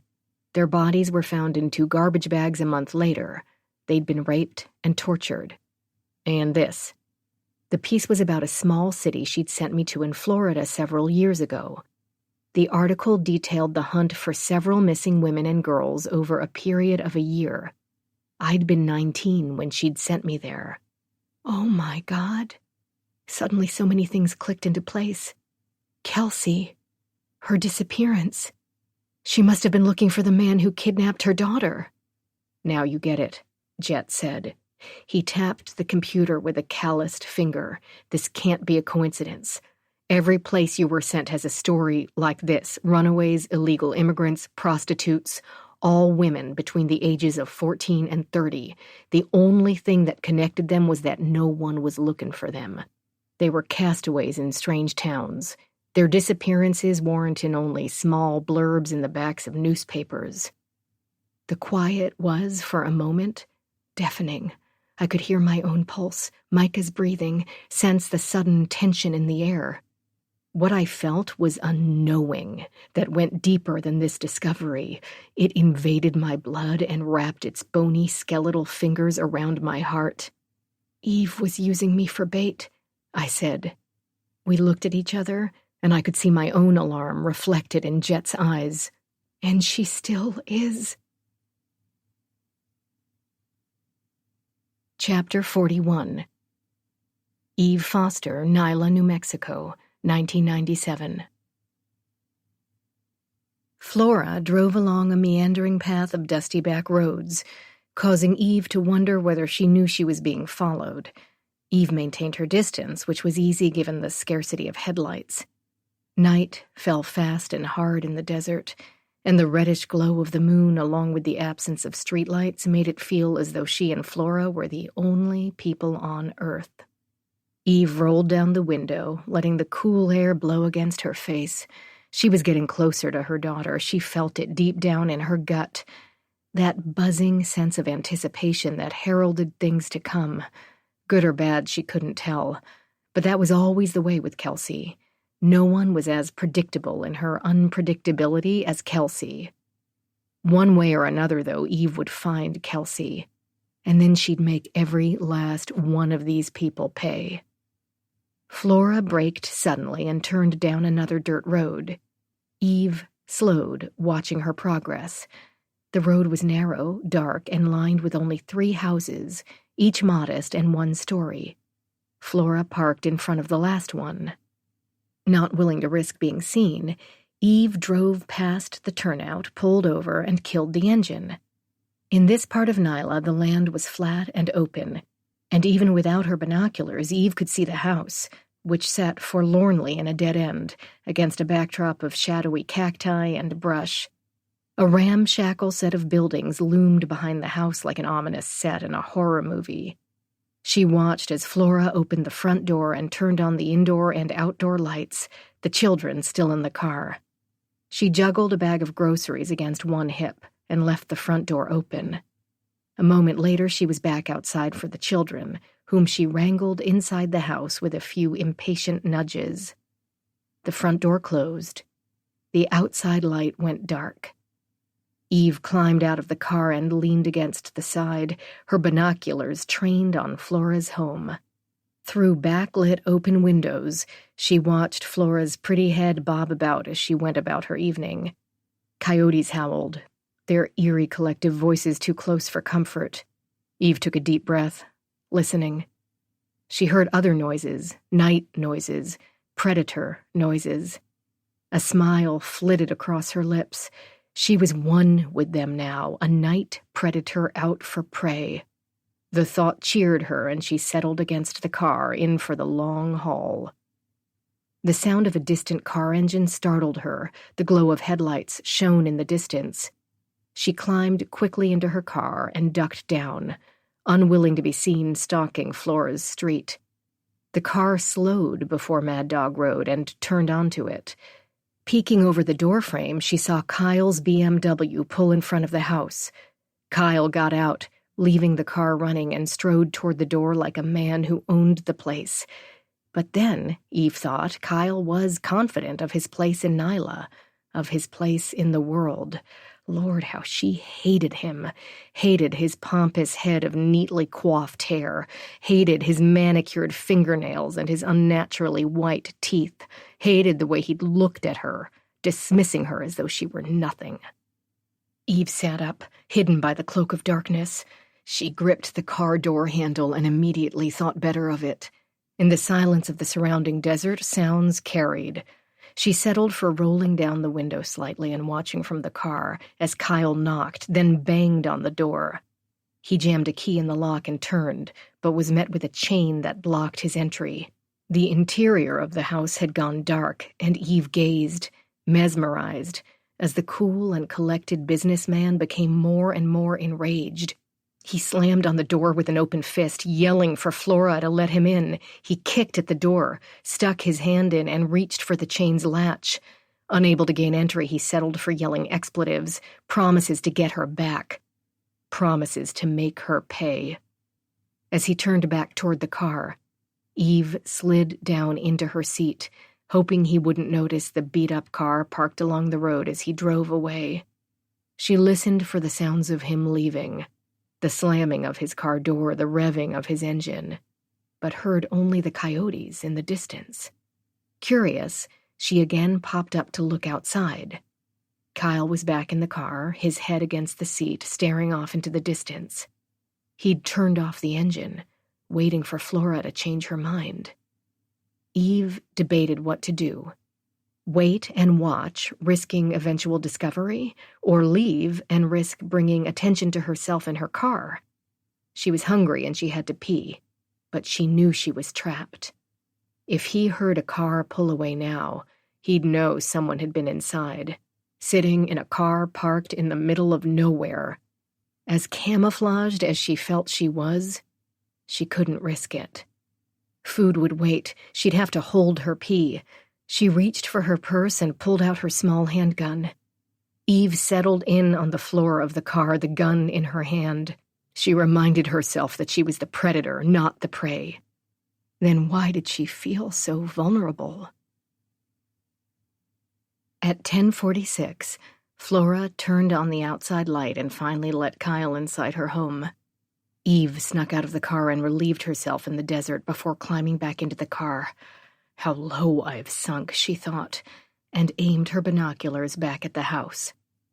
At 10:51, she heard screaming. At 11:07, the front door slammed again, and Flora stormed outside. She stood against her car and smoked a cigarette, sucking on the stick in short, angry puffs, her face half illuminated by the watery yellow glow of the porch light. Flora threw the half-used cigarette on the ground and stomped on it, kicking it under her car. A moment later, Kyle opened the door, a towel draped over his midsection. He said something Eve couldn't hear. Flora looked toward the desert before heading back inside the house. She walked slowly through the door, head down. Kyle closed the front door and turned off the porch light. Eve waited, but the only light came from the moon. The only sounds were the rhythmic whoosh of her own breathing and the eerie cries of desert night animals. Whatever had transpired between Flora and Kyle, it was over now. The house was dark, quiet. Eve started the engine and pulled away. As the nights grew longer, Eve's patience grew shorter. She needed to know whether Kelsey was being held in Flora's little red house. It was the perfect spot, isolated, derelict, a sturdy little box where no one would think to look. 2 days passed before Eve had an opportunity to check it out for herself. Kyle had left the morning after the incident, but for those 2 days, Flora remained inside, windows shuttered. Eve traded her car for a Jeep and parked far down the road that intersected with Mad Dog. It was a desolate stretch of nothing, and although she worried that someone would question her, no one bothered. At 9:30 in the morning on the third day, Flora finally emerged. Her girls each straddled a hip, the blonde one half asleep against her chest, and the brunette picking at Flora's hoop earring. An overstuffed diaper bag and beat-up black purse hung from her elbow. Eve watched as Flora strapped the children into their car seats and climbed behind the wheel. Her movements were stiff and robotic, the movements of someone in pain. Flora hadn't walked that way when she had gone into the house 2 days ago. A parting gift, perhaps. Eve felt a frisson of pity. Weak or not, Flora was dealing with a sick bastard. Flora pulled away from the house and made her way slowly down Mad Dog Road. At the intersection, she turned left, heading toward town and presumably the daycare. Eve didn't follow. Instead, she waited until Flora was out of sight before pulling a Mary Kay Cosmetics sign from the back of the car and placing it inside the Jeep's rear window. She'd dump the car later, but if anyone saw it, they'd remember that pink sign and hopefully little else. She drove the car to the house and parked in front. She glanced at the other 2 houses on the street. No one seemed to be home. Eve turned the knob, but the door was locked. She walked around the side of the house, taking in the simplicity of the design, searching for entry. 1 story, longer than wide, its paint peeling in places. Behind the house sat 2 outbuildings, a small garage, and a 1-room shack. Both were boarded up. Eve would start with them. The small shack was empty. The boards on the backside had been pulled away, and the rising sun provided enough illumination to make out a vacant, dusty space. Eve moved on. The garage presented more of a problem. It was tightly boarded up, its main entrance padlocked. Eve cursed herself for not bringing a tire iron or something she could have used to wedge apart the boards. She paced around the far side of the building, careful not to step on the cacti that dotted the landscape like stray hairs on an old chin. She was about to give up when she noticed a board that was incompletely nailed across a window on the rear side of the garage. She pulled at it with her fingers. It started to come away further at the cost of 3 fingernails and a splinter. She pulled her keys from her pocket and used them instead, digging down under the wood and pulling up as hard as she could. Finally, with a squeaky groan, the board tore away. She used that board as a wedge under the next board, slipping it under and moving it roughly back and forth until the dry wood split. She heard a creak, and with one more pull it broke off. leaving only a jagged edge hanging from the window. The window wasn't big enough to climb through, but with the sun shining from that side of the garage, she could see through the murky glass. She pressed herself against the building and, cupping her hands around her face, peered inside. She gasped, stepped back. The outline of a woman had stared back at her from behind the streaked and dust-coated glass. From somewhere behind her, there was a rustle in the sage bushes. A snake slithered out of the sun and darted under a rock. She stepped closer to the garage, away from the rock. Again she peered inside, blinking repeatedly. There it was, the female figure shrouded in shredded linen. It was an old dress form, now colored by dust and neglect, and partially shrouded by a piece of gray cloth. Eve put her hands against the glass and scanned the rest of the interior. She saw cardboard boxes, large buckets, a garden shovel, a broken desk, and a box of tools. A pair of pliers stuck out from beneath a wooden hammer next to a wash bin. Normal garage junk. She'd started to turn away from the garage when her eye caught motion, the sun reflecting off an object inside the building. She squinted, but unable to clearly make it out, she spit, then rubbed at the dirty glass with her blouse and looked inside again. Clearer now, she saw a silver stone-studded earring, bright and new, amid the old clutter in the garage. It could be Flora's, Eve thought, although it looked expensive and not Flora's style. But what caught her eye more than the earring was a stain on the flooring underneath.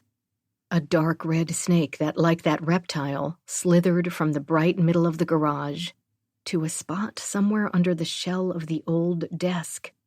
She was familiar with that hue. Too familiar. Blood. She backed away from the building. Suddenly the rest of the objects in the garage took on a more ominous tone. A shovel, pliers, a hammer, the buckets and bin. Even the earring. She didn't recognize it, but it could have been something Kelsey had purchased during her trek across the United States. It looked to be her style and her size. Eve glanced toward the small red house. It, too, seemed more ominous now. Its simple facade a mask for something sinister. She knew what she needed to do. Chapter 42. Constance Foster, Nyla, New Mexico, present. By the next morning, the weather had cleared, but the fog in my head had grown worse. I stopped by the post office. True to her word, my sister had sent me a small package. Inside was a short, handwritten letter and a single bronze key. The letter held directions to a safe deposit box. The letter said simply, "Soon there will be enough for us both. L." I tucked the key into my wallet and crumpled the letter. Lisa was living in a fantasy if she thought it would be that simple. At the diner, Manuela watched me with that sideways appraisal she saved for regular customers who looked like they'd slept in a porta-potty the night before. I'd awakened that morning with a splitting headache, spit like putty, and a bloody nose. A quick phone check showed I'd missed 3 calls from Lisa, but she didn't pick up when I called back. "You can either explain to me why you're pouring half and half in the syrup pitchers or go home and get some sleep."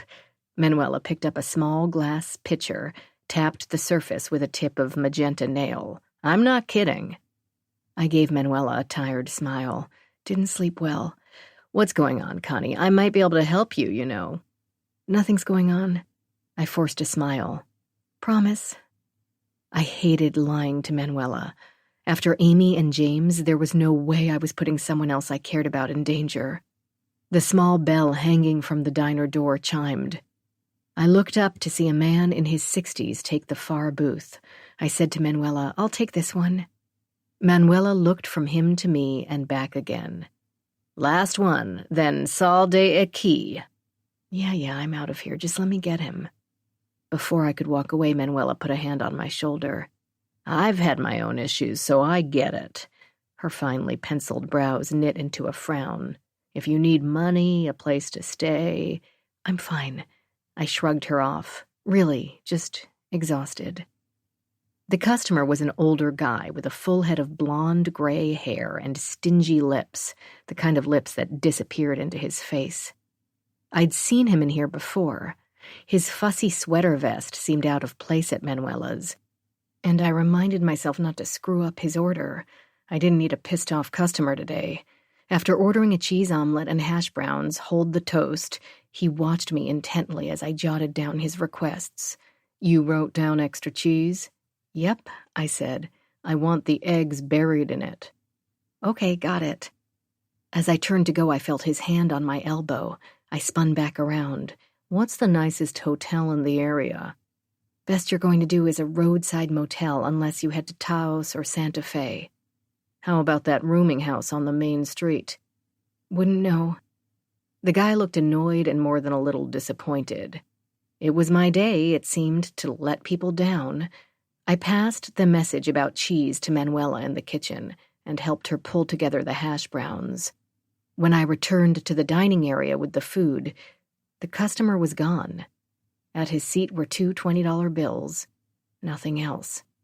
Asshole, I muttered. Wonder what I did to piss him off. Do you know him? Manuela shrugged. Not that I recall.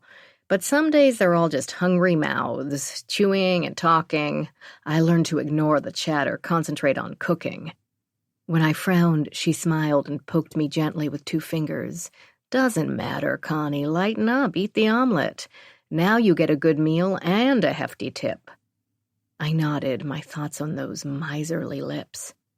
There was something familiar about the man, but my harried mind was too worn to figure out just what. I stared down at the bones. Dirty white splinters poked from beneath their graves and reflected the light from my flashlight, calling me to make this right. My eye caught a sparkle just under the surface of the dirt. I wiped the spot with the toe of my shoe, pulling the dirt away from the skeletal remains. My breath caught in my throat, and I felt like someone was sitting on my chest, like I was suffocating. Buck the hell up, Connie. It was the gold bracelet. It had fallen off when we'd been digging the night before. I bent down to get a closer look, then pulled it from the ground and wiped it with my shirt. Small rubies were centered on a delicate gold chain. I stared at it a moment, debating whether to put it back, when my phone rang. On impulse, I stuck the bracelet in my pocket. It wasn't doing anyone any good here. A call from an unknown number.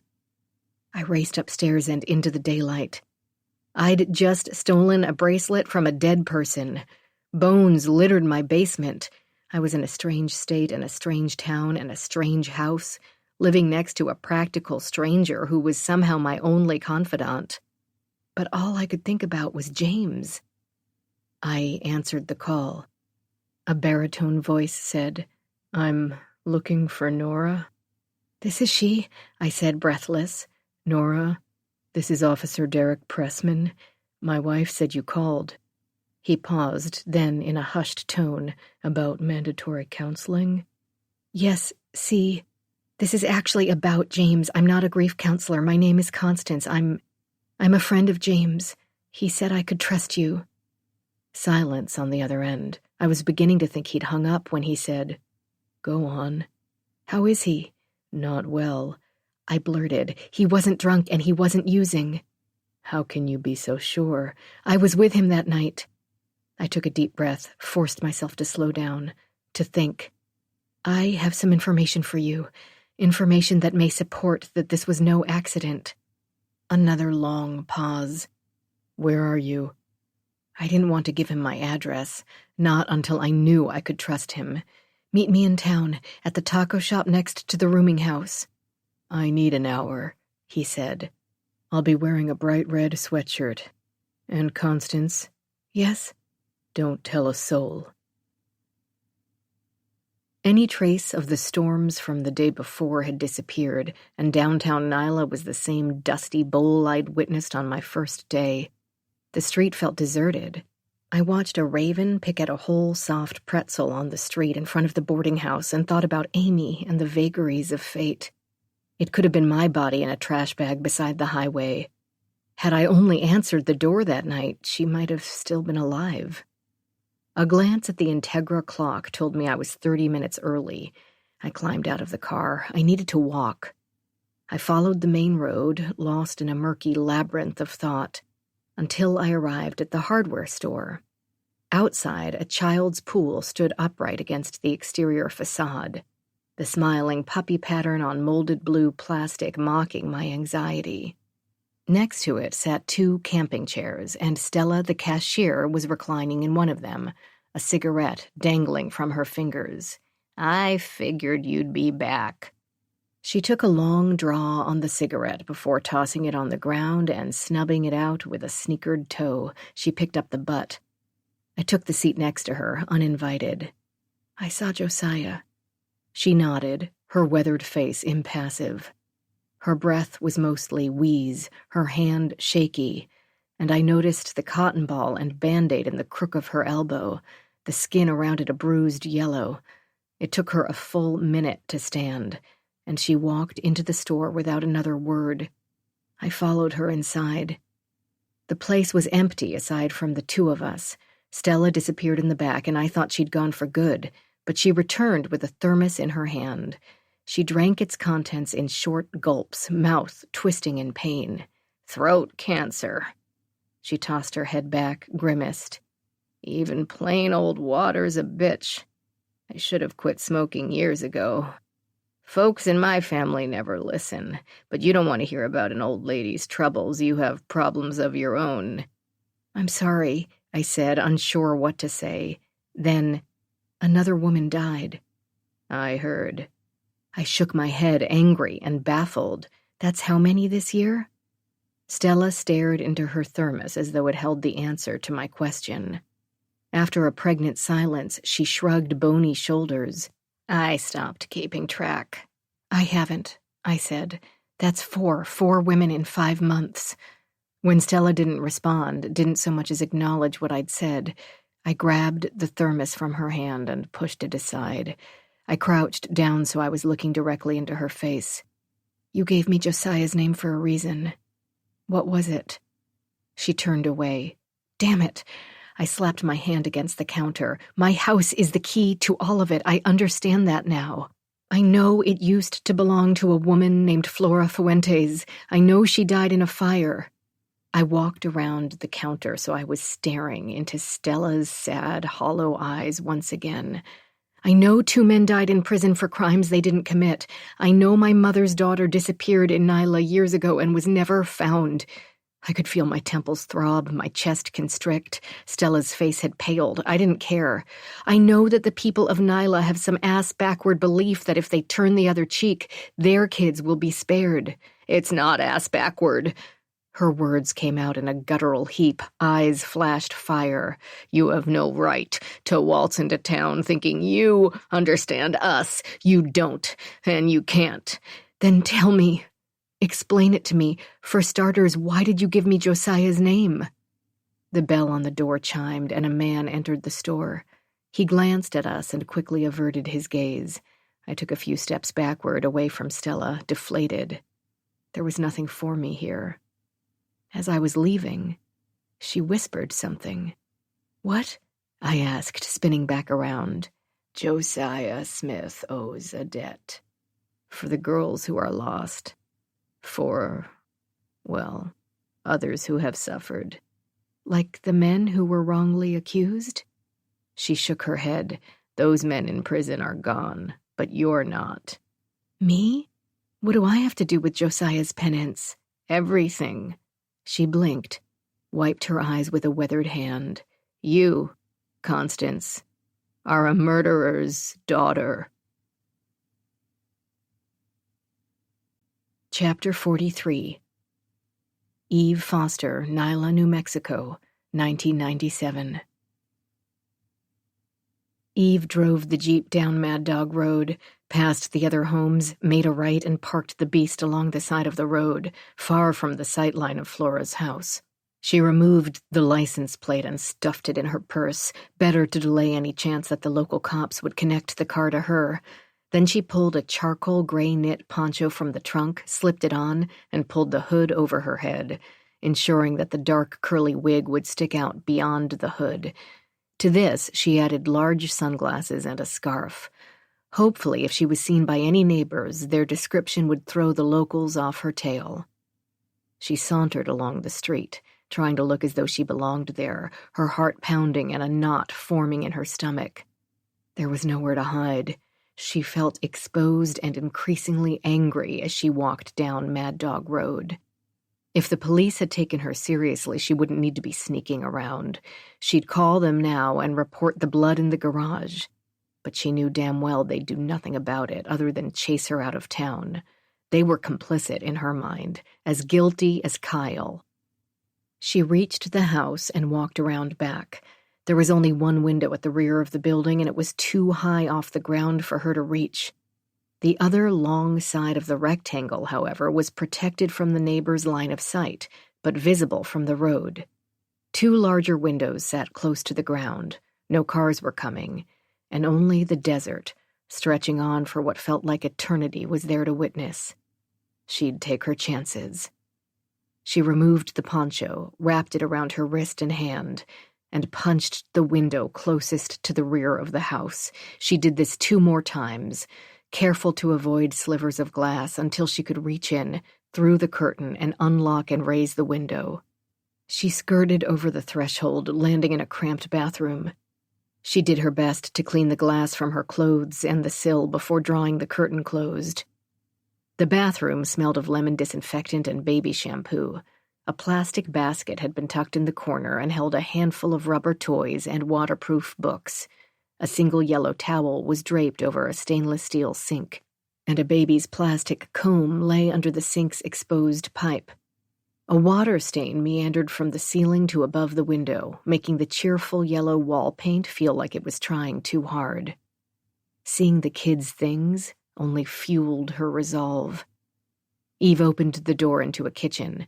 Like the bathroom, it was clean and neat and utterly depressing. White paint had turned gray and dingy. An old stove and a beat-up refrigerator were the only appliances. A linoleum-topped table for 2 had been propped against a wall. The only thing on its surface was a glass bowl that doubled as an ashtray, the remnants of someone's cigarette floating on top of a small pool of ashes. Eve followed the simple path of the house, moving from the dark kitchen to a bedroom. On one side of the bedroom stood 2 small cribs, their metal bars painted the same yellow as the bathroom. A plastic basket, the twin to the bathroom basket, sat under a window and was filled with worn toys. 2 Majolica crosses hung on the wall, one over each crib. On the other side of the room was a double bed. It was placed up against the wall, its covers mismatched but neatly made. A single dresser was wedged between the bed and the wall. A single dresser for everyone, Eve thought. Again, she almost felt sorry for Flora. Almost. But then she thought of the blood in the garage and her missing daughter and Flora's refusal to even speak to her, and her pity morphed back into rage. She moved on. The final room was the living area. Like the other rooms, it was sparsely furnished, dingy, and utterly without charm. It was also the only room that hinted at Kyle's existence in Flora's life. 2 armchairs sat on either side of a small table. A desk had been wedged against a wall between a low bookshelf filled with children's books and another dresser. On the dresser was a man's leather belt, a button-down blue shirt, a pack of Marlboros, and a set of keys. Eve picked up the shirt and sniffed it. She could smell him, his musky aftershave, tobacco, and sweat. She threw the shirt back down and grabbed the keys. There were 2, a small padlock key and a larger door key. She unlocked the front door and tried the ladder and its lock, not a fit. She hadn't seen any other locks in the house. Maybe these were to the garage? She walked back through the shotgun-style building, lingering in front of the single photograph of Flora. The face staring up from the photo looked young, hopeful, beautiful, a face telegraphing naivete and joy and faith. The photo lay face up on the dresser, its glass shattered into 1,000 shards, held together by the flimsy plastic frame. Was there a time when I was like Flora? Eve wondered. She'd been married at 15 at the insistence of her parents, and she'd become a mother later that same year. If she looked back at a photo of herself at 11 or 12, Would her smile have been genuine? Had she ever been guileless and hopeful? Perhaps if she went back far enough, before her father's threats and daily shame sessions. I have no illusions about who I am, Eve thought. In her mind, she had made the choices she needed to make in order to keep Kelsey out of poverty. That's what separates me from Flora. I never enabled Liam. I fought back. But what do I really know about Flora's life? Her choices.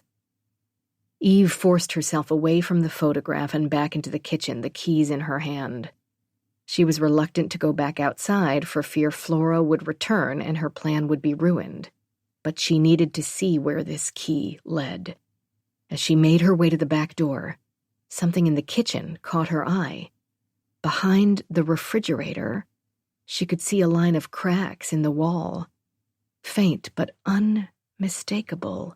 A glance down at the floor confirmed her suspicion. Lines had been etched into the wood flooring, scrapes from repeatedly dragging the refrigerator away from its spot. Eve glanced outside, satisfied that no one was here or coming down the road. She pushed the refrigerator aside to expose a small entryway. It looked as though that wall had been reframed and moved forward, and a small door, half the size of a regular one, had been fashioned from matching drywall. A piece of rope hung where a doorknob would typically be. Eve tugged on the rope, and after a few pulls, the door opened a crack. Pulse racing, she pulled the door open farther, her hand shaking. She felt around for a light switch. Finding none, she searched the kitchen for a flashlight, which she located under the sink. The light revealed a rustic, cobwebbed staircase. Eve held her breath, listening. For what, she wasn't sure. Her daughter's breathing, the rustle of cloth, a moan, any sign of life. Instead, only silence. Steeling herself, Eve pulled the door open all the way and placed a foot on the top step. The wooden stair, though narrow and low-ceilinged, felt solid. She held the flashlight with one hand and the wall with the other as she descended. The air felt dry and hot, the tomb-like space claustrophobic.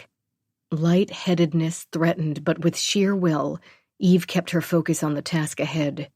She'd been in other basements, other tomb-like spaces, after all, and had lived to tell about it. She'd lived through this ordeal, too. Beneath her, the steps creaked.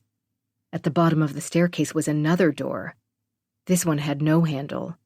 She moved the flashlight beam along another makeshift wall until she could see the edge of the door. She pushed with one hand. Nothing. She kicked at it. Still nothing. Reluctantly, she pressed her body against the door until she felt it give way.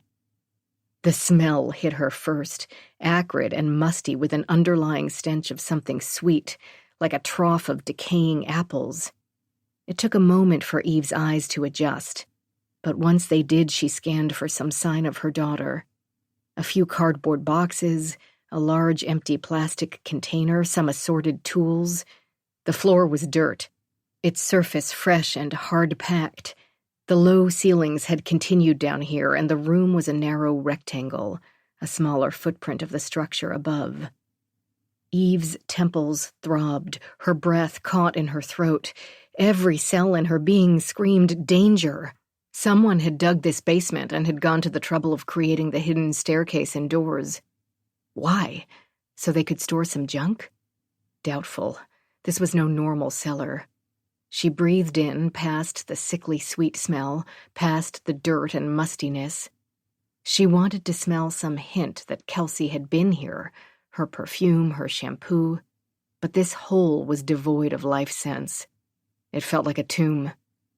Eve grabbed the closest thing to her, a broom, and wedged it into the doorframe. Getting stuck down here would be a nightmare.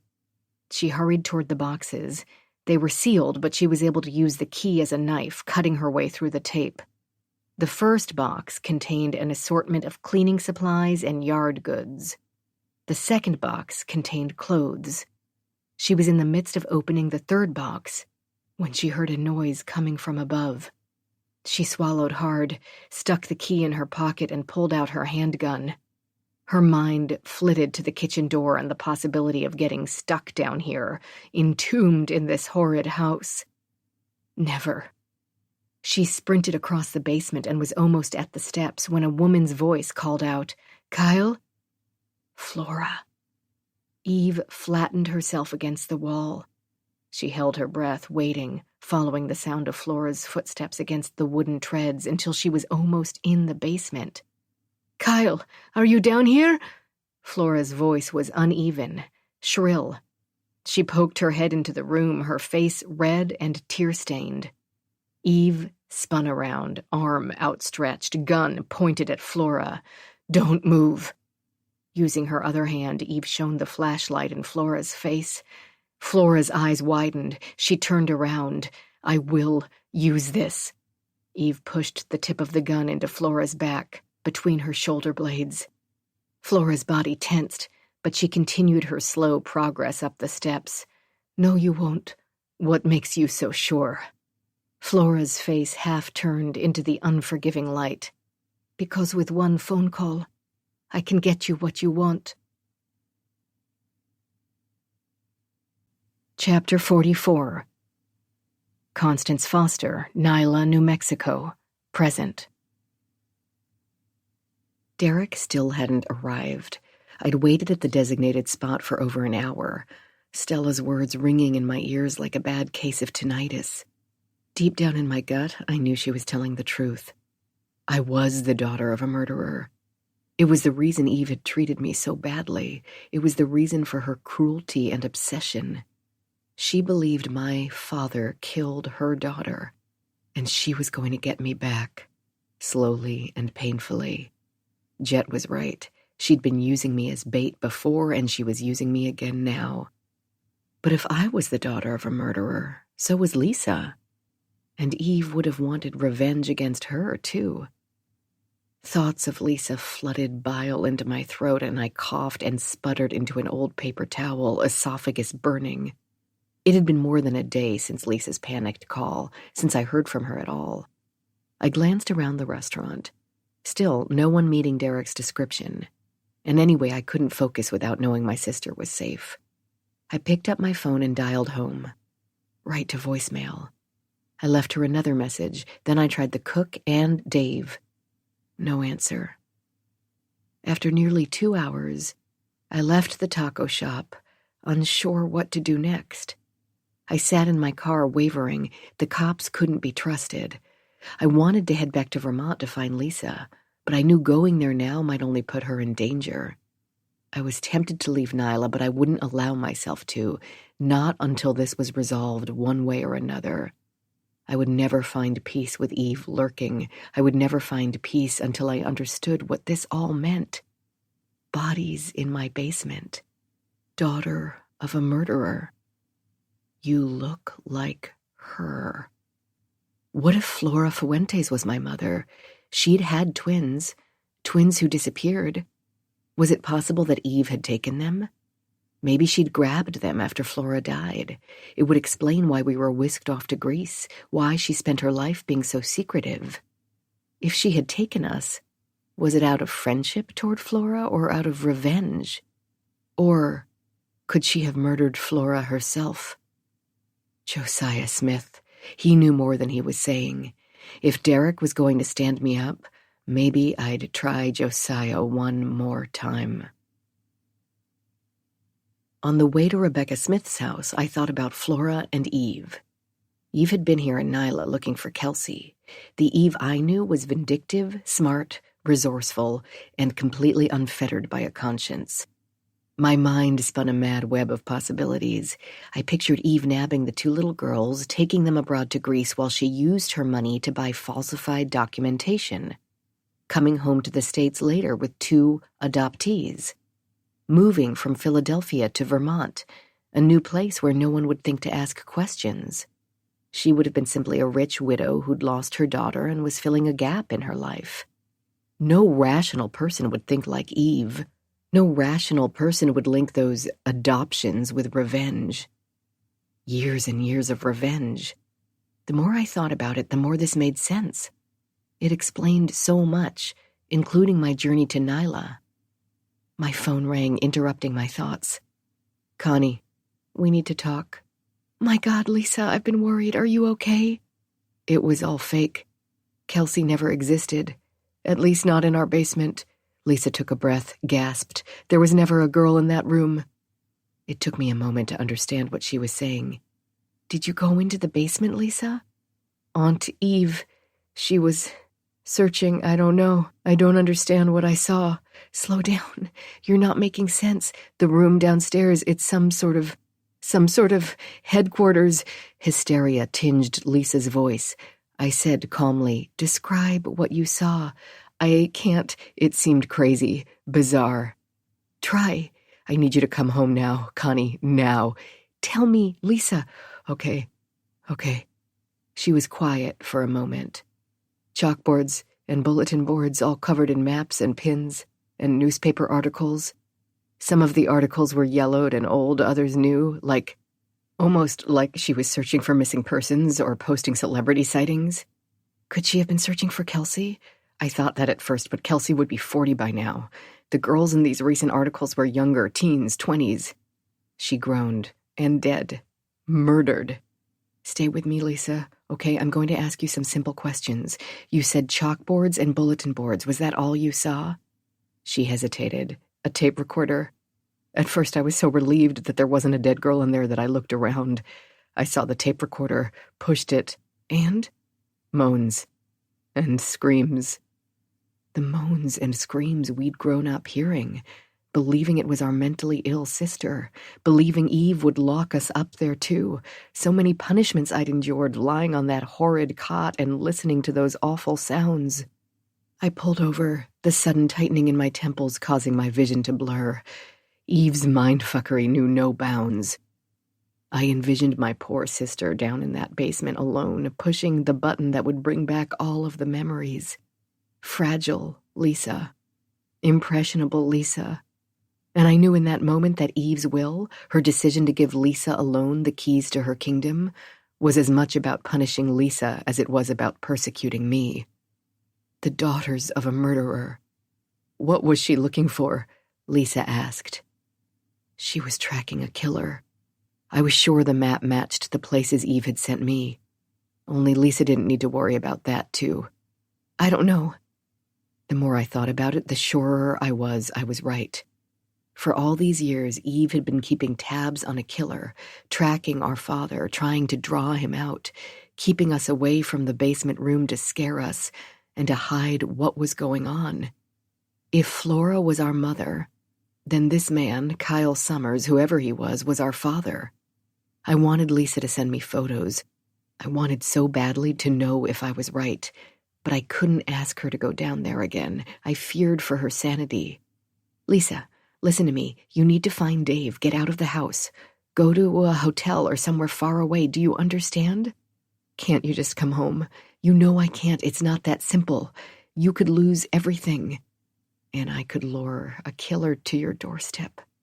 I took a deep breath, exhaled. Find Dave. I haven't seen him. Then leave by yourself. Go to a hotel and stay there. You can do that, okay? No answer. Okay? Yes, I'll do that. Her voice sounded stronger, more confident. Did you get the key? Yes, but I've hidden a lot of jewelry. They won't miss that. I could have lost it, sold it. Don't worry, Connie. I can do this. She hung up. Her resolve should have given me hope. Then why did I feel so despondent?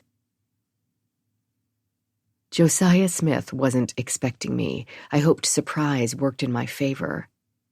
This time I found Rebecca's car gone and the house dark and closed up, except for 2 open windows. Knocking brought no response. I was about to leave when I heard Josiah cough from inside. I slammed a palm against the window frame of one of the open windows and yelled his name through the screen. I continued until he screamed back, "Knock it off, Becky's not here." It's Constance Foster, Mr. Smith. Can I talk to you? Who the fuck is Constance Foster? You know who I am. I waited a beat. Flora's daughter. Another phlegmy cough. Go away. There was less venom in his voice. I need to talk to you. No. The little red house on Mad Dog, the basement. Please. I took a deep breath. You were right.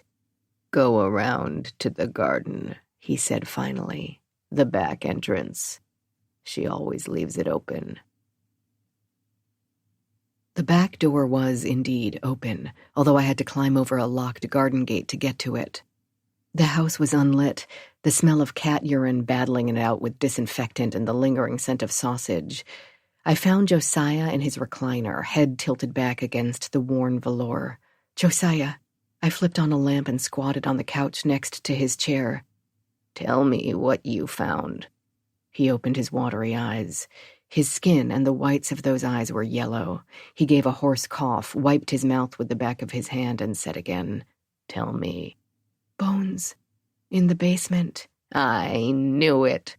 There was triumph in his tone. How many? I don't know. I only dug down enough to see some. Just bones, as though the flesh had been dissolved right off them. What will you do? I don't know. I can't trust the cops. No, you can't. Who did this? You haven't figured that out. Flora? She was as much a victim as the others. Then I don't know. I leaned forward. But you do. Tell me, Josiah. Clear your conscience. The old man snorted, barely lifting his head from the chair. You think telling you will clear my conscience. I told you before, and I meant it. Life is complicated. My only regret is that while those two creeps rotted in jail, bodies stayed hidden. Parents never received closure about what happened to their daughters. It didn't have to be that way. Oh, but it did. What do you think would have happened if I'd prosecuted one of the most influential men in town? Think others would have stood by me? Things may work that way where you're from, but here, family matters, connections matter, loyalty matters. He coughed, and drops of saliva flew from his mouth. I was never absolutely sure who did it. And frankly, sometimes you have to make a trade with the devil.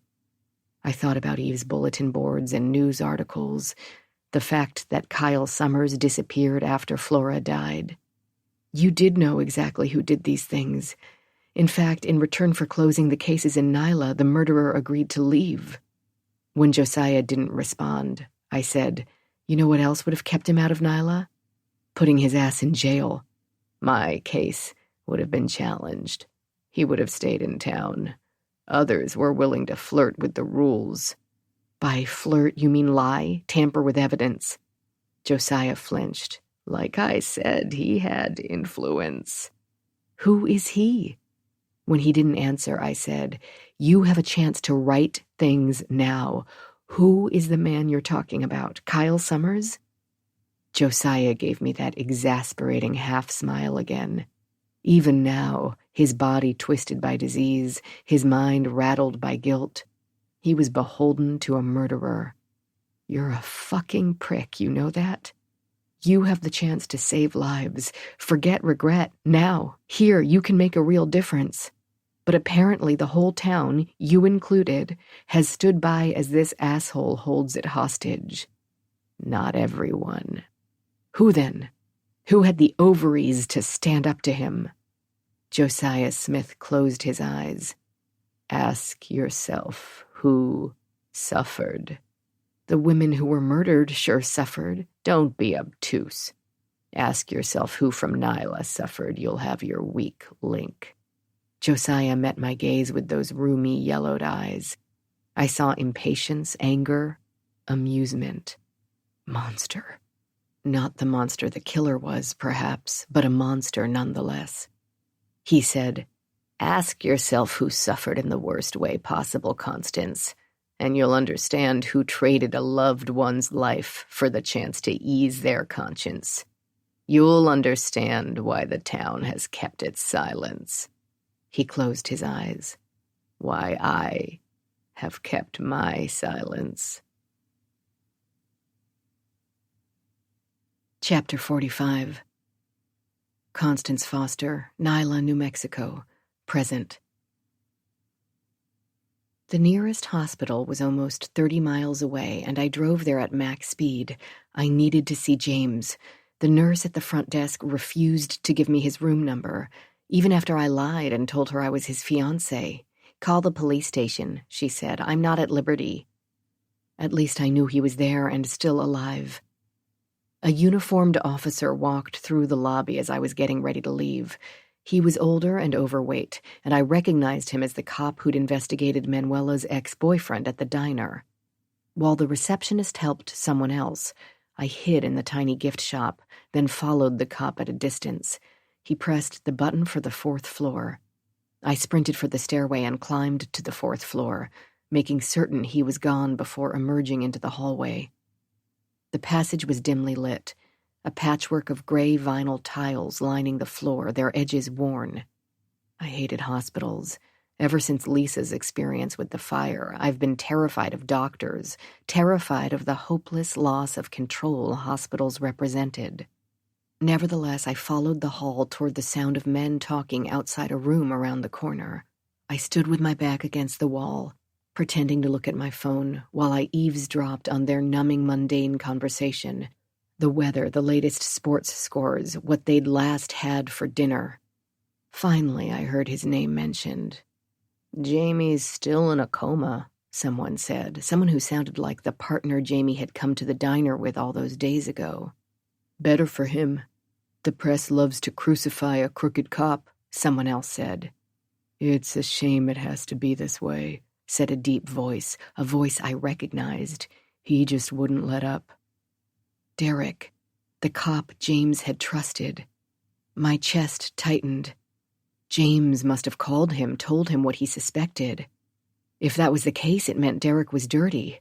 It also meant James was a threat, that whoever was responsible for the murders 2 decades ago was back at it, and James had gotten too close for their comfort. Otherwise, why silence him? Footsteps echoed down the hall. I turned and sprinted back toward the stairwell and disappeared inside, letting my breath out as I ran down the steps, taking them 2 at a time. Outside, I bolted for my car. James was alive. For now. But he was under guard and being branded a crooked cop, all for asking questions. Aside from helping me, trusting Derek had been James's biggest mistake. I unlocked my car and started to slide into my seat when I noticed a piece of folded paper under the window wiper. I reached around, snatched the paper, and sat behind the wheel, locking my doors as I turned on the ignition. I opened the paper. Neat, rounded letters spelled out, "Little Red House." The house was silent. I half expected to find police staking out the place or the front door smashed open. Instead, the shotgun house stood like a bastion against a brewing dust storm, as I imagined it had for decades. I could feel the wind picking up. Down Mad Dog Road, Oliver's chickens were squawking away, but aside from that, the brothers' houses were silent as well. Even Jet's little shack seemed barren, although his truck was parked in its usual spot. No sound came from the workshop. Maybe he was asleep. Little Red House. The words had become a mantra in my mind. I dreaded going inside. I sat in the car for a long minute. So many emotions to process, so many threads to connect. Flora was my mother. I looked like her, and although Lisa did not, we were fraternal twins, and she might have looked like our father. Alberto had mentioned Kyle Summers, and I guessed that was my father's name. Eve had sent me to Nyla, to this house, for one reason. Revenge. She knew my presence would draw the killer out, so whoever it was, I merely had to wait for him. If I had the courage. My father, the killer, was playing with me, trying to turn any safe havens, my home, my car, Manuela's, into places of fear. But I wouldn't let him do that to me. After all, I'd been through worse. I called Manuela and left her a message that I wouldn't be at work for the next few days. She'd be worried and maybe even a little angry, but she'd manage without me. I had enough food and water to last a week. I still wasn't certain I could trust Jet, but having him around gave me some comfort. I wished I'd found a way to purchase a gun, but it was too late now. If Kyle was my father, perhaps he'd spare me. Perhaps I wouldn't need one. I put my head back against the seat, groaned. Maybe this was all my imagination. Maybe the whole town was conspiring to make me go mad. Only I didn't think so. I had to hand it to Eve. Pitting me against him was ingenious. One of us would die, and it was likely to be me. But she would have forced him to be killed or murder his own daughter. One way or another, she'd get retribution. Since I could remember, Eve always won in the end. My earliest memories were from our time in Greece. I don't recall people exactly, but rather images and sensations and feelings that left ghost imprints on my mind. Not all memories were bad. The warmth of sunshine and the coolness of saltwater spray, the joy of seeing my sister's face first thing in the morning, the day spread before us in the same way the ocean reached out to the horizon, the burst of sweet brightness the first time I remember eating freshly picked watermelon, the alien but comforting chatter of Greeks in the Corfu town marketplace. My mind will recall colors and shapes and smells and sounds, and always, always, the way they defined my emotions. Within the patchwork of these early recollections lurked the shadows. I saw a red orb hanging suspended in the air over an angry ocean.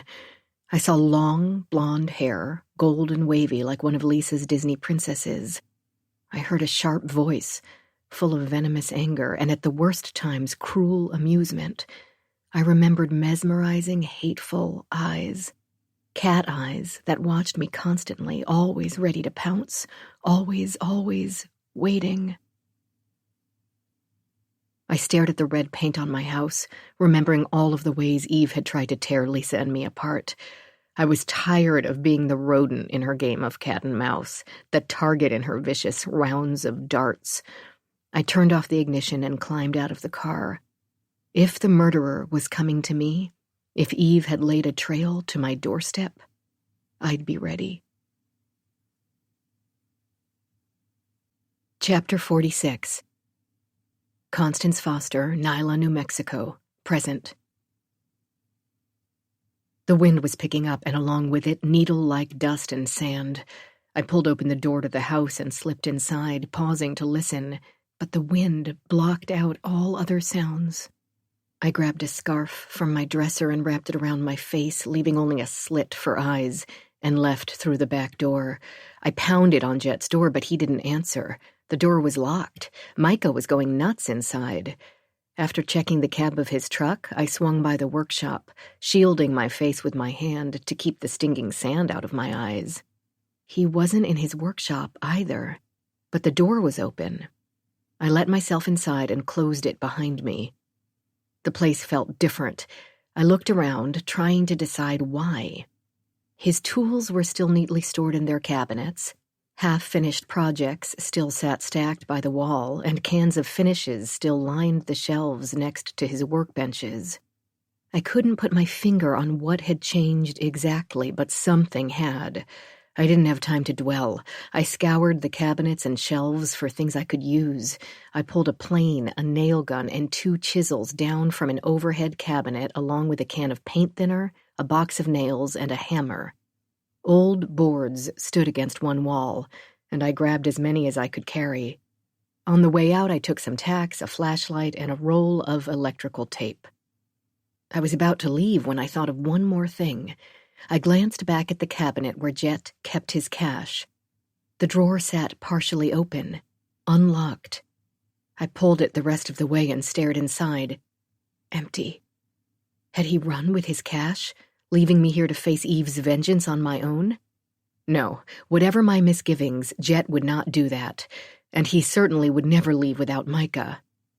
For now, though, I was in this alone. I started with the windows. Using Jet's hammer and nails and some of the plywood, I nailed every window shut and secured plywood across the glass, leaving myself a peephole in each window. I took a larger piece of wood and nailed it across the back door before taping my bear bells to the doorknob, just in case. I left the front door untouched, but secured bear bells to the knob and aimed a nail gun toward the entrance, its trigger attached to a string around the knob. Tired, I stood back to judge my handiwork. It was sloppy and amateurish, but it would do. When this asshole arrived, he would have one way in, and I'd be ready.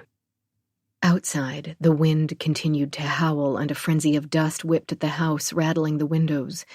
I pressed my face against the peephole, but the storm blocked what remained of the sun, and I couldn't make out anything other than a faint light coming from Oliver's house. My exhausted mind wandered from Oliver to Jet to Lisa. Lisa made me think of the bodies in the basement, and in a panic, I remembered the basement door. If someone got into the basement, they could climb up the hidden staircase to the kitchen. Quickly, I hammered a board across the interior door that led to the basement. The Bilko doors already had a lock, but it was a flimsy one. I needed to check the exterior doors just to make sure they were secure too. I wrapped the scarf around my head and face again and pulled on a hoodie. My hand was on the knob to the front door when I heard a sharp sound coming from somewhere toward the back of the house. Scratch, scratch, scratch. I stopped, pausing to listen, straining to hear over the wind raging outside. Scratch, scratch, scratch. I felt it more than heard it. It was coming from behind me. I tore off the scarf, tucked a razor in my pocket, and picked up a chisel. Holding the chisel over my head, I walked quietly through the house. Silence mocked me.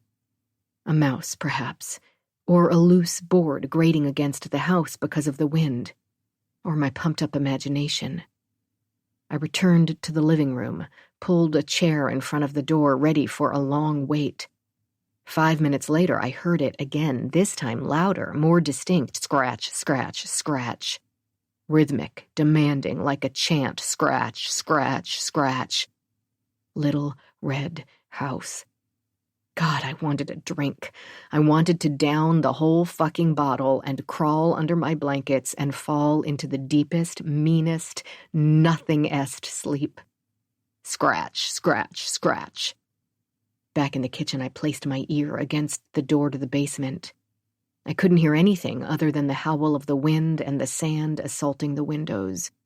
I rubbed my eyes, shook my head, praying for some sanity to return. I was hopped up on adrenaline, scared. I needed my wits about me. Scratch, scratch, scratch. Now the fucking sound seemed to be coming from underneath the house, a visceral, repulsive sound, like nails across wood, human nails.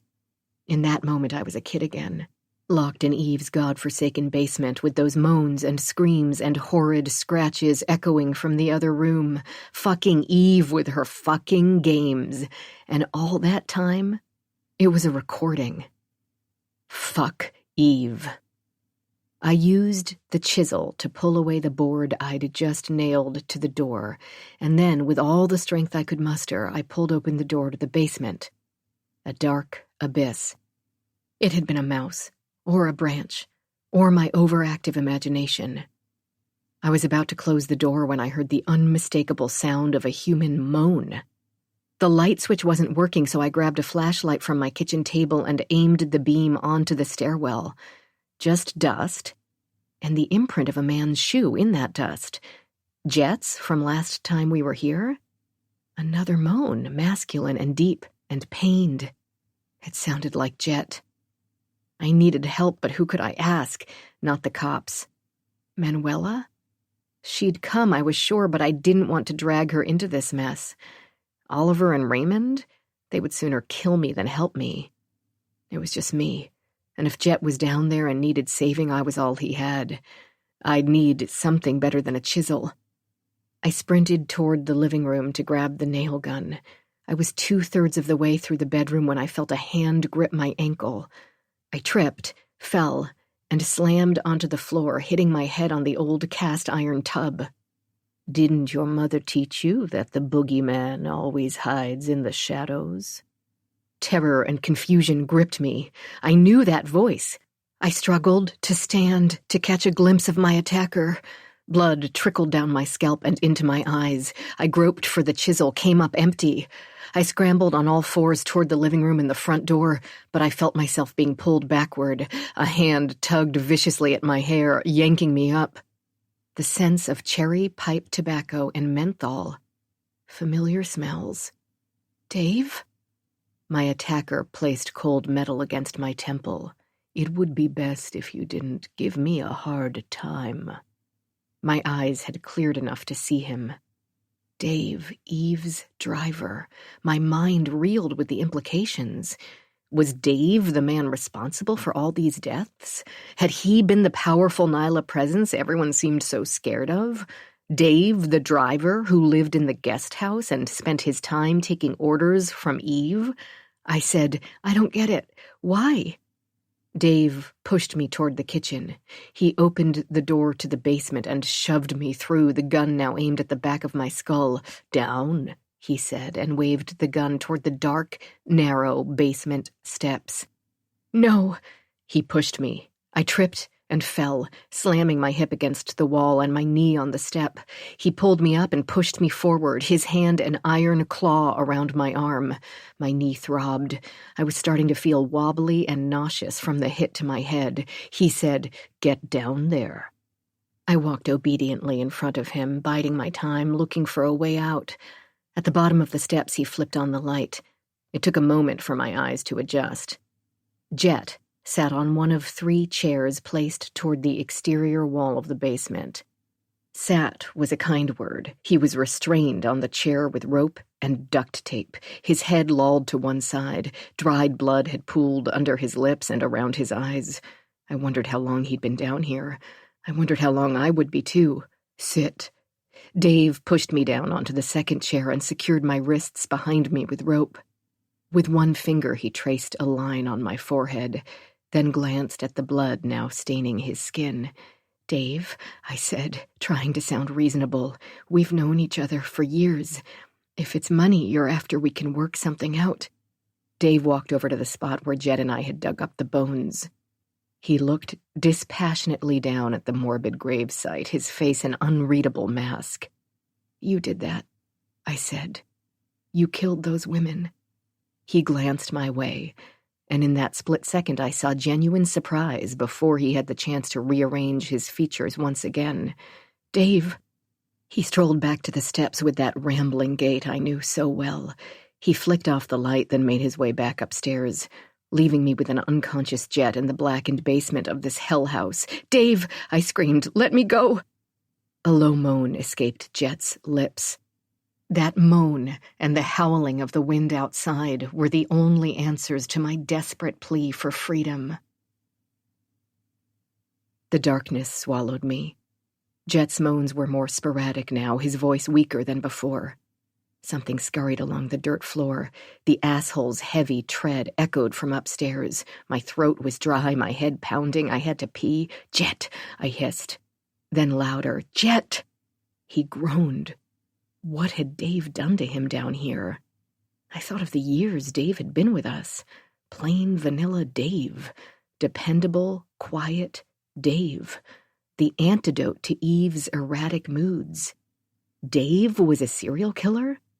Nothing he had done ever indicated his part in all of this. And if he had come after me now, then that meant he'd been hiding in plain sight of Eve for the past 5 years.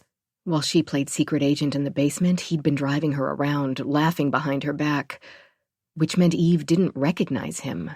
Either he was very good at disguise, or she'd never met the man who'd killed her daughter. But if Dave was Nyla's serial killer, why hadn't he done something before now?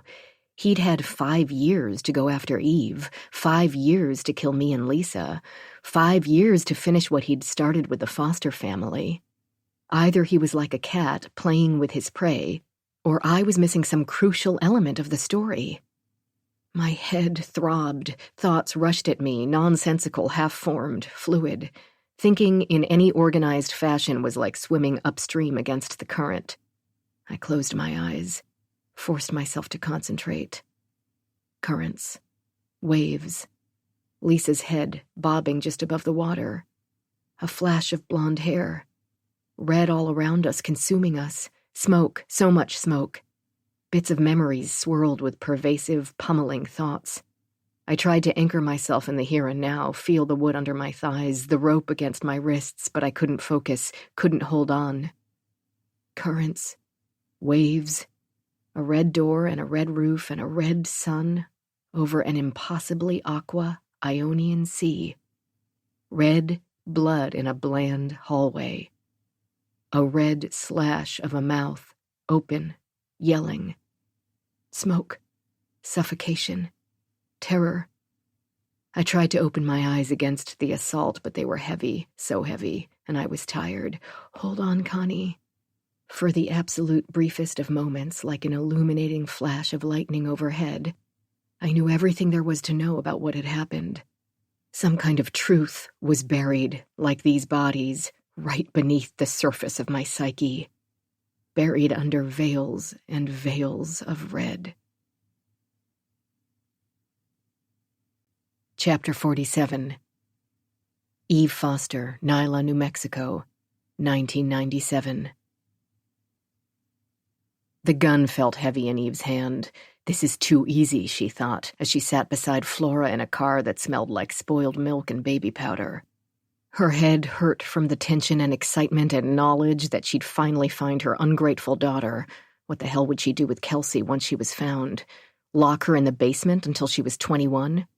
She'd already disowned her, and that hadn't done a damn thing to change her behavior. That decision could be made later. Once she saw what shape Kelsey was in, once she understood whether this little adventure, this fucking fiasco, had made Kelsey repent her ways at all. Doubtful. Kelsey, like her father, was what a psychiatrist had once called a sociopath in the making. Sociopaths don't repent. They just go on hurting people until someone makes them stop. Eve took a long look at Flora. A few kinky gray hairs corkscrewed from her otherwise flawless black hair. Frown lines etched into her young skin.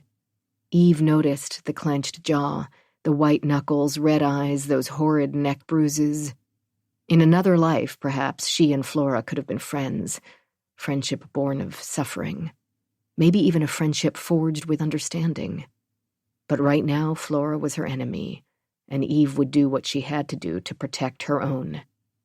Flora drove silently along Nyla's main road. She pulled down an alley and behind a row of houses, wedging the car between two dumpsters. Eve recognized the back of Jack's bar. The neighborhood was cramped and ugly, each narrow house more run-down and derelict than the next. She glanced at Flora in confusion. "We'll park and wait," Flora said. Her leg was shaking, her skin had paled to the color of sour milk, but her tone was all iron. "Is this where my daughter is being held?" "We park and wait." Eve waved the gun. "You remember who's in charge. Use it. It will be a blessing." Flora's smile twisted like a snake across her face. It was a bitter smile, full of anger and disgust, and Eve felt herself recoil. "Neither of us is in charge." Seconds morphed into minutes until almost half an hour had passed. The car was warm, the baby stench strengthening as the air grew stale. Eve reached for the window handle, and Flora's arm shot out to stop her. "Leave it," she said. Like her neck, her wrist, visible beneath the cheap material, was mottled by a circular bruise. Eve looked up from her wrist to her face. "He likes to tie me up," Flora said, voice flat. "He wasn't always like this. Once he was kind, generous. But now, I never know what I'm getting." Eve took a deep breath and stared into the deserted alleyway. "My late husband was fond of games, too. His favorite game involved tying me up for hours on end and leaving me like that, with no idea when he would return." She turned her attention to her own hands. Their neon fingernail polish, done as part of her disguise, created a stranger's hands. "Once he left me like that for over a day." "What did you do?" "I managed." Eve flexed her hands. She could still feel the sting of metal cutting into her wrists, the wire binding her ankles to the bed. He'd left her a hamster bottle of water suspended over her head, but no food. Sheer hatred had turned to panic and eventually despair. She'd managed all right. Kelsey had been 7. She'd escaped the nanny and come into their room looking for her father. Instead, she'd found her mother tied to the bed in a pool of her own waste. "Help me," Eve had said, swallowing her shame. "The key is over there on the bureau. Give it to me, Kelsey." Kelsey's look was one of surprise, then disgust, then cool appraisal. Her little chin had jutted forward. "Why'd Daddy do this?" "He forgot about me, that's all." "Were you bad?" "Of course not." "Huh." Kelsey had walked over to the dresser, picked up the key. She'd turned it over, studied it. "Kelsey, give me the key." "Daddy tells me that half the fun is doing it yourself. He must have wanted you to figure it out." "Daddy is a monster." "Daddy lost track of time, that's all. This is no game, Kelsey. Give me the key." Kelsey placed the key on the edge of the bed, outside Eve's reach, and turned to leave. "Kelsey, damn it, give me the key." "You have to earn it, Mommy, by figuring it out yourself." She left the room, closing the door behind her. Liam had returned 4 hours later. He'd laughed when he heard about Kelsey. "Did you hate him?" Flora asked, interrupting Eve's thoughts. "Yes." "How did he die?" Eve stared at the rundown houses. When she found Kelsey, would she bring her home? Would she make her pay? "Eve, how did your late husband die?" Eve turned toward the younger woman. "He had an unfortunate car accident." Flora nodded, slowly. "I'm sorry for your loss." This time it was Eve's smile that was reptilian and ugly. "Don't be," she said. "I'm not." Chapter 48. Constance Foster, Nyla, New Mexico. Present. Call me Mother. Terrifying sensations of panic, pain, terror. Mother. I couldn't wake up, couldn't escape. I slept for hours, maybe a day, trapped in a nightmare. Cold water splashed me lucid. "Get up, Connie. Come on. Don't make it worse than it has to be." Mother. Cold water, searing heat, suffocation, panic. Mother. Not a dream, a memory, a series of memories. A series of memories that swam in and out of focus like an impressionist painting or a fuzzy photograph. Call me Mother. A red slash of mouth, a red door. 2 little red wires. Call me Mother. I blinked against the harsh light. Dave's voice came through as though he were speaking through a tunnel. My head hummed, my heart was pounding. Dave's fingers clenched my jaw, pulling my head up and forward. "Come on, Connie. Look at me." I forced my eyes to open. Dave's gaze met mine before darting away guiltily. "Do you know why you're here?" he asked. "No." With his gold watch gone, his tattoo was visible. A mermaid, her blue and silver tail wrapped around his wrist and meeting at a pair of perky tits, smiled from tan flesh. A mermaid I'd seen before. I saw Amy's face, remembered our conversation at the bar. Jack's place. The mermaid painted on the wall over the pool table in the back. Mermaid. Surf. Waves. Lisa's head being forced under the water. Wild, terrorized eyes. My own screams, high-pitched and frenzied. "Call me Mother."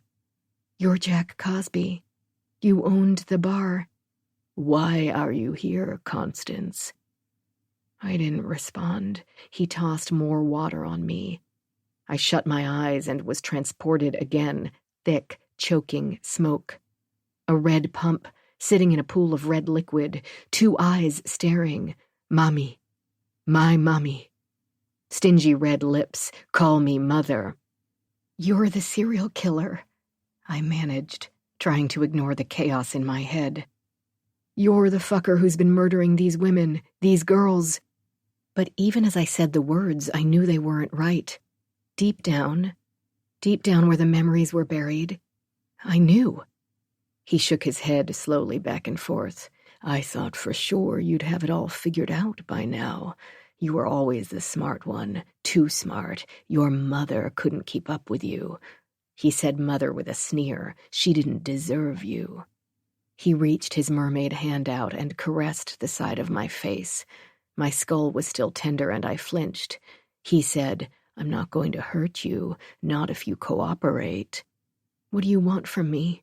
You'll see in time. A sound escaped Jet's mouth. You're killing him. He'll be fine. Let him go. Dave rose, disappearing into a dark corner of the basement.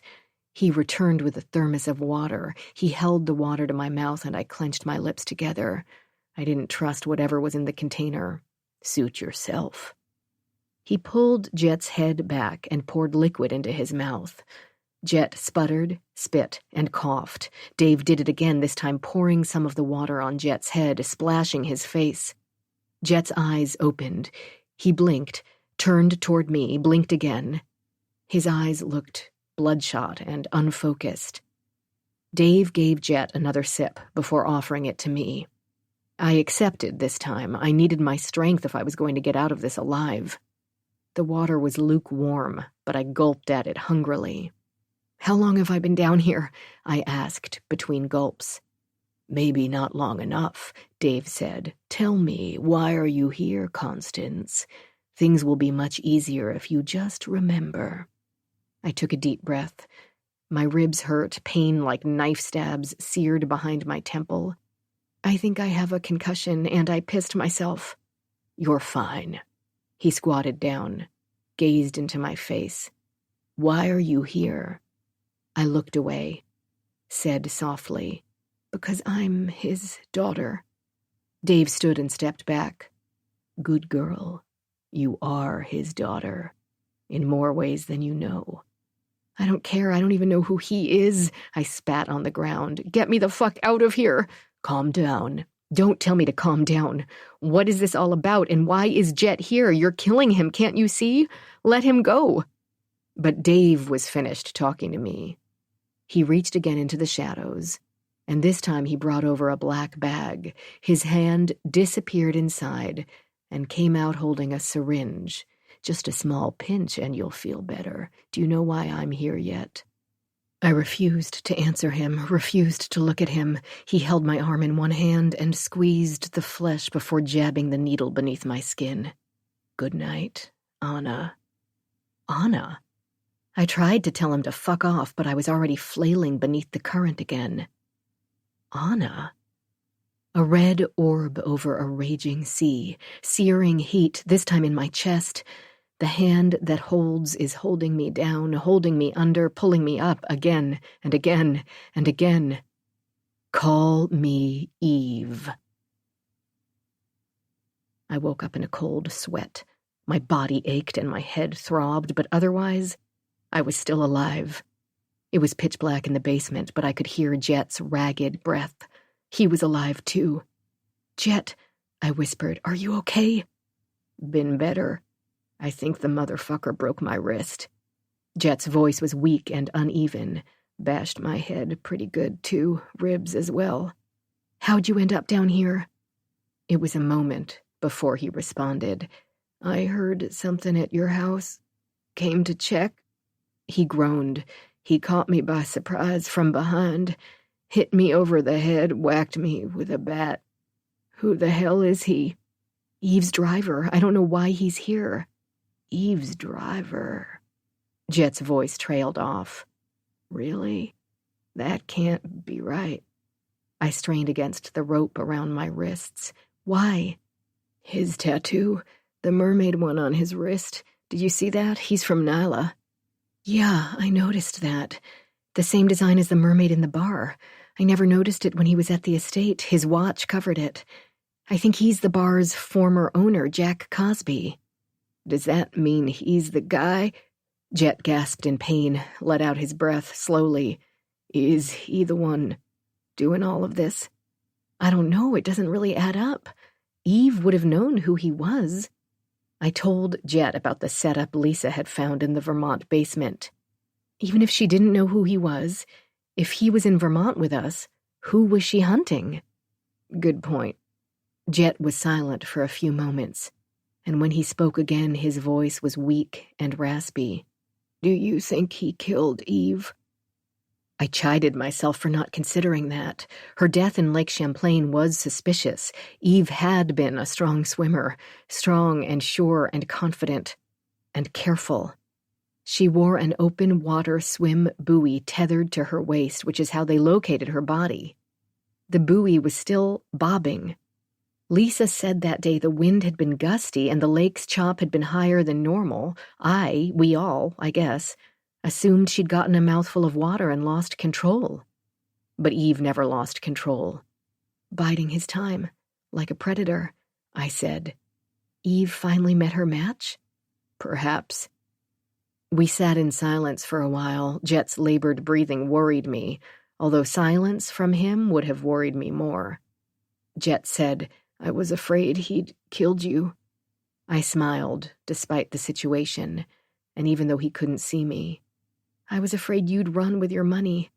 But I heard Micah. I knew you'd never leave her." "Considered it. Went so far as to move the money just in case the cops came snooping around. Should have, it seems." He coughed. More quietly, he said, "I may not make it out of here, Connie, and if I don't, take my truck. It's all there. We'll both make it out just fine." He coughed again, tight and painful sounding. I felt myself flinch. I squinted, trying to see Jet, see anything in the basement. It was a pure black abyss. I asked, "Do you have one usable hand?" "Why?" "There's a razor in my pocket. Maybe you can reach it if I can get myself behind you." "In the dark? Next to the pit?" He made a half-hearted attempt at a laugh. "I don't see that working." "So we sit down here waiting for him to kill us?" "I didn't say that." "Let me try then. My ankles aren't secured. I think I can move the chair." I took a deep breath, pushed my feet against the hard-packed dirt floor, and scooted the chair backward about 5 inches. I could picture the layout of the basement, the pit, Jet's chair next to mine, and the ominous third chair.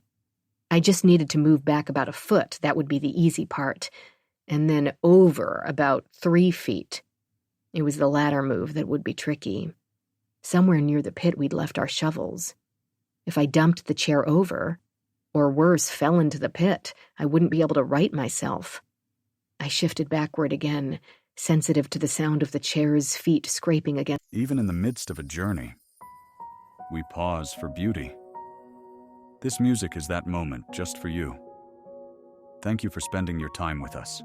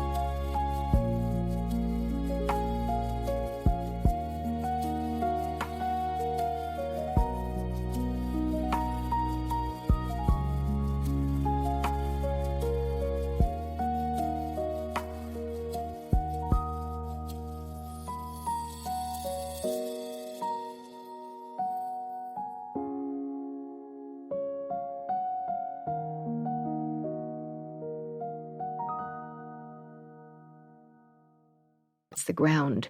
"Say something," I hissed. "I need to check your location." Jet muttered a few nonsensical words, and I angled myself in the direction of his voice before scooting the chair to the side a few inches. "Again," I whispered. He coughed, then said, "Fuck, fuck, fuck," over and over. "Nice." I reached out with my foot, hoping to feel for anything on the floor. I could only extend my leg so far to the left, but from what I could tell, the floor near me was clear. I moved to the side a few more inches. We did this a few times until I felt like I was behind him. I just needed to turn the chair 90 degrees and back it up so he could reach into my pocket. I swept my foot out, then moved the chair at an angle, picturing an axis in my mind. I did this again and again. I said, "Say something." Shit. Very original.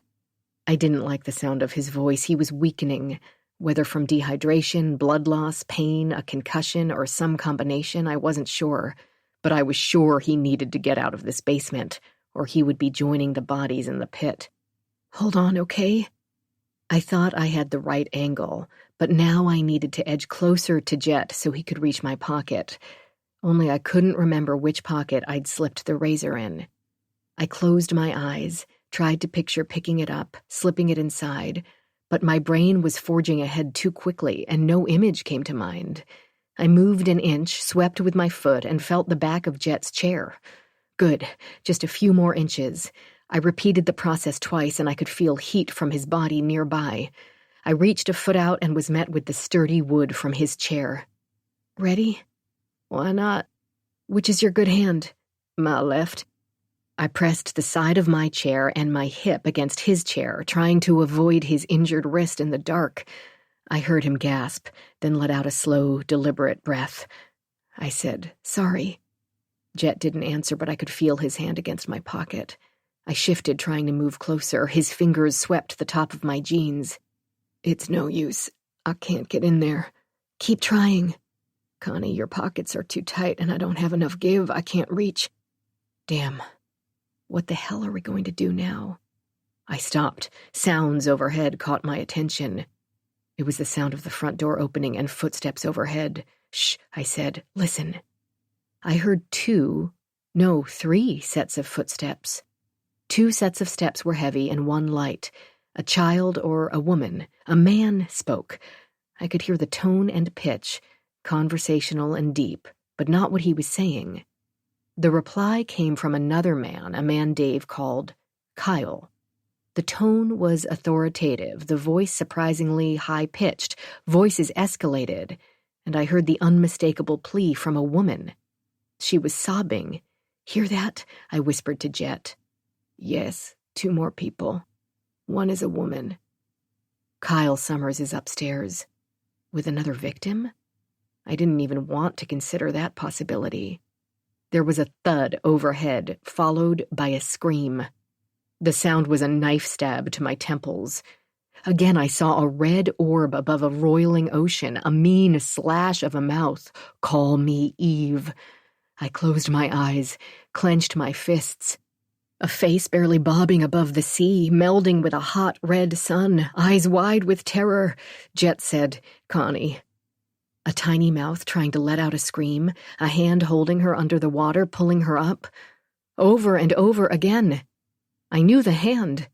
I knew the cruel slash of a mouth. I knew the tiny head being held under the water. "Call me Mother. Call me Eve." The woman above screamed again, bringing me back to the here and now. I'd recognize that scream anywhere. Chapter 49. Eve Foster, Nyla, New Mexico, 1997. A pair of headlights flashed in the alley entrance. Flora sat up straighter. She crossed herself. "Gracias a Dios," she said. "He did it." Eve glanced at her. Did what? But Flora was already opening the car door. She stopped, her hand on the handle, and glanced over at Eve. "Do you want to see your daughter again?" Eve nodded. "Leave the gun. Leave everything. You do what he says. I mean it. You understand?" Eve nodded again. But Flora's sudden shift in tone and demeanor was not lost on her. The other car had pulled into a spot next to one of the houses and killed the lights. Flora was straining to see inside the vehicle, her eyes searching in panic. Of course, Kyle had taken Flora's children, and Eve had been Flora's pawn to get them back. Through gritted teeth, she said, "You used me. I did what I had to do, just as you have done." Eve considered running. She could easily open the car door and sprint into the night, find a way back to the rental car, and leave this god-forsaken hellhole for good. She said, "Is Kelsey even here?" "She's here, with my girls." Eve took a deep breath, nodded. She'd come this far. She needed to let go of the fear and harness the anger. Isn't that what she had done with Liam? Her mother's only practical advice ever had been that some people feed on fear. Don't give it to them. Don't feed the monster. She wouldn't give it to Kyle now. "Let's go," she said as she opened her door. "I want to see my daughter." Chapter 50. Constance Foster, Nyla, New Mexico. Present. "Lisa. My God, it's my sister." I felt Jet's hand stroking my side, his touch gentle. It was a small gesture of comfort, and I appreciated it, but it did nothing to quell the wave of nausea and fear rising inside of me. My body started to shake, and the pain in my head that I'd been trying to ignore hit me again in waves. He had Lisa. "Connie, keep it together. Now isn't the time to lose your shit." "Seriously, Jet? My sister is at the hands of these cretins, and I'm tied in a basement with no fucking way out." "There may be a way out." "What do you mean?" I waited, willing deep, calm breaths. "Can you reach my right pocket?" "Maybe." "I have a lighter in there. We may be able to use it to burn through a rope." I considered what he was saying. Even if I could reach it, that meant one of us had to hold a lighter long enough to burn through rope. Rope that was next to skin. Pain was better than the alternative. "Let's try." I shuffled the chair backward a few inches. I couldn't sweep the floor behind me with my foot, so I was banking on a clear path. I repeated the process, little movements at a time, until I was next to Jet's right pocket. "Can you reach?" he asked. "Not quite." Carefully, quietly, I angled myself around Jet, holding my breath out of fear that I'd catch a chair leg on the pit or against a shovel. When I was close enough to reach his pocket, I exhaled, tears blurring my eyes. Upstairs, I could only hear the despicable murmurs of the men. I knew now that the third chair was meant for Lisa, and it wouldn't be long before they came down with their latest prey. By extending my wrist as far as it would go, I could just reach into his pocket. I focused on the painful stretch, ignoring the ropes tearing my skin. My fingers touched something hard and plastic, but I couldn't quite grasp it. I said, "Can you shift your hips?" Jet wiggled closer to the edge of his seat. I reached farther, managed to get a finger underneath the lighter. The ropes were digging more deeply into my wrists, and blood trickled down my hand, making it slippery. I clenched my eyes shut, pictured Eve's face, and fought past the pain. I could feel the lighter moving, and I applied steady pressure until it was at the top of the pocket. This was the crucial moment. If I pushed it too hard, it would fall on the floor, and there was no way we'd find it in the dark. "Stay still," I said. As I pushed the lighter the rest of the way, I wrapped my fingers around the base. "Got it." I waited until my pulse had calmed to start the journey back around Jet inch by inch. We needed to be back to back with our hands touching. He'd become my rock, my axis, the only thing real in this basement. I wasn't sure I'd ever been so grateful for another human being in my life. Except for Lisa. I heard something dragging across the floor upstairs, then footsteps. "Take this," I said. "Hurry, but be careful. Don't drop it. I'll hold my wrists as far apart as I can. And whatever I do or say, don't stop until the rope has burned through." "I can't." "What do you mean you can't? You have to." "I mean I can't hold the lighter still enough or securely enough. My wrist is..." You need to do it. No way. You've been through enough. Want to die down here, Connie. Do it. The thought of burning Jet's already mutilated flesh was repugnant. Still, he was right. We couldn't risk him dropping the lighter. I felt for the rope binding Jet's arms with one hand, then positioned the lighter underneath and flicked it until I could sense the heat of the flame. I ran a finger underneath to make sure the fire was aimed at the rope, the pain urging me forward, latching on to the building rage. It was working. Behind me, Jet groaned. Although I couldn't see it, I knew the flame would be flicking at his skin, burning blisters into tender flesh. The lighter was getting hot. I could smell and feel the skin on my thumb burning, and I fought to keep holding the lighter upright against the pain. Try to pull the ropes apart, I said. Keep going, we're not there yet, Jet spoke through clenched teeth. We stayed like that, locked in a circle of agony while the lighter weakened the rope. Eventually, my thumb found a will of its own and let go of the trigger. Damn it. It's okay, Jet said. I think that was enough. We were close enough together that I could feel him tugging against the rope with his tortured wrists. Let me help. I grabbed 2 parts of the rope on either side of the scorched area and pulled. The rope gave way. Yes! I helped Jet unbind his hands, then moved the chair so that he could reach into my pocket for the razor blade. There, he said, unbind my legs. I used what was left of the lighter to illuminate the ground around us. Above us, footsteps moved across the old wood floors. I crawled around a Jet's chair until I found his feet.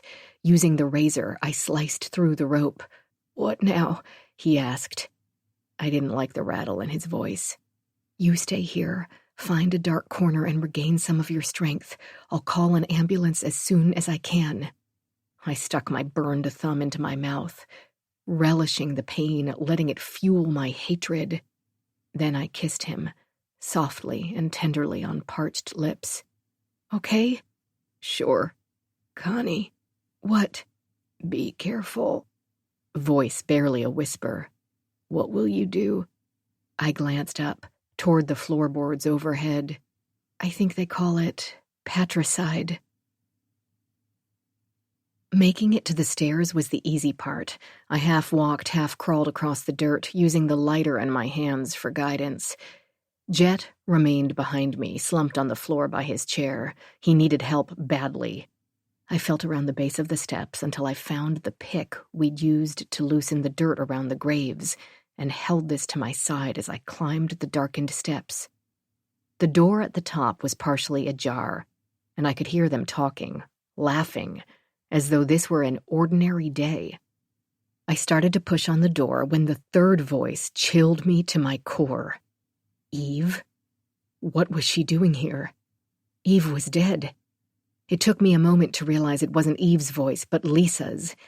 And it wasn't the sound of her voice exactly that was the same, but the way Lisa punctuated her words, the lilt with which she curled her vowels. How had I not noticed that before? I slipped out of the basement and into the kitchen. Because of the house's layout, I knew as soon as I stepped into the central portion of the kitchen that they would see me. I was deciding how to approach them when I realized they'd stopped talking altogether. Anna, a voice called. Please come here. I froze. Dave's head popped around the corner. He reached for the pick and took it from me. Come this way. Numb and confused, I followed him into the front room. Lisa was sitting on the floor, hugging her knees. She looked up at me. I watched a collage of emotions color her features, surprise, then relief, and finally, shame. Dave said, Sit, Anna. I turned to the second man, recognizing him as the gas station attendant near Manuela's diner. Blonde gray hair, medium build, pale skin, nondescript, tidy, maybe a little on the paunchy side. Kyle, my father. He was every man and no one, a human chameleon. He certainly didn't look like a serial killer, but then I guess they never did. He said, I'm glad you decided to join us. This makes things easier. How is your friend? I refused to answer. A travesty of circumstances. Your fault, you know. The basement. Let's just say there are a lot of memories down there.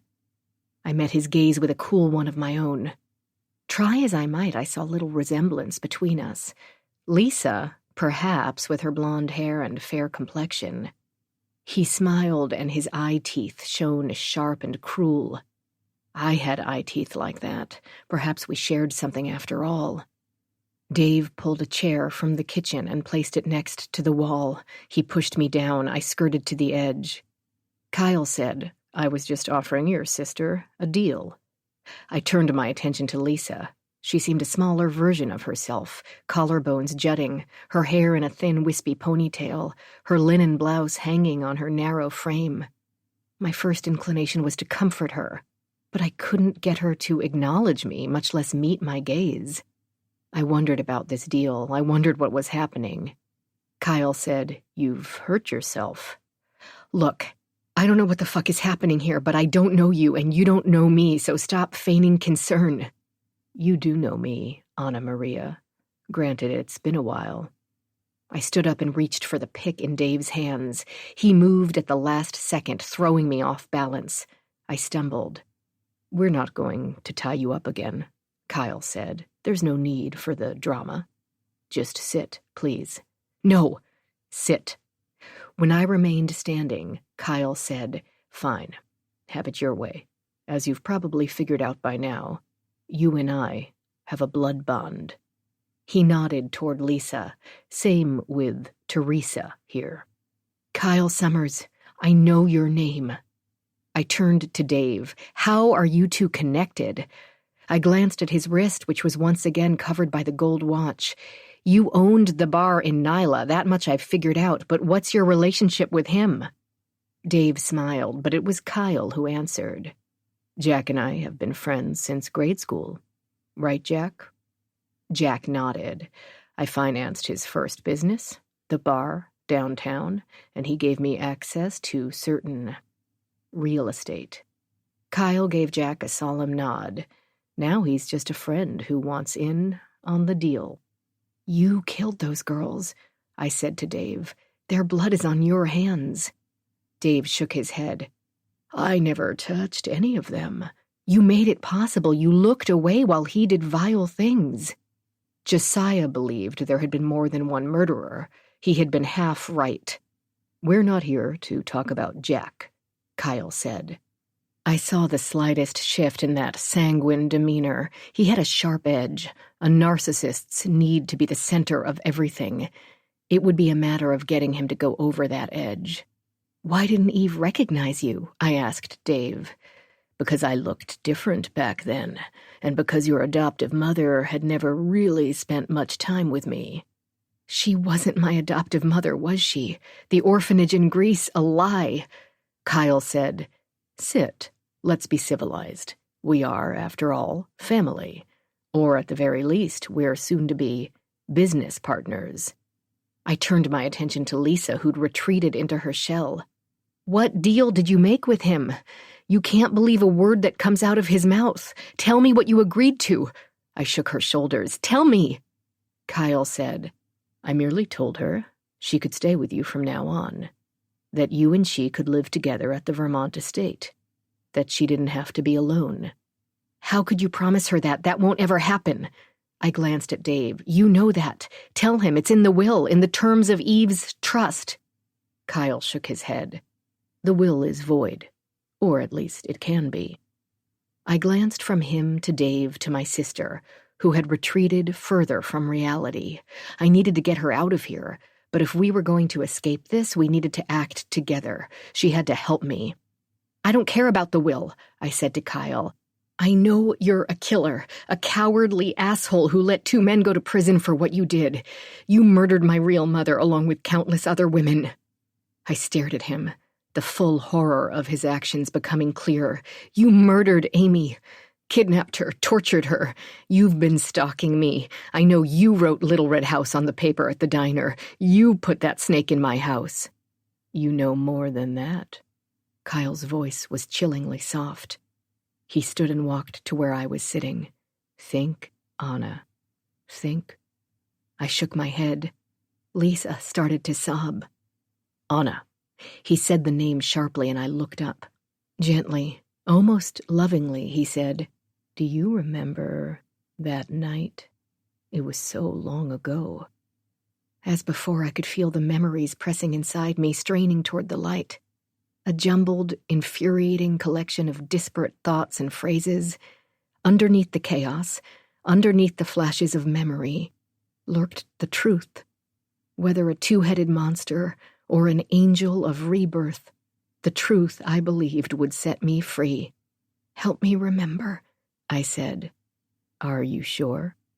I glanced again at my twin sister, who was rocking back and forth, her arms locked around her knees.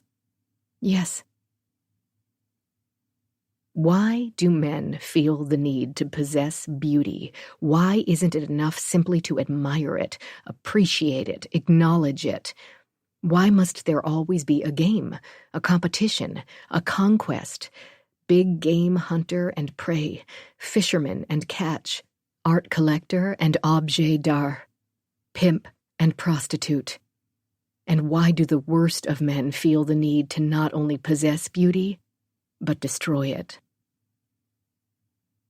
Kyle posed these questions as we sat in my living room, as though there weren't dead bodies in the basement and a nearly comatose man in the house, as though my sister and I were his loving daughters rather than hostages.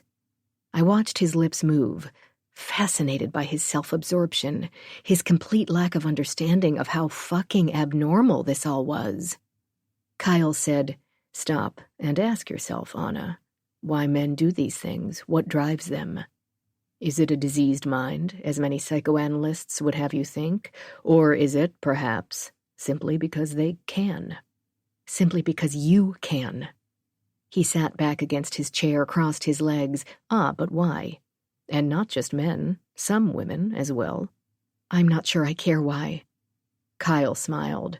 That was an answer your mother would have given.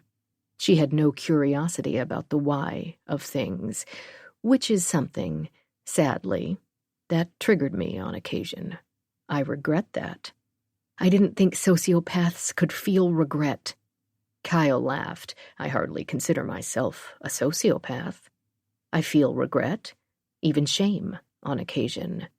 While I appreciate Jack here, he glanced at Dave, I only ever met one person who was a match for my hunger. Eve? Kelsey. Eve's daughter. She was a glorious girl.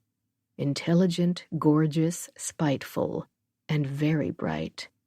She was the only girl who ever challenged me, and I'm afraid I let her get the better of me. Meaning I let her have certain liberties, certain freedoms. I've asked myself why, over and over all these years. You see, things would be much different had I made another choice.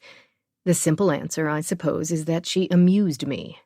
She was far more fun alive than dead. So I gave in. Eventually, I saw that she enjoyed aspects of the game as much as I did. Kyle's eyes took on a gleam, a perfectly sculpted neck, a particularly expressive set of eyes, a deliciously tight cunt. He turned those gleaming eyes on me. She liked the mental part of it, like a cat torturing a mouse before the kill. Kelsey liked to taunt and tease, nice 1 minute, cruel the next. He smiled. We were a pair, she and I relished the partnership almost as much as I enjoyed tormenting her. Nice 1 minute, cruel the next. Blonde hair, red lips, a red orb over a choppy sea. You're a sick bastard, I spat out the words. Lisa let out another sob. Her eyes had gone blank, her mouth slack. Was she remembering what I could not? I thought maybe this house would have been enough to trigger your memories, Kyle said. When Jack told me Eve had left it to you, I was admittedly excited by her choice. She knew, of course, that this house held meaning for me. She knew I would find you here. She had, but I already knew that. While Eve was busy searching for Kyle, he'd already found her, had placed a spy in her house. If I wasn't so twisted up inside, I might have appreciated his cunning. The fact that I was here, though, that even after her death Eve had raised the stakes, was a nod to her planning and her utter lack of feeling for me or Lisa. She wanted to get back at Kyle, but she also wanted to hurt us.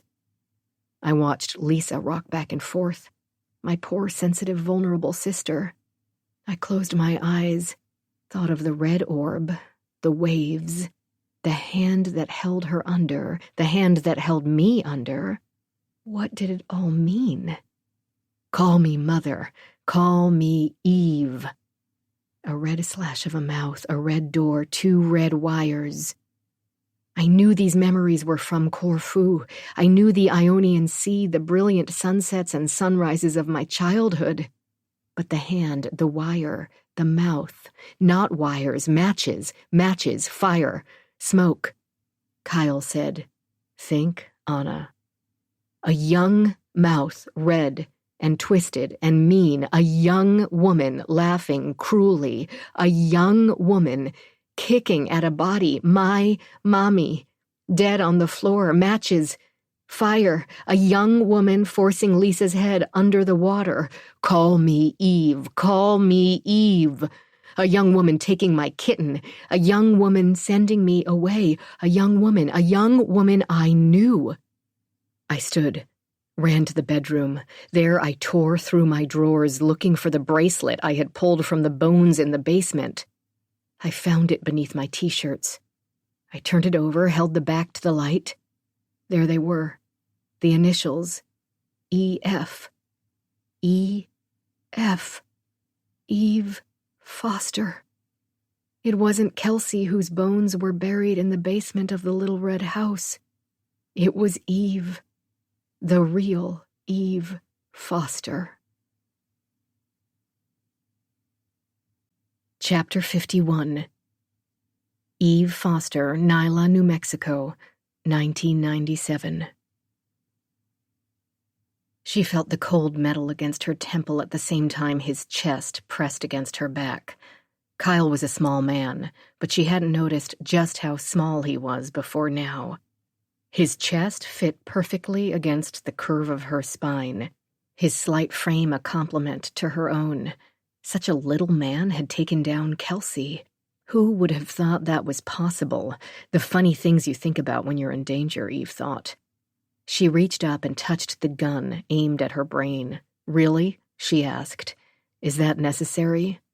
Kyle shoved her toward the rear entrance of the house. Flora was pulling on the door ahead of her, crying. "Where are they?" Flora hissed. "You fucking hillypoyas. You said they'd be here.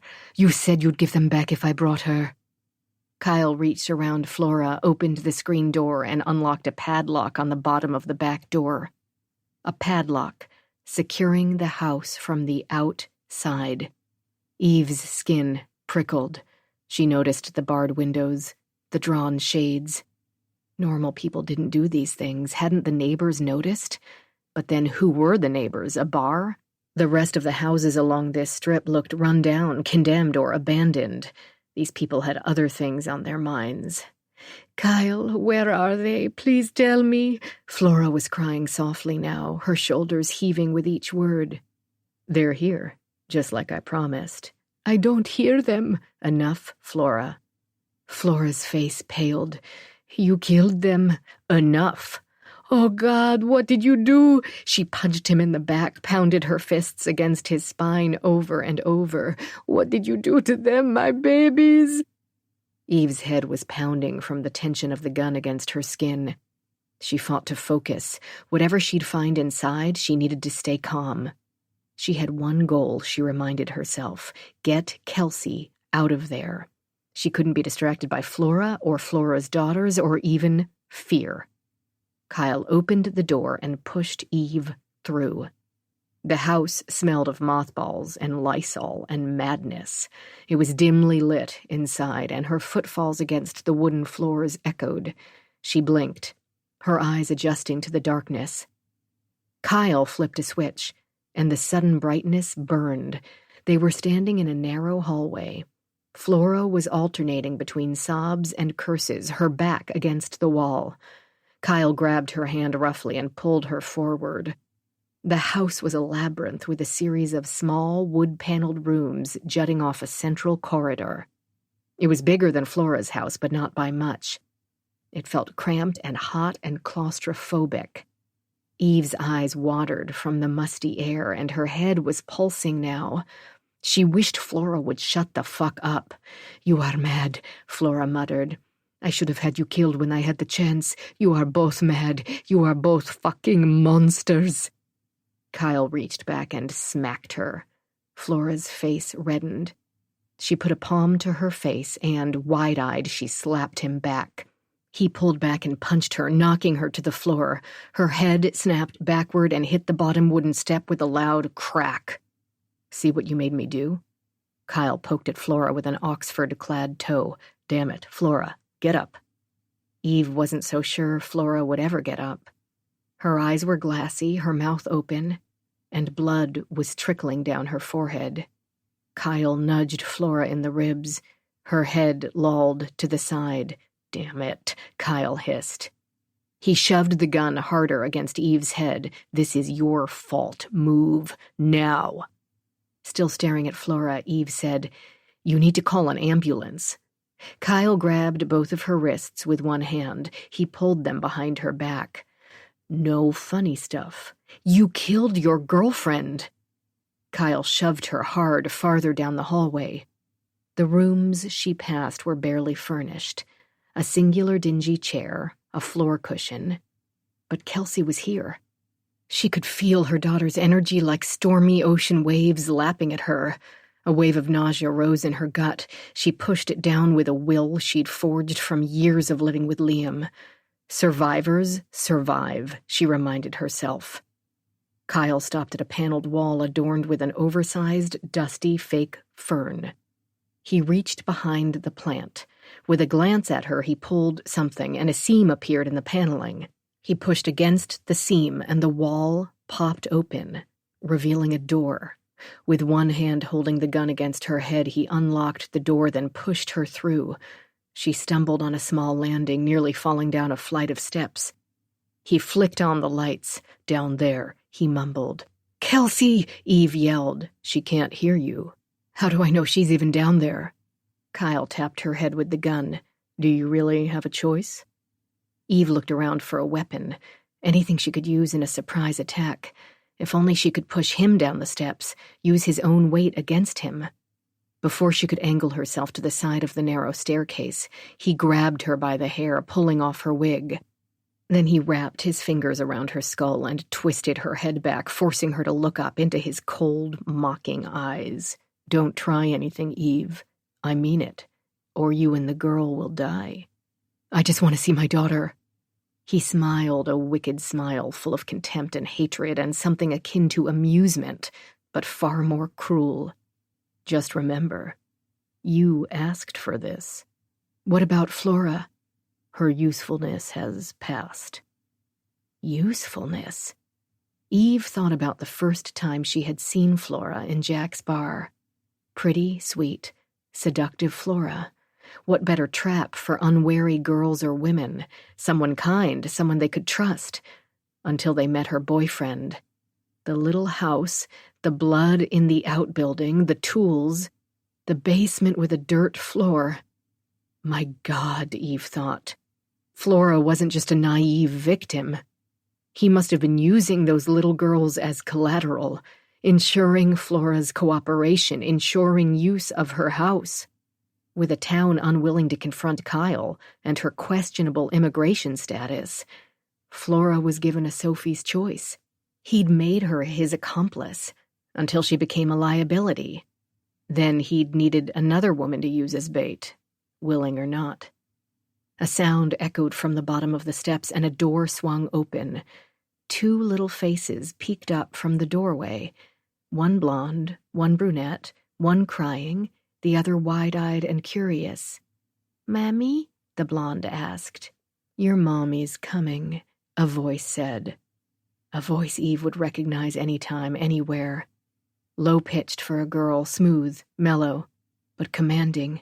"Kelsey," Eve said. "Hello, Mother." Kelsey appeared from behind the door.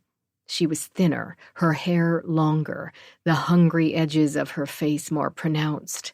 She still had the same Nordic beauty, only she'd lost the soft plushness of youth until all that remained were angles and planes. It was like looking in a mirror. Kelsey pushed the toddlers forward.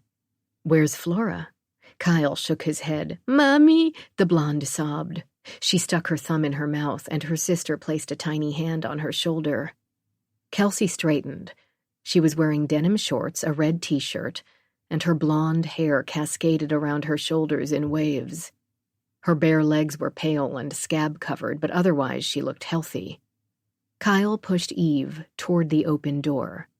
"Kelsey, take the girls inside." Kelsey grabbed their hands and led them back into the basement room. The blonde pulled back, refusing to enter, and Kelsey bent down and whispered something that convinced her to cooperate. Eve followed the trio deeper into the dank space.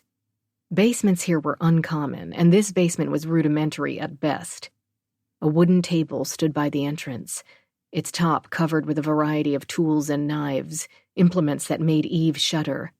A twin bed sat under a boarded-up window, a small dresser, an old-fashioned chamber pot, a large dog bed, and a plastic chair had been scattered about. A single dirty animal pelt had been hung on the wall. Eve could smell it from here. This wasn't a basement. It was a torture chamber. Kelsey sat on the bed. A set of leather cuffs was attached to its four corners. Eve's breath caught, the nausea returning. Kyle settled onto the plastic chair after making the toddlers sit on the dog bed. "On the bed," he said to Eve. Eve didn't like the emptiness in his eyes. She considered bolting for the door, but he was still holding the gun. Reluctantly, she sat next to Kelsey on the cot. "Are you okay?" she asked her daughter. Kyle nodded at Kelsey, who glanced at Eve before rising. Slowly, deliberately, she placed the cuffs on her mother's wrists. Eve started to struggle, and Kyle released the safety on the gun. Eve thought of Flora dead, upstairs. What was one more body to this monster? Eve would cooperate for now. Between Kelsey and her, they would find a way to get them both out of this hole. The little brunette started to cry. Kyle reached a hand and placed it on her shoulder. "Anna, that's enough." The girl stiffened and drew herself closer to her sister. "The feet, too," he said to Kelsey. Kelsey started to protest. Kyle pointed to the pelt on the wall, and her daughter's eyes clouded. She grabbed her mother's ankles and pulled them straight before securing the leather restraints. "Your turn first," Kyle said to Kelsey. "Whatever you'd like. Sky's the limit." "I'll pass." "Wasn't that the prize for this last round? You get to go first, have your fun. You don't want your prize?" "I want more time upstairs." "That wasn't what we agreed on." "I didn't think she would be the next one." "Now, Kelsey, prisoners can't be choosy." Kelsey jutted out her chin defiantly in a way that was all too familiar to Eve. "You need me." "Don't forget your place." Kyle stood, walked toward the pelt. He touched it gently, ran a pale hand down its filthy surface. The act was gentle, almost sensual, except for the excited gleam in his eyes. "You can join your mother on the bed. I might like that." He smiled. "You might like that, too." Kelsey spat on the floor. "Fuck you." Eve's head was pounding. Her mouth was painfully dry, too dry to form words. She could only watch this odd standoff between a madman and her daughter, the way she'd watch a confrontation unfold on a plane, simultaneously fascinated and mortified. She thought of her gun, which sat useless in her bag in Flora's car. If she could get him to release her, maybe she could get out there. The keys were still in the car. She could flee with or without Kelsey. Kelsey stood up from the bed, walked across the room, and leaned against the wooden table. "I'll take the girls upstairs. You can do your thing." "I want to watch you work," Kyle said. "It's always better after you have them amped up." "Fine, I'll exercise my prize by doing nothing." Kyle's face was reddening.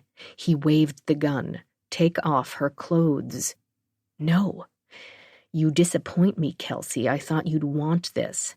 After everything she's done to you, taking away your birthright, having you followed, I thought you'd enjoy some time with her." Eve's eyes widened. Kelsey had confided in this monster? She watched Kelsey's face for signs of remorse, shame.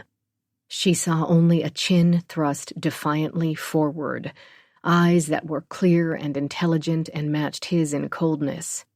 "You have to earn it, Mother." Kyle moved toward Kelsey, gun outstretched, his voice lower, pleading. He said, "Come on, take off her clothes. Just that. Then can I take the girls upstairs? You know I can't allow that." Was this one of Kelsey's tricks? Convince him to let her roam upstairs so she could escape? Would she return for Eve? Clearly Kyle didn't trust her. Eve tried to think past the discomfort, the fear, the foggy head and dry mouth. She pulled at the restraints. She had allowed herself to be trapped, and she knew in that instance that, given the chance, Kelsey would escape, leaving her behind. Eve said, "Kelsey, untie me. I'll put you back in the will. You can come home, no questions asked." Kyle said, "No one is going home." Kelsey looked from him to the twins to her mother.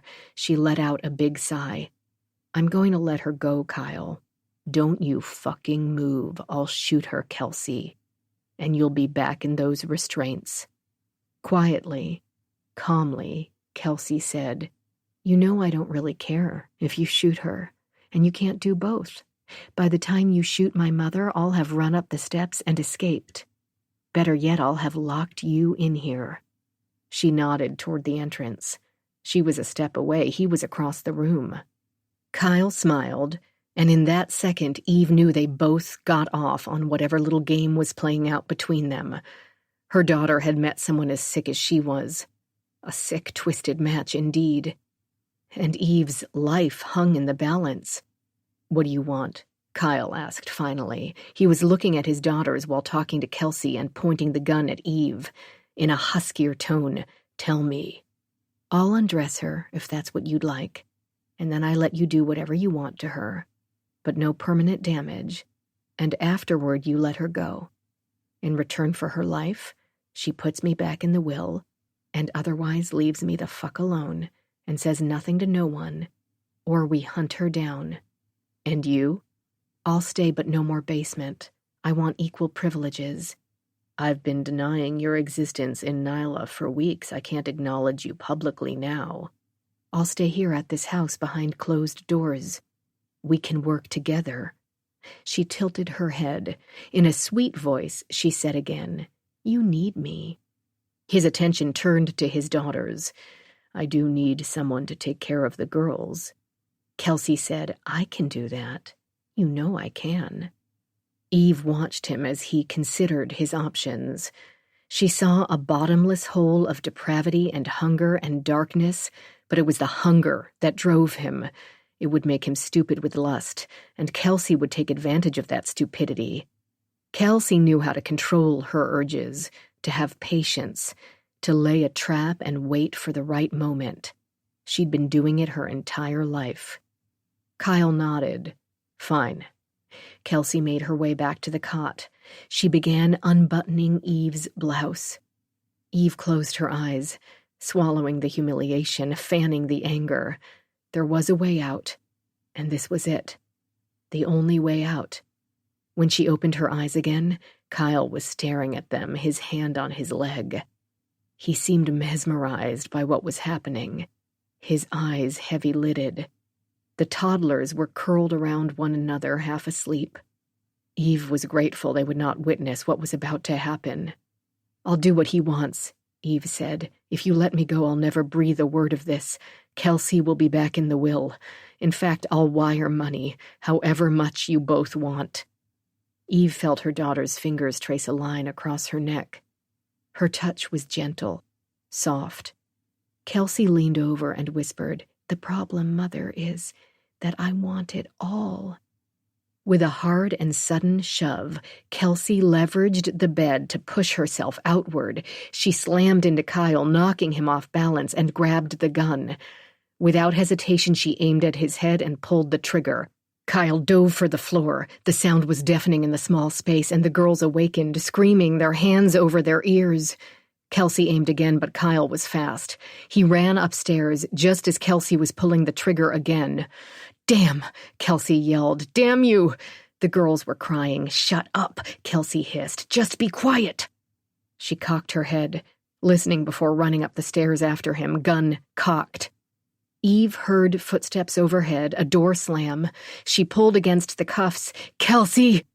The little girls were sobbing now. The brunette dragged the blonde toward the steps, but the blonde was crying too hard to move. Moments later, Kelsey walked back down the steps. Her face was flushed, her mouth set in a frown, but she seemed calm and unhurried, like a woman who'd been planning this for some time and had confidence her plan would work. No doubt she had been planning an escape, Eve thought, weaving her web, patiently waiting. As Kelsey picked up the blonde toddler and took the hand of the brunette, she said over her shoulder, "I'll be back, Mother." Kelsey's footsteps echoed all the way up the stairs and into the rooms above. Eve smelled smoke, just a hint at first, then heavy enough to make her cough and gag. Kelsey wasn't coming back. She'd die in this hellhole. It was her penance, she supposed, for raising a beast. She was feeling lightheaded, her throat burned. More footsteps, a door closing, an engine starting. A shuttered window over the cot blocked out even the moonlight. Here in the dark depths of Kyle's hell house, Eve wanted more than anything to feel the warmth of the sun, taste fresh air, experience a gentle breeze against her skin. All the things she had taken for granted just hours ago. Instead, she felt herself sinking deeper into the muck of despair. This is what Kelsey dealt with, Eve thought, searching for understanding. Most beings crave the sun. In the depths of a pond, even the slimiest plants reached hopefully upward, toward the surface, toward the light. How Kelsey must have suffered. Day after day, tied to this bed, longing for sunlight. Could she blame her daughter for her depravity? Yes, the potential had been there, but it was Kyle who'd watered it and nurtured it until it bloomed into a full case of sociopathy. Smoke filled her lungs. She could hear things falling above, then footsteps on the stairs. Her head felt hot and swollen, her tongue thick and parched, her eyes stung. Her breath came in short gasps. As her mind clawed against the depths, she felt hands on her, unbinding her, lifting her. She would be saved after all. "Come on, Mother," Kelsey said, through a scarf covering her mouth and nose. "You need to walk. Let's go." Eve half smiled in her delirium. She used the rest of her strength to help Kelsey drag her up the stairs, past Flora's body, past the flames that were already climbing paneled walls. Her chest hurt, her vision was blurred. Hot air seared her throat, her lungs. Outside, Eve choked down cool air. She whispered, "Home." Kelsey pushed her into the front seat of the car. The girls were hysterical in the back. "Mommy, Mommy," the blonde called over and over. Kelsey told them to be quiet. "Home," Eve said again. Kelsey climbed into Flora's car and threw it into reverse. She pressed thin, stingy lips into a tight, mean line. "In your condition, you're not going home, Mother. Not ever again." As the last of the blackness enveloped her, Eve saw Flora's little red house in its stolen spot in the desert, and she knew that was where she'd rest for eternity, away from Liam, away from Kelsey, alone. Chapter 52. Constance Foster, Nyla, New Mexico, present. I waved the bracelet at Dave. "You knew all along. You knew that Eve wasn't really Eve, that Eve was Kelsey." I knelt down by my sister. Eve never talked about Kelsey because she was Kelsey. The basement? A stupid lie Eve encouraged to keep us quiet and afraid. Lisa's eyes were wide with fear. I didn't know. The dunking, the beatings, all the times our new mother had withheld kindness, tenderness as punishment. She had been the ultimate brainwasher, whisking us off to a foreign land, cruelly and methodically replacing our memories with ones she'd planted. Call me Mother, call me Eve. She needed us to call her Eve. She needed us to see her as a mother figure, to forget the past. For her charade to work, she had to convince the world she was Eve Foster, but to do that, she had to convince us first. I said, she would hold us under the ocean, terrorize us until we did what she wanted. It's why you never swam, Lisa. It's why you're so afraid of the lake. For years, she manipulated us, lied to us until we believed it all. I turned to Kyle. Why would she do that? Why go to all that trouble? Only it was Dave who answered. It all comes back to the will. When Kelsey ran away, Eve took her out of the will, thinking it would influence her behavior. It didn't, of course, but when Eve found Kelsey, Kelsey knew she was beholden to her mother. With her mother alive, she knew under the will she would get nothing. Kelsey took a risk, running off, starting a new life. It's too much, Lisa said, too hard to take in. Kelsey stole Eve's identity, Kyle said. She waited until Eve's parents were dead, until she'd aged enough to return to the States. She used her mother's youth to her advantage. He gave a wry smile. She let her own mother die, buried her in this house, and then stole her life. Kyle looked almost proud of Kelsey. I felt sick. Along with something of yours, I said, your daughters. Kyle nodded. You and Teresa were collateral. She knew that if I exposed her, she could spill my secrets. But she had a second weapon to use against me. You. I paced around the small room. So many things made sense now. The games.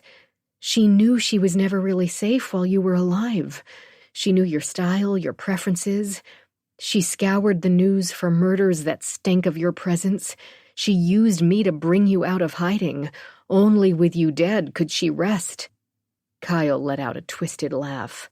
She didn't give a rat's ass about resting. She could have killed me when she had the chance. She wanted to win. And using you to get to me would make it that much sweeter.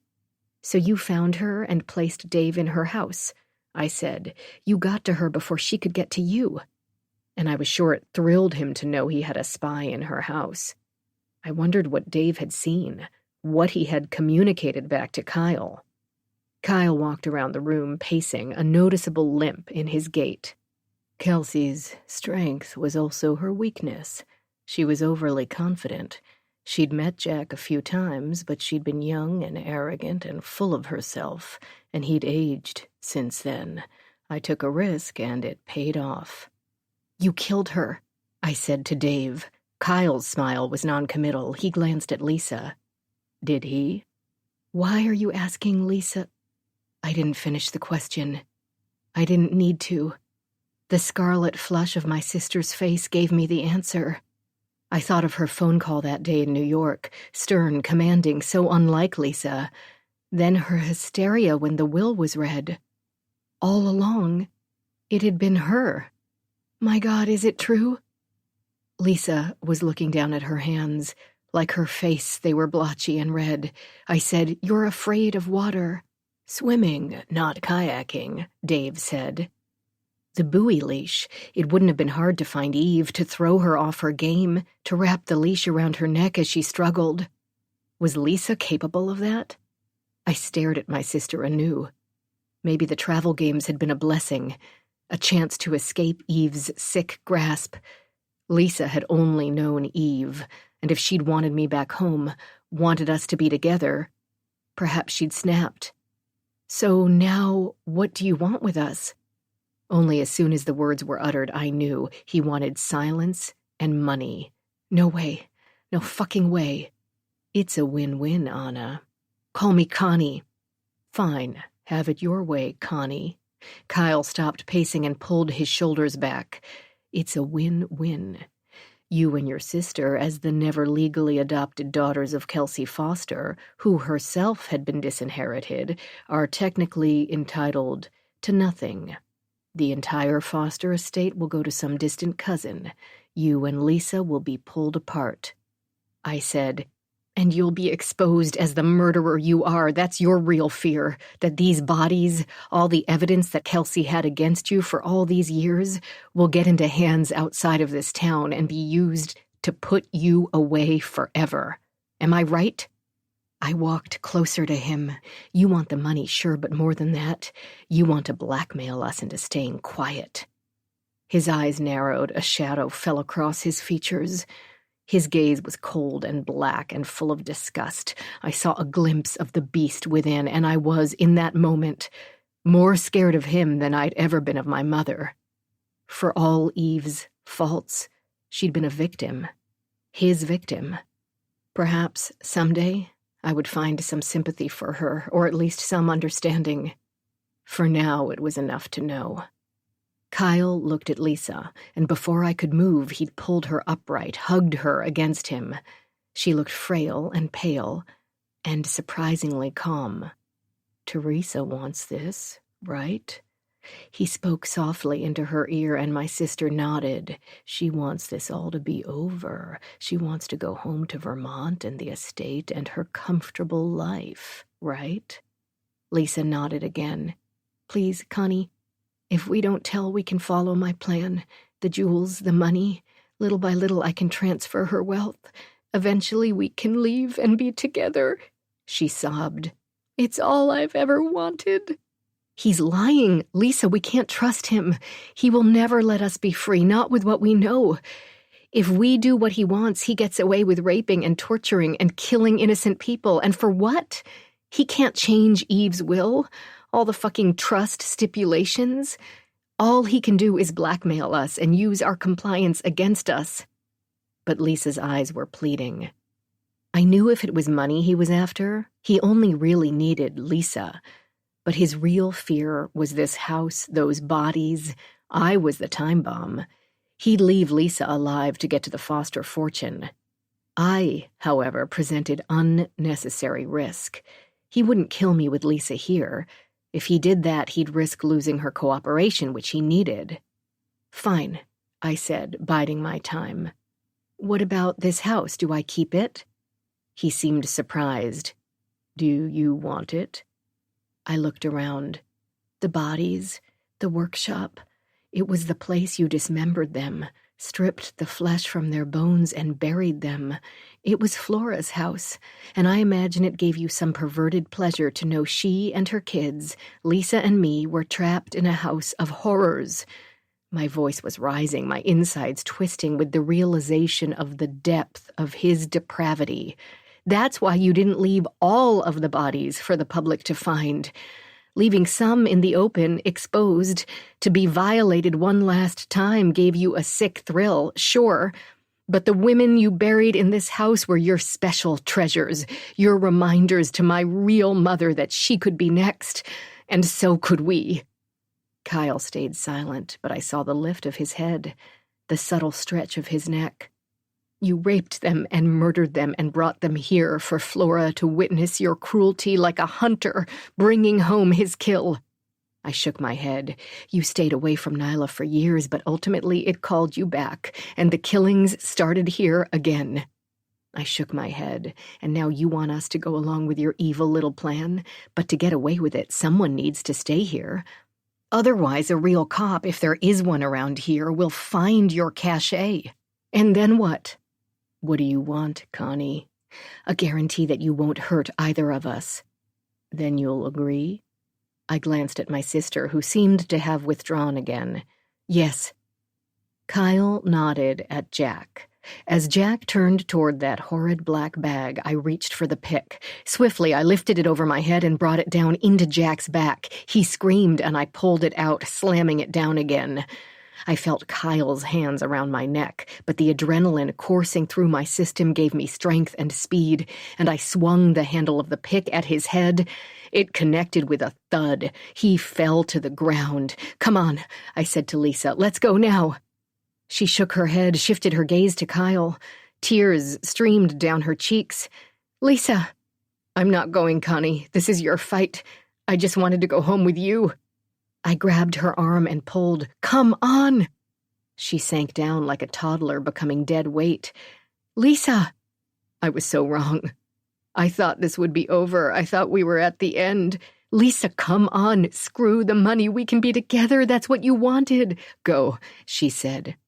She reached under Jack and pulled out his gun. She aimed it at me, tears welling in her eyes. "I'm not running." She shook her head. "There is no happy ending for us, Connie. You're right. If we leave and he lives, we will always wonder when. How? You have the gun. You can take care of that. Then we can run away. They won't come looking, not after everything Kyle did. We don't need the money." "Then how will we live? The jewelry may be enough for a while, but not forever. What skills do I have? I've never been much of a fighter." "We can figure all that out. The house, the money, none of that matters. I'll take care of you. Just come on." She shook her head again, her eyes set and stubborn, and raised the gun higher, aiming it at my heart. "Go." I said. "You wouldn't. You love me." I heard something move behind me and saw a shadow slinking along the wall. Before I could turn and confront him, the gun went off. Kyle's body slid down, his head hitting the chair. She'd shot him in the side. He was alive but bleeding heavily. When I glanced back at my sister, she was holding the point of the gun on her own forehead. "No!" I lunged, and in that instant she fired again. I stared at my twin's body, now a heap on the floor. Blood and brain matter were splattered on the wall behind her. Bright red, like the matches Kelsey had used to set the fire. Like the lipstick on her sorry slash of a mouth. With one last glance at Lisa, I ran into the kitchen and down the steps to the cellar. Jet was crumpled on the last step, his body slumped to the side. I pulled him up, pleaded with him, but he was lifeless, his eyes open and glassy. I bit back tears. We could have saved him. I could have saved him. I took the steps two at a time and glanced around the kitchen. Jack and Kyle had removed the wooden planks from the rear door, and I pulled it open. The storm had abated. Jet's truck was still sitting in its parking spot covered in sand, and the key was under his seat where he always kept it. "It's all there," I remembered him saying. I opened the glove box. Nothing. Same with under the seats. On impulse, I pulled the lever that opened the hood. The bag sat on top of the engine, flat and full. I opened the door to the driver's side. Micah barked and whined from Jet's shack, and I paused to listen. What would I do with a dog? I had no idea, but I owed Jet. It took me a few moments to convince her to come with me. Finally, she climbed in Jet's truck and huddled against the door. As I pulled the truck back out onto Mad Dog Road, I felt nothing. No relief, no rage, no sorrow. Micah whined, and I reached across the seat to reassure her. The feelings would come later, I knew. For now, I welcomed the peace of indifference. Alberto took down my statement with a nonchalance that belied his excitement. He would call an ambulance. My house was like the Schrodinger's cat of a crime scene. To me, Kyle was both alive and dead. Not my sister, I was afraid. I'd seen the damage. She was gone. Alberto understood my pain. He also understood that to have called the Nyla police would have been suicide. Everything would have been swept under the rug, and I somehow would have been blamed. There was still hope for James, and still a chance to save the reputations of the two men accused of these heinous crimes. Alberto had his connections outside of Nyla. I could only hope he'd get to them first. Alberto had something at stake, too. The bodies in the basement. Perhaps he'd finally get closure for his sister, Gloria. Perhaps he could rest a little, too. I made one more call. Afterward, I dropped my phone on the pavement of the Albuquerque long-term airport lot and drove over it. When it was good and smashed, I parked the truck, removed the plates, and waited in the shuttle line with Micah. It would be a while before they'd find Jet's truck, before they came looking for me. In the meantime, I'd buy a car with the cash, drive somewhere far from New Mexico, start fresh. Micah was surprisingly calm. Perhaps she'd sensed she needed to be strong for both of us. I wish I could have stayed to see it through, but I knew my presence would only have complicated matters. Besides, like Lisa, I was done fighting. The only way to stop being a pawn in the battle between Kelsey and her captor was to do, ironically, what they'd prepared me to do all along. Disappear, blend, survive. Chapter 53. Constance Foster, Billings, Montana. Present. His name was Earl. He had a kind heart and shallow pockets and a stomach bigger than either, but none of that bothered me. He knew me as Liz Brown, and he rented his bright red garage apartment for a pittance in exchange for light housework and someone to talk to. He never questioned my refusal to discuss my past, never came on to me. Micah liked him. I appreciated his respect for my privacy, even if the view from my garage apartment was the nearby refinery. I'd take the refinery and the apartment and Earl any day if it meant peace. I cherished my peace. I knew someone else who cherished her peace. Perhaps now, as she neared the end of her life, she'd finally have it. Someone lost everything, Josiah had said all those months ago. As I'd hung up the phone with Alberto in the Albuquerque parking lot that horrible spring day, it had dawned on me who that someone was. Stella, from the hardware store, with her pained eyes and her dry cough and her kind demeanor. She'd mentioned a daughter in passing, but never again. I'd called her that afternoon, right after talking to Alberto and before smashing my phone. She confirmed that her daughter had been murdered shortly after she'd come forward to say LeBron and Smallwood were innocent. It had been punishment for her and a warning to Nyla. I told her everything I knew about Kyle. She could do with the information as she pleased. It was a cowardly act from a woman who'd run. But at the end of the day, I figured Stella needed the closure more than I did.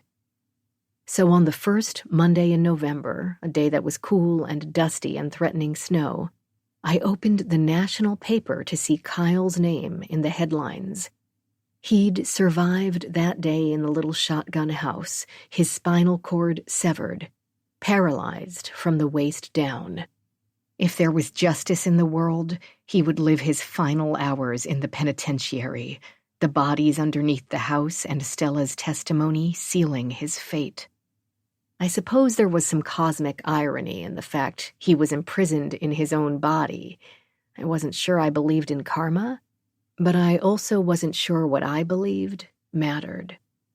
Kyle never told the truth about Kelsey, and I believed he would keep that secret to his grave, although the autopsy of the bodies in the pit might declare the truth. Jack was dead, as forgotten as his old bar. Jet was gone too. James had recovered and moved quietly to Illinois. My sister lay in her final resting place in Vermont, still believed to be the daughter of wealthy widow Eve Foster. I glanced down at the newspaper. The cloud cover overhead lent a cozy feel to the tiny kitchen, and Micah, curled on her bed by the stove, agreed. The paper said the heir to Lisa's part of the family fortune, Constance Foster, had disappeared from Nyla back in June. Any information leading to Constance's whereabouts would be met with a sizable reward. I refolded the paper and glanced at the bronze safe deposit box key sitting on the table. As I mixed my morning oatmeal, I thought about Constance Foster and that fortune waiting for her. I thought about my sister, my life until now.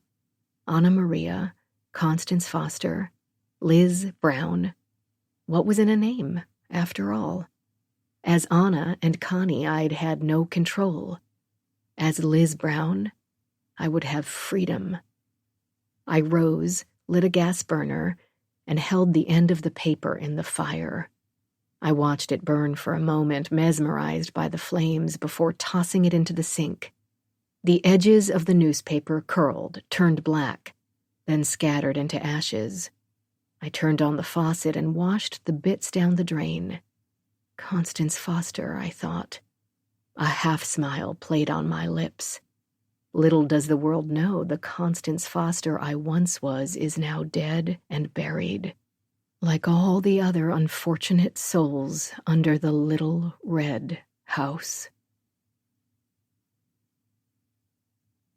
This recording of Little Red House was presented by Dreamscape Media, LLC, narrated by Mia Barron, produced by Michael Jones, text copyright 2022 by Wendy Tyson, sound recording copyright 2022 by Dreamscape Media, LLC.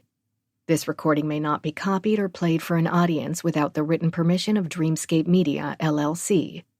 This recording was produced by arrangement with Quick Brown Fox Company, DBA Crooked Lane Books. Thank you for listening. Please check dreamscapepublishing.com for Dreamscape's latest releases.